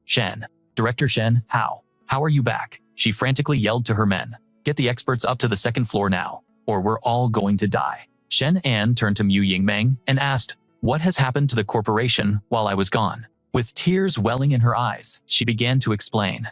"Director Shen, while you were away, Director Liu and Vice Director Liu brought in a group of powerful fighters from outside. They unalived everyone loyal to you in the corporation, and then they forced us to serve their clients as hostesses. Then where is manager Jiao Jiaoshe?" She was taken away by Vice Director Liu Jin. Shenan gritted his teeth, his aura radiating pure murderous intent. "Take me to Liu Jin." This whole takeover plot is classic system manhwa stuff. A mob of thugs armed with blades rushed out, blocking Shenan's path. The woman sneered, "Humph, kill them and I'll reward each of you." Before she could finish, she suddenly collapsed to the floor dead. The goons panicked. What just happened? Was that an invisible sword aura? Shenan's voice was low and menacing. "Get lost now, and you might live." They were utterly terrified. In the blink of an eye, they scrambled for their lives. Not a single one of them had any real fight in them. Just then, from the main hall, a voice filled with rage cried out, "You're a filthy animal. Even if I become a ghost, I'll never forgive you. I will kill you with my own 2 hands." The lecherous old man, having just had his fun, turned with a wicked smile. "A ghost, you say? You can become one after I've had my fill of you." Haha. Another girl called out Sister Jiao Shen and immediately asked, "Is that the so-called Vice Director Liu?" "That's him." Vice Director Liu broke into a cold sweat. You people. Director Shen. You're not dead, Shen. An advanced on him, his voice frigid. Where are the other female employees? The man was now at a loss for words. Stammering. Director. Shen, spare me. I'll tell you everything. Oh, you want to negotiate with me? The old man quickly regained some composure, his tone turning threatening. After all, the worst that can happen to me is death. But if Director Shen doesn't agree to my terms, I suppose you won't mind if the other girls share my fate, will you? Shen. And agreed instantly. Fine. I won't kill you. Now talk. Director Shen is a man of his word. They were all taken by Director Lu Dingji to his main camp. He said they were to entertain the Underground Emperor. The Underground Emperor again, Shenan thought. It seems I'll have to pay this person a visit. Just then, Jiao Jiao emerged screaming. I have to kill him. Vice Director Liu laughed smugly. Director Shen already promised he wouldn't kill me. What are you going to do about it? Jiao Jiao was stunned, stammering. Jiao Jiao turned to Shen, on her body trembling as she asked Director Shen. No more talk. Shen unflicked his wrist and a projectile flew through the air, instantly ending the vile man's life. This whole episode feels like a chapter from an intense awakening manhwa. Shenan stepped outside, dialing his phone as he walked. Bai Yue knows I'm with the government, so they must have some files on this so-called Underground Emperor. The number you are trying to reach is currently unavailable. Switched off, huh? Could the government be on another secret mission? He wondered. Now, who else in Silver City might know about the walled city? Ah, I know. Of course. Just then, Elder Chu's phone began to ring.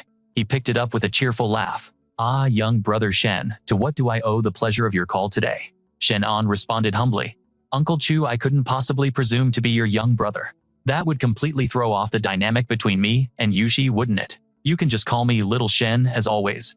Elder Chu let out a hearty laugh. Ha ha ha, you've got a point. We can't have the hierarchy all mixed up, can we? So you want me to look into someone for you. Whose information are you after? It's the Underground Emperor of the Walled City, Shen, and stated. Do you happen to know him, Uncle Chu? Ah, Elder Chu's tone shifted upon hearing the name. He paused for a moment before asking seriously. Why are you looking for information on him? That man is no simple character. It's nothing too serious, Shenan replied. I just have a certain rebellious kid here who seems to have gotten tangled up with his crew. I just wanted to ask what kind of man he really is. Elder Chu explained. The Underground Emperor's real name is Gu Cheng Huang, and his reputation was established a long time ago. It didn't matter if you were a street vendor or a beggar. If you couldn't make a living, you could always go to him. He would provide you with a bowl of rice. Eventually, he constructed the walled city as a sanctuary for the downtrodden. As time went on, most of the people from the lower classes in Silver City began to follow him, revering him as their underground emperor. Shenan was taken aback. He holds that much power, and the government doesn't interfere. Uncle Elder Chu elaborated. The Underground Emperor has kept his corner of the city in check for several decades without causing any major disturbances. Because of that, the government has always turned a blind eye. They allow the walled city to exist. Now, I don't know what business you have with him, but I strongly advise you not to provoke him. Trust me on this, you can't handle the fallout. Thank you for the advice, Uncle Chu. Shenan hung up and fell into deep thought. Based on Elder Chu's account, this Underground Emperor seemed to be a rather righteous man. So how could he be forcing young women into that line of work? I need to go and see for myself. With that, he hailed a taxi. The driver quickly said, Sorry pal, I'm rushing to end my shift, so I can only head in the direction of the walled city. Please don't give me a bad review for it. I'm not waiting around. Fine, then take me to the walled city. Really? Well, that's just perfect. The driver chuckled. My luck is turning around today. I was almost running late, and if that happened, I would have gotten a beating from the walled city's crew. Shenan's curiosity was piqued. I heard the Underground Emperor runs a tight ship with his underlings. You're only running a little late? Why would they beat you for that? The driver sighed heavily. Well, back when the old emperor was in charge, things were fine. But about half a year ago, word got out that the Underground Emperor had fallen ill. His right-hand man, the one they called the First Regent King Yan Junlin, took over. He was the Grand Steward. But ever since he took the reins, the folks in the walled city had become exceptionally brutal. Hey, you didn't hear this from me, all right? I don't dare to get on their bad side. You know Shenan processed the information, so that's what's going on.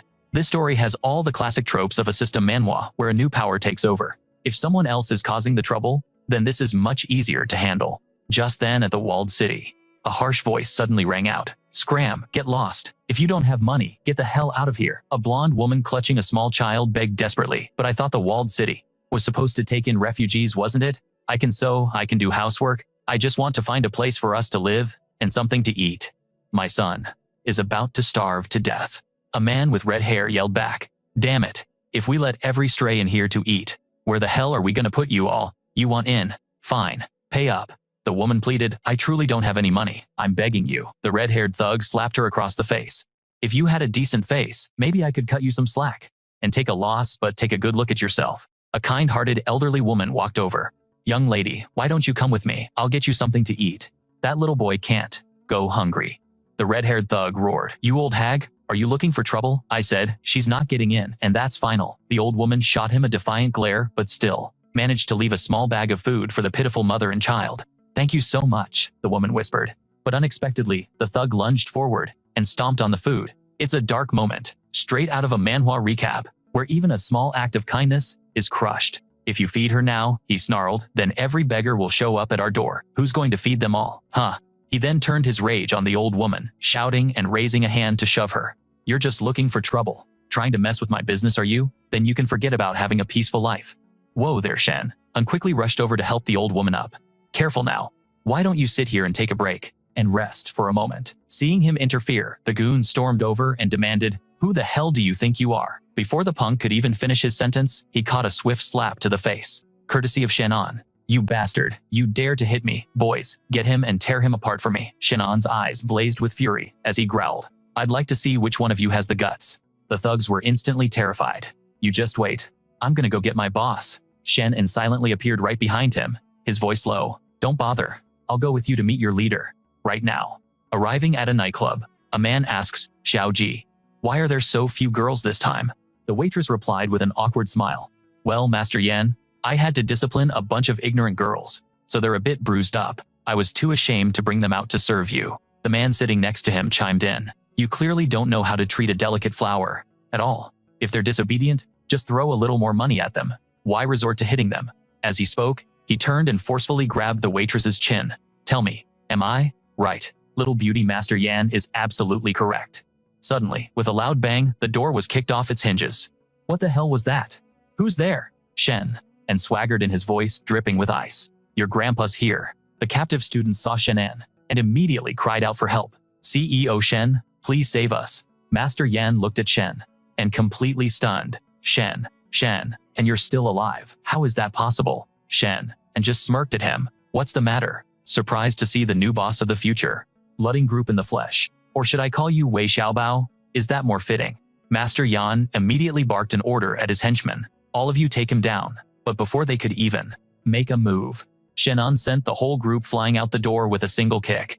Master Yan screamed in terror. Stay away from me. Shenan simply told the girls, all of you leave first. I'd like to see who dares to stop you. At this, Master Yan's partner slammed his fist on the table, roaring in anger. This is my territory. You have no say here. Shenan lunged forward, retorting, then today I'm repossessing this territory. Suddenly, an iron rod came whistling through the air, straight at Shenan. He dodged it, thinking to himself, so there's a skilled fighter here. Let's see you handle this. The man then leaped forward with a blade slashing at Shenan and tearing his outer jacket. Shenan simply shrugged off the tattered garment and tossed it aside, offering a bit of praise. Not bad at all. The strange-looking man pointed at the silver-haired guy and warned, you're not allowed to touch him. The silver-haired man then bellowed an order. Kill him for me. The strange man turned back and glared, stating flatly, I don't kill people. Hearing this, Shenan chuckled internally. Now this guy's getting interesting. He then said, it's fine. You couldn't kill me even if you tried, so let's just continue our fight. The man walked over, drew his iron rod, and began to attack, shouting 5 tigers and 8 trigrams, staff style. In response, Shenan activated a barrier, drew his sword and declared, very well then, I'll use my void-shattering blade art to clash with your staff technique. With that said, Shenan leaped high into the air, swinging his sword down. His opponent launched the iron rod, knocking the blade from Shenan's grasp, but luckily our hero quickly regained his composure and reclaimed his sword, slashing at the man. His opponent jumped up to parry the blow. Shenan let out a smirk, but then his expression suddenly shifted, and he collapsed to the ground right in front of the rod wielder. The man was taken aback. What are you trying to pull? The silver-haired boss shot back. Do you think I have time to watch you two put on a show? If you won't finish him, I will. The man with the iron rod turned to leave, saying, you have a gun, you don't need my protection. I'm out of here. The silver-haired boss spat, get lost. Just then a shot rang out and Shenan was hit, but he managed to get back on his feet. You want to kill me? You think you're enough. The silver-haired man ground his teeth in frustration. How is he not dead? Did I miss? What the hell? In a flash, Shenan lunged to attack him, but he stopped dead in his tracks. Young Chen, the man with the iron rod, had reappeared to block his path. I already told you, you're not allowed to kill him, Chen thought to himself. Without using my third-rank spiritual energy, I'm definitely no match for this guy. It's a classic power-scaling moment you see in many a system manhwa. Suddenly the gunman from before aimed his weapon at Shenan once more and pulled the trigger. Bang! At that moment, Shenan activated his barrier, pulling the bullet inside it, and then he fired it right back. The man named Yu Yi jumped in front of the silver-haired boss, taking the bullet for him and crying out in pain. Blood started to pour from his wound, but he stood firm, saying, "I'm not going down that easily." The silver-haired man cursed through gritted teeth. Damn it, even that didn't kill him. What kind of monster is he? This entire scene feels like it's straight out of a tense manhwa recap. Suddenly, an old woman stumbled into the room, dropping her bag. It was the very same old woman Shenan had rescued on his way there. Trembling, she shuffled towards the wounded man, her voice filled with worry. Yu Yi, my son, you're injured, the mother wailed, seeing her son riddled with bullet wounds. Yu Yi, he quickly tried to soothe her. Mom, I'm all right. Then, the woman did a complete 180 and turned on Shenan, blaming him. She repeatedly smacked him on the head, even as Yu Yi tried to intervene. And here I thought you were a good person. Why would you bring this harm to my son? She shrieked, tears streaming down her face as she looked at her poor boy. She then added perhaps to an offer of help. Thank you, but we couldn't possibly accept. Shenan turned and asked, are you afraid of him? Don't worry, I'll eliminate him right now.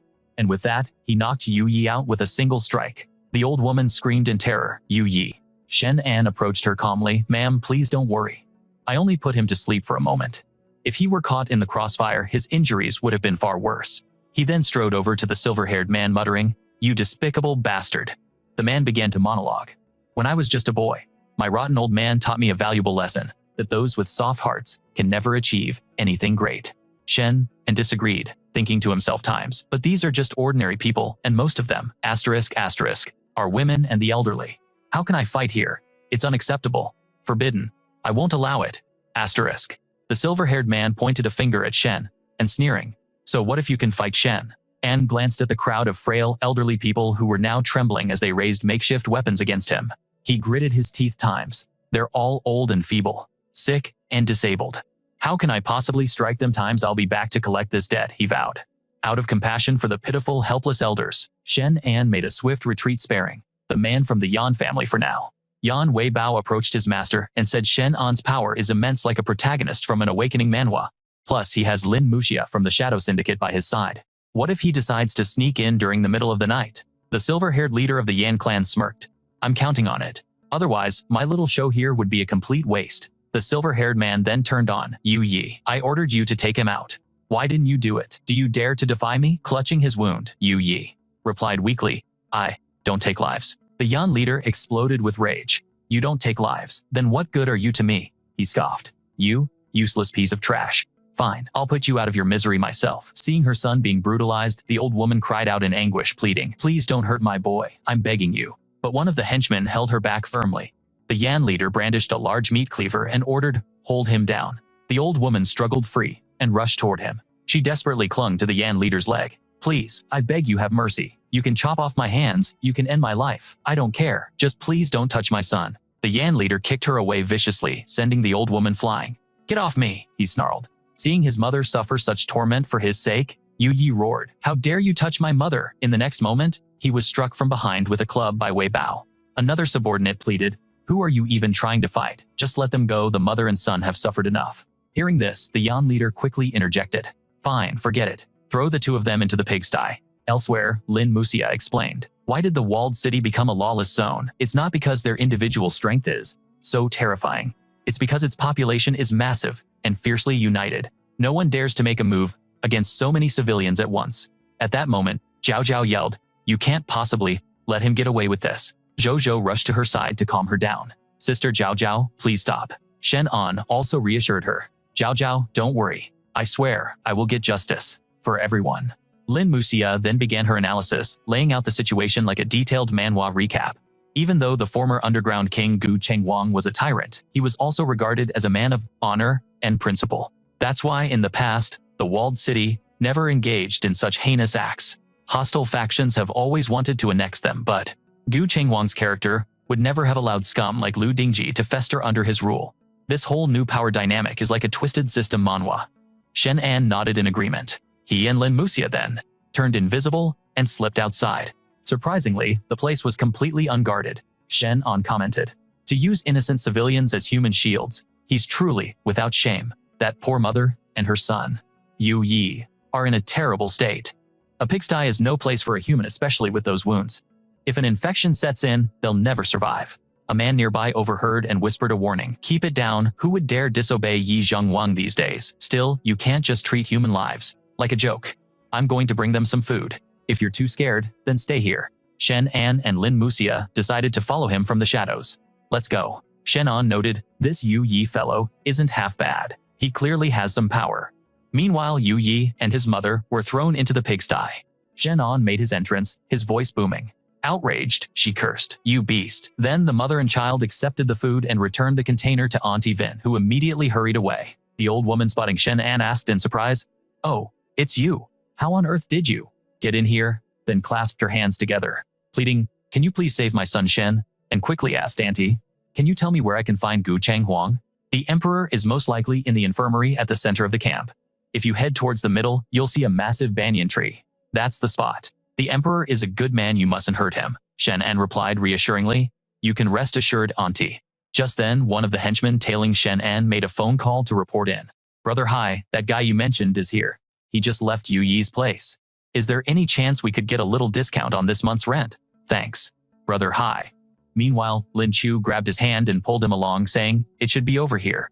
Beneath a colossal ancient tree, a little girl named Lanner was trying to climb up, desperately reaching for her cat. Xiang Xiang, come here. The cat Xiang Xiang stretched its paw toward the girl, their hands just about to touch. But suddenly, Lanner's foot slipped, and she began to plummet toward the ground. A terrified scream escaped her lips. Shen, an alarmed dash towards Lanner. This is bad, he thought, managing to catch her just in time. It's okay, don't be afraid. Just then, someone heard the commotion and rushed out, calling, "Who's there?" He shone his flashlight right where Shenan had been. "Hey you." But in the blink of an eye, they were gone. The man was stunned. What in the world was that? It was Lin Chu, who had shielded him from view, making him invisible to the guard. Am I seeing things? The man wondered. He led his dog back, muttering to himself. Brother Hai told us to keep an eye out for any unusual movements, but how are you supposed to spot someone with an invisibility skill from an awakening manhwa? Just then, Lanner ran out, calling, "Daddy, it's me," her father asked angrily. "What are you doing out here in the middle of the night? You should be asleep. Get back inside with me now." Cursing under his breath, he added, "Damn kid, you scared the daylights out of me. Now go to bed." Shenan let out a sigh of relief. That was close. Good thing you're so quick on your feet, otherwise we would have been caught, Lin Chu said with a sigh. Boss? Oh boss, if I stick with you any longer, my heart's going to turn into pure muscle from all the stress. They then continued on their search. Noticing an odd expression on his face, Lin Chu asked, "Boss, is something wrong?" He voiced the suspicion that had been bothering him. Gu Changhuang is the overlord of this region. Even if he's recuperating from an injury, why isn't there a single guard posted outside? With a focused gaze, Lin Chu began to analyze the situation carefully. Although Gu Chenghuang is known as the Underground Emperor, he dislikes large-scale conflicts. He normally maintains a low profile and primarily uses public transportation when he goes out, so the lack of guards isn't entirely surprising. But having said that, she didn't forget to add a word of caution.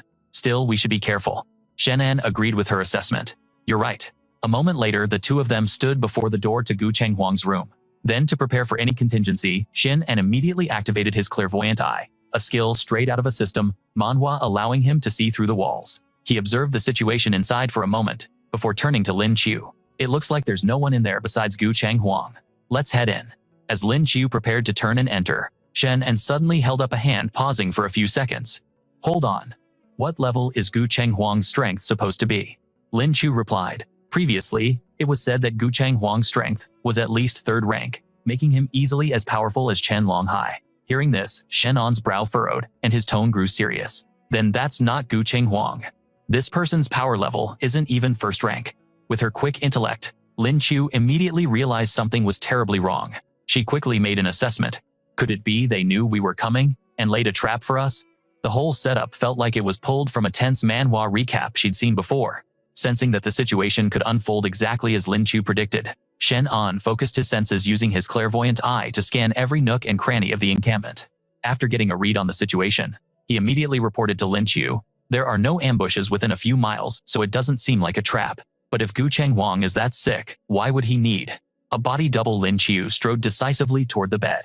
In that case, we just need to find out who this imposter is. She grabbed the man by the collar and jerked him upright with a single, sharp motion, then barked, "Sit up." The old man, terrified, stammered, Who? Who are you? What are you doing here?" Before he could finish his sentence, Lin Qiu pressed the cold, sharp edge of a blade against his throat.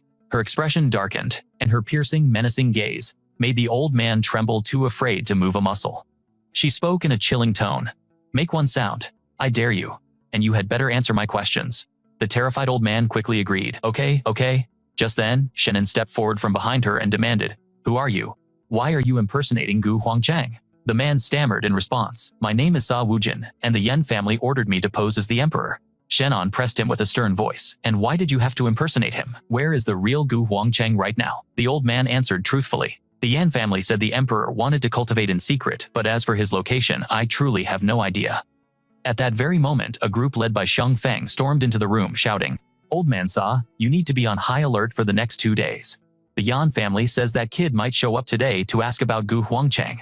By now, Shenan and Lin Qiu were nowhere to be seen, leaving only the imposter on the sickbed, his voice laced with guilt as he replied, "All right, I understand, boss." The old man's face grew increasingly pale. Noticing the strange behavior, Xiang Feng asked, "What's got you so worried?" The man, now covered in a cold sweat, had no choice but to answer, I'm fine." He was the only one who knew that a razor-sharp blade was being pressed firmly against his back. However, that clumsy performance from the Yan family's man had already made Xiang Feng suspicious. He ordered his underlings to shut the door. His men immediately obeyed, sealing the room and blocking the exit. The imposter asked nervously, "Boss, what are you planning to do?" At that moment, Xiang Feng, holding a spray can with a knowing smirk, confidently said, "According to my intel, that brat has someone with him who knows the shadow sect's cloaking arts, but I have a way to force that invisible person to appear. This isn't your typical *** awakening manhwa ***, where powers are straightforward." Xiang Feng raised the spray can. "Reveal yourself." A red mist surged towards Lin Qiu, just as she was approaching the old man with a dagger, the sharp point plunging into the man's body. The old man cried out in pain. Xiang Feng snapped in annoyance. "What are you screaming about?" he replied. "I think I just saw something flash under the door. I don't know if someone is outside." Xiang Feng commanded his men outside. "You lot go check it out." One of them peeked out, but the hallway was completely empty. He turned back and growled, "You're really not right today. Are you hiding something from me?" The imposter quickly explained, "Of course not. How would I dare?" Xiang Feng continued to test the area with the spray can, unaware the two had already hidden under the bed. He confirmed, "Looks like they're not here. Let's go." His subordinate replied, "I'm on it." Under the bed, Lin Qiu whispered, "Chief, you're touching me." Chen awkwardly created some distance. "What? No, I'm not." Once they emerged, the imposter said helplessly, "You see, why would they tell me anything important? You people should just follow them instead." Shenan agreed. "He's got a point." Lin Qiu knocked the man unconscious. "Then we'll be on our way." As soon as they were outside, they overheard a man asking Lady Gu Tian, "Has there been any trouble lately?" The other person replied, "None. The great Lady Gu is at church by day and by night. She's at the nightclub. She probably has no idea Emperor Gu Huangchang is actually being held under house arrest by Junlin." Xiang Feng angrily snapped, "Shut your mouth. Those aren't words you can just say carelessly. Watch your tongue while we're out in the open. I just don't know what Junlin is planning with Gu Huangcheng, keeping him locked up in a boxing gym of all places, which means the brothers can't even train. My hands are getting really itchy. Come on, we should go check on Lady Gu Tian first." This whole plot feels like it's straight out of a *** system, Manhwa ***, with factions and hidden schemes everywhere.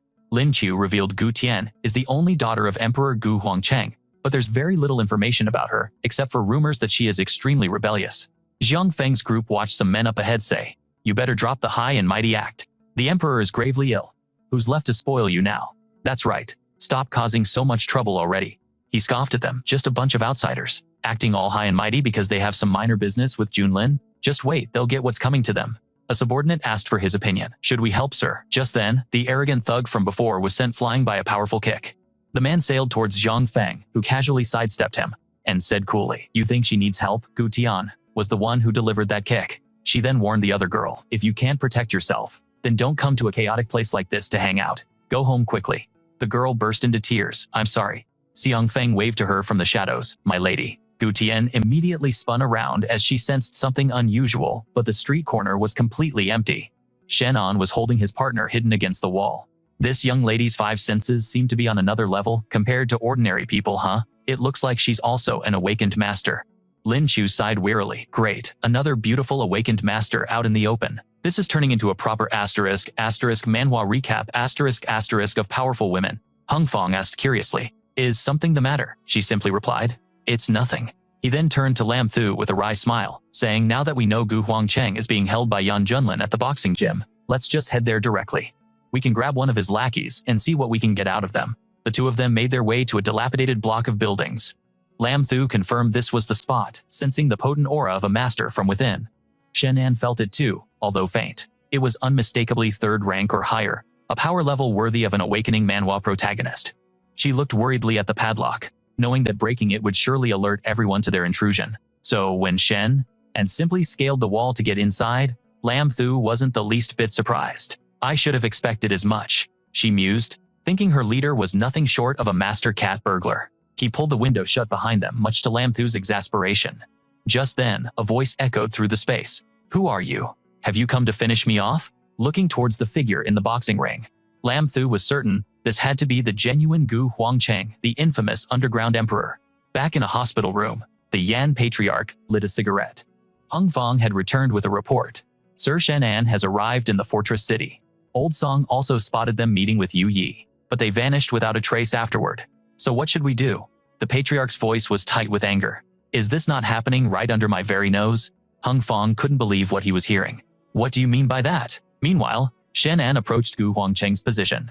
Though, bound Gu Huangcheng's voice was full of authority. That whelp, Yan Junlin doesn't have the guts to kill me himself. He sends a couple of no-name kids to do his dirty work. I've never seen you before. Are you new to the fortress city? Shenan was intrigued. There are 10,000 people in this city.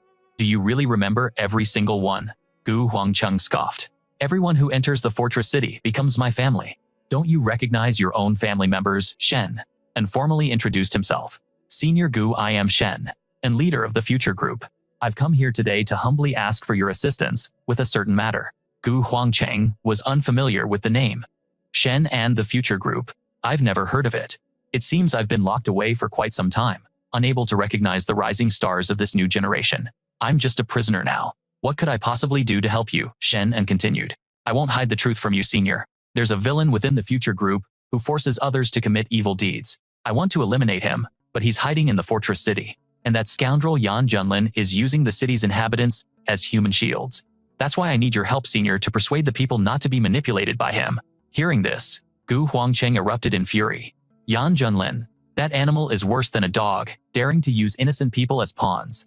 A murderous aura exploded from his body. I will kill you, he vowed. Lam Thu voiced her confusion. Senior Gu is incredibly strong. Logically, even if Yan Junlin trained for another 30 years, he shouldn't be able to harm you. How did you end up imprisoned here? Gu Huangcheng began to recount his story. If it were only Yan Junlin, even with all of his men, they couldn't have touched me. But he found powerful reinforcements. In a flashback, a younger, more arrogant Yan Junlin sneered. Huangcheng, isn't it about time you considered abdicating? The emperor replied firmly. Yan Junlin, I've told you countless times, some business is off limits. That is the rule of this city.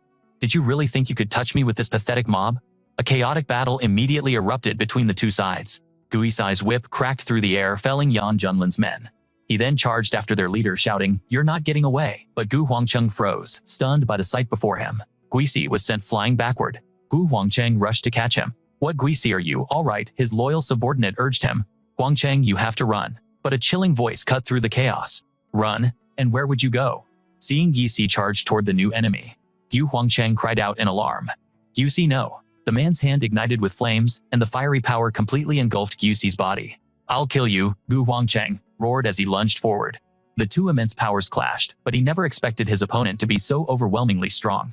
Gu Huangcheng collapsed to his knees, utterly defeated. "Impossible," he whispered. Yan Junlin swaggered over, gloating, "Thanks for your hard work, venerable one. Men, take Gu Huangcheng away." Gu Huangcheng said in despair, "I couldn't even block a single one of his attacks." With the confidence of a top-tier system manhwa hero, Shenan revealed, "That man has already been killed by me." There wasn't even a trace of ash left. The news left Gu Huangcheng utterly speechless. You killed him, he stammered. Shen unconfirmed it. That's right. Burned to a crisp. Suddenly, Gu Huangcheng's demeanor shifted into a wild frenzy. Why did you have to kill him? Why, he screamed, leaving Lam Thu to question what was happening. Asked, what's wrong with you? You couldn't fight back, but the boss got revenge for you, so why are you mad at him? Huang Cheng sadly revealed. Because he hurt my wife? Anga. I've never seen a technique that could damage the heart's meridians like that. That kind of power is straight out of a high-level system manhwa. If he's dead, I'm afraid no one in this world can save Anga anymore. Seeing Shen and point to himself, he clung to a sliver of hope. Are you saying you can? He replied. If I can kill him, then breaking his technique is any different. It's just a simple trick of surrounding the heart's meridians with energy, leaving only a thread of life. How could I possibly not be able to undo it? Let's first get the senior out of here. Huang Cheng refused. I'm not going anywhere.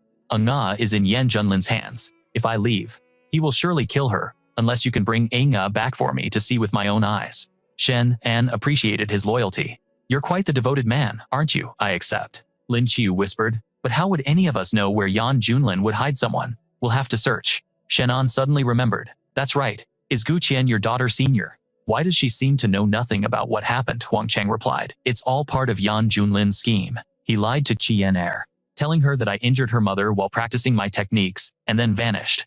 Qian was always close with Nga, but now she must hate me to the very bone.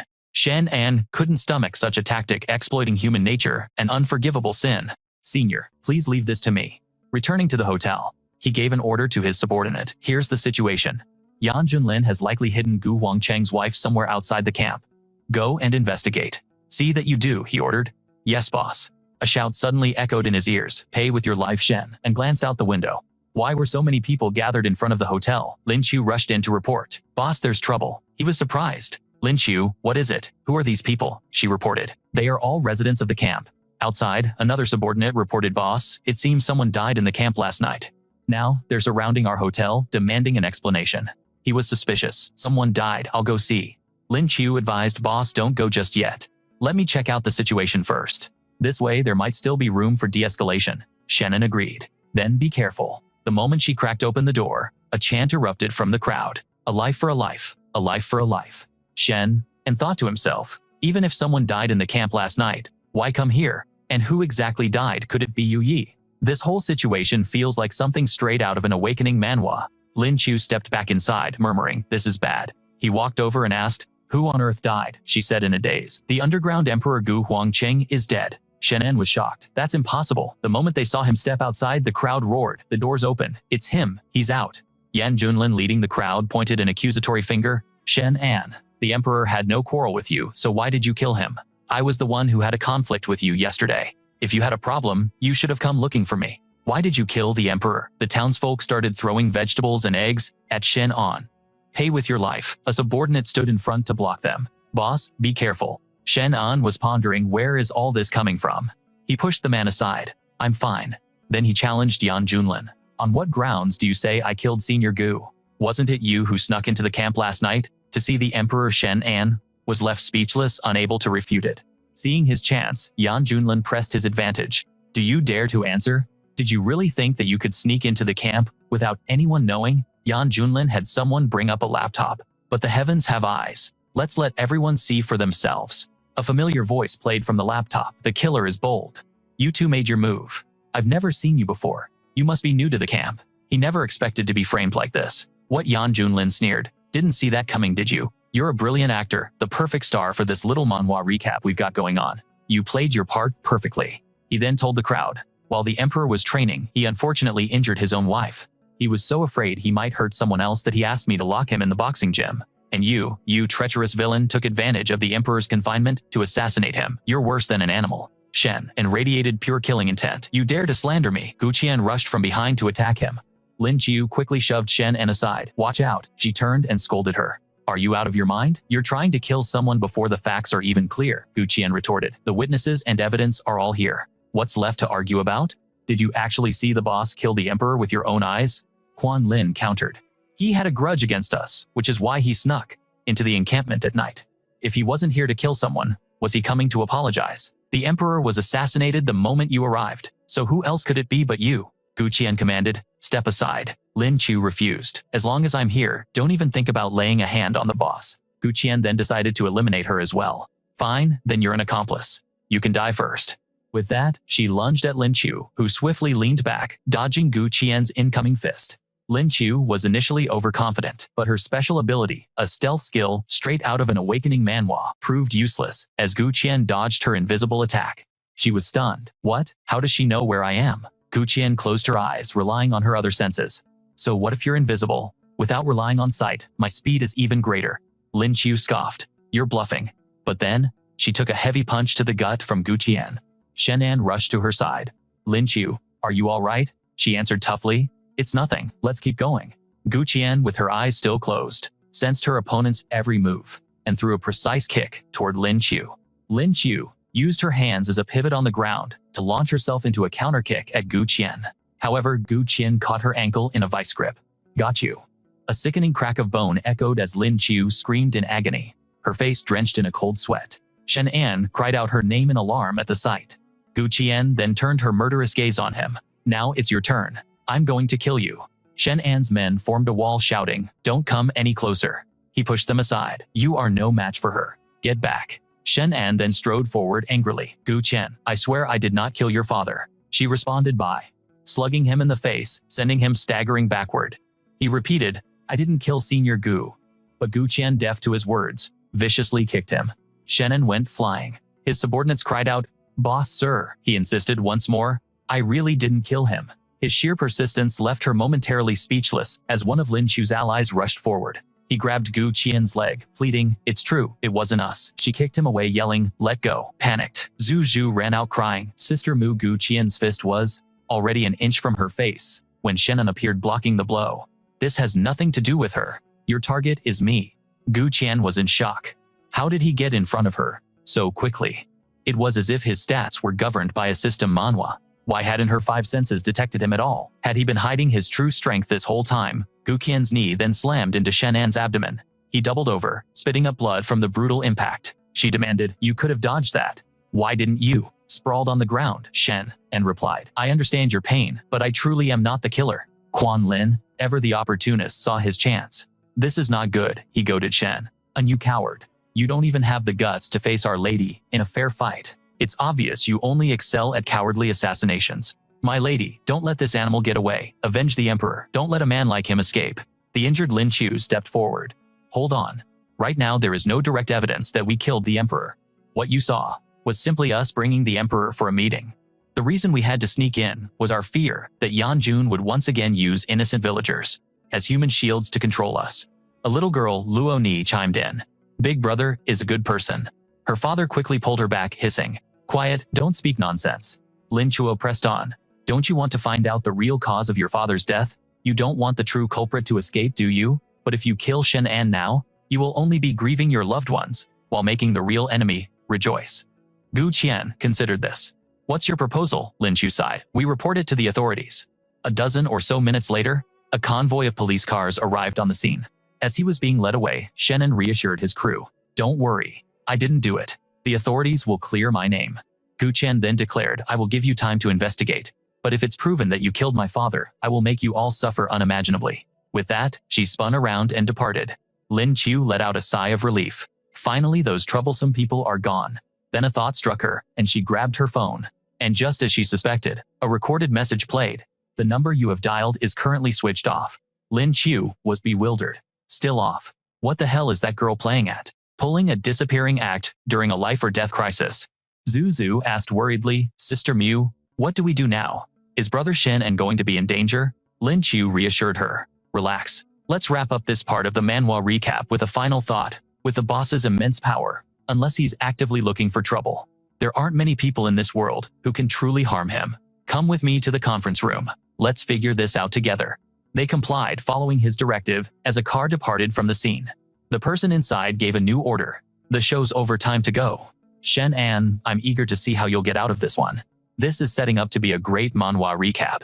Meanwhile, on an island chain in the vast ocean, a group of people in the jungle were racing toward a cave. Wei Wei was in a desperate fight against a colossal beast, leaning back just in time to dodge its massive bite. Her blade plunged deep into the monster's hide. The chaotic battle raged on, sending the beast tumbling to one side. The leader of the other group shouted, "Quick, get inside!" Wei Wei yelled out in alarm, "Don't go in there." But before she could finish her warning, a bizarre noise emanated from deep within the cave. A member of the squad cried out in terror, "Captain, there's a monster inside." Before he could finish his sentence, he was impaled by a creature that emerged from the darkness. Wei Wei was stunned, whispering, "How is this possible?" Fueled by rage, she gripped her knife and charged. "You monster, I'll kill you." Inside the cavern was another beast, its eyes glowing a hellish red. Wei Wei's jaw dropped as she realized it was a mutated variant. At this point, she was trapped with monsters closing in from all sides. Wei Wei prepared for a last stand. "If you won't let me live, then we'll all go to hell together." The giant beast saw her make a move, and it spun around, swinging a massive arm that slammed into Wei Wei, sending her flying into a nearby tree trunk. In the next instant, she let out a scream of pure agony. Before she could even recover from the impact, the pack of monsters lunged toward her. But by now, Wei Wei had no strength left to resist. All she saw in that final moment was darkness, as her eyes slowly closed, surrendering her fate. As she faded, Wei Wei's mind flashed back to a memory from 3 days earlier. Lao Ji had told her, "Wei Wei, we have a secret mission to carry out." He pointed grimly at a screen displaying a detailed map of an island, and continued to explain. "Our surveillance network has detected a massive concentration of monsters appearing on an island in the Pacific. For now, they haven't migrated toward inhabited areas, but the moment those creatures reach the mainland, Silver City will be the first to be annihilated." This was the kind of world-ending threat you'd only expect to see in an Awakening Manhwa. In that moment, Wei Wei recalled someone else's words. "Wei Wei, you're one of my assets in the organization, and I can't let Lao Ji know about this just yet. Find a reason to deal with him yourself." Lao Ji's voice echoed in her memory. "As the primary force for law enforcement and maintaining stability, it is our sworn duty to protect the people. Therefore, I will personally lead the team to that island to conduct a sweep operation." His voice was unwavering. "The stakes are too high, and this information could easily incite mass panic. Because of this, all of our communication equipment will be under strict control. There will be absolutely no leaks, not even to Shenan." The scene shifts back to the present in the skies above the monster-infested island, where a military helicopter hovered in the air. The team disembarked, with soldiers moving to the front to take point, while Lao Ji and Wei Wei followed closely behind. Lao Ji immediately laid out the strategy. "First, we will establish a temporary command post on high ground. You will lead a team to scout the area, but I need you to be extremely careful. Don't try to engage in any reckless battles." Wei Wei replied, "Understood. Don't worry about me." She then shrugged off her outer jacket, revealing the tactical combat suit she wore underneath, and issued a stern command. "Tactical team, perform a gear check and follow me." The entire squad responded in unison. "Yes, ma'am." After advancing just a few steps, the team led by Wei Wei stumbled upon an unbelievable sight. Countless monsters of every imaginable type were swarming the island. One of the team members exclaimed, "My God!" Wei Wei was just as shocked, saying, "Is this some kind of prehistoric world?" It felt like they had walked straight into a real-life system manhwa. While everyone was stunned into inaction, a squad member was suddenly snatched by a winged monster that grabbed his arm, yanking him into the air and making him scream in terror. His teammate shouted frantically, "Shoot it down." Returning to the present a short time later, Wei Wei remained unconscious from the brutal impact. A thick strand of drool was dripping down onto her face. In the next second, Wei Wei's eyes flew open, snapping her out of her daze. She froze for a moment as she realized she was about to become the main course for a monster whose gaping mouth was right in front of her. But just as the monster's jaws lunged for her, Wei managed to roll aside narrowly, avoiding becoming its next meal. She instantly understood she'd been dragged to their feeding ground. Wei Wei's hand tightened around her knife. The danger was palpable. She adopted a defensive posture, her mind racing with one thought: in a situation like this, was there any chance of survival? To escape, the monster charged thunderously toward Wei Wei, and she met it with a clean slice across its neck. But her victory was short-lived, as another beast clamped its jaws tightly onto her arm. Wei Wei lifted her knife in an instant, but before she could even react, her other wrist was bitten. A wave of despair washed over her as she thought, "This is bad." Pinned down from both sides, she could only call out Shenan. This time, Wei Wei had truly lost all hope. "Shenan, I'll see you in the next life." However, just then, a figure appeared before her, landing a direct punch on the monster's head. This newcomer single-handedly pried open the beast's jaws, freeing Wei Wei. She couldn't believe her eyes. What was happening? Wei Wei sized up her savior. His entire body was covered in scales, like an upgraded version of her own iron skin and steel bones ability. Sunming single-handedly dealt with the entire pack of monsters in the cave. The remaining few, knowing they were outmatched, immediately turned and fled. He extended a hand towards Wei Wei and asked, "Are you all right?" She replied, "I'm fine." Then she asked, "Are you human?" Faced with Wei Wei's doubtful question, he could only scratch his head and laugh awkwardly. "Hey, don't be so scared. I'm human, I swear." To build her trust, he reverted to his human form, revealing a set of solid abs before introducing himself confidently. "My name is Sunming from the military, and you must be with the government, right?" He then suggested that they needed to leave this place as soon as possible. "This place is crawling with too many beasts. Let's head back to camp first." Sunming then asked Wei Wei, "In your condition, are you sure you can walk?" She nodded. "Yes, I can manage on my own." Internally, her mind was racing as she processed his introduction. The military, I don't recall Lao Ji ever mentioning them.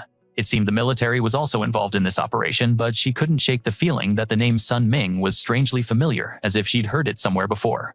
And so, the two of them quickly escaped the area together. They ran straight for the exit. Upon reaching the rendezvous point, Sunming raised his hand to greet Lao Gai and Lao Ji.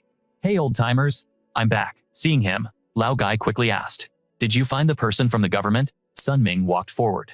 "I arrived a little late and was only able to save one person." Just then, Wei Wei emerged from behind him. Seeing her return, Lao Ji also rushed over to ask if she was okay, but Wei Wei's spirits were low. Her shoulders slumped as she told him, "Lao Ji, I failed to take care of my brothers." Hearing this, he could only sigh in empathy. "The danger here has far exceeded my imagination, but I'm incredibly glad you're alive and back with us.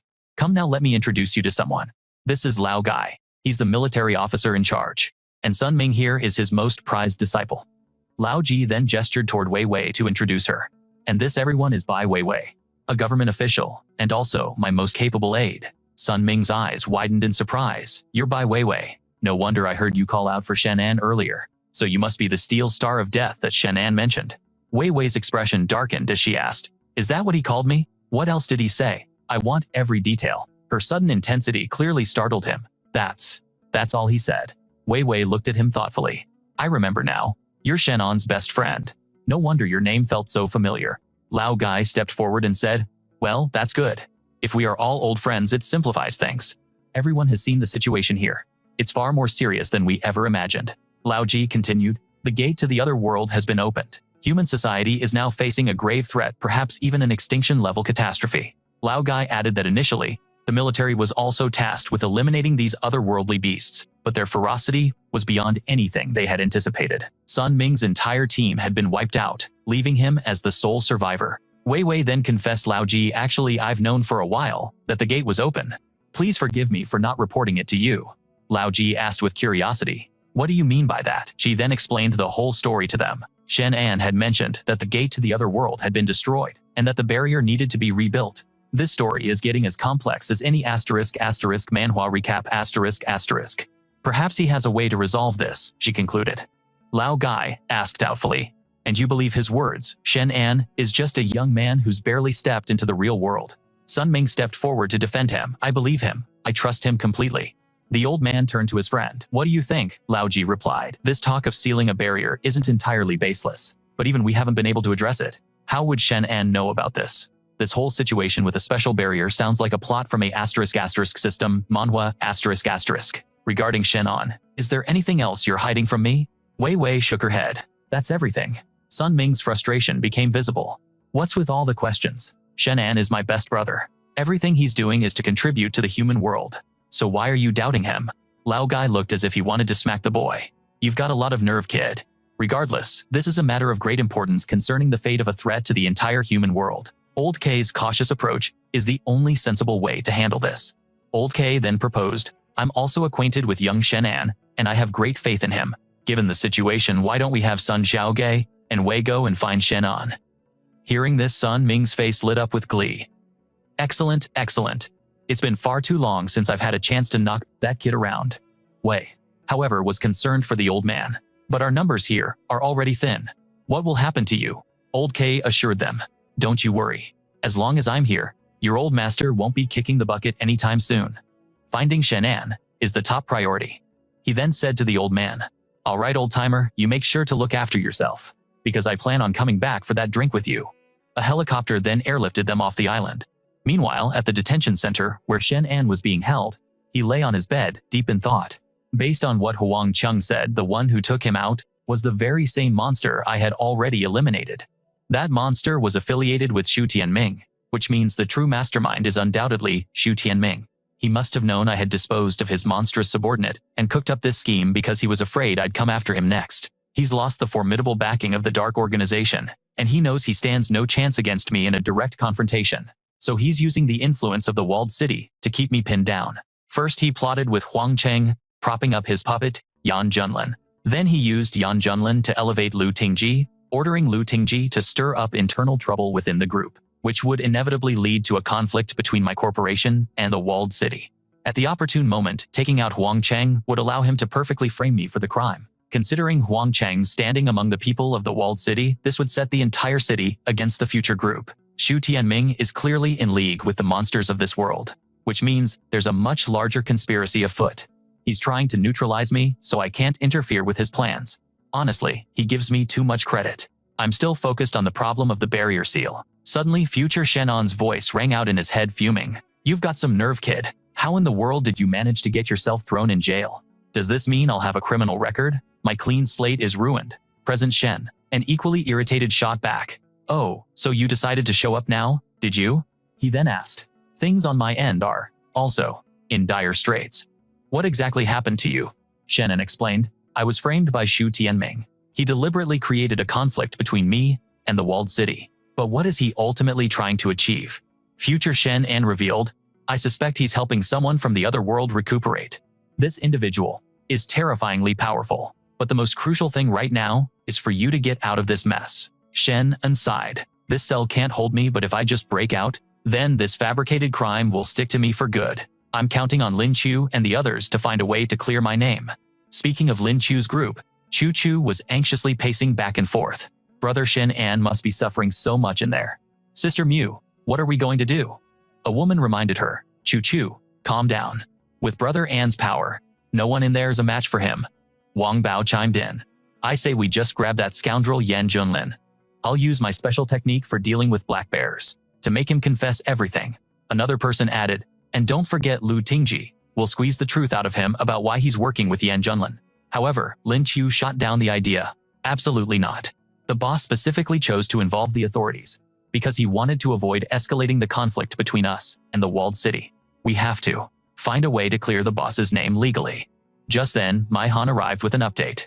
"This situation is blowing up online. The public opinion is turning against us, claiming the future group is a bunch of bullies. They're calling the boss an enemy of the people." The comments are flooding in. One person who claims to be a high-level awakened being like something out of an Awakening manhwa is saying that he took out the underworld emperor. Before that, he supposedly eliminated the head of the Chen family and seized all their assets. Isn't that just a common thug? Why isn't anyone stopping him? Rumor has it the authorities are colluding with him. He's always with that short-haired girl who's apparently some minor official. There's no justice left in this world. If the authorities dare to protect him, we'll riot. That's right, we'll protest. A life for a life. Chu Chu was bewildered by the comments. What is wrong with these netizens? They're jumping to conclusions without knowing any of the facts. It's like they're living in a different manhwa recap entirely. Brother Shenan has gone through so much to protect them. Lin Chu, however, saw right through it. Don't read any more. It's obvious someone is manipulating public opinion. The puppet master is undoubtedly the same person who orchestrated this entire incident. Chu Chu, fuming with rage, declared, "I'm going to start a live stream and set the record straight for Brother Shen." And Lin Chu thought with a sigh of resignation. This naive girl. The walled city has millions of followers. Public opinion spreads faster than a skill from a system manhwa. Rumors are spreading. Someone is deliberately stirring up trouble. What you're doing is pointless, but maybe it'll make you feel a little better inside.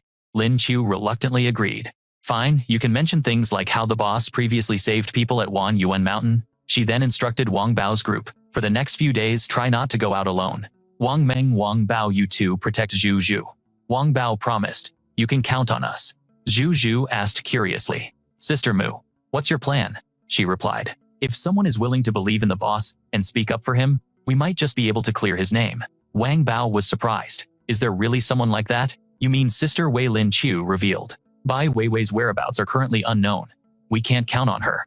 The person I'm talking about is Huang Cheng's daughter Gu Qian." And as we continue this manhwa recap, the scene shifts to the building where Gu Qian was staying. She stood before her father's memorial and ordered, "It's getting late. Everyone go and get some rest. I want to be alone with my father." The The people behind her urged Miss Gu, please try to manage your grief.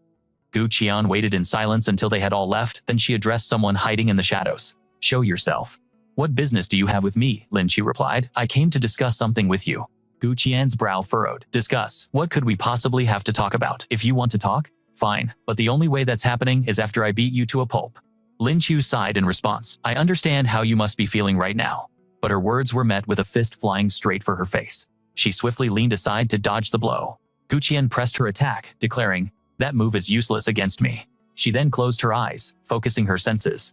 Lin Chu advised her, since your eyes are closed, why don't you try using your mind to see the truth of this whole situation? Gu Qian stubbornly retorted. After I put you down for good, I'll take my sweet time looking into it. Lin Chu took a solid punch from her opponent and was sent sprawling to the ground. Gu Qian gloated over her. After I'm finished with you, I'm coming for your boss next. Lin Chu warned her. If you dare lay a hand on him, I won't hold back. She sneered contemptuously. Is your boss just some leech who hides behind women? In that case, I'll be happy to send you to him. The moment she finished speaking, Gu Qian threw a powerful punch straight ahead. Seeing her opponent was now serious, Lin Chu no longer hesitated, clenching her own fist as power surged within her, ready to counter. In the next instant, they both unleashed their attacks simultaneously. As their fists collided, a violent shockwave erupted, and red sparks flew through the air. Gu Qian's hand glowed a visible red, as she gritted her teeth, her eyes flashing with a mix of irritation and admiration. Such tough armor. Before Gu Qian could even recover, Lin Chu had already closed the distance, her arm twisting with lightning speed to deliver the next blow. Acting on pure instinct, Gu Qian barely managed to raise her arm to block. The force sent her stumbling back several steps as she struggled to regain her footing, her eyes now burning with determination. Lin Chu reiterated her point. I didn't come here to fight. I just came to make it clear that we're not afraid of you. Now are you ready to talk? Gu Qian shot back angrily. You think you can match me just because you have a few pieces of gear? Who gave you that kind of confidence? You brought up a good point. Don't you want to save your mother anymore? Gu Qian froze. What did you just say, my mother? What do you know about her? Lin Chu revealed the truth. Gu Huangcheng told us everything. Your mother's heart meridian has been sealed, hasn't it? Yan Junlin told you that your own father was responsible, so you believed him and came to hate your father to your very core. Right? Gu Qian was adamant. Uncle Yan would never lie to me. Besides, within the city walls, who else besides Gu Huangcheng possesses a divine beast capable of such a thing? Lin Chu pointed out a flaw in her logic. Just because there's no one inside the city, how can you be sure there's no one outside? You see this in every awakening manhwa. There's always a bigger fish out there. However, it's true that the technique used to attack the heart meridian is not something an ordinary person can perform. Have you ever once seen your father use this skill against anyone else? Gu Qian was stunned by the question, and her expression immediately darkened. Lin Chu pressed on. You've never seen it, because he doesn't even know how to perform that technique. In fact, even in this world, it's possible no one has mastered this technique. Gu Qian was perplexed. No one in this world knows how. Then how was my mother injured? Lin Qiao dropped the bombshell. The person who hurt your mother must be from another world. Naturally, Gu Qian didn't believe a word of it. I gave you a chance to talk sense, and you're feeding me this garbage. Another world. Why don't you just say it was aliens and get it over with? Lin Chu then pointed at herself. Because I've suffered the exact same kind of injury. This revelation stopped Gu Qian dead in her tracks. Lin Chu began to explain. A few days ago, a mysterious individual infiltrated our corporation. They used that same heart meridian locking technique to abduct me. The person who was injured by this technique, your consciousness is awake, but you can't get up, no different from being in a vegetative state. Gu Qian mused. Uncle Yan said the same thing, even the best doctors couldn't cure it. So how did you recover? Lin Chu continued. The person you injured was my boss, and he was the one who healed me. But the crucial point is, how did Yan Junlin know your mother's symptoms? My boss once said this is a state that, like something from an awakening manhwa, even the most advanced modern medicine cannot detect unless the injured person wakes up and describes it themselves. So if he could describe the injury, there is only one possibility. He knows the attacker. She was shocked. That's impossible. Why would Uncle Yan want to harm my mother? Lin Chu pointedly asked who the fortress belonged to now. Originally, Yan Junlin was the regent king. Now that Gu Huangcheng is gone, he's poised to become the next emperor of the underworld. Gu Qian was gradually swayed, admitting the logic in her words. Just then, Yan Junlin entered. My dear niece, you've been fooled by her. She just claimed that no one in this world could use that technique to harm someone, yet her boss was able to heal that very injury. Why could Shenan heal a wound that supposedly doesn't exist in this world? There's only one explanation. He is the one who inflicted this injury. Shenan. Hurt my mother. It must be true. Shenan. Hurt my sister-in-law, framed the emperor, and then killed the emperor to silence him. Get her now. The entire group turned their hostile gazes toward Lin Chu. The lackeys charged forward, their fists lit up, condensing with pure firepower, a skill straight out of a system Manhwa, as they both launched their attacks at Lin Chu. The fiery blast illuminated the corner, yet Lin Chu stood safely to the side untouched. Gu Qian, I've told you the truth. Whether you believe it or not is up to you. Until we meet again. Before their eyes, she vanished, leaving the underlings completely stunned. Where'd she go? Yang Junlin calmly advised, Miss Gu, don't believe the words of an outsider. She's just trying to sow discord, hoping to destroy our fortress from within. Gu Qian replied grimly, I understand. I regret not killing Shenan sooner and letting the true culprit walk free. Yan Junlin was taken aback. You want to? She seethed with rage. I'm going to kill him right now. He clapped his hands, a satisfied smirk on his face. Uncle will support you 100%. For your safety, take 2 of my men to assist you. That night at the Imperial Hotel, Wei returned asking Wang Bao, where is Shenan? The moment he saw Wei, Wang Bao's voice filled with relief. Bye Wei Wei. You're finally back. But a second later, his tone shifted to panic, as he urgently reported. The boss was framed by Yan Junlin. He's been taken to the detention center. Upon hearing the dreadful news, Wei Wei froze, her eyes wide with shock. A detention center. At that moment, Wang Bao suddenly grabbed her hand. He broke down in tears, pleading with her. You have to save the boss, please. Wei Wei, however, replied with an air of indifference. Relax. He's so ridiculously overpowered, he's not going to die in there. That very night, Wei and Sunming decided to head to the detention center to get Shenan. Wei Wei announced, come on, let's go check out this detention center. Sunming showed not a hint of worry, but was instead rather amused by the whole situation. I can't believe that kid, Chen, and actually got himself caught. I'm definitely going to roast him when we get there. An hour flew by, and the pair finally arrived. Wei stood there looking at Manager Qi, who was fast asleep on the job. The very next second, she irritably slammed her hand on the desk.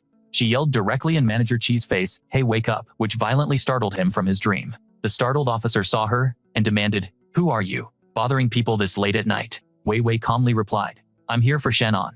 Here are my credentials. The officer's eyes went wide with shock. You're a government official. He immediately opened the gate for her. Shenan is inside, the officer said, letting them pass freely. You two can go on in. Wei Wei beckoned to the person behind her. Let's go. Meanwhile, Shenan was relaxing on his bed when a massive explosion ripped through the room. He shot upright, alarmed. Who is it? It was Gu Qian, flanked by her 2 new henchmen, Shen and. It's been a while. I regret letting you live, and I'm here now to finish the job. Her fist flew towards him. Dai Shen and twisted his body, narrowly dodging the formidable blow. The henchman in the back cheered, go Miss Gu. Meanwhile, the security camera recorded the entire confrontation. Yan Junlin watched the feed on his computer, with his arms crossed, as if enjoying a live manhwa recap. He smirked. Miss Gu, I hope you don't do anything to disappoint me. Shenan retorted furiously, Gu Qian, you're crossing the line. She flipped him the bird and snarled, you piece of trash. You don't even have the guts to fight me head on. So what if she is, he thought. This whole back and forth was getting nowhere. It was time to just beat her and sort things out later. He launched a counterattack, a classic move in any awakening manhwa, thinking if a fight is what she wanted, then she'd get one. Gu Qian tensed as the blast of energy shot toward her, instantly hitting her 2 lackeys. Junlin was shocked to see his screen go completely dark. Had it been destroyed Shen, and ordered, Gu Qian, let's continue. She motioned for him to wait. Shenan was puzzled. What was she planning now? Gu Qian began searching the body of one of her fallen men, retrieving an item from him. It was the same hairpin that had been taken from her. He was surprised recognizing it as the elephant head heap hairpin. She then curiously asked Shenan, did you come here to kill me this time? He found the question baffling. When had she opened her acupoints? Gu Qian explained. Lin Chu came to me and told me the truth, but I wasn't entirely convinced, so I came to you for confirmation. Shenan replied, your mother's injury wasn't caused by Gu Huangchang, but proving it will be difficult. Her only concern was, can you find and heal my mother Shen? And answered with confidence. That much, I'm fairly certain I can do. Gu Qian continued her story. After my mother was injured, I only saw her once before she vanished. I never thought much of it before, but now it seems like a major issue. If you can cure my mother, the truth will finally be revealed. Shenan had to look at her with newfound respect. Gu Qian, I see I've underestimated you. The two shook hands, sealing their new cooperation. Just then, a strange noise from outside made Gu Qian panic. This is bad, someone's here. She immediately prepared to flee. We have to run. From outside, Wei Wei shouted for Shenan. He spun around in surprise when he heard the familiar voice. Seeing her standing there, Shenan was astonished by Wei Wei. Wait, why is Sunming here too? A voice called out from the darkness. Shen. And I'm here to rescue you, Gu Qian asked curiously. You know them, he replied. They're all my friends. Wei Wei rushed over and grabbed his hand, pulling him in. She asked, teasingly, life in this prison doesn't seem too bad for you, huh? He just laughed it off. It's all one big misunderstanding. He then asked, by the way, why are you two together, and how did you even find this place? Wei Wei began her explanation. Well, it happened like this. As the night grew deeper, Shenan, now back in the room, finally understood the full picture. So that's how it was. It seemed the gate to the demon world, a classic event in any system Manhwa, was bound to open sooner or later. She reminded him, Shenan, let's solve your problem first. I have a contact in the fortress city who can help you find Gu Qian's mother. Hearing this, Gu Qian was ecstatic. That's fantastic. A few hours later, the moonlight shone down on them as Wei Wei led the group to a specific building. And in this part of our Manhwa recap, the informant had confirmed Gu Qian's mother was inside, but her exact location was unknown. Shenan closed his eyes and focused his senses. Let me try something. He finally detected two guards and Gu Qian's mother lying in what looked like a hospital room. He had pinpointed their location. He found them. Third floor, room 302. Seeing Gu Qian about to bolt, Shenan quickly stopped her. Gu Qian, wait a second. A henchman saw her and was shocked. Miss Gu, what are you doing here, Gu? Qian stated plainly. I'm going inside.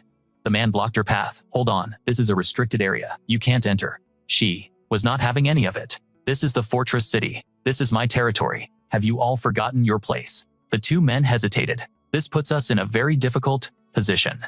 Unmoved, Gu Qian threw a punch, shouting, get out of my way. The two guards were clearly no match for her. She waved to Shenan's group. It's clear, come on. He quickly ran over. Let's go. Gu Qian then turned to him. Shenan, if what you said is actually true, then I will owe you a great debt. He calmly replied, let's find your mother first. The door to the room creaked open. The guard inside whipped around. Who's there? Gu Qian stepped into the light. It's me. They were horrified. Miss Gu, why are you up here? She strode in, challenging them. Is there a problem? Am I not allowed up here? They stammered. No, that's not it. She announced, I'm going to room 302. Move. This one stood firm. You can't. Room 302 is off limits. This pushed Gu Qian over the edge. Why do you people constantly forget who you're talking to?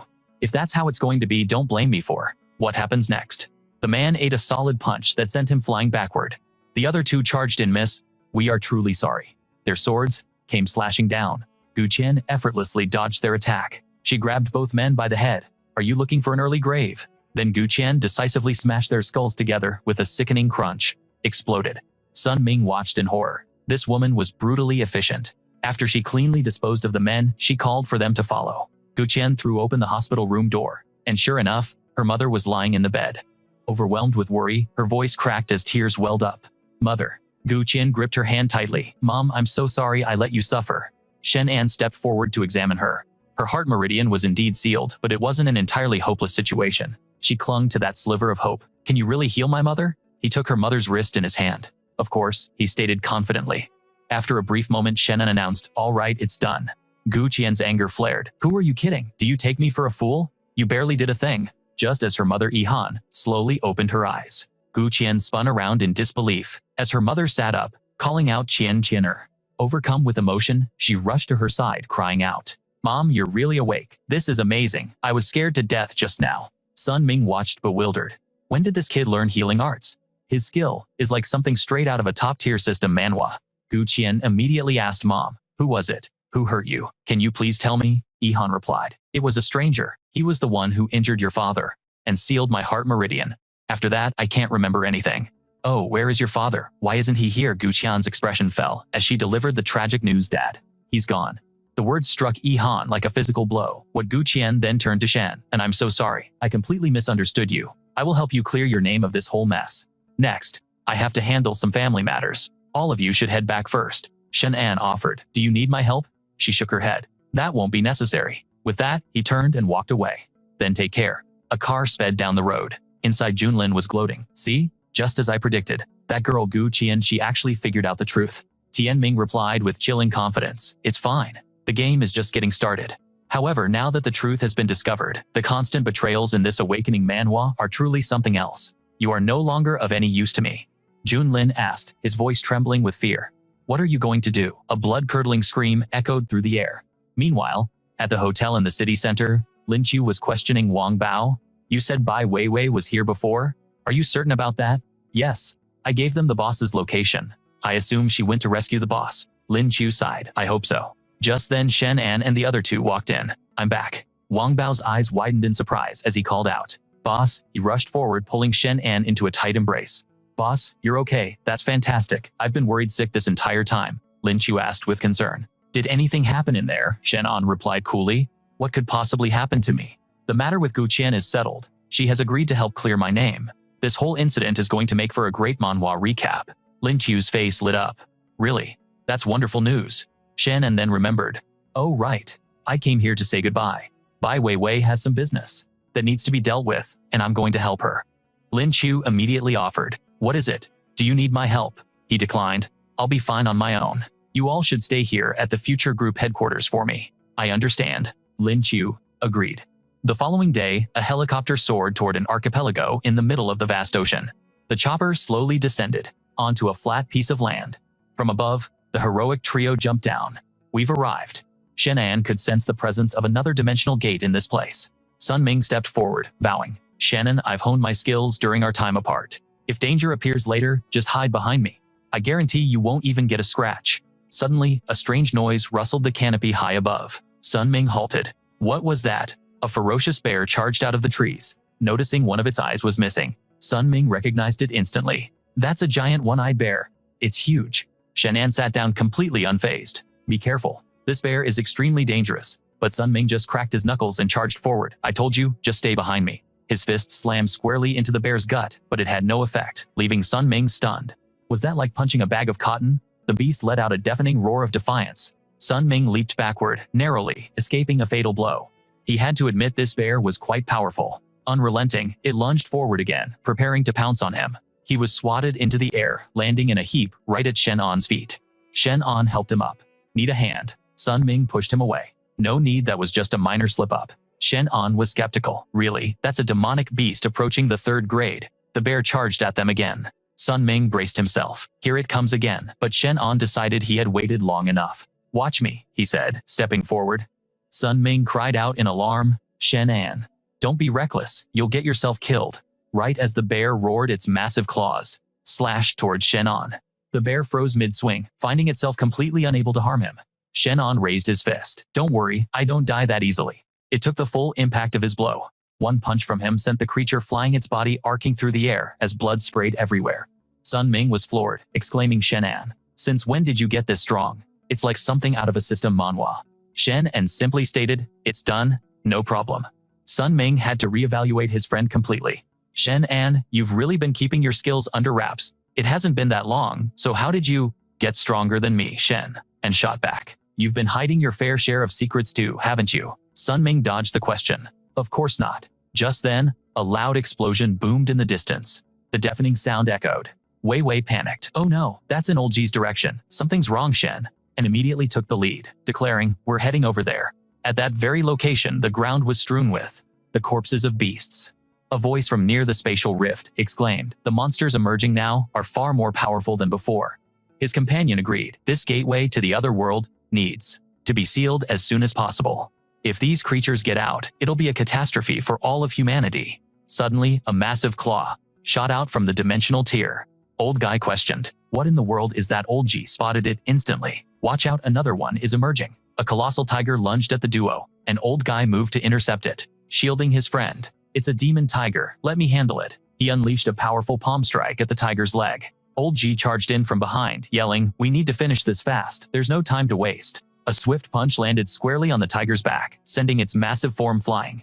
With its arm a bloody mess, the creature's heavy body crashed hard onto the ground. Old G knew this was no solution. If this portal isn't sealed, he said grimly, the monsters will never stop coming. Old Guy added anxiously, it's already been a full day. Sunming should be leading the others here any minute now. Suddenly, Old G's eyes widened. Old Guy, look out behind you. As the old man whipped around, he saw a tiger standing on its hind legs, letting out a ferocious roar. Old Guy was horrified. Damn it, this one has evolved. The monstrous tiger charged at him, its roar echoing with terrifying power. Old Guy quickly manifested a magical shield to block the attack. shouting, "Old G, we absolutely cannot let this demon tiger escape." His friend responded, "I know." But with a single punch, the tiger shattered Old Guy's shield to pieces. The old man was stunned. How is that even possible? Old G provided backup from a distance. Old Guy, fall back. Don't get yourself injured. He then unleashed a volley of countless ice arrows that sped toward the beast. The tiger let out a mighty roar, and the resulting shockwave was powerful enough to send both men flying. Old Guy clutched his chest, eyeing the creature warily. Old G called out with concern, "Old Guy, are you all right?" He tried to sound reassuring. "Don't worry. A pipsqueak demon tiger like this is no match for me." A sword materialized right above the tiger's head, but the beast casually swatted the attack away. Old G's jaw dropped in disbelief at the sight. Just then, Shenan's group arrived on the scene. He asked curiously, "Wei Wei, is this the gateway to the other world you were talking about?" Seeing them, Old G let out a sigh of relief. "You've all returned." Old Guy eyed the newcomer skeptically. "Is that boy Shenan?" The young man immediately checked on the elder. "Are you all right, sir?" Old Guy grunted. "I'm perfectly fine." Shenan turned his gaze to their opponent. "So this is the monster that escaped Old G. Warned him Shenan, this demon tiger is on another level. You need to stay out of this. Let us two old geezers handle it." But Shenan, looking like the protagonist of an awakening manhwa, just recalled his sword with a smirk. "Now that I'm here, I might as well get a good warm-up." Old Guy retreated to his nephew's side, muttering, "Sunming, your buddy is all talk, isn't he? Just wait. He's about to get a serious reality check." Meanwhile, Shenan pointed his sword at the tiger. The command was simple, "Kill." The sword shot towards the demon tiger. The beast threw a punch, but the blade impossibly curved to evade the blow. While the demon tiger was still confused by this maneuver, the sword's tip had already reappeared, behind it plunging straight into the demon tiger's rear end. Sunming winced sympathetically. "Oof, that's a dirty trick." Old G, however, was thoroughly impressed. "This kid actually has some serious skills. He's much stronger than I imagined." The demon tiger gripped the blade, yanking it out and hurling it away, but like a boomerang, the sword arced back around towards the creature. With another strike, the blade embedded itself in the other butt cheek for perfect balance. Shenan then charged forward, roaring, "This world isn't for you. Time to die." His fist flew straight towards its face. Shenan delivered a punch so brutal, it sent a spray of blood into the air. The monster's entire body was launched backwards, crashing through a large tree before it finally slammed painfully to the ground. Shenan calmly recalled his sword. With the threat handled, Wei Wei turned to business. "Old G, has the rift at the dimensional gate gotten larger?" he replied. "The energy pouring from it is much stronger than when you left." Sunming then urged his friend, "Come on, let's go check out the gate. The situation looks really unstable." Shenan looked up at the dimensional gate hanging in the sky, feeling the immense power radiating from it. Sunming asked hopefully, "Well, is there any way to seal it?" Shenan confirmed, "There is a way, but my current power level isn't high enough to use that method yet." He knew from his knowledge of the future that the Song family's sealing pillar was the only thing that could do it. The gate to the other world, but I can't access its sealing mechanism yet. Old Kai concluded, "In that case, if a seal is impossible, our only option is to post guards for the time being." Shenan revealed, "I can't seal it completely, but I can use my own energy to temporarily plug the gate."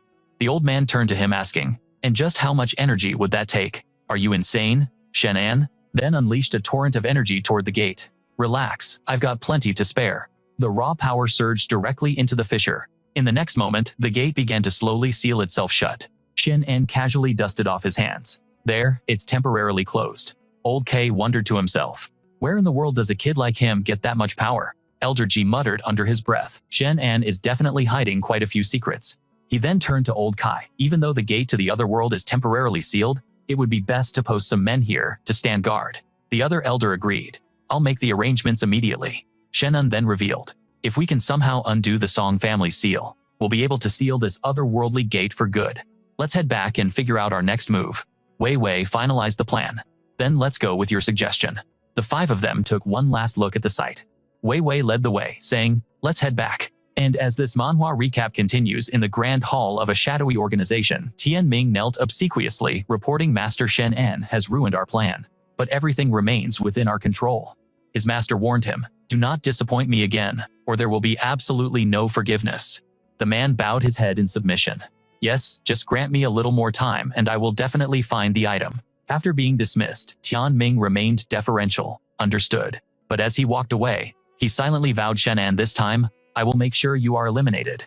Elsewhere, Shenan was intently reading a report on his phone. "The entrances to the other world are gradually expanding. Is there any way to seal them quickly?"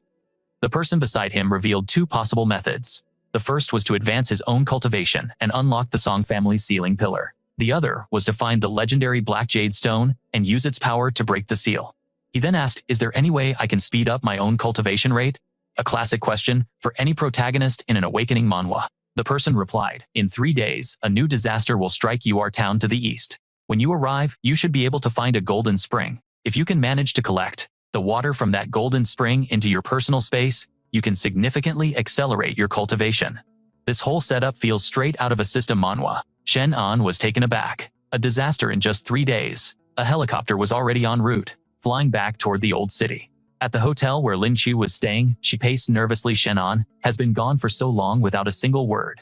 I wonder what could have happened to him. Wang Bao tried to reassure her. The boss is incredibly strong, Sister Lin Chu. There's no need to worry. And just as he said that, Shenan walked in, I'm back. The two of them immediately rushed over, calling out Boss Shen, and got straight to the point. Lin Chu, what's the current situation in the stronghold? Are there any new developments? She replied, I've been keeping tabs on Lu Dingji's location, but so far there's been nothing new. Shenan sat down in a chair and continued. This is an issue we need to resolve. Letting a guy like Lu Dingji run free is a massive potential threat. Sunming then noticed their surroundings. Chen and I heard from Wei Wei. Is this place your property? He admitted it freely. That's right. I took it over not too long ago. It's called the Future Group now. His friend clapped him on the shoulder, impressed. Not bad, Shenan. You're really something, you know. Talk about a successful glow-up. Shenan replied modestly. It was just a stroke of luck, really. Suddenly the ground began to tremble, and a large crack split the outer wall. Shenan was startled. What's going on? An earthquake. Just then, a subordinate burst in from outside. Boss, we have a huge problem. Shenan remained calm. What's got you so flustered? The man answered. There's a mob outside, and they're here to cause trouble for you. Shenan's voice turned grim. Someone's looking to pick a fight with me again. Outside, Lu Dingji was riling up the crowd. Shenan, you think you can treat us like fools? You owe us an explanation today. The entire crowd roared in agreement. That's right. You killed Gu Huangcheng. You can't just get away with it. A voice came through the earpiece Lu Dingji was wearing. Keep stoking the flames and use the chaos as a cover to eliminate Shenan. He confirmed his orders. Understood. I'm on it. Lu Dingji bent down and picked up a large firecracker. Everyone, Shenan is in league with the authorities. Instead of trusting them, we should take matters into our own hands and punish him ourselves. The crowd, now holding lit firecrackers, shouted, he's right, let's all throw them at Shenan and deliver justice ourselves. Seeing this, Sunming immediately stepped forward to shield him. Watch out. A barrage of firecrackers was hurled at them, exploding on impact. Sunming's outer jacket was shredded, and he yelled, Shen, and get out of here. These people have lost their minds. The entire mob then surged forward, intent on cornering Shenan. With a knife now in his hand, Lu Dingji saw his chance and lunged at Shenan, screaming, time to die. But our hero was ready to react. He dodged with incredible agility, then landed a solid punch on the guy. You looking for an early grave? Just then, Wei Wei stepped out, leveling her firearm at the crowd. Let's see who dares to take another step. The entire mob froze in their tracks. Shenan dragged Dingji inside, shouting over his shoulder, hold them back. I'm going to teach Lu Dingji a lesson he won't soon forget. Dingji pleaded in terror. No, please don't. The crowd behind them erupted in curses. You bastard, let Lu Dingji go. Wei Wei fired a warning shot into the air to assert dominance. That got their attention. She spoke with icy calm. I'm waiting to see who's brave enough to cross this line. The men hesitated, bewildered. What do we do now? Meanwhile, Shenan dragged Dingji into a secluded area and threw him to the ground, his body slamming against the wall behind him. Shenan commanded. Who put you up to this? Dingji stammered. I'll talk, I'll tell you everything. Just please don't end me. Please? Shenan pressed his foot firmly onto the man's chest. Cut the chatter. Spit it out. The guy confessed that Shu Tianming was the one pulling the strings. Shenan was suspicious upon hearing the name Shu Tian. Ming. Dingji continued to spill. He ordered me to take you out. He said if you were gone, the future group would truly be mine. Shenan scoffed. You take me out? With what? Army, the man added hastily. Also, Zhu Qian is under Shu Tianming's control now. If you don't run, it's only a matter of time before you fall into his hands too. Just like she did. Shenan was stunned. What, Zhu Qian is his hostage? Where is she right now? He replied. She's in the walled city. Just then, Wang Bao walked over and asked, Boss, is everything all right? Seeing his crew, Shen, and exclaimed, you guys have perfect timing. Lu Dingji is all yours. I'm heading to the walled city. His subordinate asked, confused. The walled city, Shenan replied. Zhu Qian is in danger. I have to save her. She's the only one who can clear my name. Internally, Dingji rejoiced. He took the bait. He recalled that day when Tianming had given him his orders. Tomorrow go to the Emperor Hotel and cause a scene. Find a way to eliminate Shenan. Of course, Ding Ji knew his own limits. Boss Su, I'm no match for Shenan. He'll wipe the floor with me.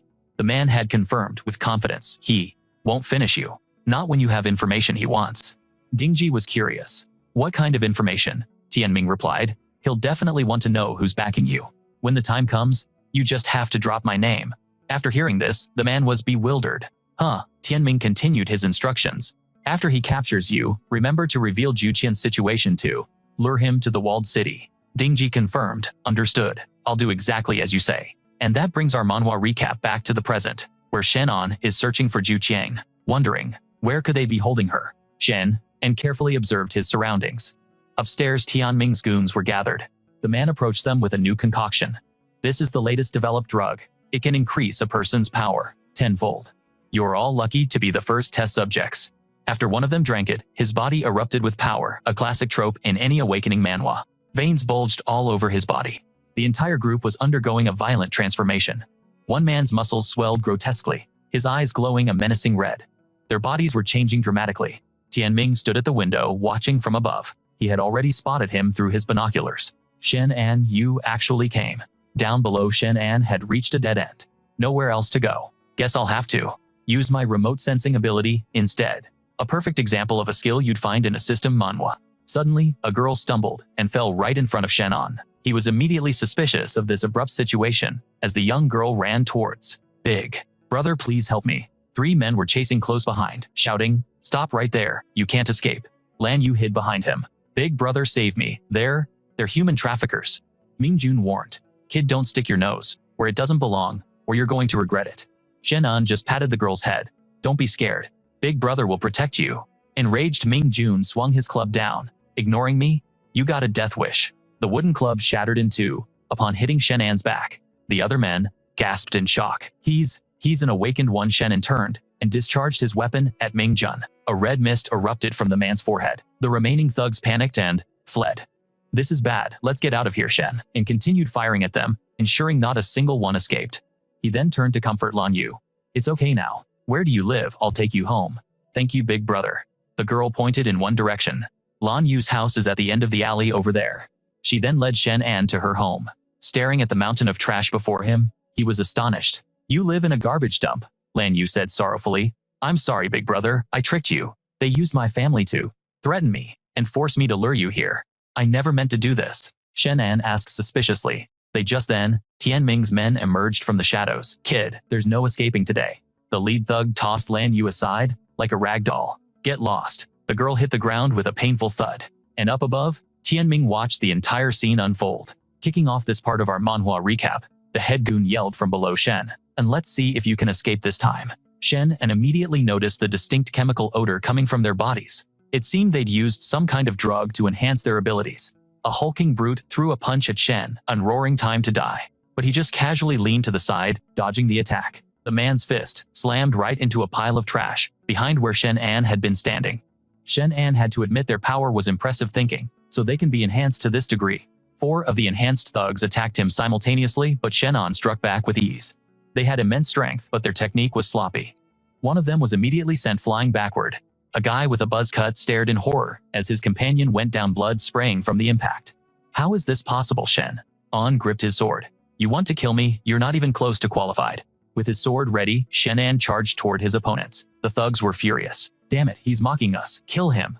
As they rushed in, Shenan spun around. A vortex of energy, like something straight out of an awakening manhwa, swirled around his body, before erupting in a powerful shockwave that sent all of them flying.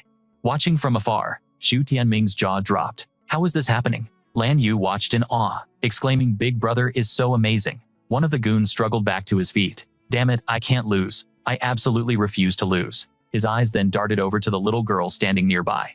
He lunged and grabbed Lan Yu, thinking, hey, at least you're still useful. Dragging her forward, he yelled, surrender now, or the girl gets it. The little girl began to plead for her life. Help me, I don't want to die. Shenan's expression turned cold. This was an act he couldn't forgive. Utter trash, using a child as a hostage. The thug then yelled at his buddies. What are you all standing around for? Go kill him now. The entire group charged forward in unison, screaming, die. A flurry of fists rained down on Shenan. He was sent flying back into a pile of trash, the ground where he stood erupting from the force of their blows. Shenan brushed himself off and asked contemptuously, "Did you guys skip breakfast, every one of you? Hits like you're trying to scratch an itch." The 3 remaining thugs were enraged.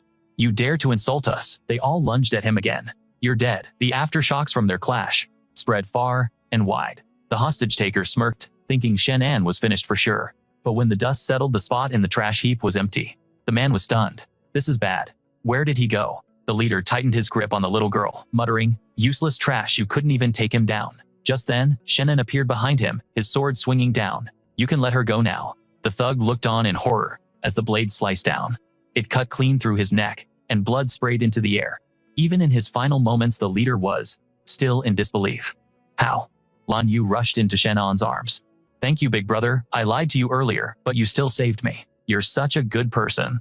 The 3 remaining thugs charged forward together. "Damn it, don't let him get away." Shenan simply swung his sword, and in a flash, their bodies were marked by deep cuts. Meanwhile, Xu Tianming, watching from a floor above, cursed under his breath. "Damn it, what kind of power does this guy have? It's like he's the protagonist of some crazy system manhwa. He's too strong. I can't let him leave here alive." He quickly made a call. "Go capture Gu Qian. I need to use her as a hostage." Just as he hung up, Shenan appeared right in front of him. "Xu Tianming, we meet again." Xu Tianming was shocked. "How did you find me, Shen?" An advanced slowly. "You left a pretty obvious trail. Finding you wasn't difficult in the least." Xu Tianming panicked and turned to flee. "Damn it, live to fight another day," he thought, leaping down to the floor below. Shenan jumped right after him. "And where do you think you're going? Did you ask for my permission?" Xu Tianming ran for his life, but Shenan was right on his tail. In a fluid motion, his sword pierced straight through the man's chest. Shenan withdrew the blade and muttered, "Serves you right." Lan Yu rushed over, her face filled with worry. "Big brother, are you hurt?" Shenan said gently. "I'm fine." The little girl still felt guilty about what had happened. "Big brother, you're such a good person. Even after I lied to you." Lan Yu bowed deeply and said with sincerity, "I'm so sorry." Shenan comforted her. "It's all right, don't worry about it. I still need to find Sister Gu Qian, so you should head home safely now." The little girl's eyes widened. "Sister Gu Qian?" she asked, then started pulling him along. "Come on, I'll take you to her. I know where she is." Lan Yu pointed to a nearby building. "Big brother, Sister Gu Qian is on the 5th floor right there." Shenan was curious. "How do you know that?" The little girl replied. "Because my mom delivers medicine to her." The scene flashes back to that floor, where a guard stops Lan Yu's mother. "Hold on, what are you doing here?" Her mother replies, "Someone asked me to deliver this medicine to room 502. The guard looked surprised. "Room 502. Is Miss Gu Qian sick again?" As Lan Yu explained, Shenan finally understood. It seemed Gu Qian was being held captive just like her father was. Shenan patted her head. "All right, you should hurry home now. I've got some business to take care of." "Okay, be careful." Big brother Lan Yu waved goodbye as she left. "See you again soon." He walked up to the 2 guards on duty, one of whom arrogantly demanded, "Who are you? Who gave you permission to be here?" Shenan's sword flashed, severing the man's head. The other guard immediately blew a whistle. To signal his comrades, he yelled out, "We're under attack." A decisive sword thrust pierced straight through his abdomen. The rest of the goons emerged. Damn it, to think someone would actually dare to storm our territory. The first one charged forward, shouting, "Brothers, follow me and kill him." He was promptly sent to the afterlife, joining the other 2. The entire remaining group was wiped out in the blink of an eye, a scene straight out of a system manhwa. 2 guards further up sensed something was wrong. "What's all that noise down there? Could it be the guys just fooling around?" Around the corner of the hallway, they see the bodies of their fallen comrades. Staring at the gruesome scene, the 2 guards tremble. "What happened, Shen?" And then steps forward and gives an order. "Get out of my way if you want to live. Don't waste my time." The 2 guards immediately realize, this guy fought his way all the way up here. He's absolutely terrifying. We're no match for him, let's run. Chen and kicks the door open and storms inside. He sees Gu Qian lying on the bed, completely unsurprised. He walks over to check on her. Just as he suspected, she's been subdued by a drug. Shenan takes her hand. Fortunately, it's not a major issue. A stream of power flows from his palm into hers, and Gu Qian begins to stir. The moment she opens her eyes, she's startled to see Shenan. She immediately adopts a defensive stance, yelling, "Damn, you get away from me." Knowing she hasn't recognized him yet, he tries to calm her. "Gu Qian, it's me." She's baffled. "Shenan, you. What are you doing here?" He explains. "You were drugged by Xu Tianming. I came to rescue you." Hearing this, Gu Qian's face contorts with rage. "That's right. That bastard Xu Tianming injected me with something making my life a living hell. I have to kill him." Shen casually states, I've already taken care of him. This revelation leaves Gu Qian speechless, her jaw hanging open. He continues, I came to find you because I need you to help me clear my name regarding your father. With that, Gu Qian gives her assurance. Don't worry, I will help you clear your name. Shenan lets out a sigh of relief. Then thank you very much.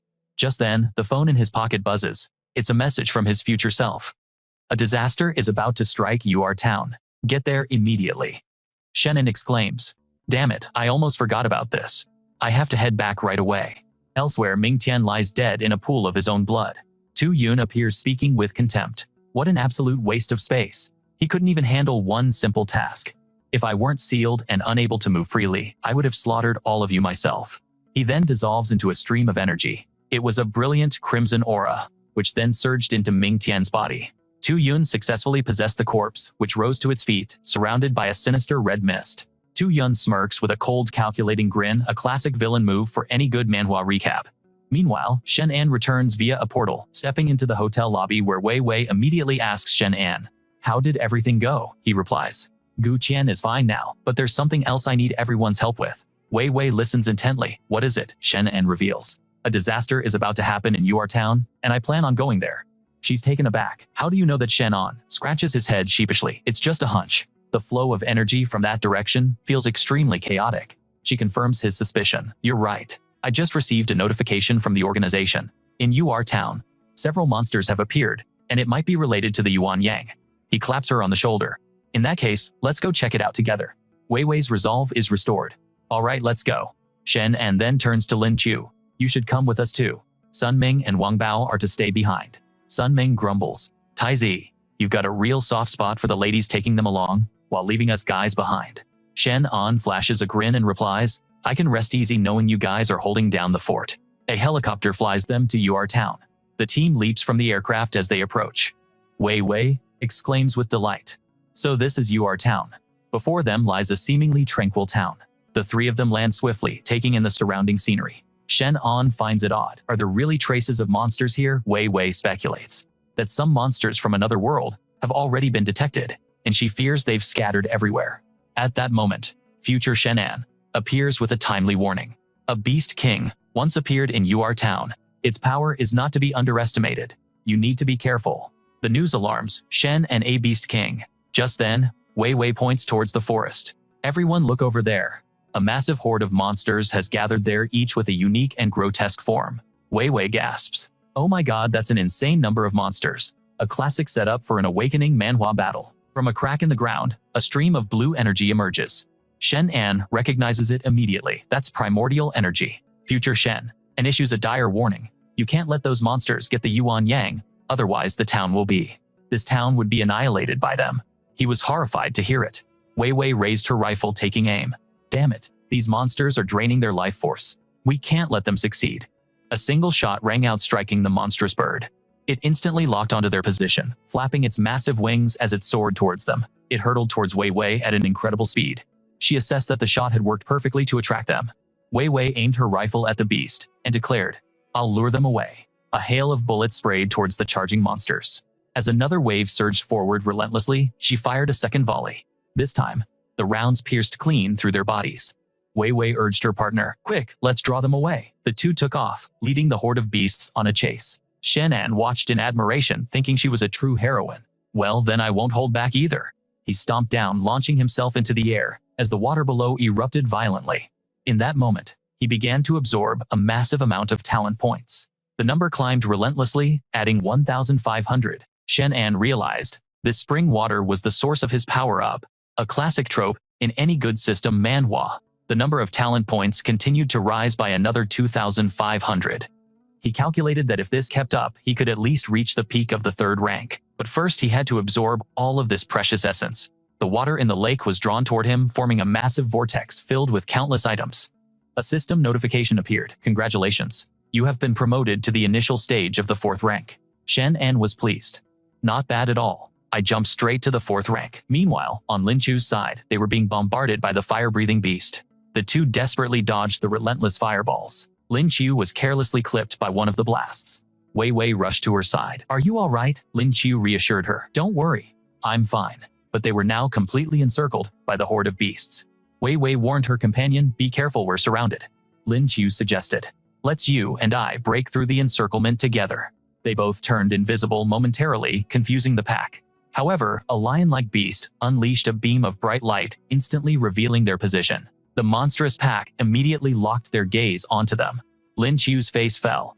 It's over. Our stealth has been broken. As the beast charged ferociously, Wei Wei threw a powerful punch at the monstrous bird.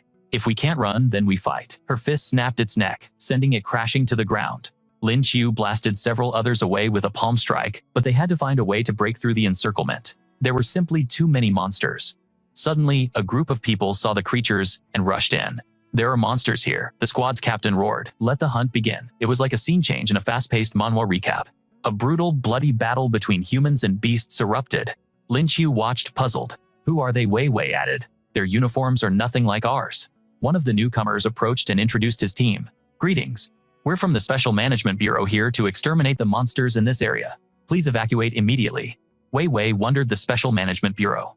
Wasn't that the same unit Sunming's group belonged to? A team member reported, Captain, the monsters have been dealt with. Awaiting your orders. The captain glanced to the side, and the rest of his team followed his gaze. A massive, imposing lion emerged from the shadows. One of the team members yelled out, We've got a problem. There's still one that got away. The captain took the lead, rushing forward with his sword drawn. Everyone get back. I'll deal with this one. He swung his blade down at the lion, but before the blade could even make contact, it shattered into pieces. The captain landed hard on the ground, staring in disbelief. The lion let out a deafening roar, unleashing a shockwave of power toward them. The entire squad was sent flying, unable to withstand a single roar. Wei Wei and Lin Chu took cover behind a wall, and Wei Wei stammered, That's terrifying. How can there be another monster at this level? The wall behind them began to crack and crumble, and Lin Chu leaped aside. Too close. The lion continued to roar at the wall. Watch out, one of the squad members yelled. Suddenly, Shenan's sword materialized out of thin air, plunging deep into the lion's shoulder. The squad member who saw it was stunned.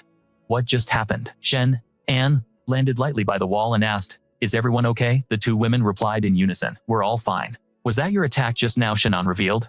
Fortunately, you all drew the monster's attention. That's a key strategy in any awakening manhwa, so I used the opening to land a strike. The captain saw him and was in awe. Who is this guy? His aura is overwhelmingly powerful. The lion struggled to its feet, growling as it looked forward, its eyes glowing a furious red.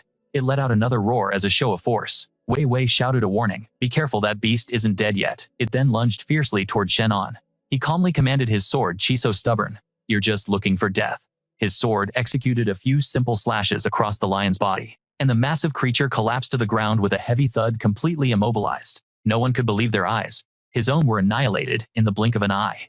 The two women watched in absolute awe. He had grown far too powerful. How was this even possible? Shenan pondered. Not sure if his current strength was enough to unlock the ceiling pillar. He leaped down to where the two were standing. Shenan instructed, Come with me. There's a place that holds something capable of sealing the otherworldly gate for good. Wei Wei asked curiously, Where is it? He answered calmly, The old Chen family estate. At that very moment, Tu Yun had already arrived at the estate before them. A gatekeeper immediately challenged him. Who goes there? Without a word, he dashed straight forward. The two guards drew their blades to intercept the threat, yelling, We've got an intruder making trouble. Get him. But their blades sliced through empty air. He vaulted right over both of them. Tu Yun casually fired off 2 palm strikes, sending them sprawling as he sprinted towards the estate's main gate. Once inside the grand hall, he was ecstatic. The ceiling pillar. I've finally found you. His hand reached out and touched the ancient artifact. Tu Yun waited in anticipation. As long as I can obtain your power, I'll no longer be constrained and can fully descend upon this world. The ceiling pillar erupted with a formidable surge of energy, radiating powerful vortexes of force that hurled Tu Yun backward. He cursed in frustration. Damn it, it still won't open. It seems I can't be impatient. I'll just have to wait for the right moment. 1 hour later, Shenan arrived with his companions. He announced, We're here. This is the place. Seeing the deserted entrance, Shenan was taken aback. Where are the guards? Why is no one around? The unsettling emptiness made Shenan curious. Even the sentries were gone. Where could they have possibly gone? Lin Chu speculated. Maybe they got lazy and went off to nap. So irresponsible. He, however, felt that wasn't right. This whole situation was bizarre. Wei Wei pointed toward the column and asked Shenan, What is that over there? Shenan revealed, That is the very object that can seal the gate to the other world. Hearing this, she examined the pillar more closely. It could really seal the gate to the other world. It's a plot point, straight out of an awakening manhwa. Lin Chu added, It doesn't look particularly special. He then made a request. In a moment, I'm going to open the ceiling pillar to absorb its power. I need you two to please stand guard for me. Shenan's hand rested on the pillar's surface. Wei Wei assured him, you can count on us. He sat down, and the power from the pillar began to flow and intertwine. From the shadows, Tu Yun watched in surprise. This guy is rather interesting. He actually knows how to open the ceiling pillar. Sinister red threads extended from his hand as Tu Yun waited thinking. My opportunity has finally arrived. Shenan announced, I can feel the pillar's power now, but I still need a bit more time to fully open it. This kind of power-up is a classic moment in any great manhwa recap. Wei Wei instructed. Shenan is currently cultivating. We can't let anyone disturb him. Lin Chu replied. Understood. The pillar began to show signs of stress, and a fissure appeared, growing larger and larger as a golden stream of power radiated outward. Shenan could feel it. As the golden aura expanded, he clasped his hands and commanded, gather to me. Wei Wei's jaw dropped. What in the world is this power? Lin Chu was just as astonished to think he can absorb such a massive amount of primeval energy. But Wei Wei retorted, no. This power is far more than just simple energy. This was the moment Tu Yun launched his sneak attack. With the ceiling pillar open, it was the perfect chance to seize its power. The two soldiers were suddenly controlled, rushing straight for Lin Chu. She sensed it with horror. This is bad, someone's here. The men's eyes turned a ghastly vacant white. Both of the gate guards, completely mindless, charged at them with swords drawn. Lin Chu desperately dodged their attacks, shouting, Wei Wei, we have assassins. Just as she evaded one strike, another attacker with a sword lunged at her from behind. Lin Chu froze, unable to react in time. Wei Wei yelled anxiously, look out. She threw a powerful punch toward the guard. His eyes flashed crimson as he raised his sword high, bringing it down in a powerful slash aimed at both women. Tu Yun watched nonchalantly, remarking, these two are quite agile, but they're hardly a threat to me. Wei Wei swiftly leaned away from the blow, yelling, move. The single sword strike caused a massive explosion in the corner of the hall, its power terrifying. As the thick smoke cleared, the two soldiers stood in the center of the hall, their eyes glowing with a soulless red light. The two women were nowhere in sight, and the puppets looked around in confusion, searching for their targets. Suddenly, Wei Wei's sword lanced out from the side as she exclaimed, you dare launch a sneak attack on us? Do you have a death wish? They both simultaneously plunged their weapons into the two gate guards. A red mist escaped their mouths as they both collapsed to the ground.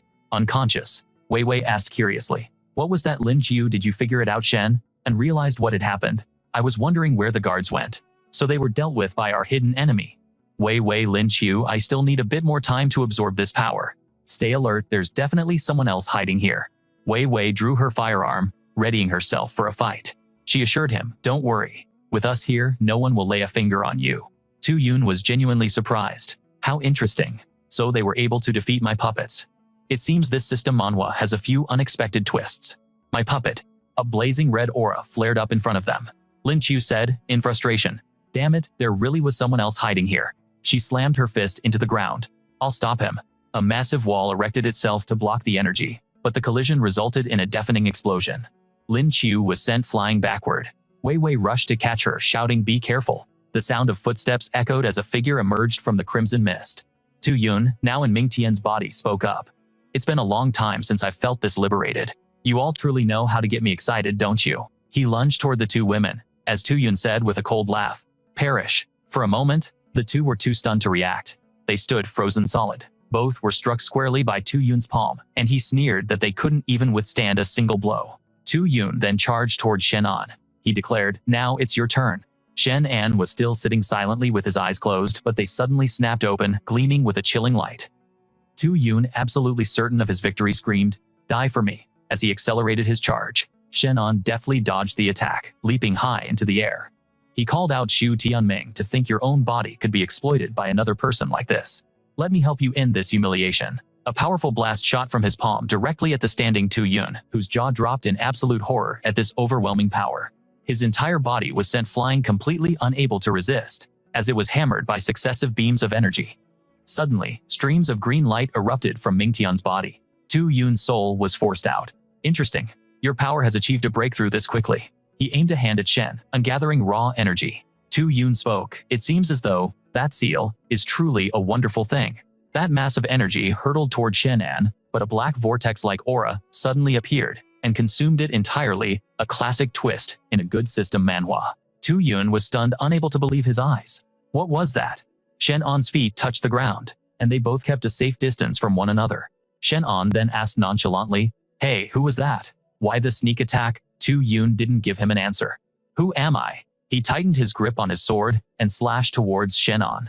"My identity is something you're not worthy of knowing." Can he also perceive spatial energy, his aura? It feels just like that other person's. Could it be he's also not from this world? Chu Yun unleashed another powerful slash toward Shen, and screaming, "Just die already." Wei Wei watched the scene in a panic, and along with Lin Chu, she screamed with worry. "Shenan, be careful," he reassured them. "It's fine. This guy can't hurt me." Two blazing streams of power collided, and the entire space was plunged into a terrifying display of force. The firepower completely consumed Chu Yun's power, and he watched in horror as the flames raced towards him. How is this possible? His soul took a direct hit. Chu Yun screamed as the raging inferno completely enveloped his soul. Shenan maintained his commanding posture, while Wei Wei said in admiration, "Incredible. This whole awakening manhwa plot has made Shenan so much stronger." Lin Chu quickly ran over to him, asking with concern, "Shenan, are you okay?" He replied, "Take a look at me. I'm this powerful now. What could possibly happen?" "Oh, that's right. I just absorbed the power from the seal. I'll need a long time to refine it, which is indeed a problem." Wei Wei asked caringly, "When will we be able to go?" "Seal the gate to the other world," Shenan answered. "This can't be rushed. I have to completely refine all of this power first," she replied. "All right, we'll wait then." Shenan took her hand to reassure her. Wei Wei asked startled, What are you doing?" Shenan said gently. "Don't be nervous." He took both of their hands. "You're both injured, and I can't just ignore that." A stream of spiritual energy flowed into both of their palms as a green light enveloped Lin Chu's body and then covered Wei Wei as well. As the sensation spread through her body, she let out a small groan, and Lin Chu had a similar reaction. Seeing that they had both stabilized, Shenan announced, "All right, you're all better now." Both women were amazed. "Our wounds are healed. That's a miracle. Come on, it's getting late. I'll take you both somewhere else," Shenan said. Lin Chu asked curiously, "Where are we going?" Shenan replied cryptically, "You'll see in a bit." He led them to a bustling street where the three of them sat down at a roadside stall. Shenan introduced, "This street has my absolute favorite grilled food, and tonight, it's my treat." Wei Wei looked around surprised. "You mean this place?" He asked for her opinion. "What do you think?" Lin Chu, however, was still worried. "If we killed Shu Tianming, the Shu family will definitely not let this go easily. Plus, he was also a member of Zhicheng Pharmaceuticals." "Shenan, aren't you worried about retaliation?" Shenan was perfectly calm. "Is this the first time we faced retaliation? Don't worry about it. That's just a common trope in every manhwa recap. Tonight, just relax and eat." Elsewhere, Yan Kai was talking to Ruru. "I got fired from the company. Let's just grab a bite at a street stall tonight, okay?" she replied with annoyance. "You've got some nerve. If you're broke, then don't ask me out." "Just wait," he coaxed her. "Don't be angry, babe. Once I land a new job, I promise I'll treat you to a 5-star hotel." New was finally appeased. "Fine, since you seem sincere today, I'll let it slide just this once." Just then Manager Chi spotted him and walked over to greet him. Yan Kai. Yan Kai was taken aback to see him there. New immediately asked Yan Kai who he was. "That's Manager Chi," he explained. "I had an interview at the Future Group today, and he was the one who interviewed me." She stood up and greeted him. "So you're Manager Chi from the Future Group. It's an honor to meet you." Manager Chi slid into the seat next to New. "Well, since fate brought us together, why don't we join tables?" Yan Kai quickly agreed. "Of course, the honor is all mine." Shenan, overhearing the commotion, glanced over. "Is that guy really from the Future Group?"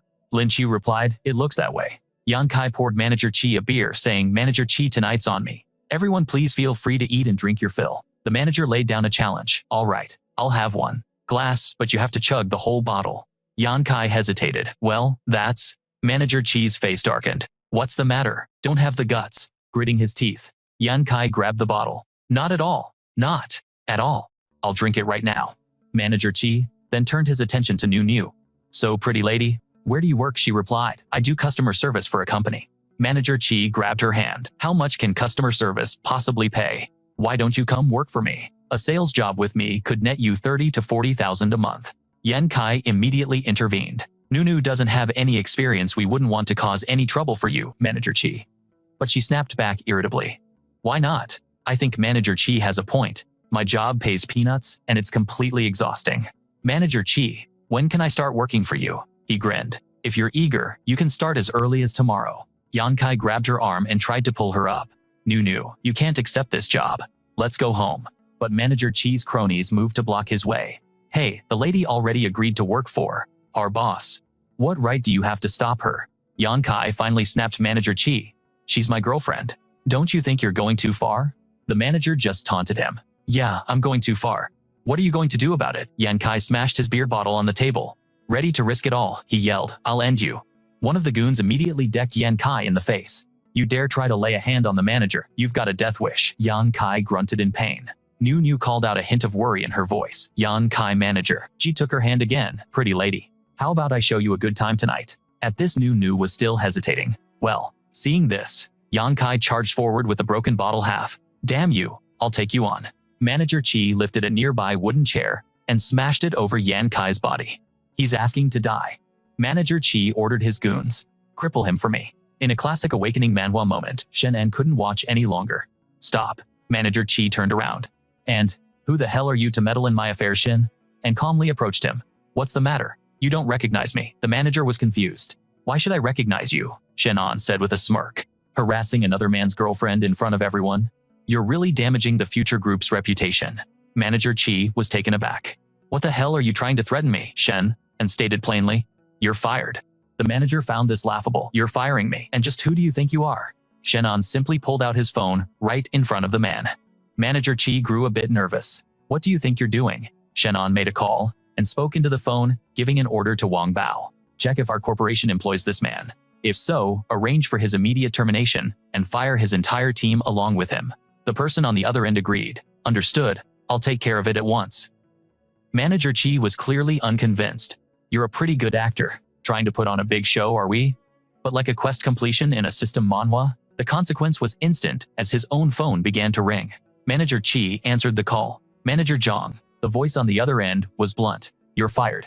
Pack your things and get out immediately. Manager Chi panicked. Manager, you can't be serious. Right, Manager Zhang on the line was furious. Do I sound like I'm kidding? Did you just go and offend the chairman himself? Now get the hell out. Only then did the shock hit Manager Chi. It can't be.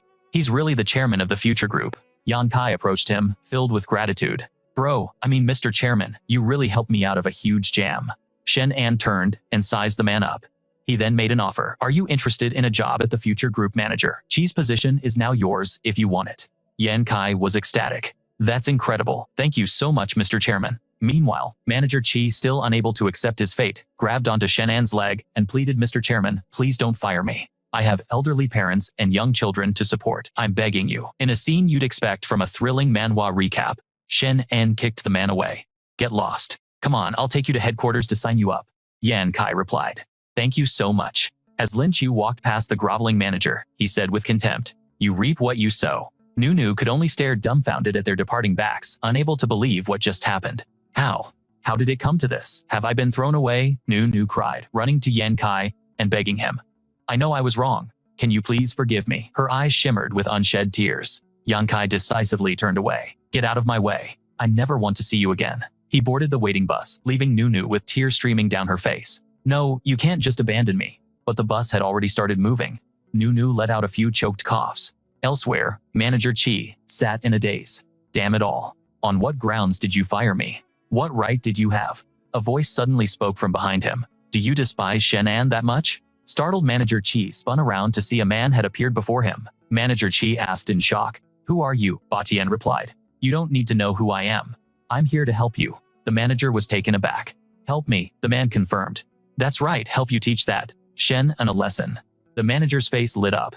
How are you going to help me? Batian handed Manager Chi a small box instructing. When you go back to complete your resignation paperwork, just leave this in Shenan's office and you'll have your revenge. The manager's face went pale with fear. Are you telling me to take out the boss? The man turned to leave. I'm not forcing you. The decision is yours alone. Batian's figure vanished in an instant, leaving the manager bewildered. Can this thing really eliminate Shenan? This plot feels like something straight out of a dark system manhwa. 3 hours later at Shenan's company, the large main doors slid open, and Manager Chi walked into the reception area. With his head hung low, he said, I'm here to handle my resignation. The receptionist looked puzzled. Manager Chi, what took you so long? Please wait over there for a moment while I print the paperwork. Manager Chi, carrying his backpack, moved away. All right.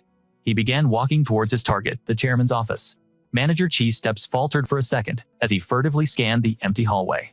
Before slipping inside the room, Meanwhile, Shenan was showing Yan Kai around the main lobby. This is the office area, he explained. You can pick any open seat you like. Yan Kai sat down at a desk. All right then, Shen, and added, just wait here for a bit. Someone will come over to help you with onboarding. Yan Kai replied, okay, thank you so much. Shenan then walked over to the receptionist and instructed her, please get Yan Kai set up with the company onboarding process. She agreed. Yes, sir, I'll get right on it. Then she added, by the way, Manager Chi just came in and finished his resignation procedures. Shenan was surprised to hear the name. Manager Chi, something felt wrong. Why would that guy actually have the decency to come back and do the paperwork? Meanwhile, Chi had completed his task. Shenan, you're the one who wronged me first, so don't blame me for being ruthless. Shenan was about to open his office door and step inside when it swung shut right behind him in a flash. Manager Chi grinned maliciously. Perfect, you're inside. He raised the remote control. Go to hell. His thumb slammed down on the button and the entire room instantly erupted in a massive explosion. The blast tore through the entire floor. Manager Chi cackled with glee. Shen, and you brought this on yourself. The receptionist sensed something terrible had happened. What was that? What's going on? Yan Kai was the first to react, dashing forward. This is bad. Something's happened. From a distance, a figure watched the scene unfold through binoculars. It was Ba Tian, the true mastermind. He sneered. Shenan, you killed my son Xu Tianming. With this, I have finally avenged him. Ba Tian then leaped down from his perch and vanished. At the lavish Xu family estate, the butler stepped out to greet his master. Patriarch, you have returned. Ba Tian sat down in the main chair in the grand hall. He commanded the butler, go inform Xu Yu and Xu San to come here. I have arrangements to make. The old man asked with curiosity, Patriarch, are you planning something significant? Ba Tian announced cheerfully. I have eliminated Shenan. We need to discuss the plan to acquire the future group. The butler showered him with praise. The Patriarch is truly amazing. Not even Shenan was a match for you. The old man accepted his orders. I will summon them at once. Moments later, under the bright afternoon sun, the butler returned with two men. Patriarch, they are here. The two cupped their fists in greeting. Greetings, Patriarch. Ba Tian spoke. No need for such formalities. I've called you two here. I trust you know what has transpired. Xu Yu replied. I heard from the butler that the Patriarch plans to take over the future group. Ba Tian praised him. Very good. Do either of you have a strategy? He proposed. Well, since Shenan is already dead, there's nothing to fear. We just need to storm in and seize control. It's a classic power move you'd see in any manhwa recap. You want to take over with just the likes of you. A sudden voice from behind made them both jump and whirl around in shock. Who is it? The person who had just kicked open the Xu family's door was none other than Shenan, dragging a defeated Manager Qi behind him. Ba Tian was utterly astounded to see him alive. The other two men's faces turned ashen. He shot up from his seat. How is that possible? This kind of incredible reveal is what makes an awakening manhwa so epic. You're still alive. Shenan calmly tossed Manager Qi back towards them. The two men were stunned as the manager landed in a heap at their feet. Manager Qi Ba Tian muttered in disbelief. He was still muttering, impossible. Shenan scoffed at them, a smirk playing on his lips. Did you really think I was so naive that I wouldn't figure out your little plan? By then, Shenan had already noticed Manager Qi hiding there and knew something was up. Upon entering the room, he'd done a thorough sweep. Shenan's attention was drawn to a corner where a peculiar scent lingered in the air, the distinct smell of explosives. A cold smile spread across his face as he uncovered their scheme. So that's your game, huh? Shenan had then stepped out and promptly knocked Manager Qi unconscious. This fool didn't even know how to conceal his presence and was exposed almost immediately. Hearing this, the other two men scowled in disbelief as Shenan planted his foot firmly on Manager Qi's face. The butler furious spat out, worthless trash. Ba Tian then barked an order at them. What are you two standing around for? End him. Shenan remained unfazed, ready to take them on. Xu Wuqiang began to transform his muscles, bulging and tearing away his clothes. He ordered his accomplice Xu San to stand back. I'm more than enough to handle this guy myself. Xu Wu lunged forward, unleashing an explosive fist technique, while Shenan began to gather his own vital energy into his arm, forming a dense, dark mass of power. Glancing at his own palm, Shenan sneered with disdain. Is that really all you've got? Veins bulged on Xu Wu's forehead, enraged. You dare to mock me? You're courting death. With a roar, Xu Wu charged again, unleashing a flurry of kicks. Shenan's voice turned icy. If you're so eager to meet your end, then I won't hold back. In a flash, he snatched Xu Wu's ankle. Shenan braced himself, let out a powerful shout, and then slammed the man behind him, as if he were nothing more than a rag doll. Xu Wu's entire body crashed violently into the ground. Shenan relentlessly gripped his ankle, smashing him into the floor over and over before hoisting him high for one final devastating throw. The brute landed head first, completely incapacitated. The butler watched in horror. Impossible. Shu Wu is a second-grade fighter. How could he not even have a chance to fight back? This was the kind of overpowered moment you see in a great manhwa recap. Shenan strode forward to settle the score. You're Shu Batian, Shu Tianming's father, correct? The old man's voice was grim. How do you know that? Shenan replied, I did my homework before coming here. Shu San interjected, family, had enough talk. The underling then launched a fiery attack towards Shenan. Let me avenge Shu Wu. Shen unscoffed. You don't know your place. He then casually flicked his wrist, sending out several arcs of vital energy that sliced right through Shu San's flames. The man's jaw dropped in utter disbelief. What? A single palm strike flew towards Shu San, causing him to spit up a mouthful of blood. Seeing this, the butler seethed with rage as Batian himself charged forward. Each of his heavy steps cracked the very floor beneath him. This is my domain. Don't you dare act so arrogantly here. Shenan stood calmly at the epicenter of the pressure, the ground around him splintering. Shenan slid back a few feet as the wave of energy washed over him. Not bad, he remarked. You might actually be worthy of being my opponent. This was the perfect chance to test out a new move from his powerful system manhwa skill set. Batian struggled to block the attack. Shenan sneered. Is that the best you can do? This is hardly worth my time. And just like that, Shenan completely overpowered him. Batian was grievously wounded, coughing up blood. Shenan leveled his blade. It's time for you to die. He ran his opponent through with a single thrust, and a spray of crimson filled the air. Batian let out a final agonized scream.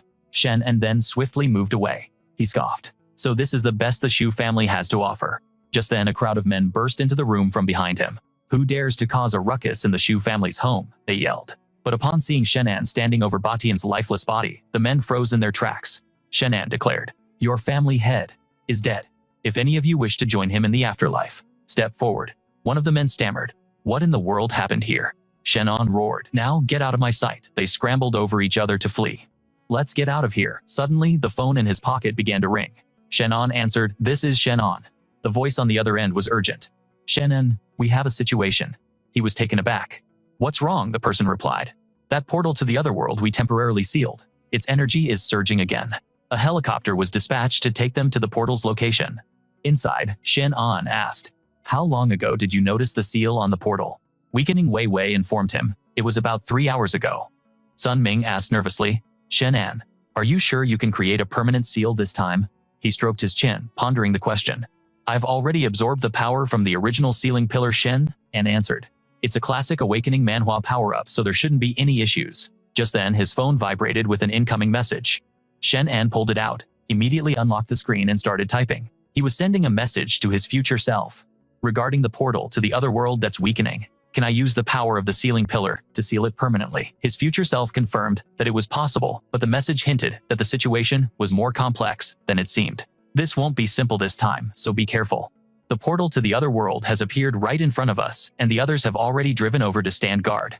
They were wondering, that old guy who told us to guard this place, is it really necessary? Lu Hong has loosened the reins this time, giving us a prime opportunity to score some points. Of course, it's necessary. Someone warned. The energy inside is leaking out. We can't let our guard down. Just then, a massive python emerged from the portal. The captain yelled, we're in trouble. Something is breaking through. The python let out a roar, a clear show of force, its eyes glowing crimson, and its fangs razor sharp. Chen Yi was thrilled. It's a beast. And from the looks of it, it's no small fry. Wu Han waited with anticipation. The opportunity to prove himself was here. Chen Yi charged in, shouting, let's take it down. He vaulted right onto the python's head, his palm, gathering a ferocious amount of fire energy. Get a taste of this, Chen Yi declared. He slammed his palm down, a classic move you'd see in any system manhwa, but the attack didn't even scratch the python. The beast roared and sprayed venom, which struck Chen Yi directly in the chest. Wu Han frantically charged forward, yelling, this is bad, we have to go and save him. Just then their transport helicopter arrived, slowly descending to the ground. The team disembarked. Wei reminded them, we're here. The dimensional gate is just up ahead. Suddenly, they heard a scream for help.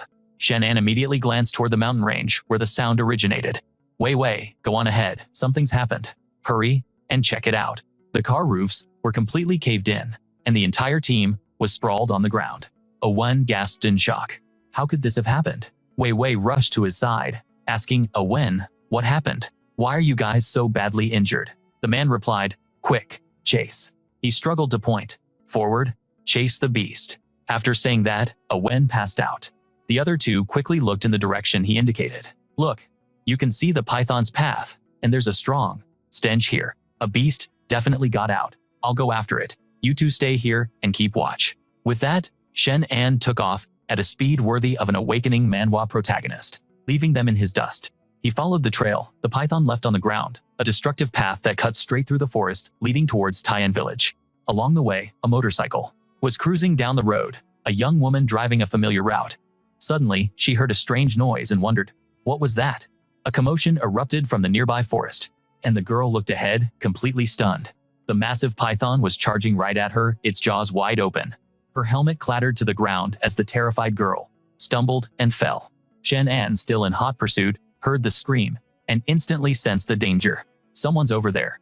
Meanwhile, two people carrying some items paused and looked at each other. What was that noise? It sounded familiar. It turned out to be a mysterious black shadow. Something had arrived, and it shot past them in a blur, revealing itself to be a giant python. A piercing scream echoed through the area. It's a monster, followed by cries of pain. Shenan yelled, run now. Other villagers screamed, help us.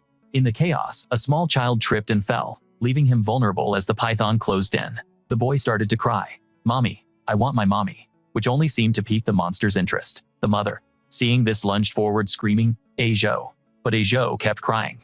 Suddenly, Shenan appeared. Just as the python was about to strike, he swiftly snatched the child out of harm's way and reassured him. Everything is all right now. He then returned Ajo to his mother's arms. Ajo, you scared me half to death.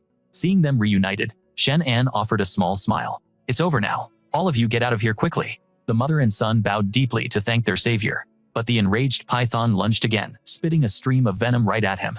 Shenan swiftly dodged the attack. The venom hit the ground behind him, causing a small explosion. As the dust settled, Shenan seized the moment to draw his sword. Monster, it's time to die, he yelled, charging forward, plunging his blade straight into its eye. He then pulled the sword back, channeling his energy for a powerful sword-slashing skill.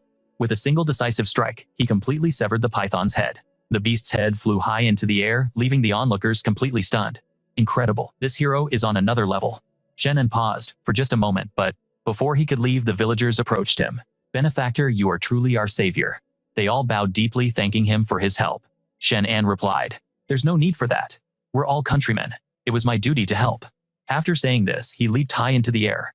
I have other matters to attend to, so I must be on my way. One of the men below whispered, we didn't even get to thank him properly, and he's already gone. Suddenly, Ajo froze. Then the child ran forward, yelling, Mommy, what's that over by the monster's corpse? And just as he pointed next to the beast's body, 3 strange round white objects materialized out of thin air, a classic reward drop you'd see in a manhwa recap. They suddenly began to tremble, and their shells started to. With its head split wide open, the two stared at each other, completely baffled by the situation. The bald man Chen stammered, that's, while the girl was utterly shocked and blurted out, are those eggs? Just a second later, the eggs began to vibrate violently, as if something was about to burst forth, and just as they feared, all 3 eggs shattered at once, and from within 3 streams of thick, dark energy shot forward. The horrifying presence immediately lunged at the bald man who was standing apart from the group, causing him to let out a blood-curdling scream. But it didn't stop there. The dark energy then shot towards the blonde mother and daughter. All they could do was tremble and hold each other in complete panic. The black-haired young man standing nearby watched as the bald man, now enveloped by the entity, began to act strangely.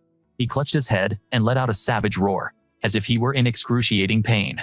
In just a brief moment, a sharp horn sprouted from his shiny scalp, as though the dark energy was forcing his body to mutate. Looking over, he saw the mother and daughter had also transformed into grotesque figures. Sharp horns protruded from their heads, and their teeth had elongated into beast-like fangs. Their once fearful eyes were now rolled back, showing only the whites, and their ears had become pointed, no longer resembling those of a human. The 2 young men standing nearby were in a state of utter panic as they witnessed the transformation. What in the world is going on? What happened to them? The bald man, now completely out of control, let out a series of guttural snarls before lunging with his sharp new claws toward the 2 young men. Unable to escape his grim fate, the young man who had just witnessed the event was brutally attacked. Just then, Shenan walked up behind the other 2 survivors. He smiled and announced, I'm back. Wei Wei immediately spoke up. Shenan, the dimensional gate is becoming increasingly unstable. We need to seal it and fast. He nodded. Got it. You two stand back a bit. Shenan then sat down and began to channel his power. Wei Wei was astonished, thinking to herself how incredibly powerful his primal energy was. Shenan let out a breath, raised his hand towards the sky, and a beam of light shot into the dimensional rift before them, penetrating deeper and deeper, until the rift gradually sealed itself shut.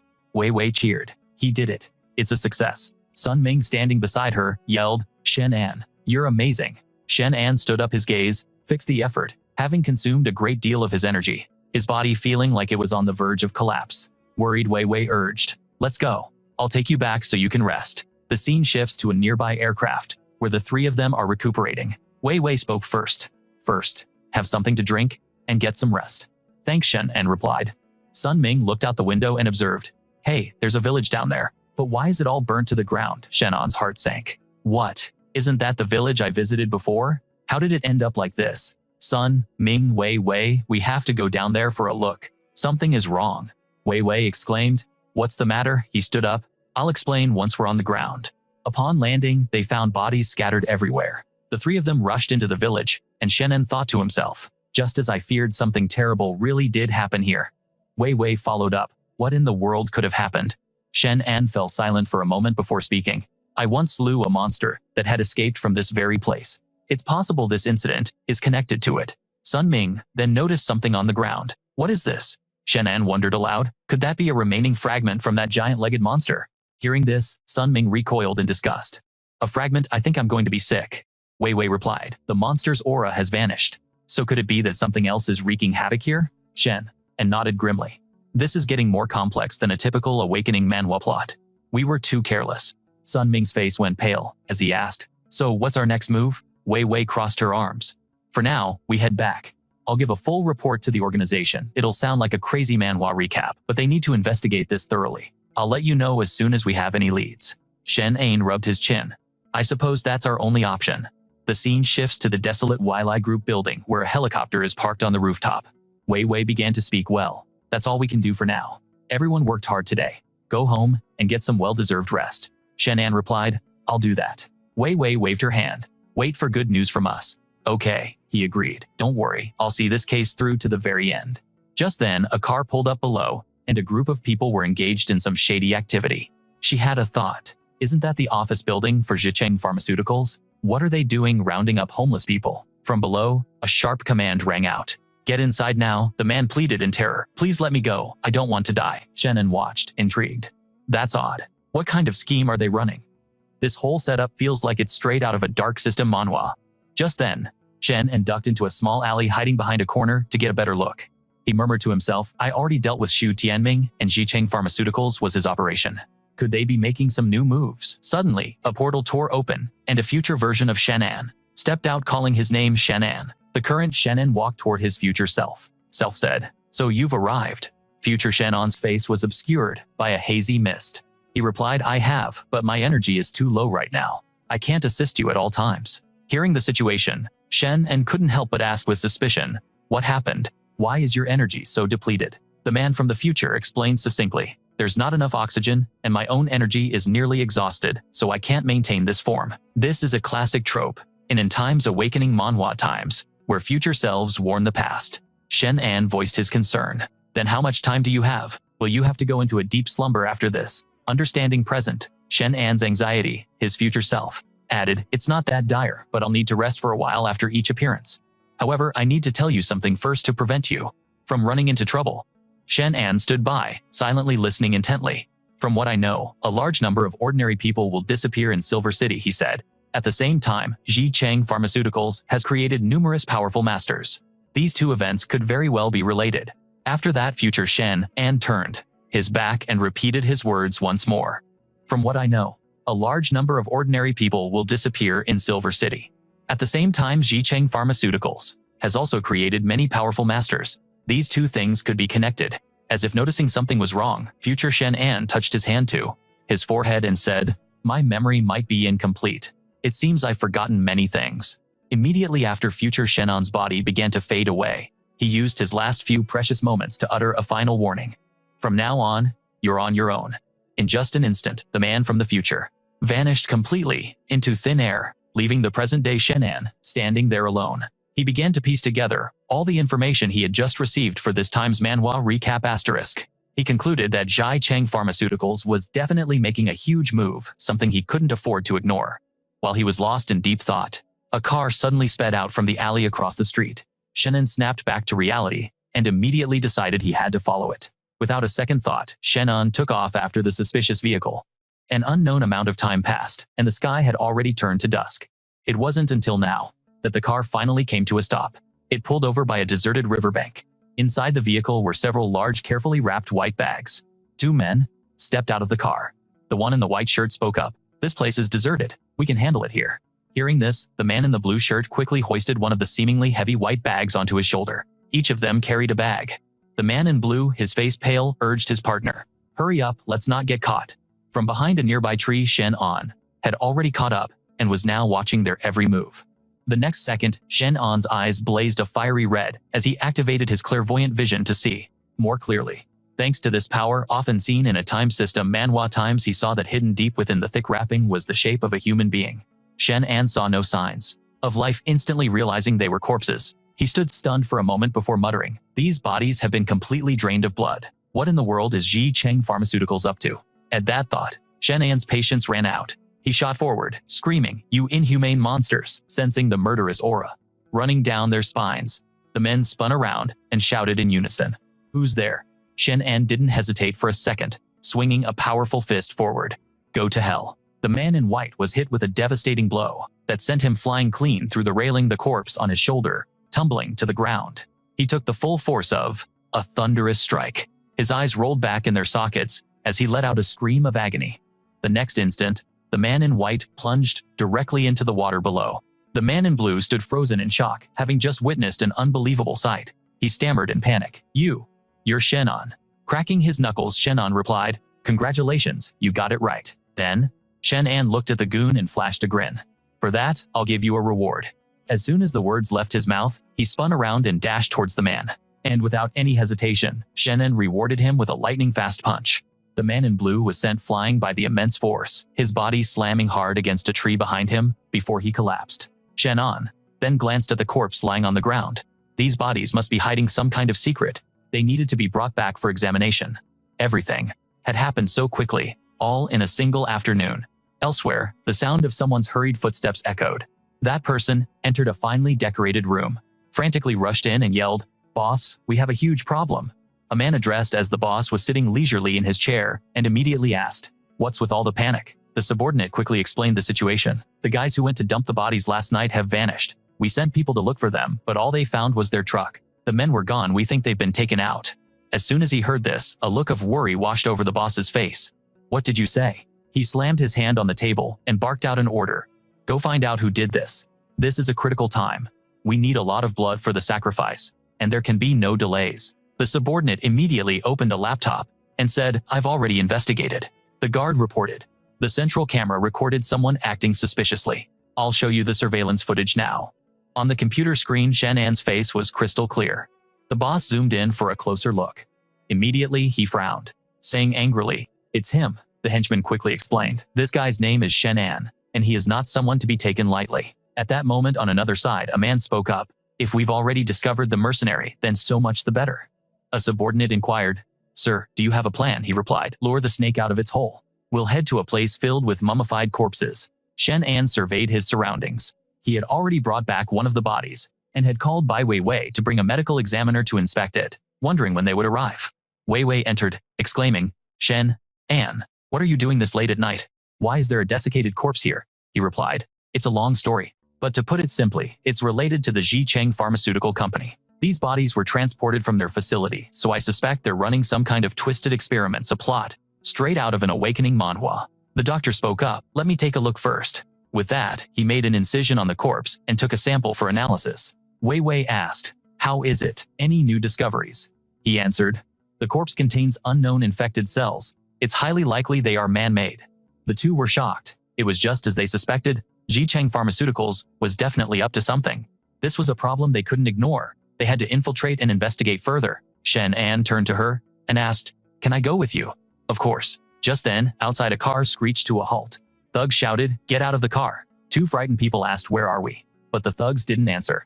Instead, chasing them and beating them. Get inside now. As they scrambled inside, the thugs sneered. You wouldn't take the easy way, so you had to learn the hard way. You deserve it. Another thug appeared, and seeing Sunming's group got angry. There are still people who haven't gone in. Suddenly, Shenan appeared. If there are still people outside, then why close the door? Let's all go inside. Inside it was dead silent. Shenan noted that it was indeed suspicious. Let's check downstairs. Suddenly a scream pierced the air. Help me. The man inside mused. First, we'll take a little blood for genetic matching. It won't be too painful. The captives were terrified. What are you going to do to us? The man replied. Conduct experiments. Of course. He then walked towards the two kids, but a flying knife suddenly struck one of the thugs drawing blood. He was enraged as our hero and heroine appeared on the scene. The man gritted his teeth. Damn it, how did outsiders get in? With that, he bolted. In a classic manhwa recap moment, the villain decided that discretion was the better part of valor and made a run for it. Chen and coldly gave chase. The man ran into a room. Shenan called out, let's see where you can run to now. Suddenly he sensed something and stopped along with Wei Wei. She pointed and said, Shenan, look over there. Rows of test tubes were lined up, and inside a person was coughing violently. The person screamed, help me Shen. An was stunned. Aren't these the beggars from before? Suddenly, sharp spikes erupted from the man's hands. Shenan watched in horror, as not just one, but all of them began to transform. At that moment a man stepped out laughing. I snuck in here precisely for the sacrifice. Anyone who gets in my way will be eliminated, no questions asked. These three are my latest experimental subjects, and you two will be the perfect test for their effectiveness. Wei Wei said worriedly, be careful, these things look like mutants. This is a classic system manhwa scenario. One of the creatures coiled its body, preparing to lunge with ferocious intensity. Shenan extended his arm. Stay back, I'll handle them. He quickly created a powerful suction force. The villain was shocked. A spatial ability, Shenan then pulled a sword from the void. Now, it's my turn. He charged forward, knowing he couldn't let these mutants escape, or the consequences would be catastrophic. But one of the creatures also grew sharp blades and roared. You want to kill me? You're not worthy, Shen. And attacked, but the other two mutants launched a sneak attack on him. One roared as if wanting to die, but instead found itself facing a black hole. It was violently thrown back, leaving the team leader in disbelief. This is impossible. Whatever I have to get out of here today. Out of here. He lunged forward, yelling, go die. But Shenan remained perfectly calm, sending the man flying with a single kick that slammed him straight into the wall. A nearby witness was utterly stunned. This kid's got some serious skills. It seems I underestimated him. This is turning into a classic awakening manhwa scenario. Still, a sacrifice of his caliber will definitely not be a disappointment. Just then, Wei Wei grew suspicious. Wait a minute, Chen, and I think we've been tricked. It's like that guy knew we were coming. A look of realization dawned on Shenan's face. If that's the case, then I'll just have to ask him myself. With that, he burst through the doorway, fists clenched and eyes burning with cold resolve. He threw a decisive punch, terrifying the man inside. Shenan strode forward until he was face to face with his target. Shenan demanded, who are you? And why are you conducting these cruel experiments? But the man was unfazed. Who I am is irrelevant. What's important is that these experiments are all for a grand plan. And as for you, you're quite good. I do enjoy an interesting sacrificial offering like this. Hearing this, Shenan questioned sacrificial offering. The man on the other side smirked, channeling energy into his palm as he looked down on Shenan. That's right. In this little system manhwa, I'm running. You are my perfect sacrifice.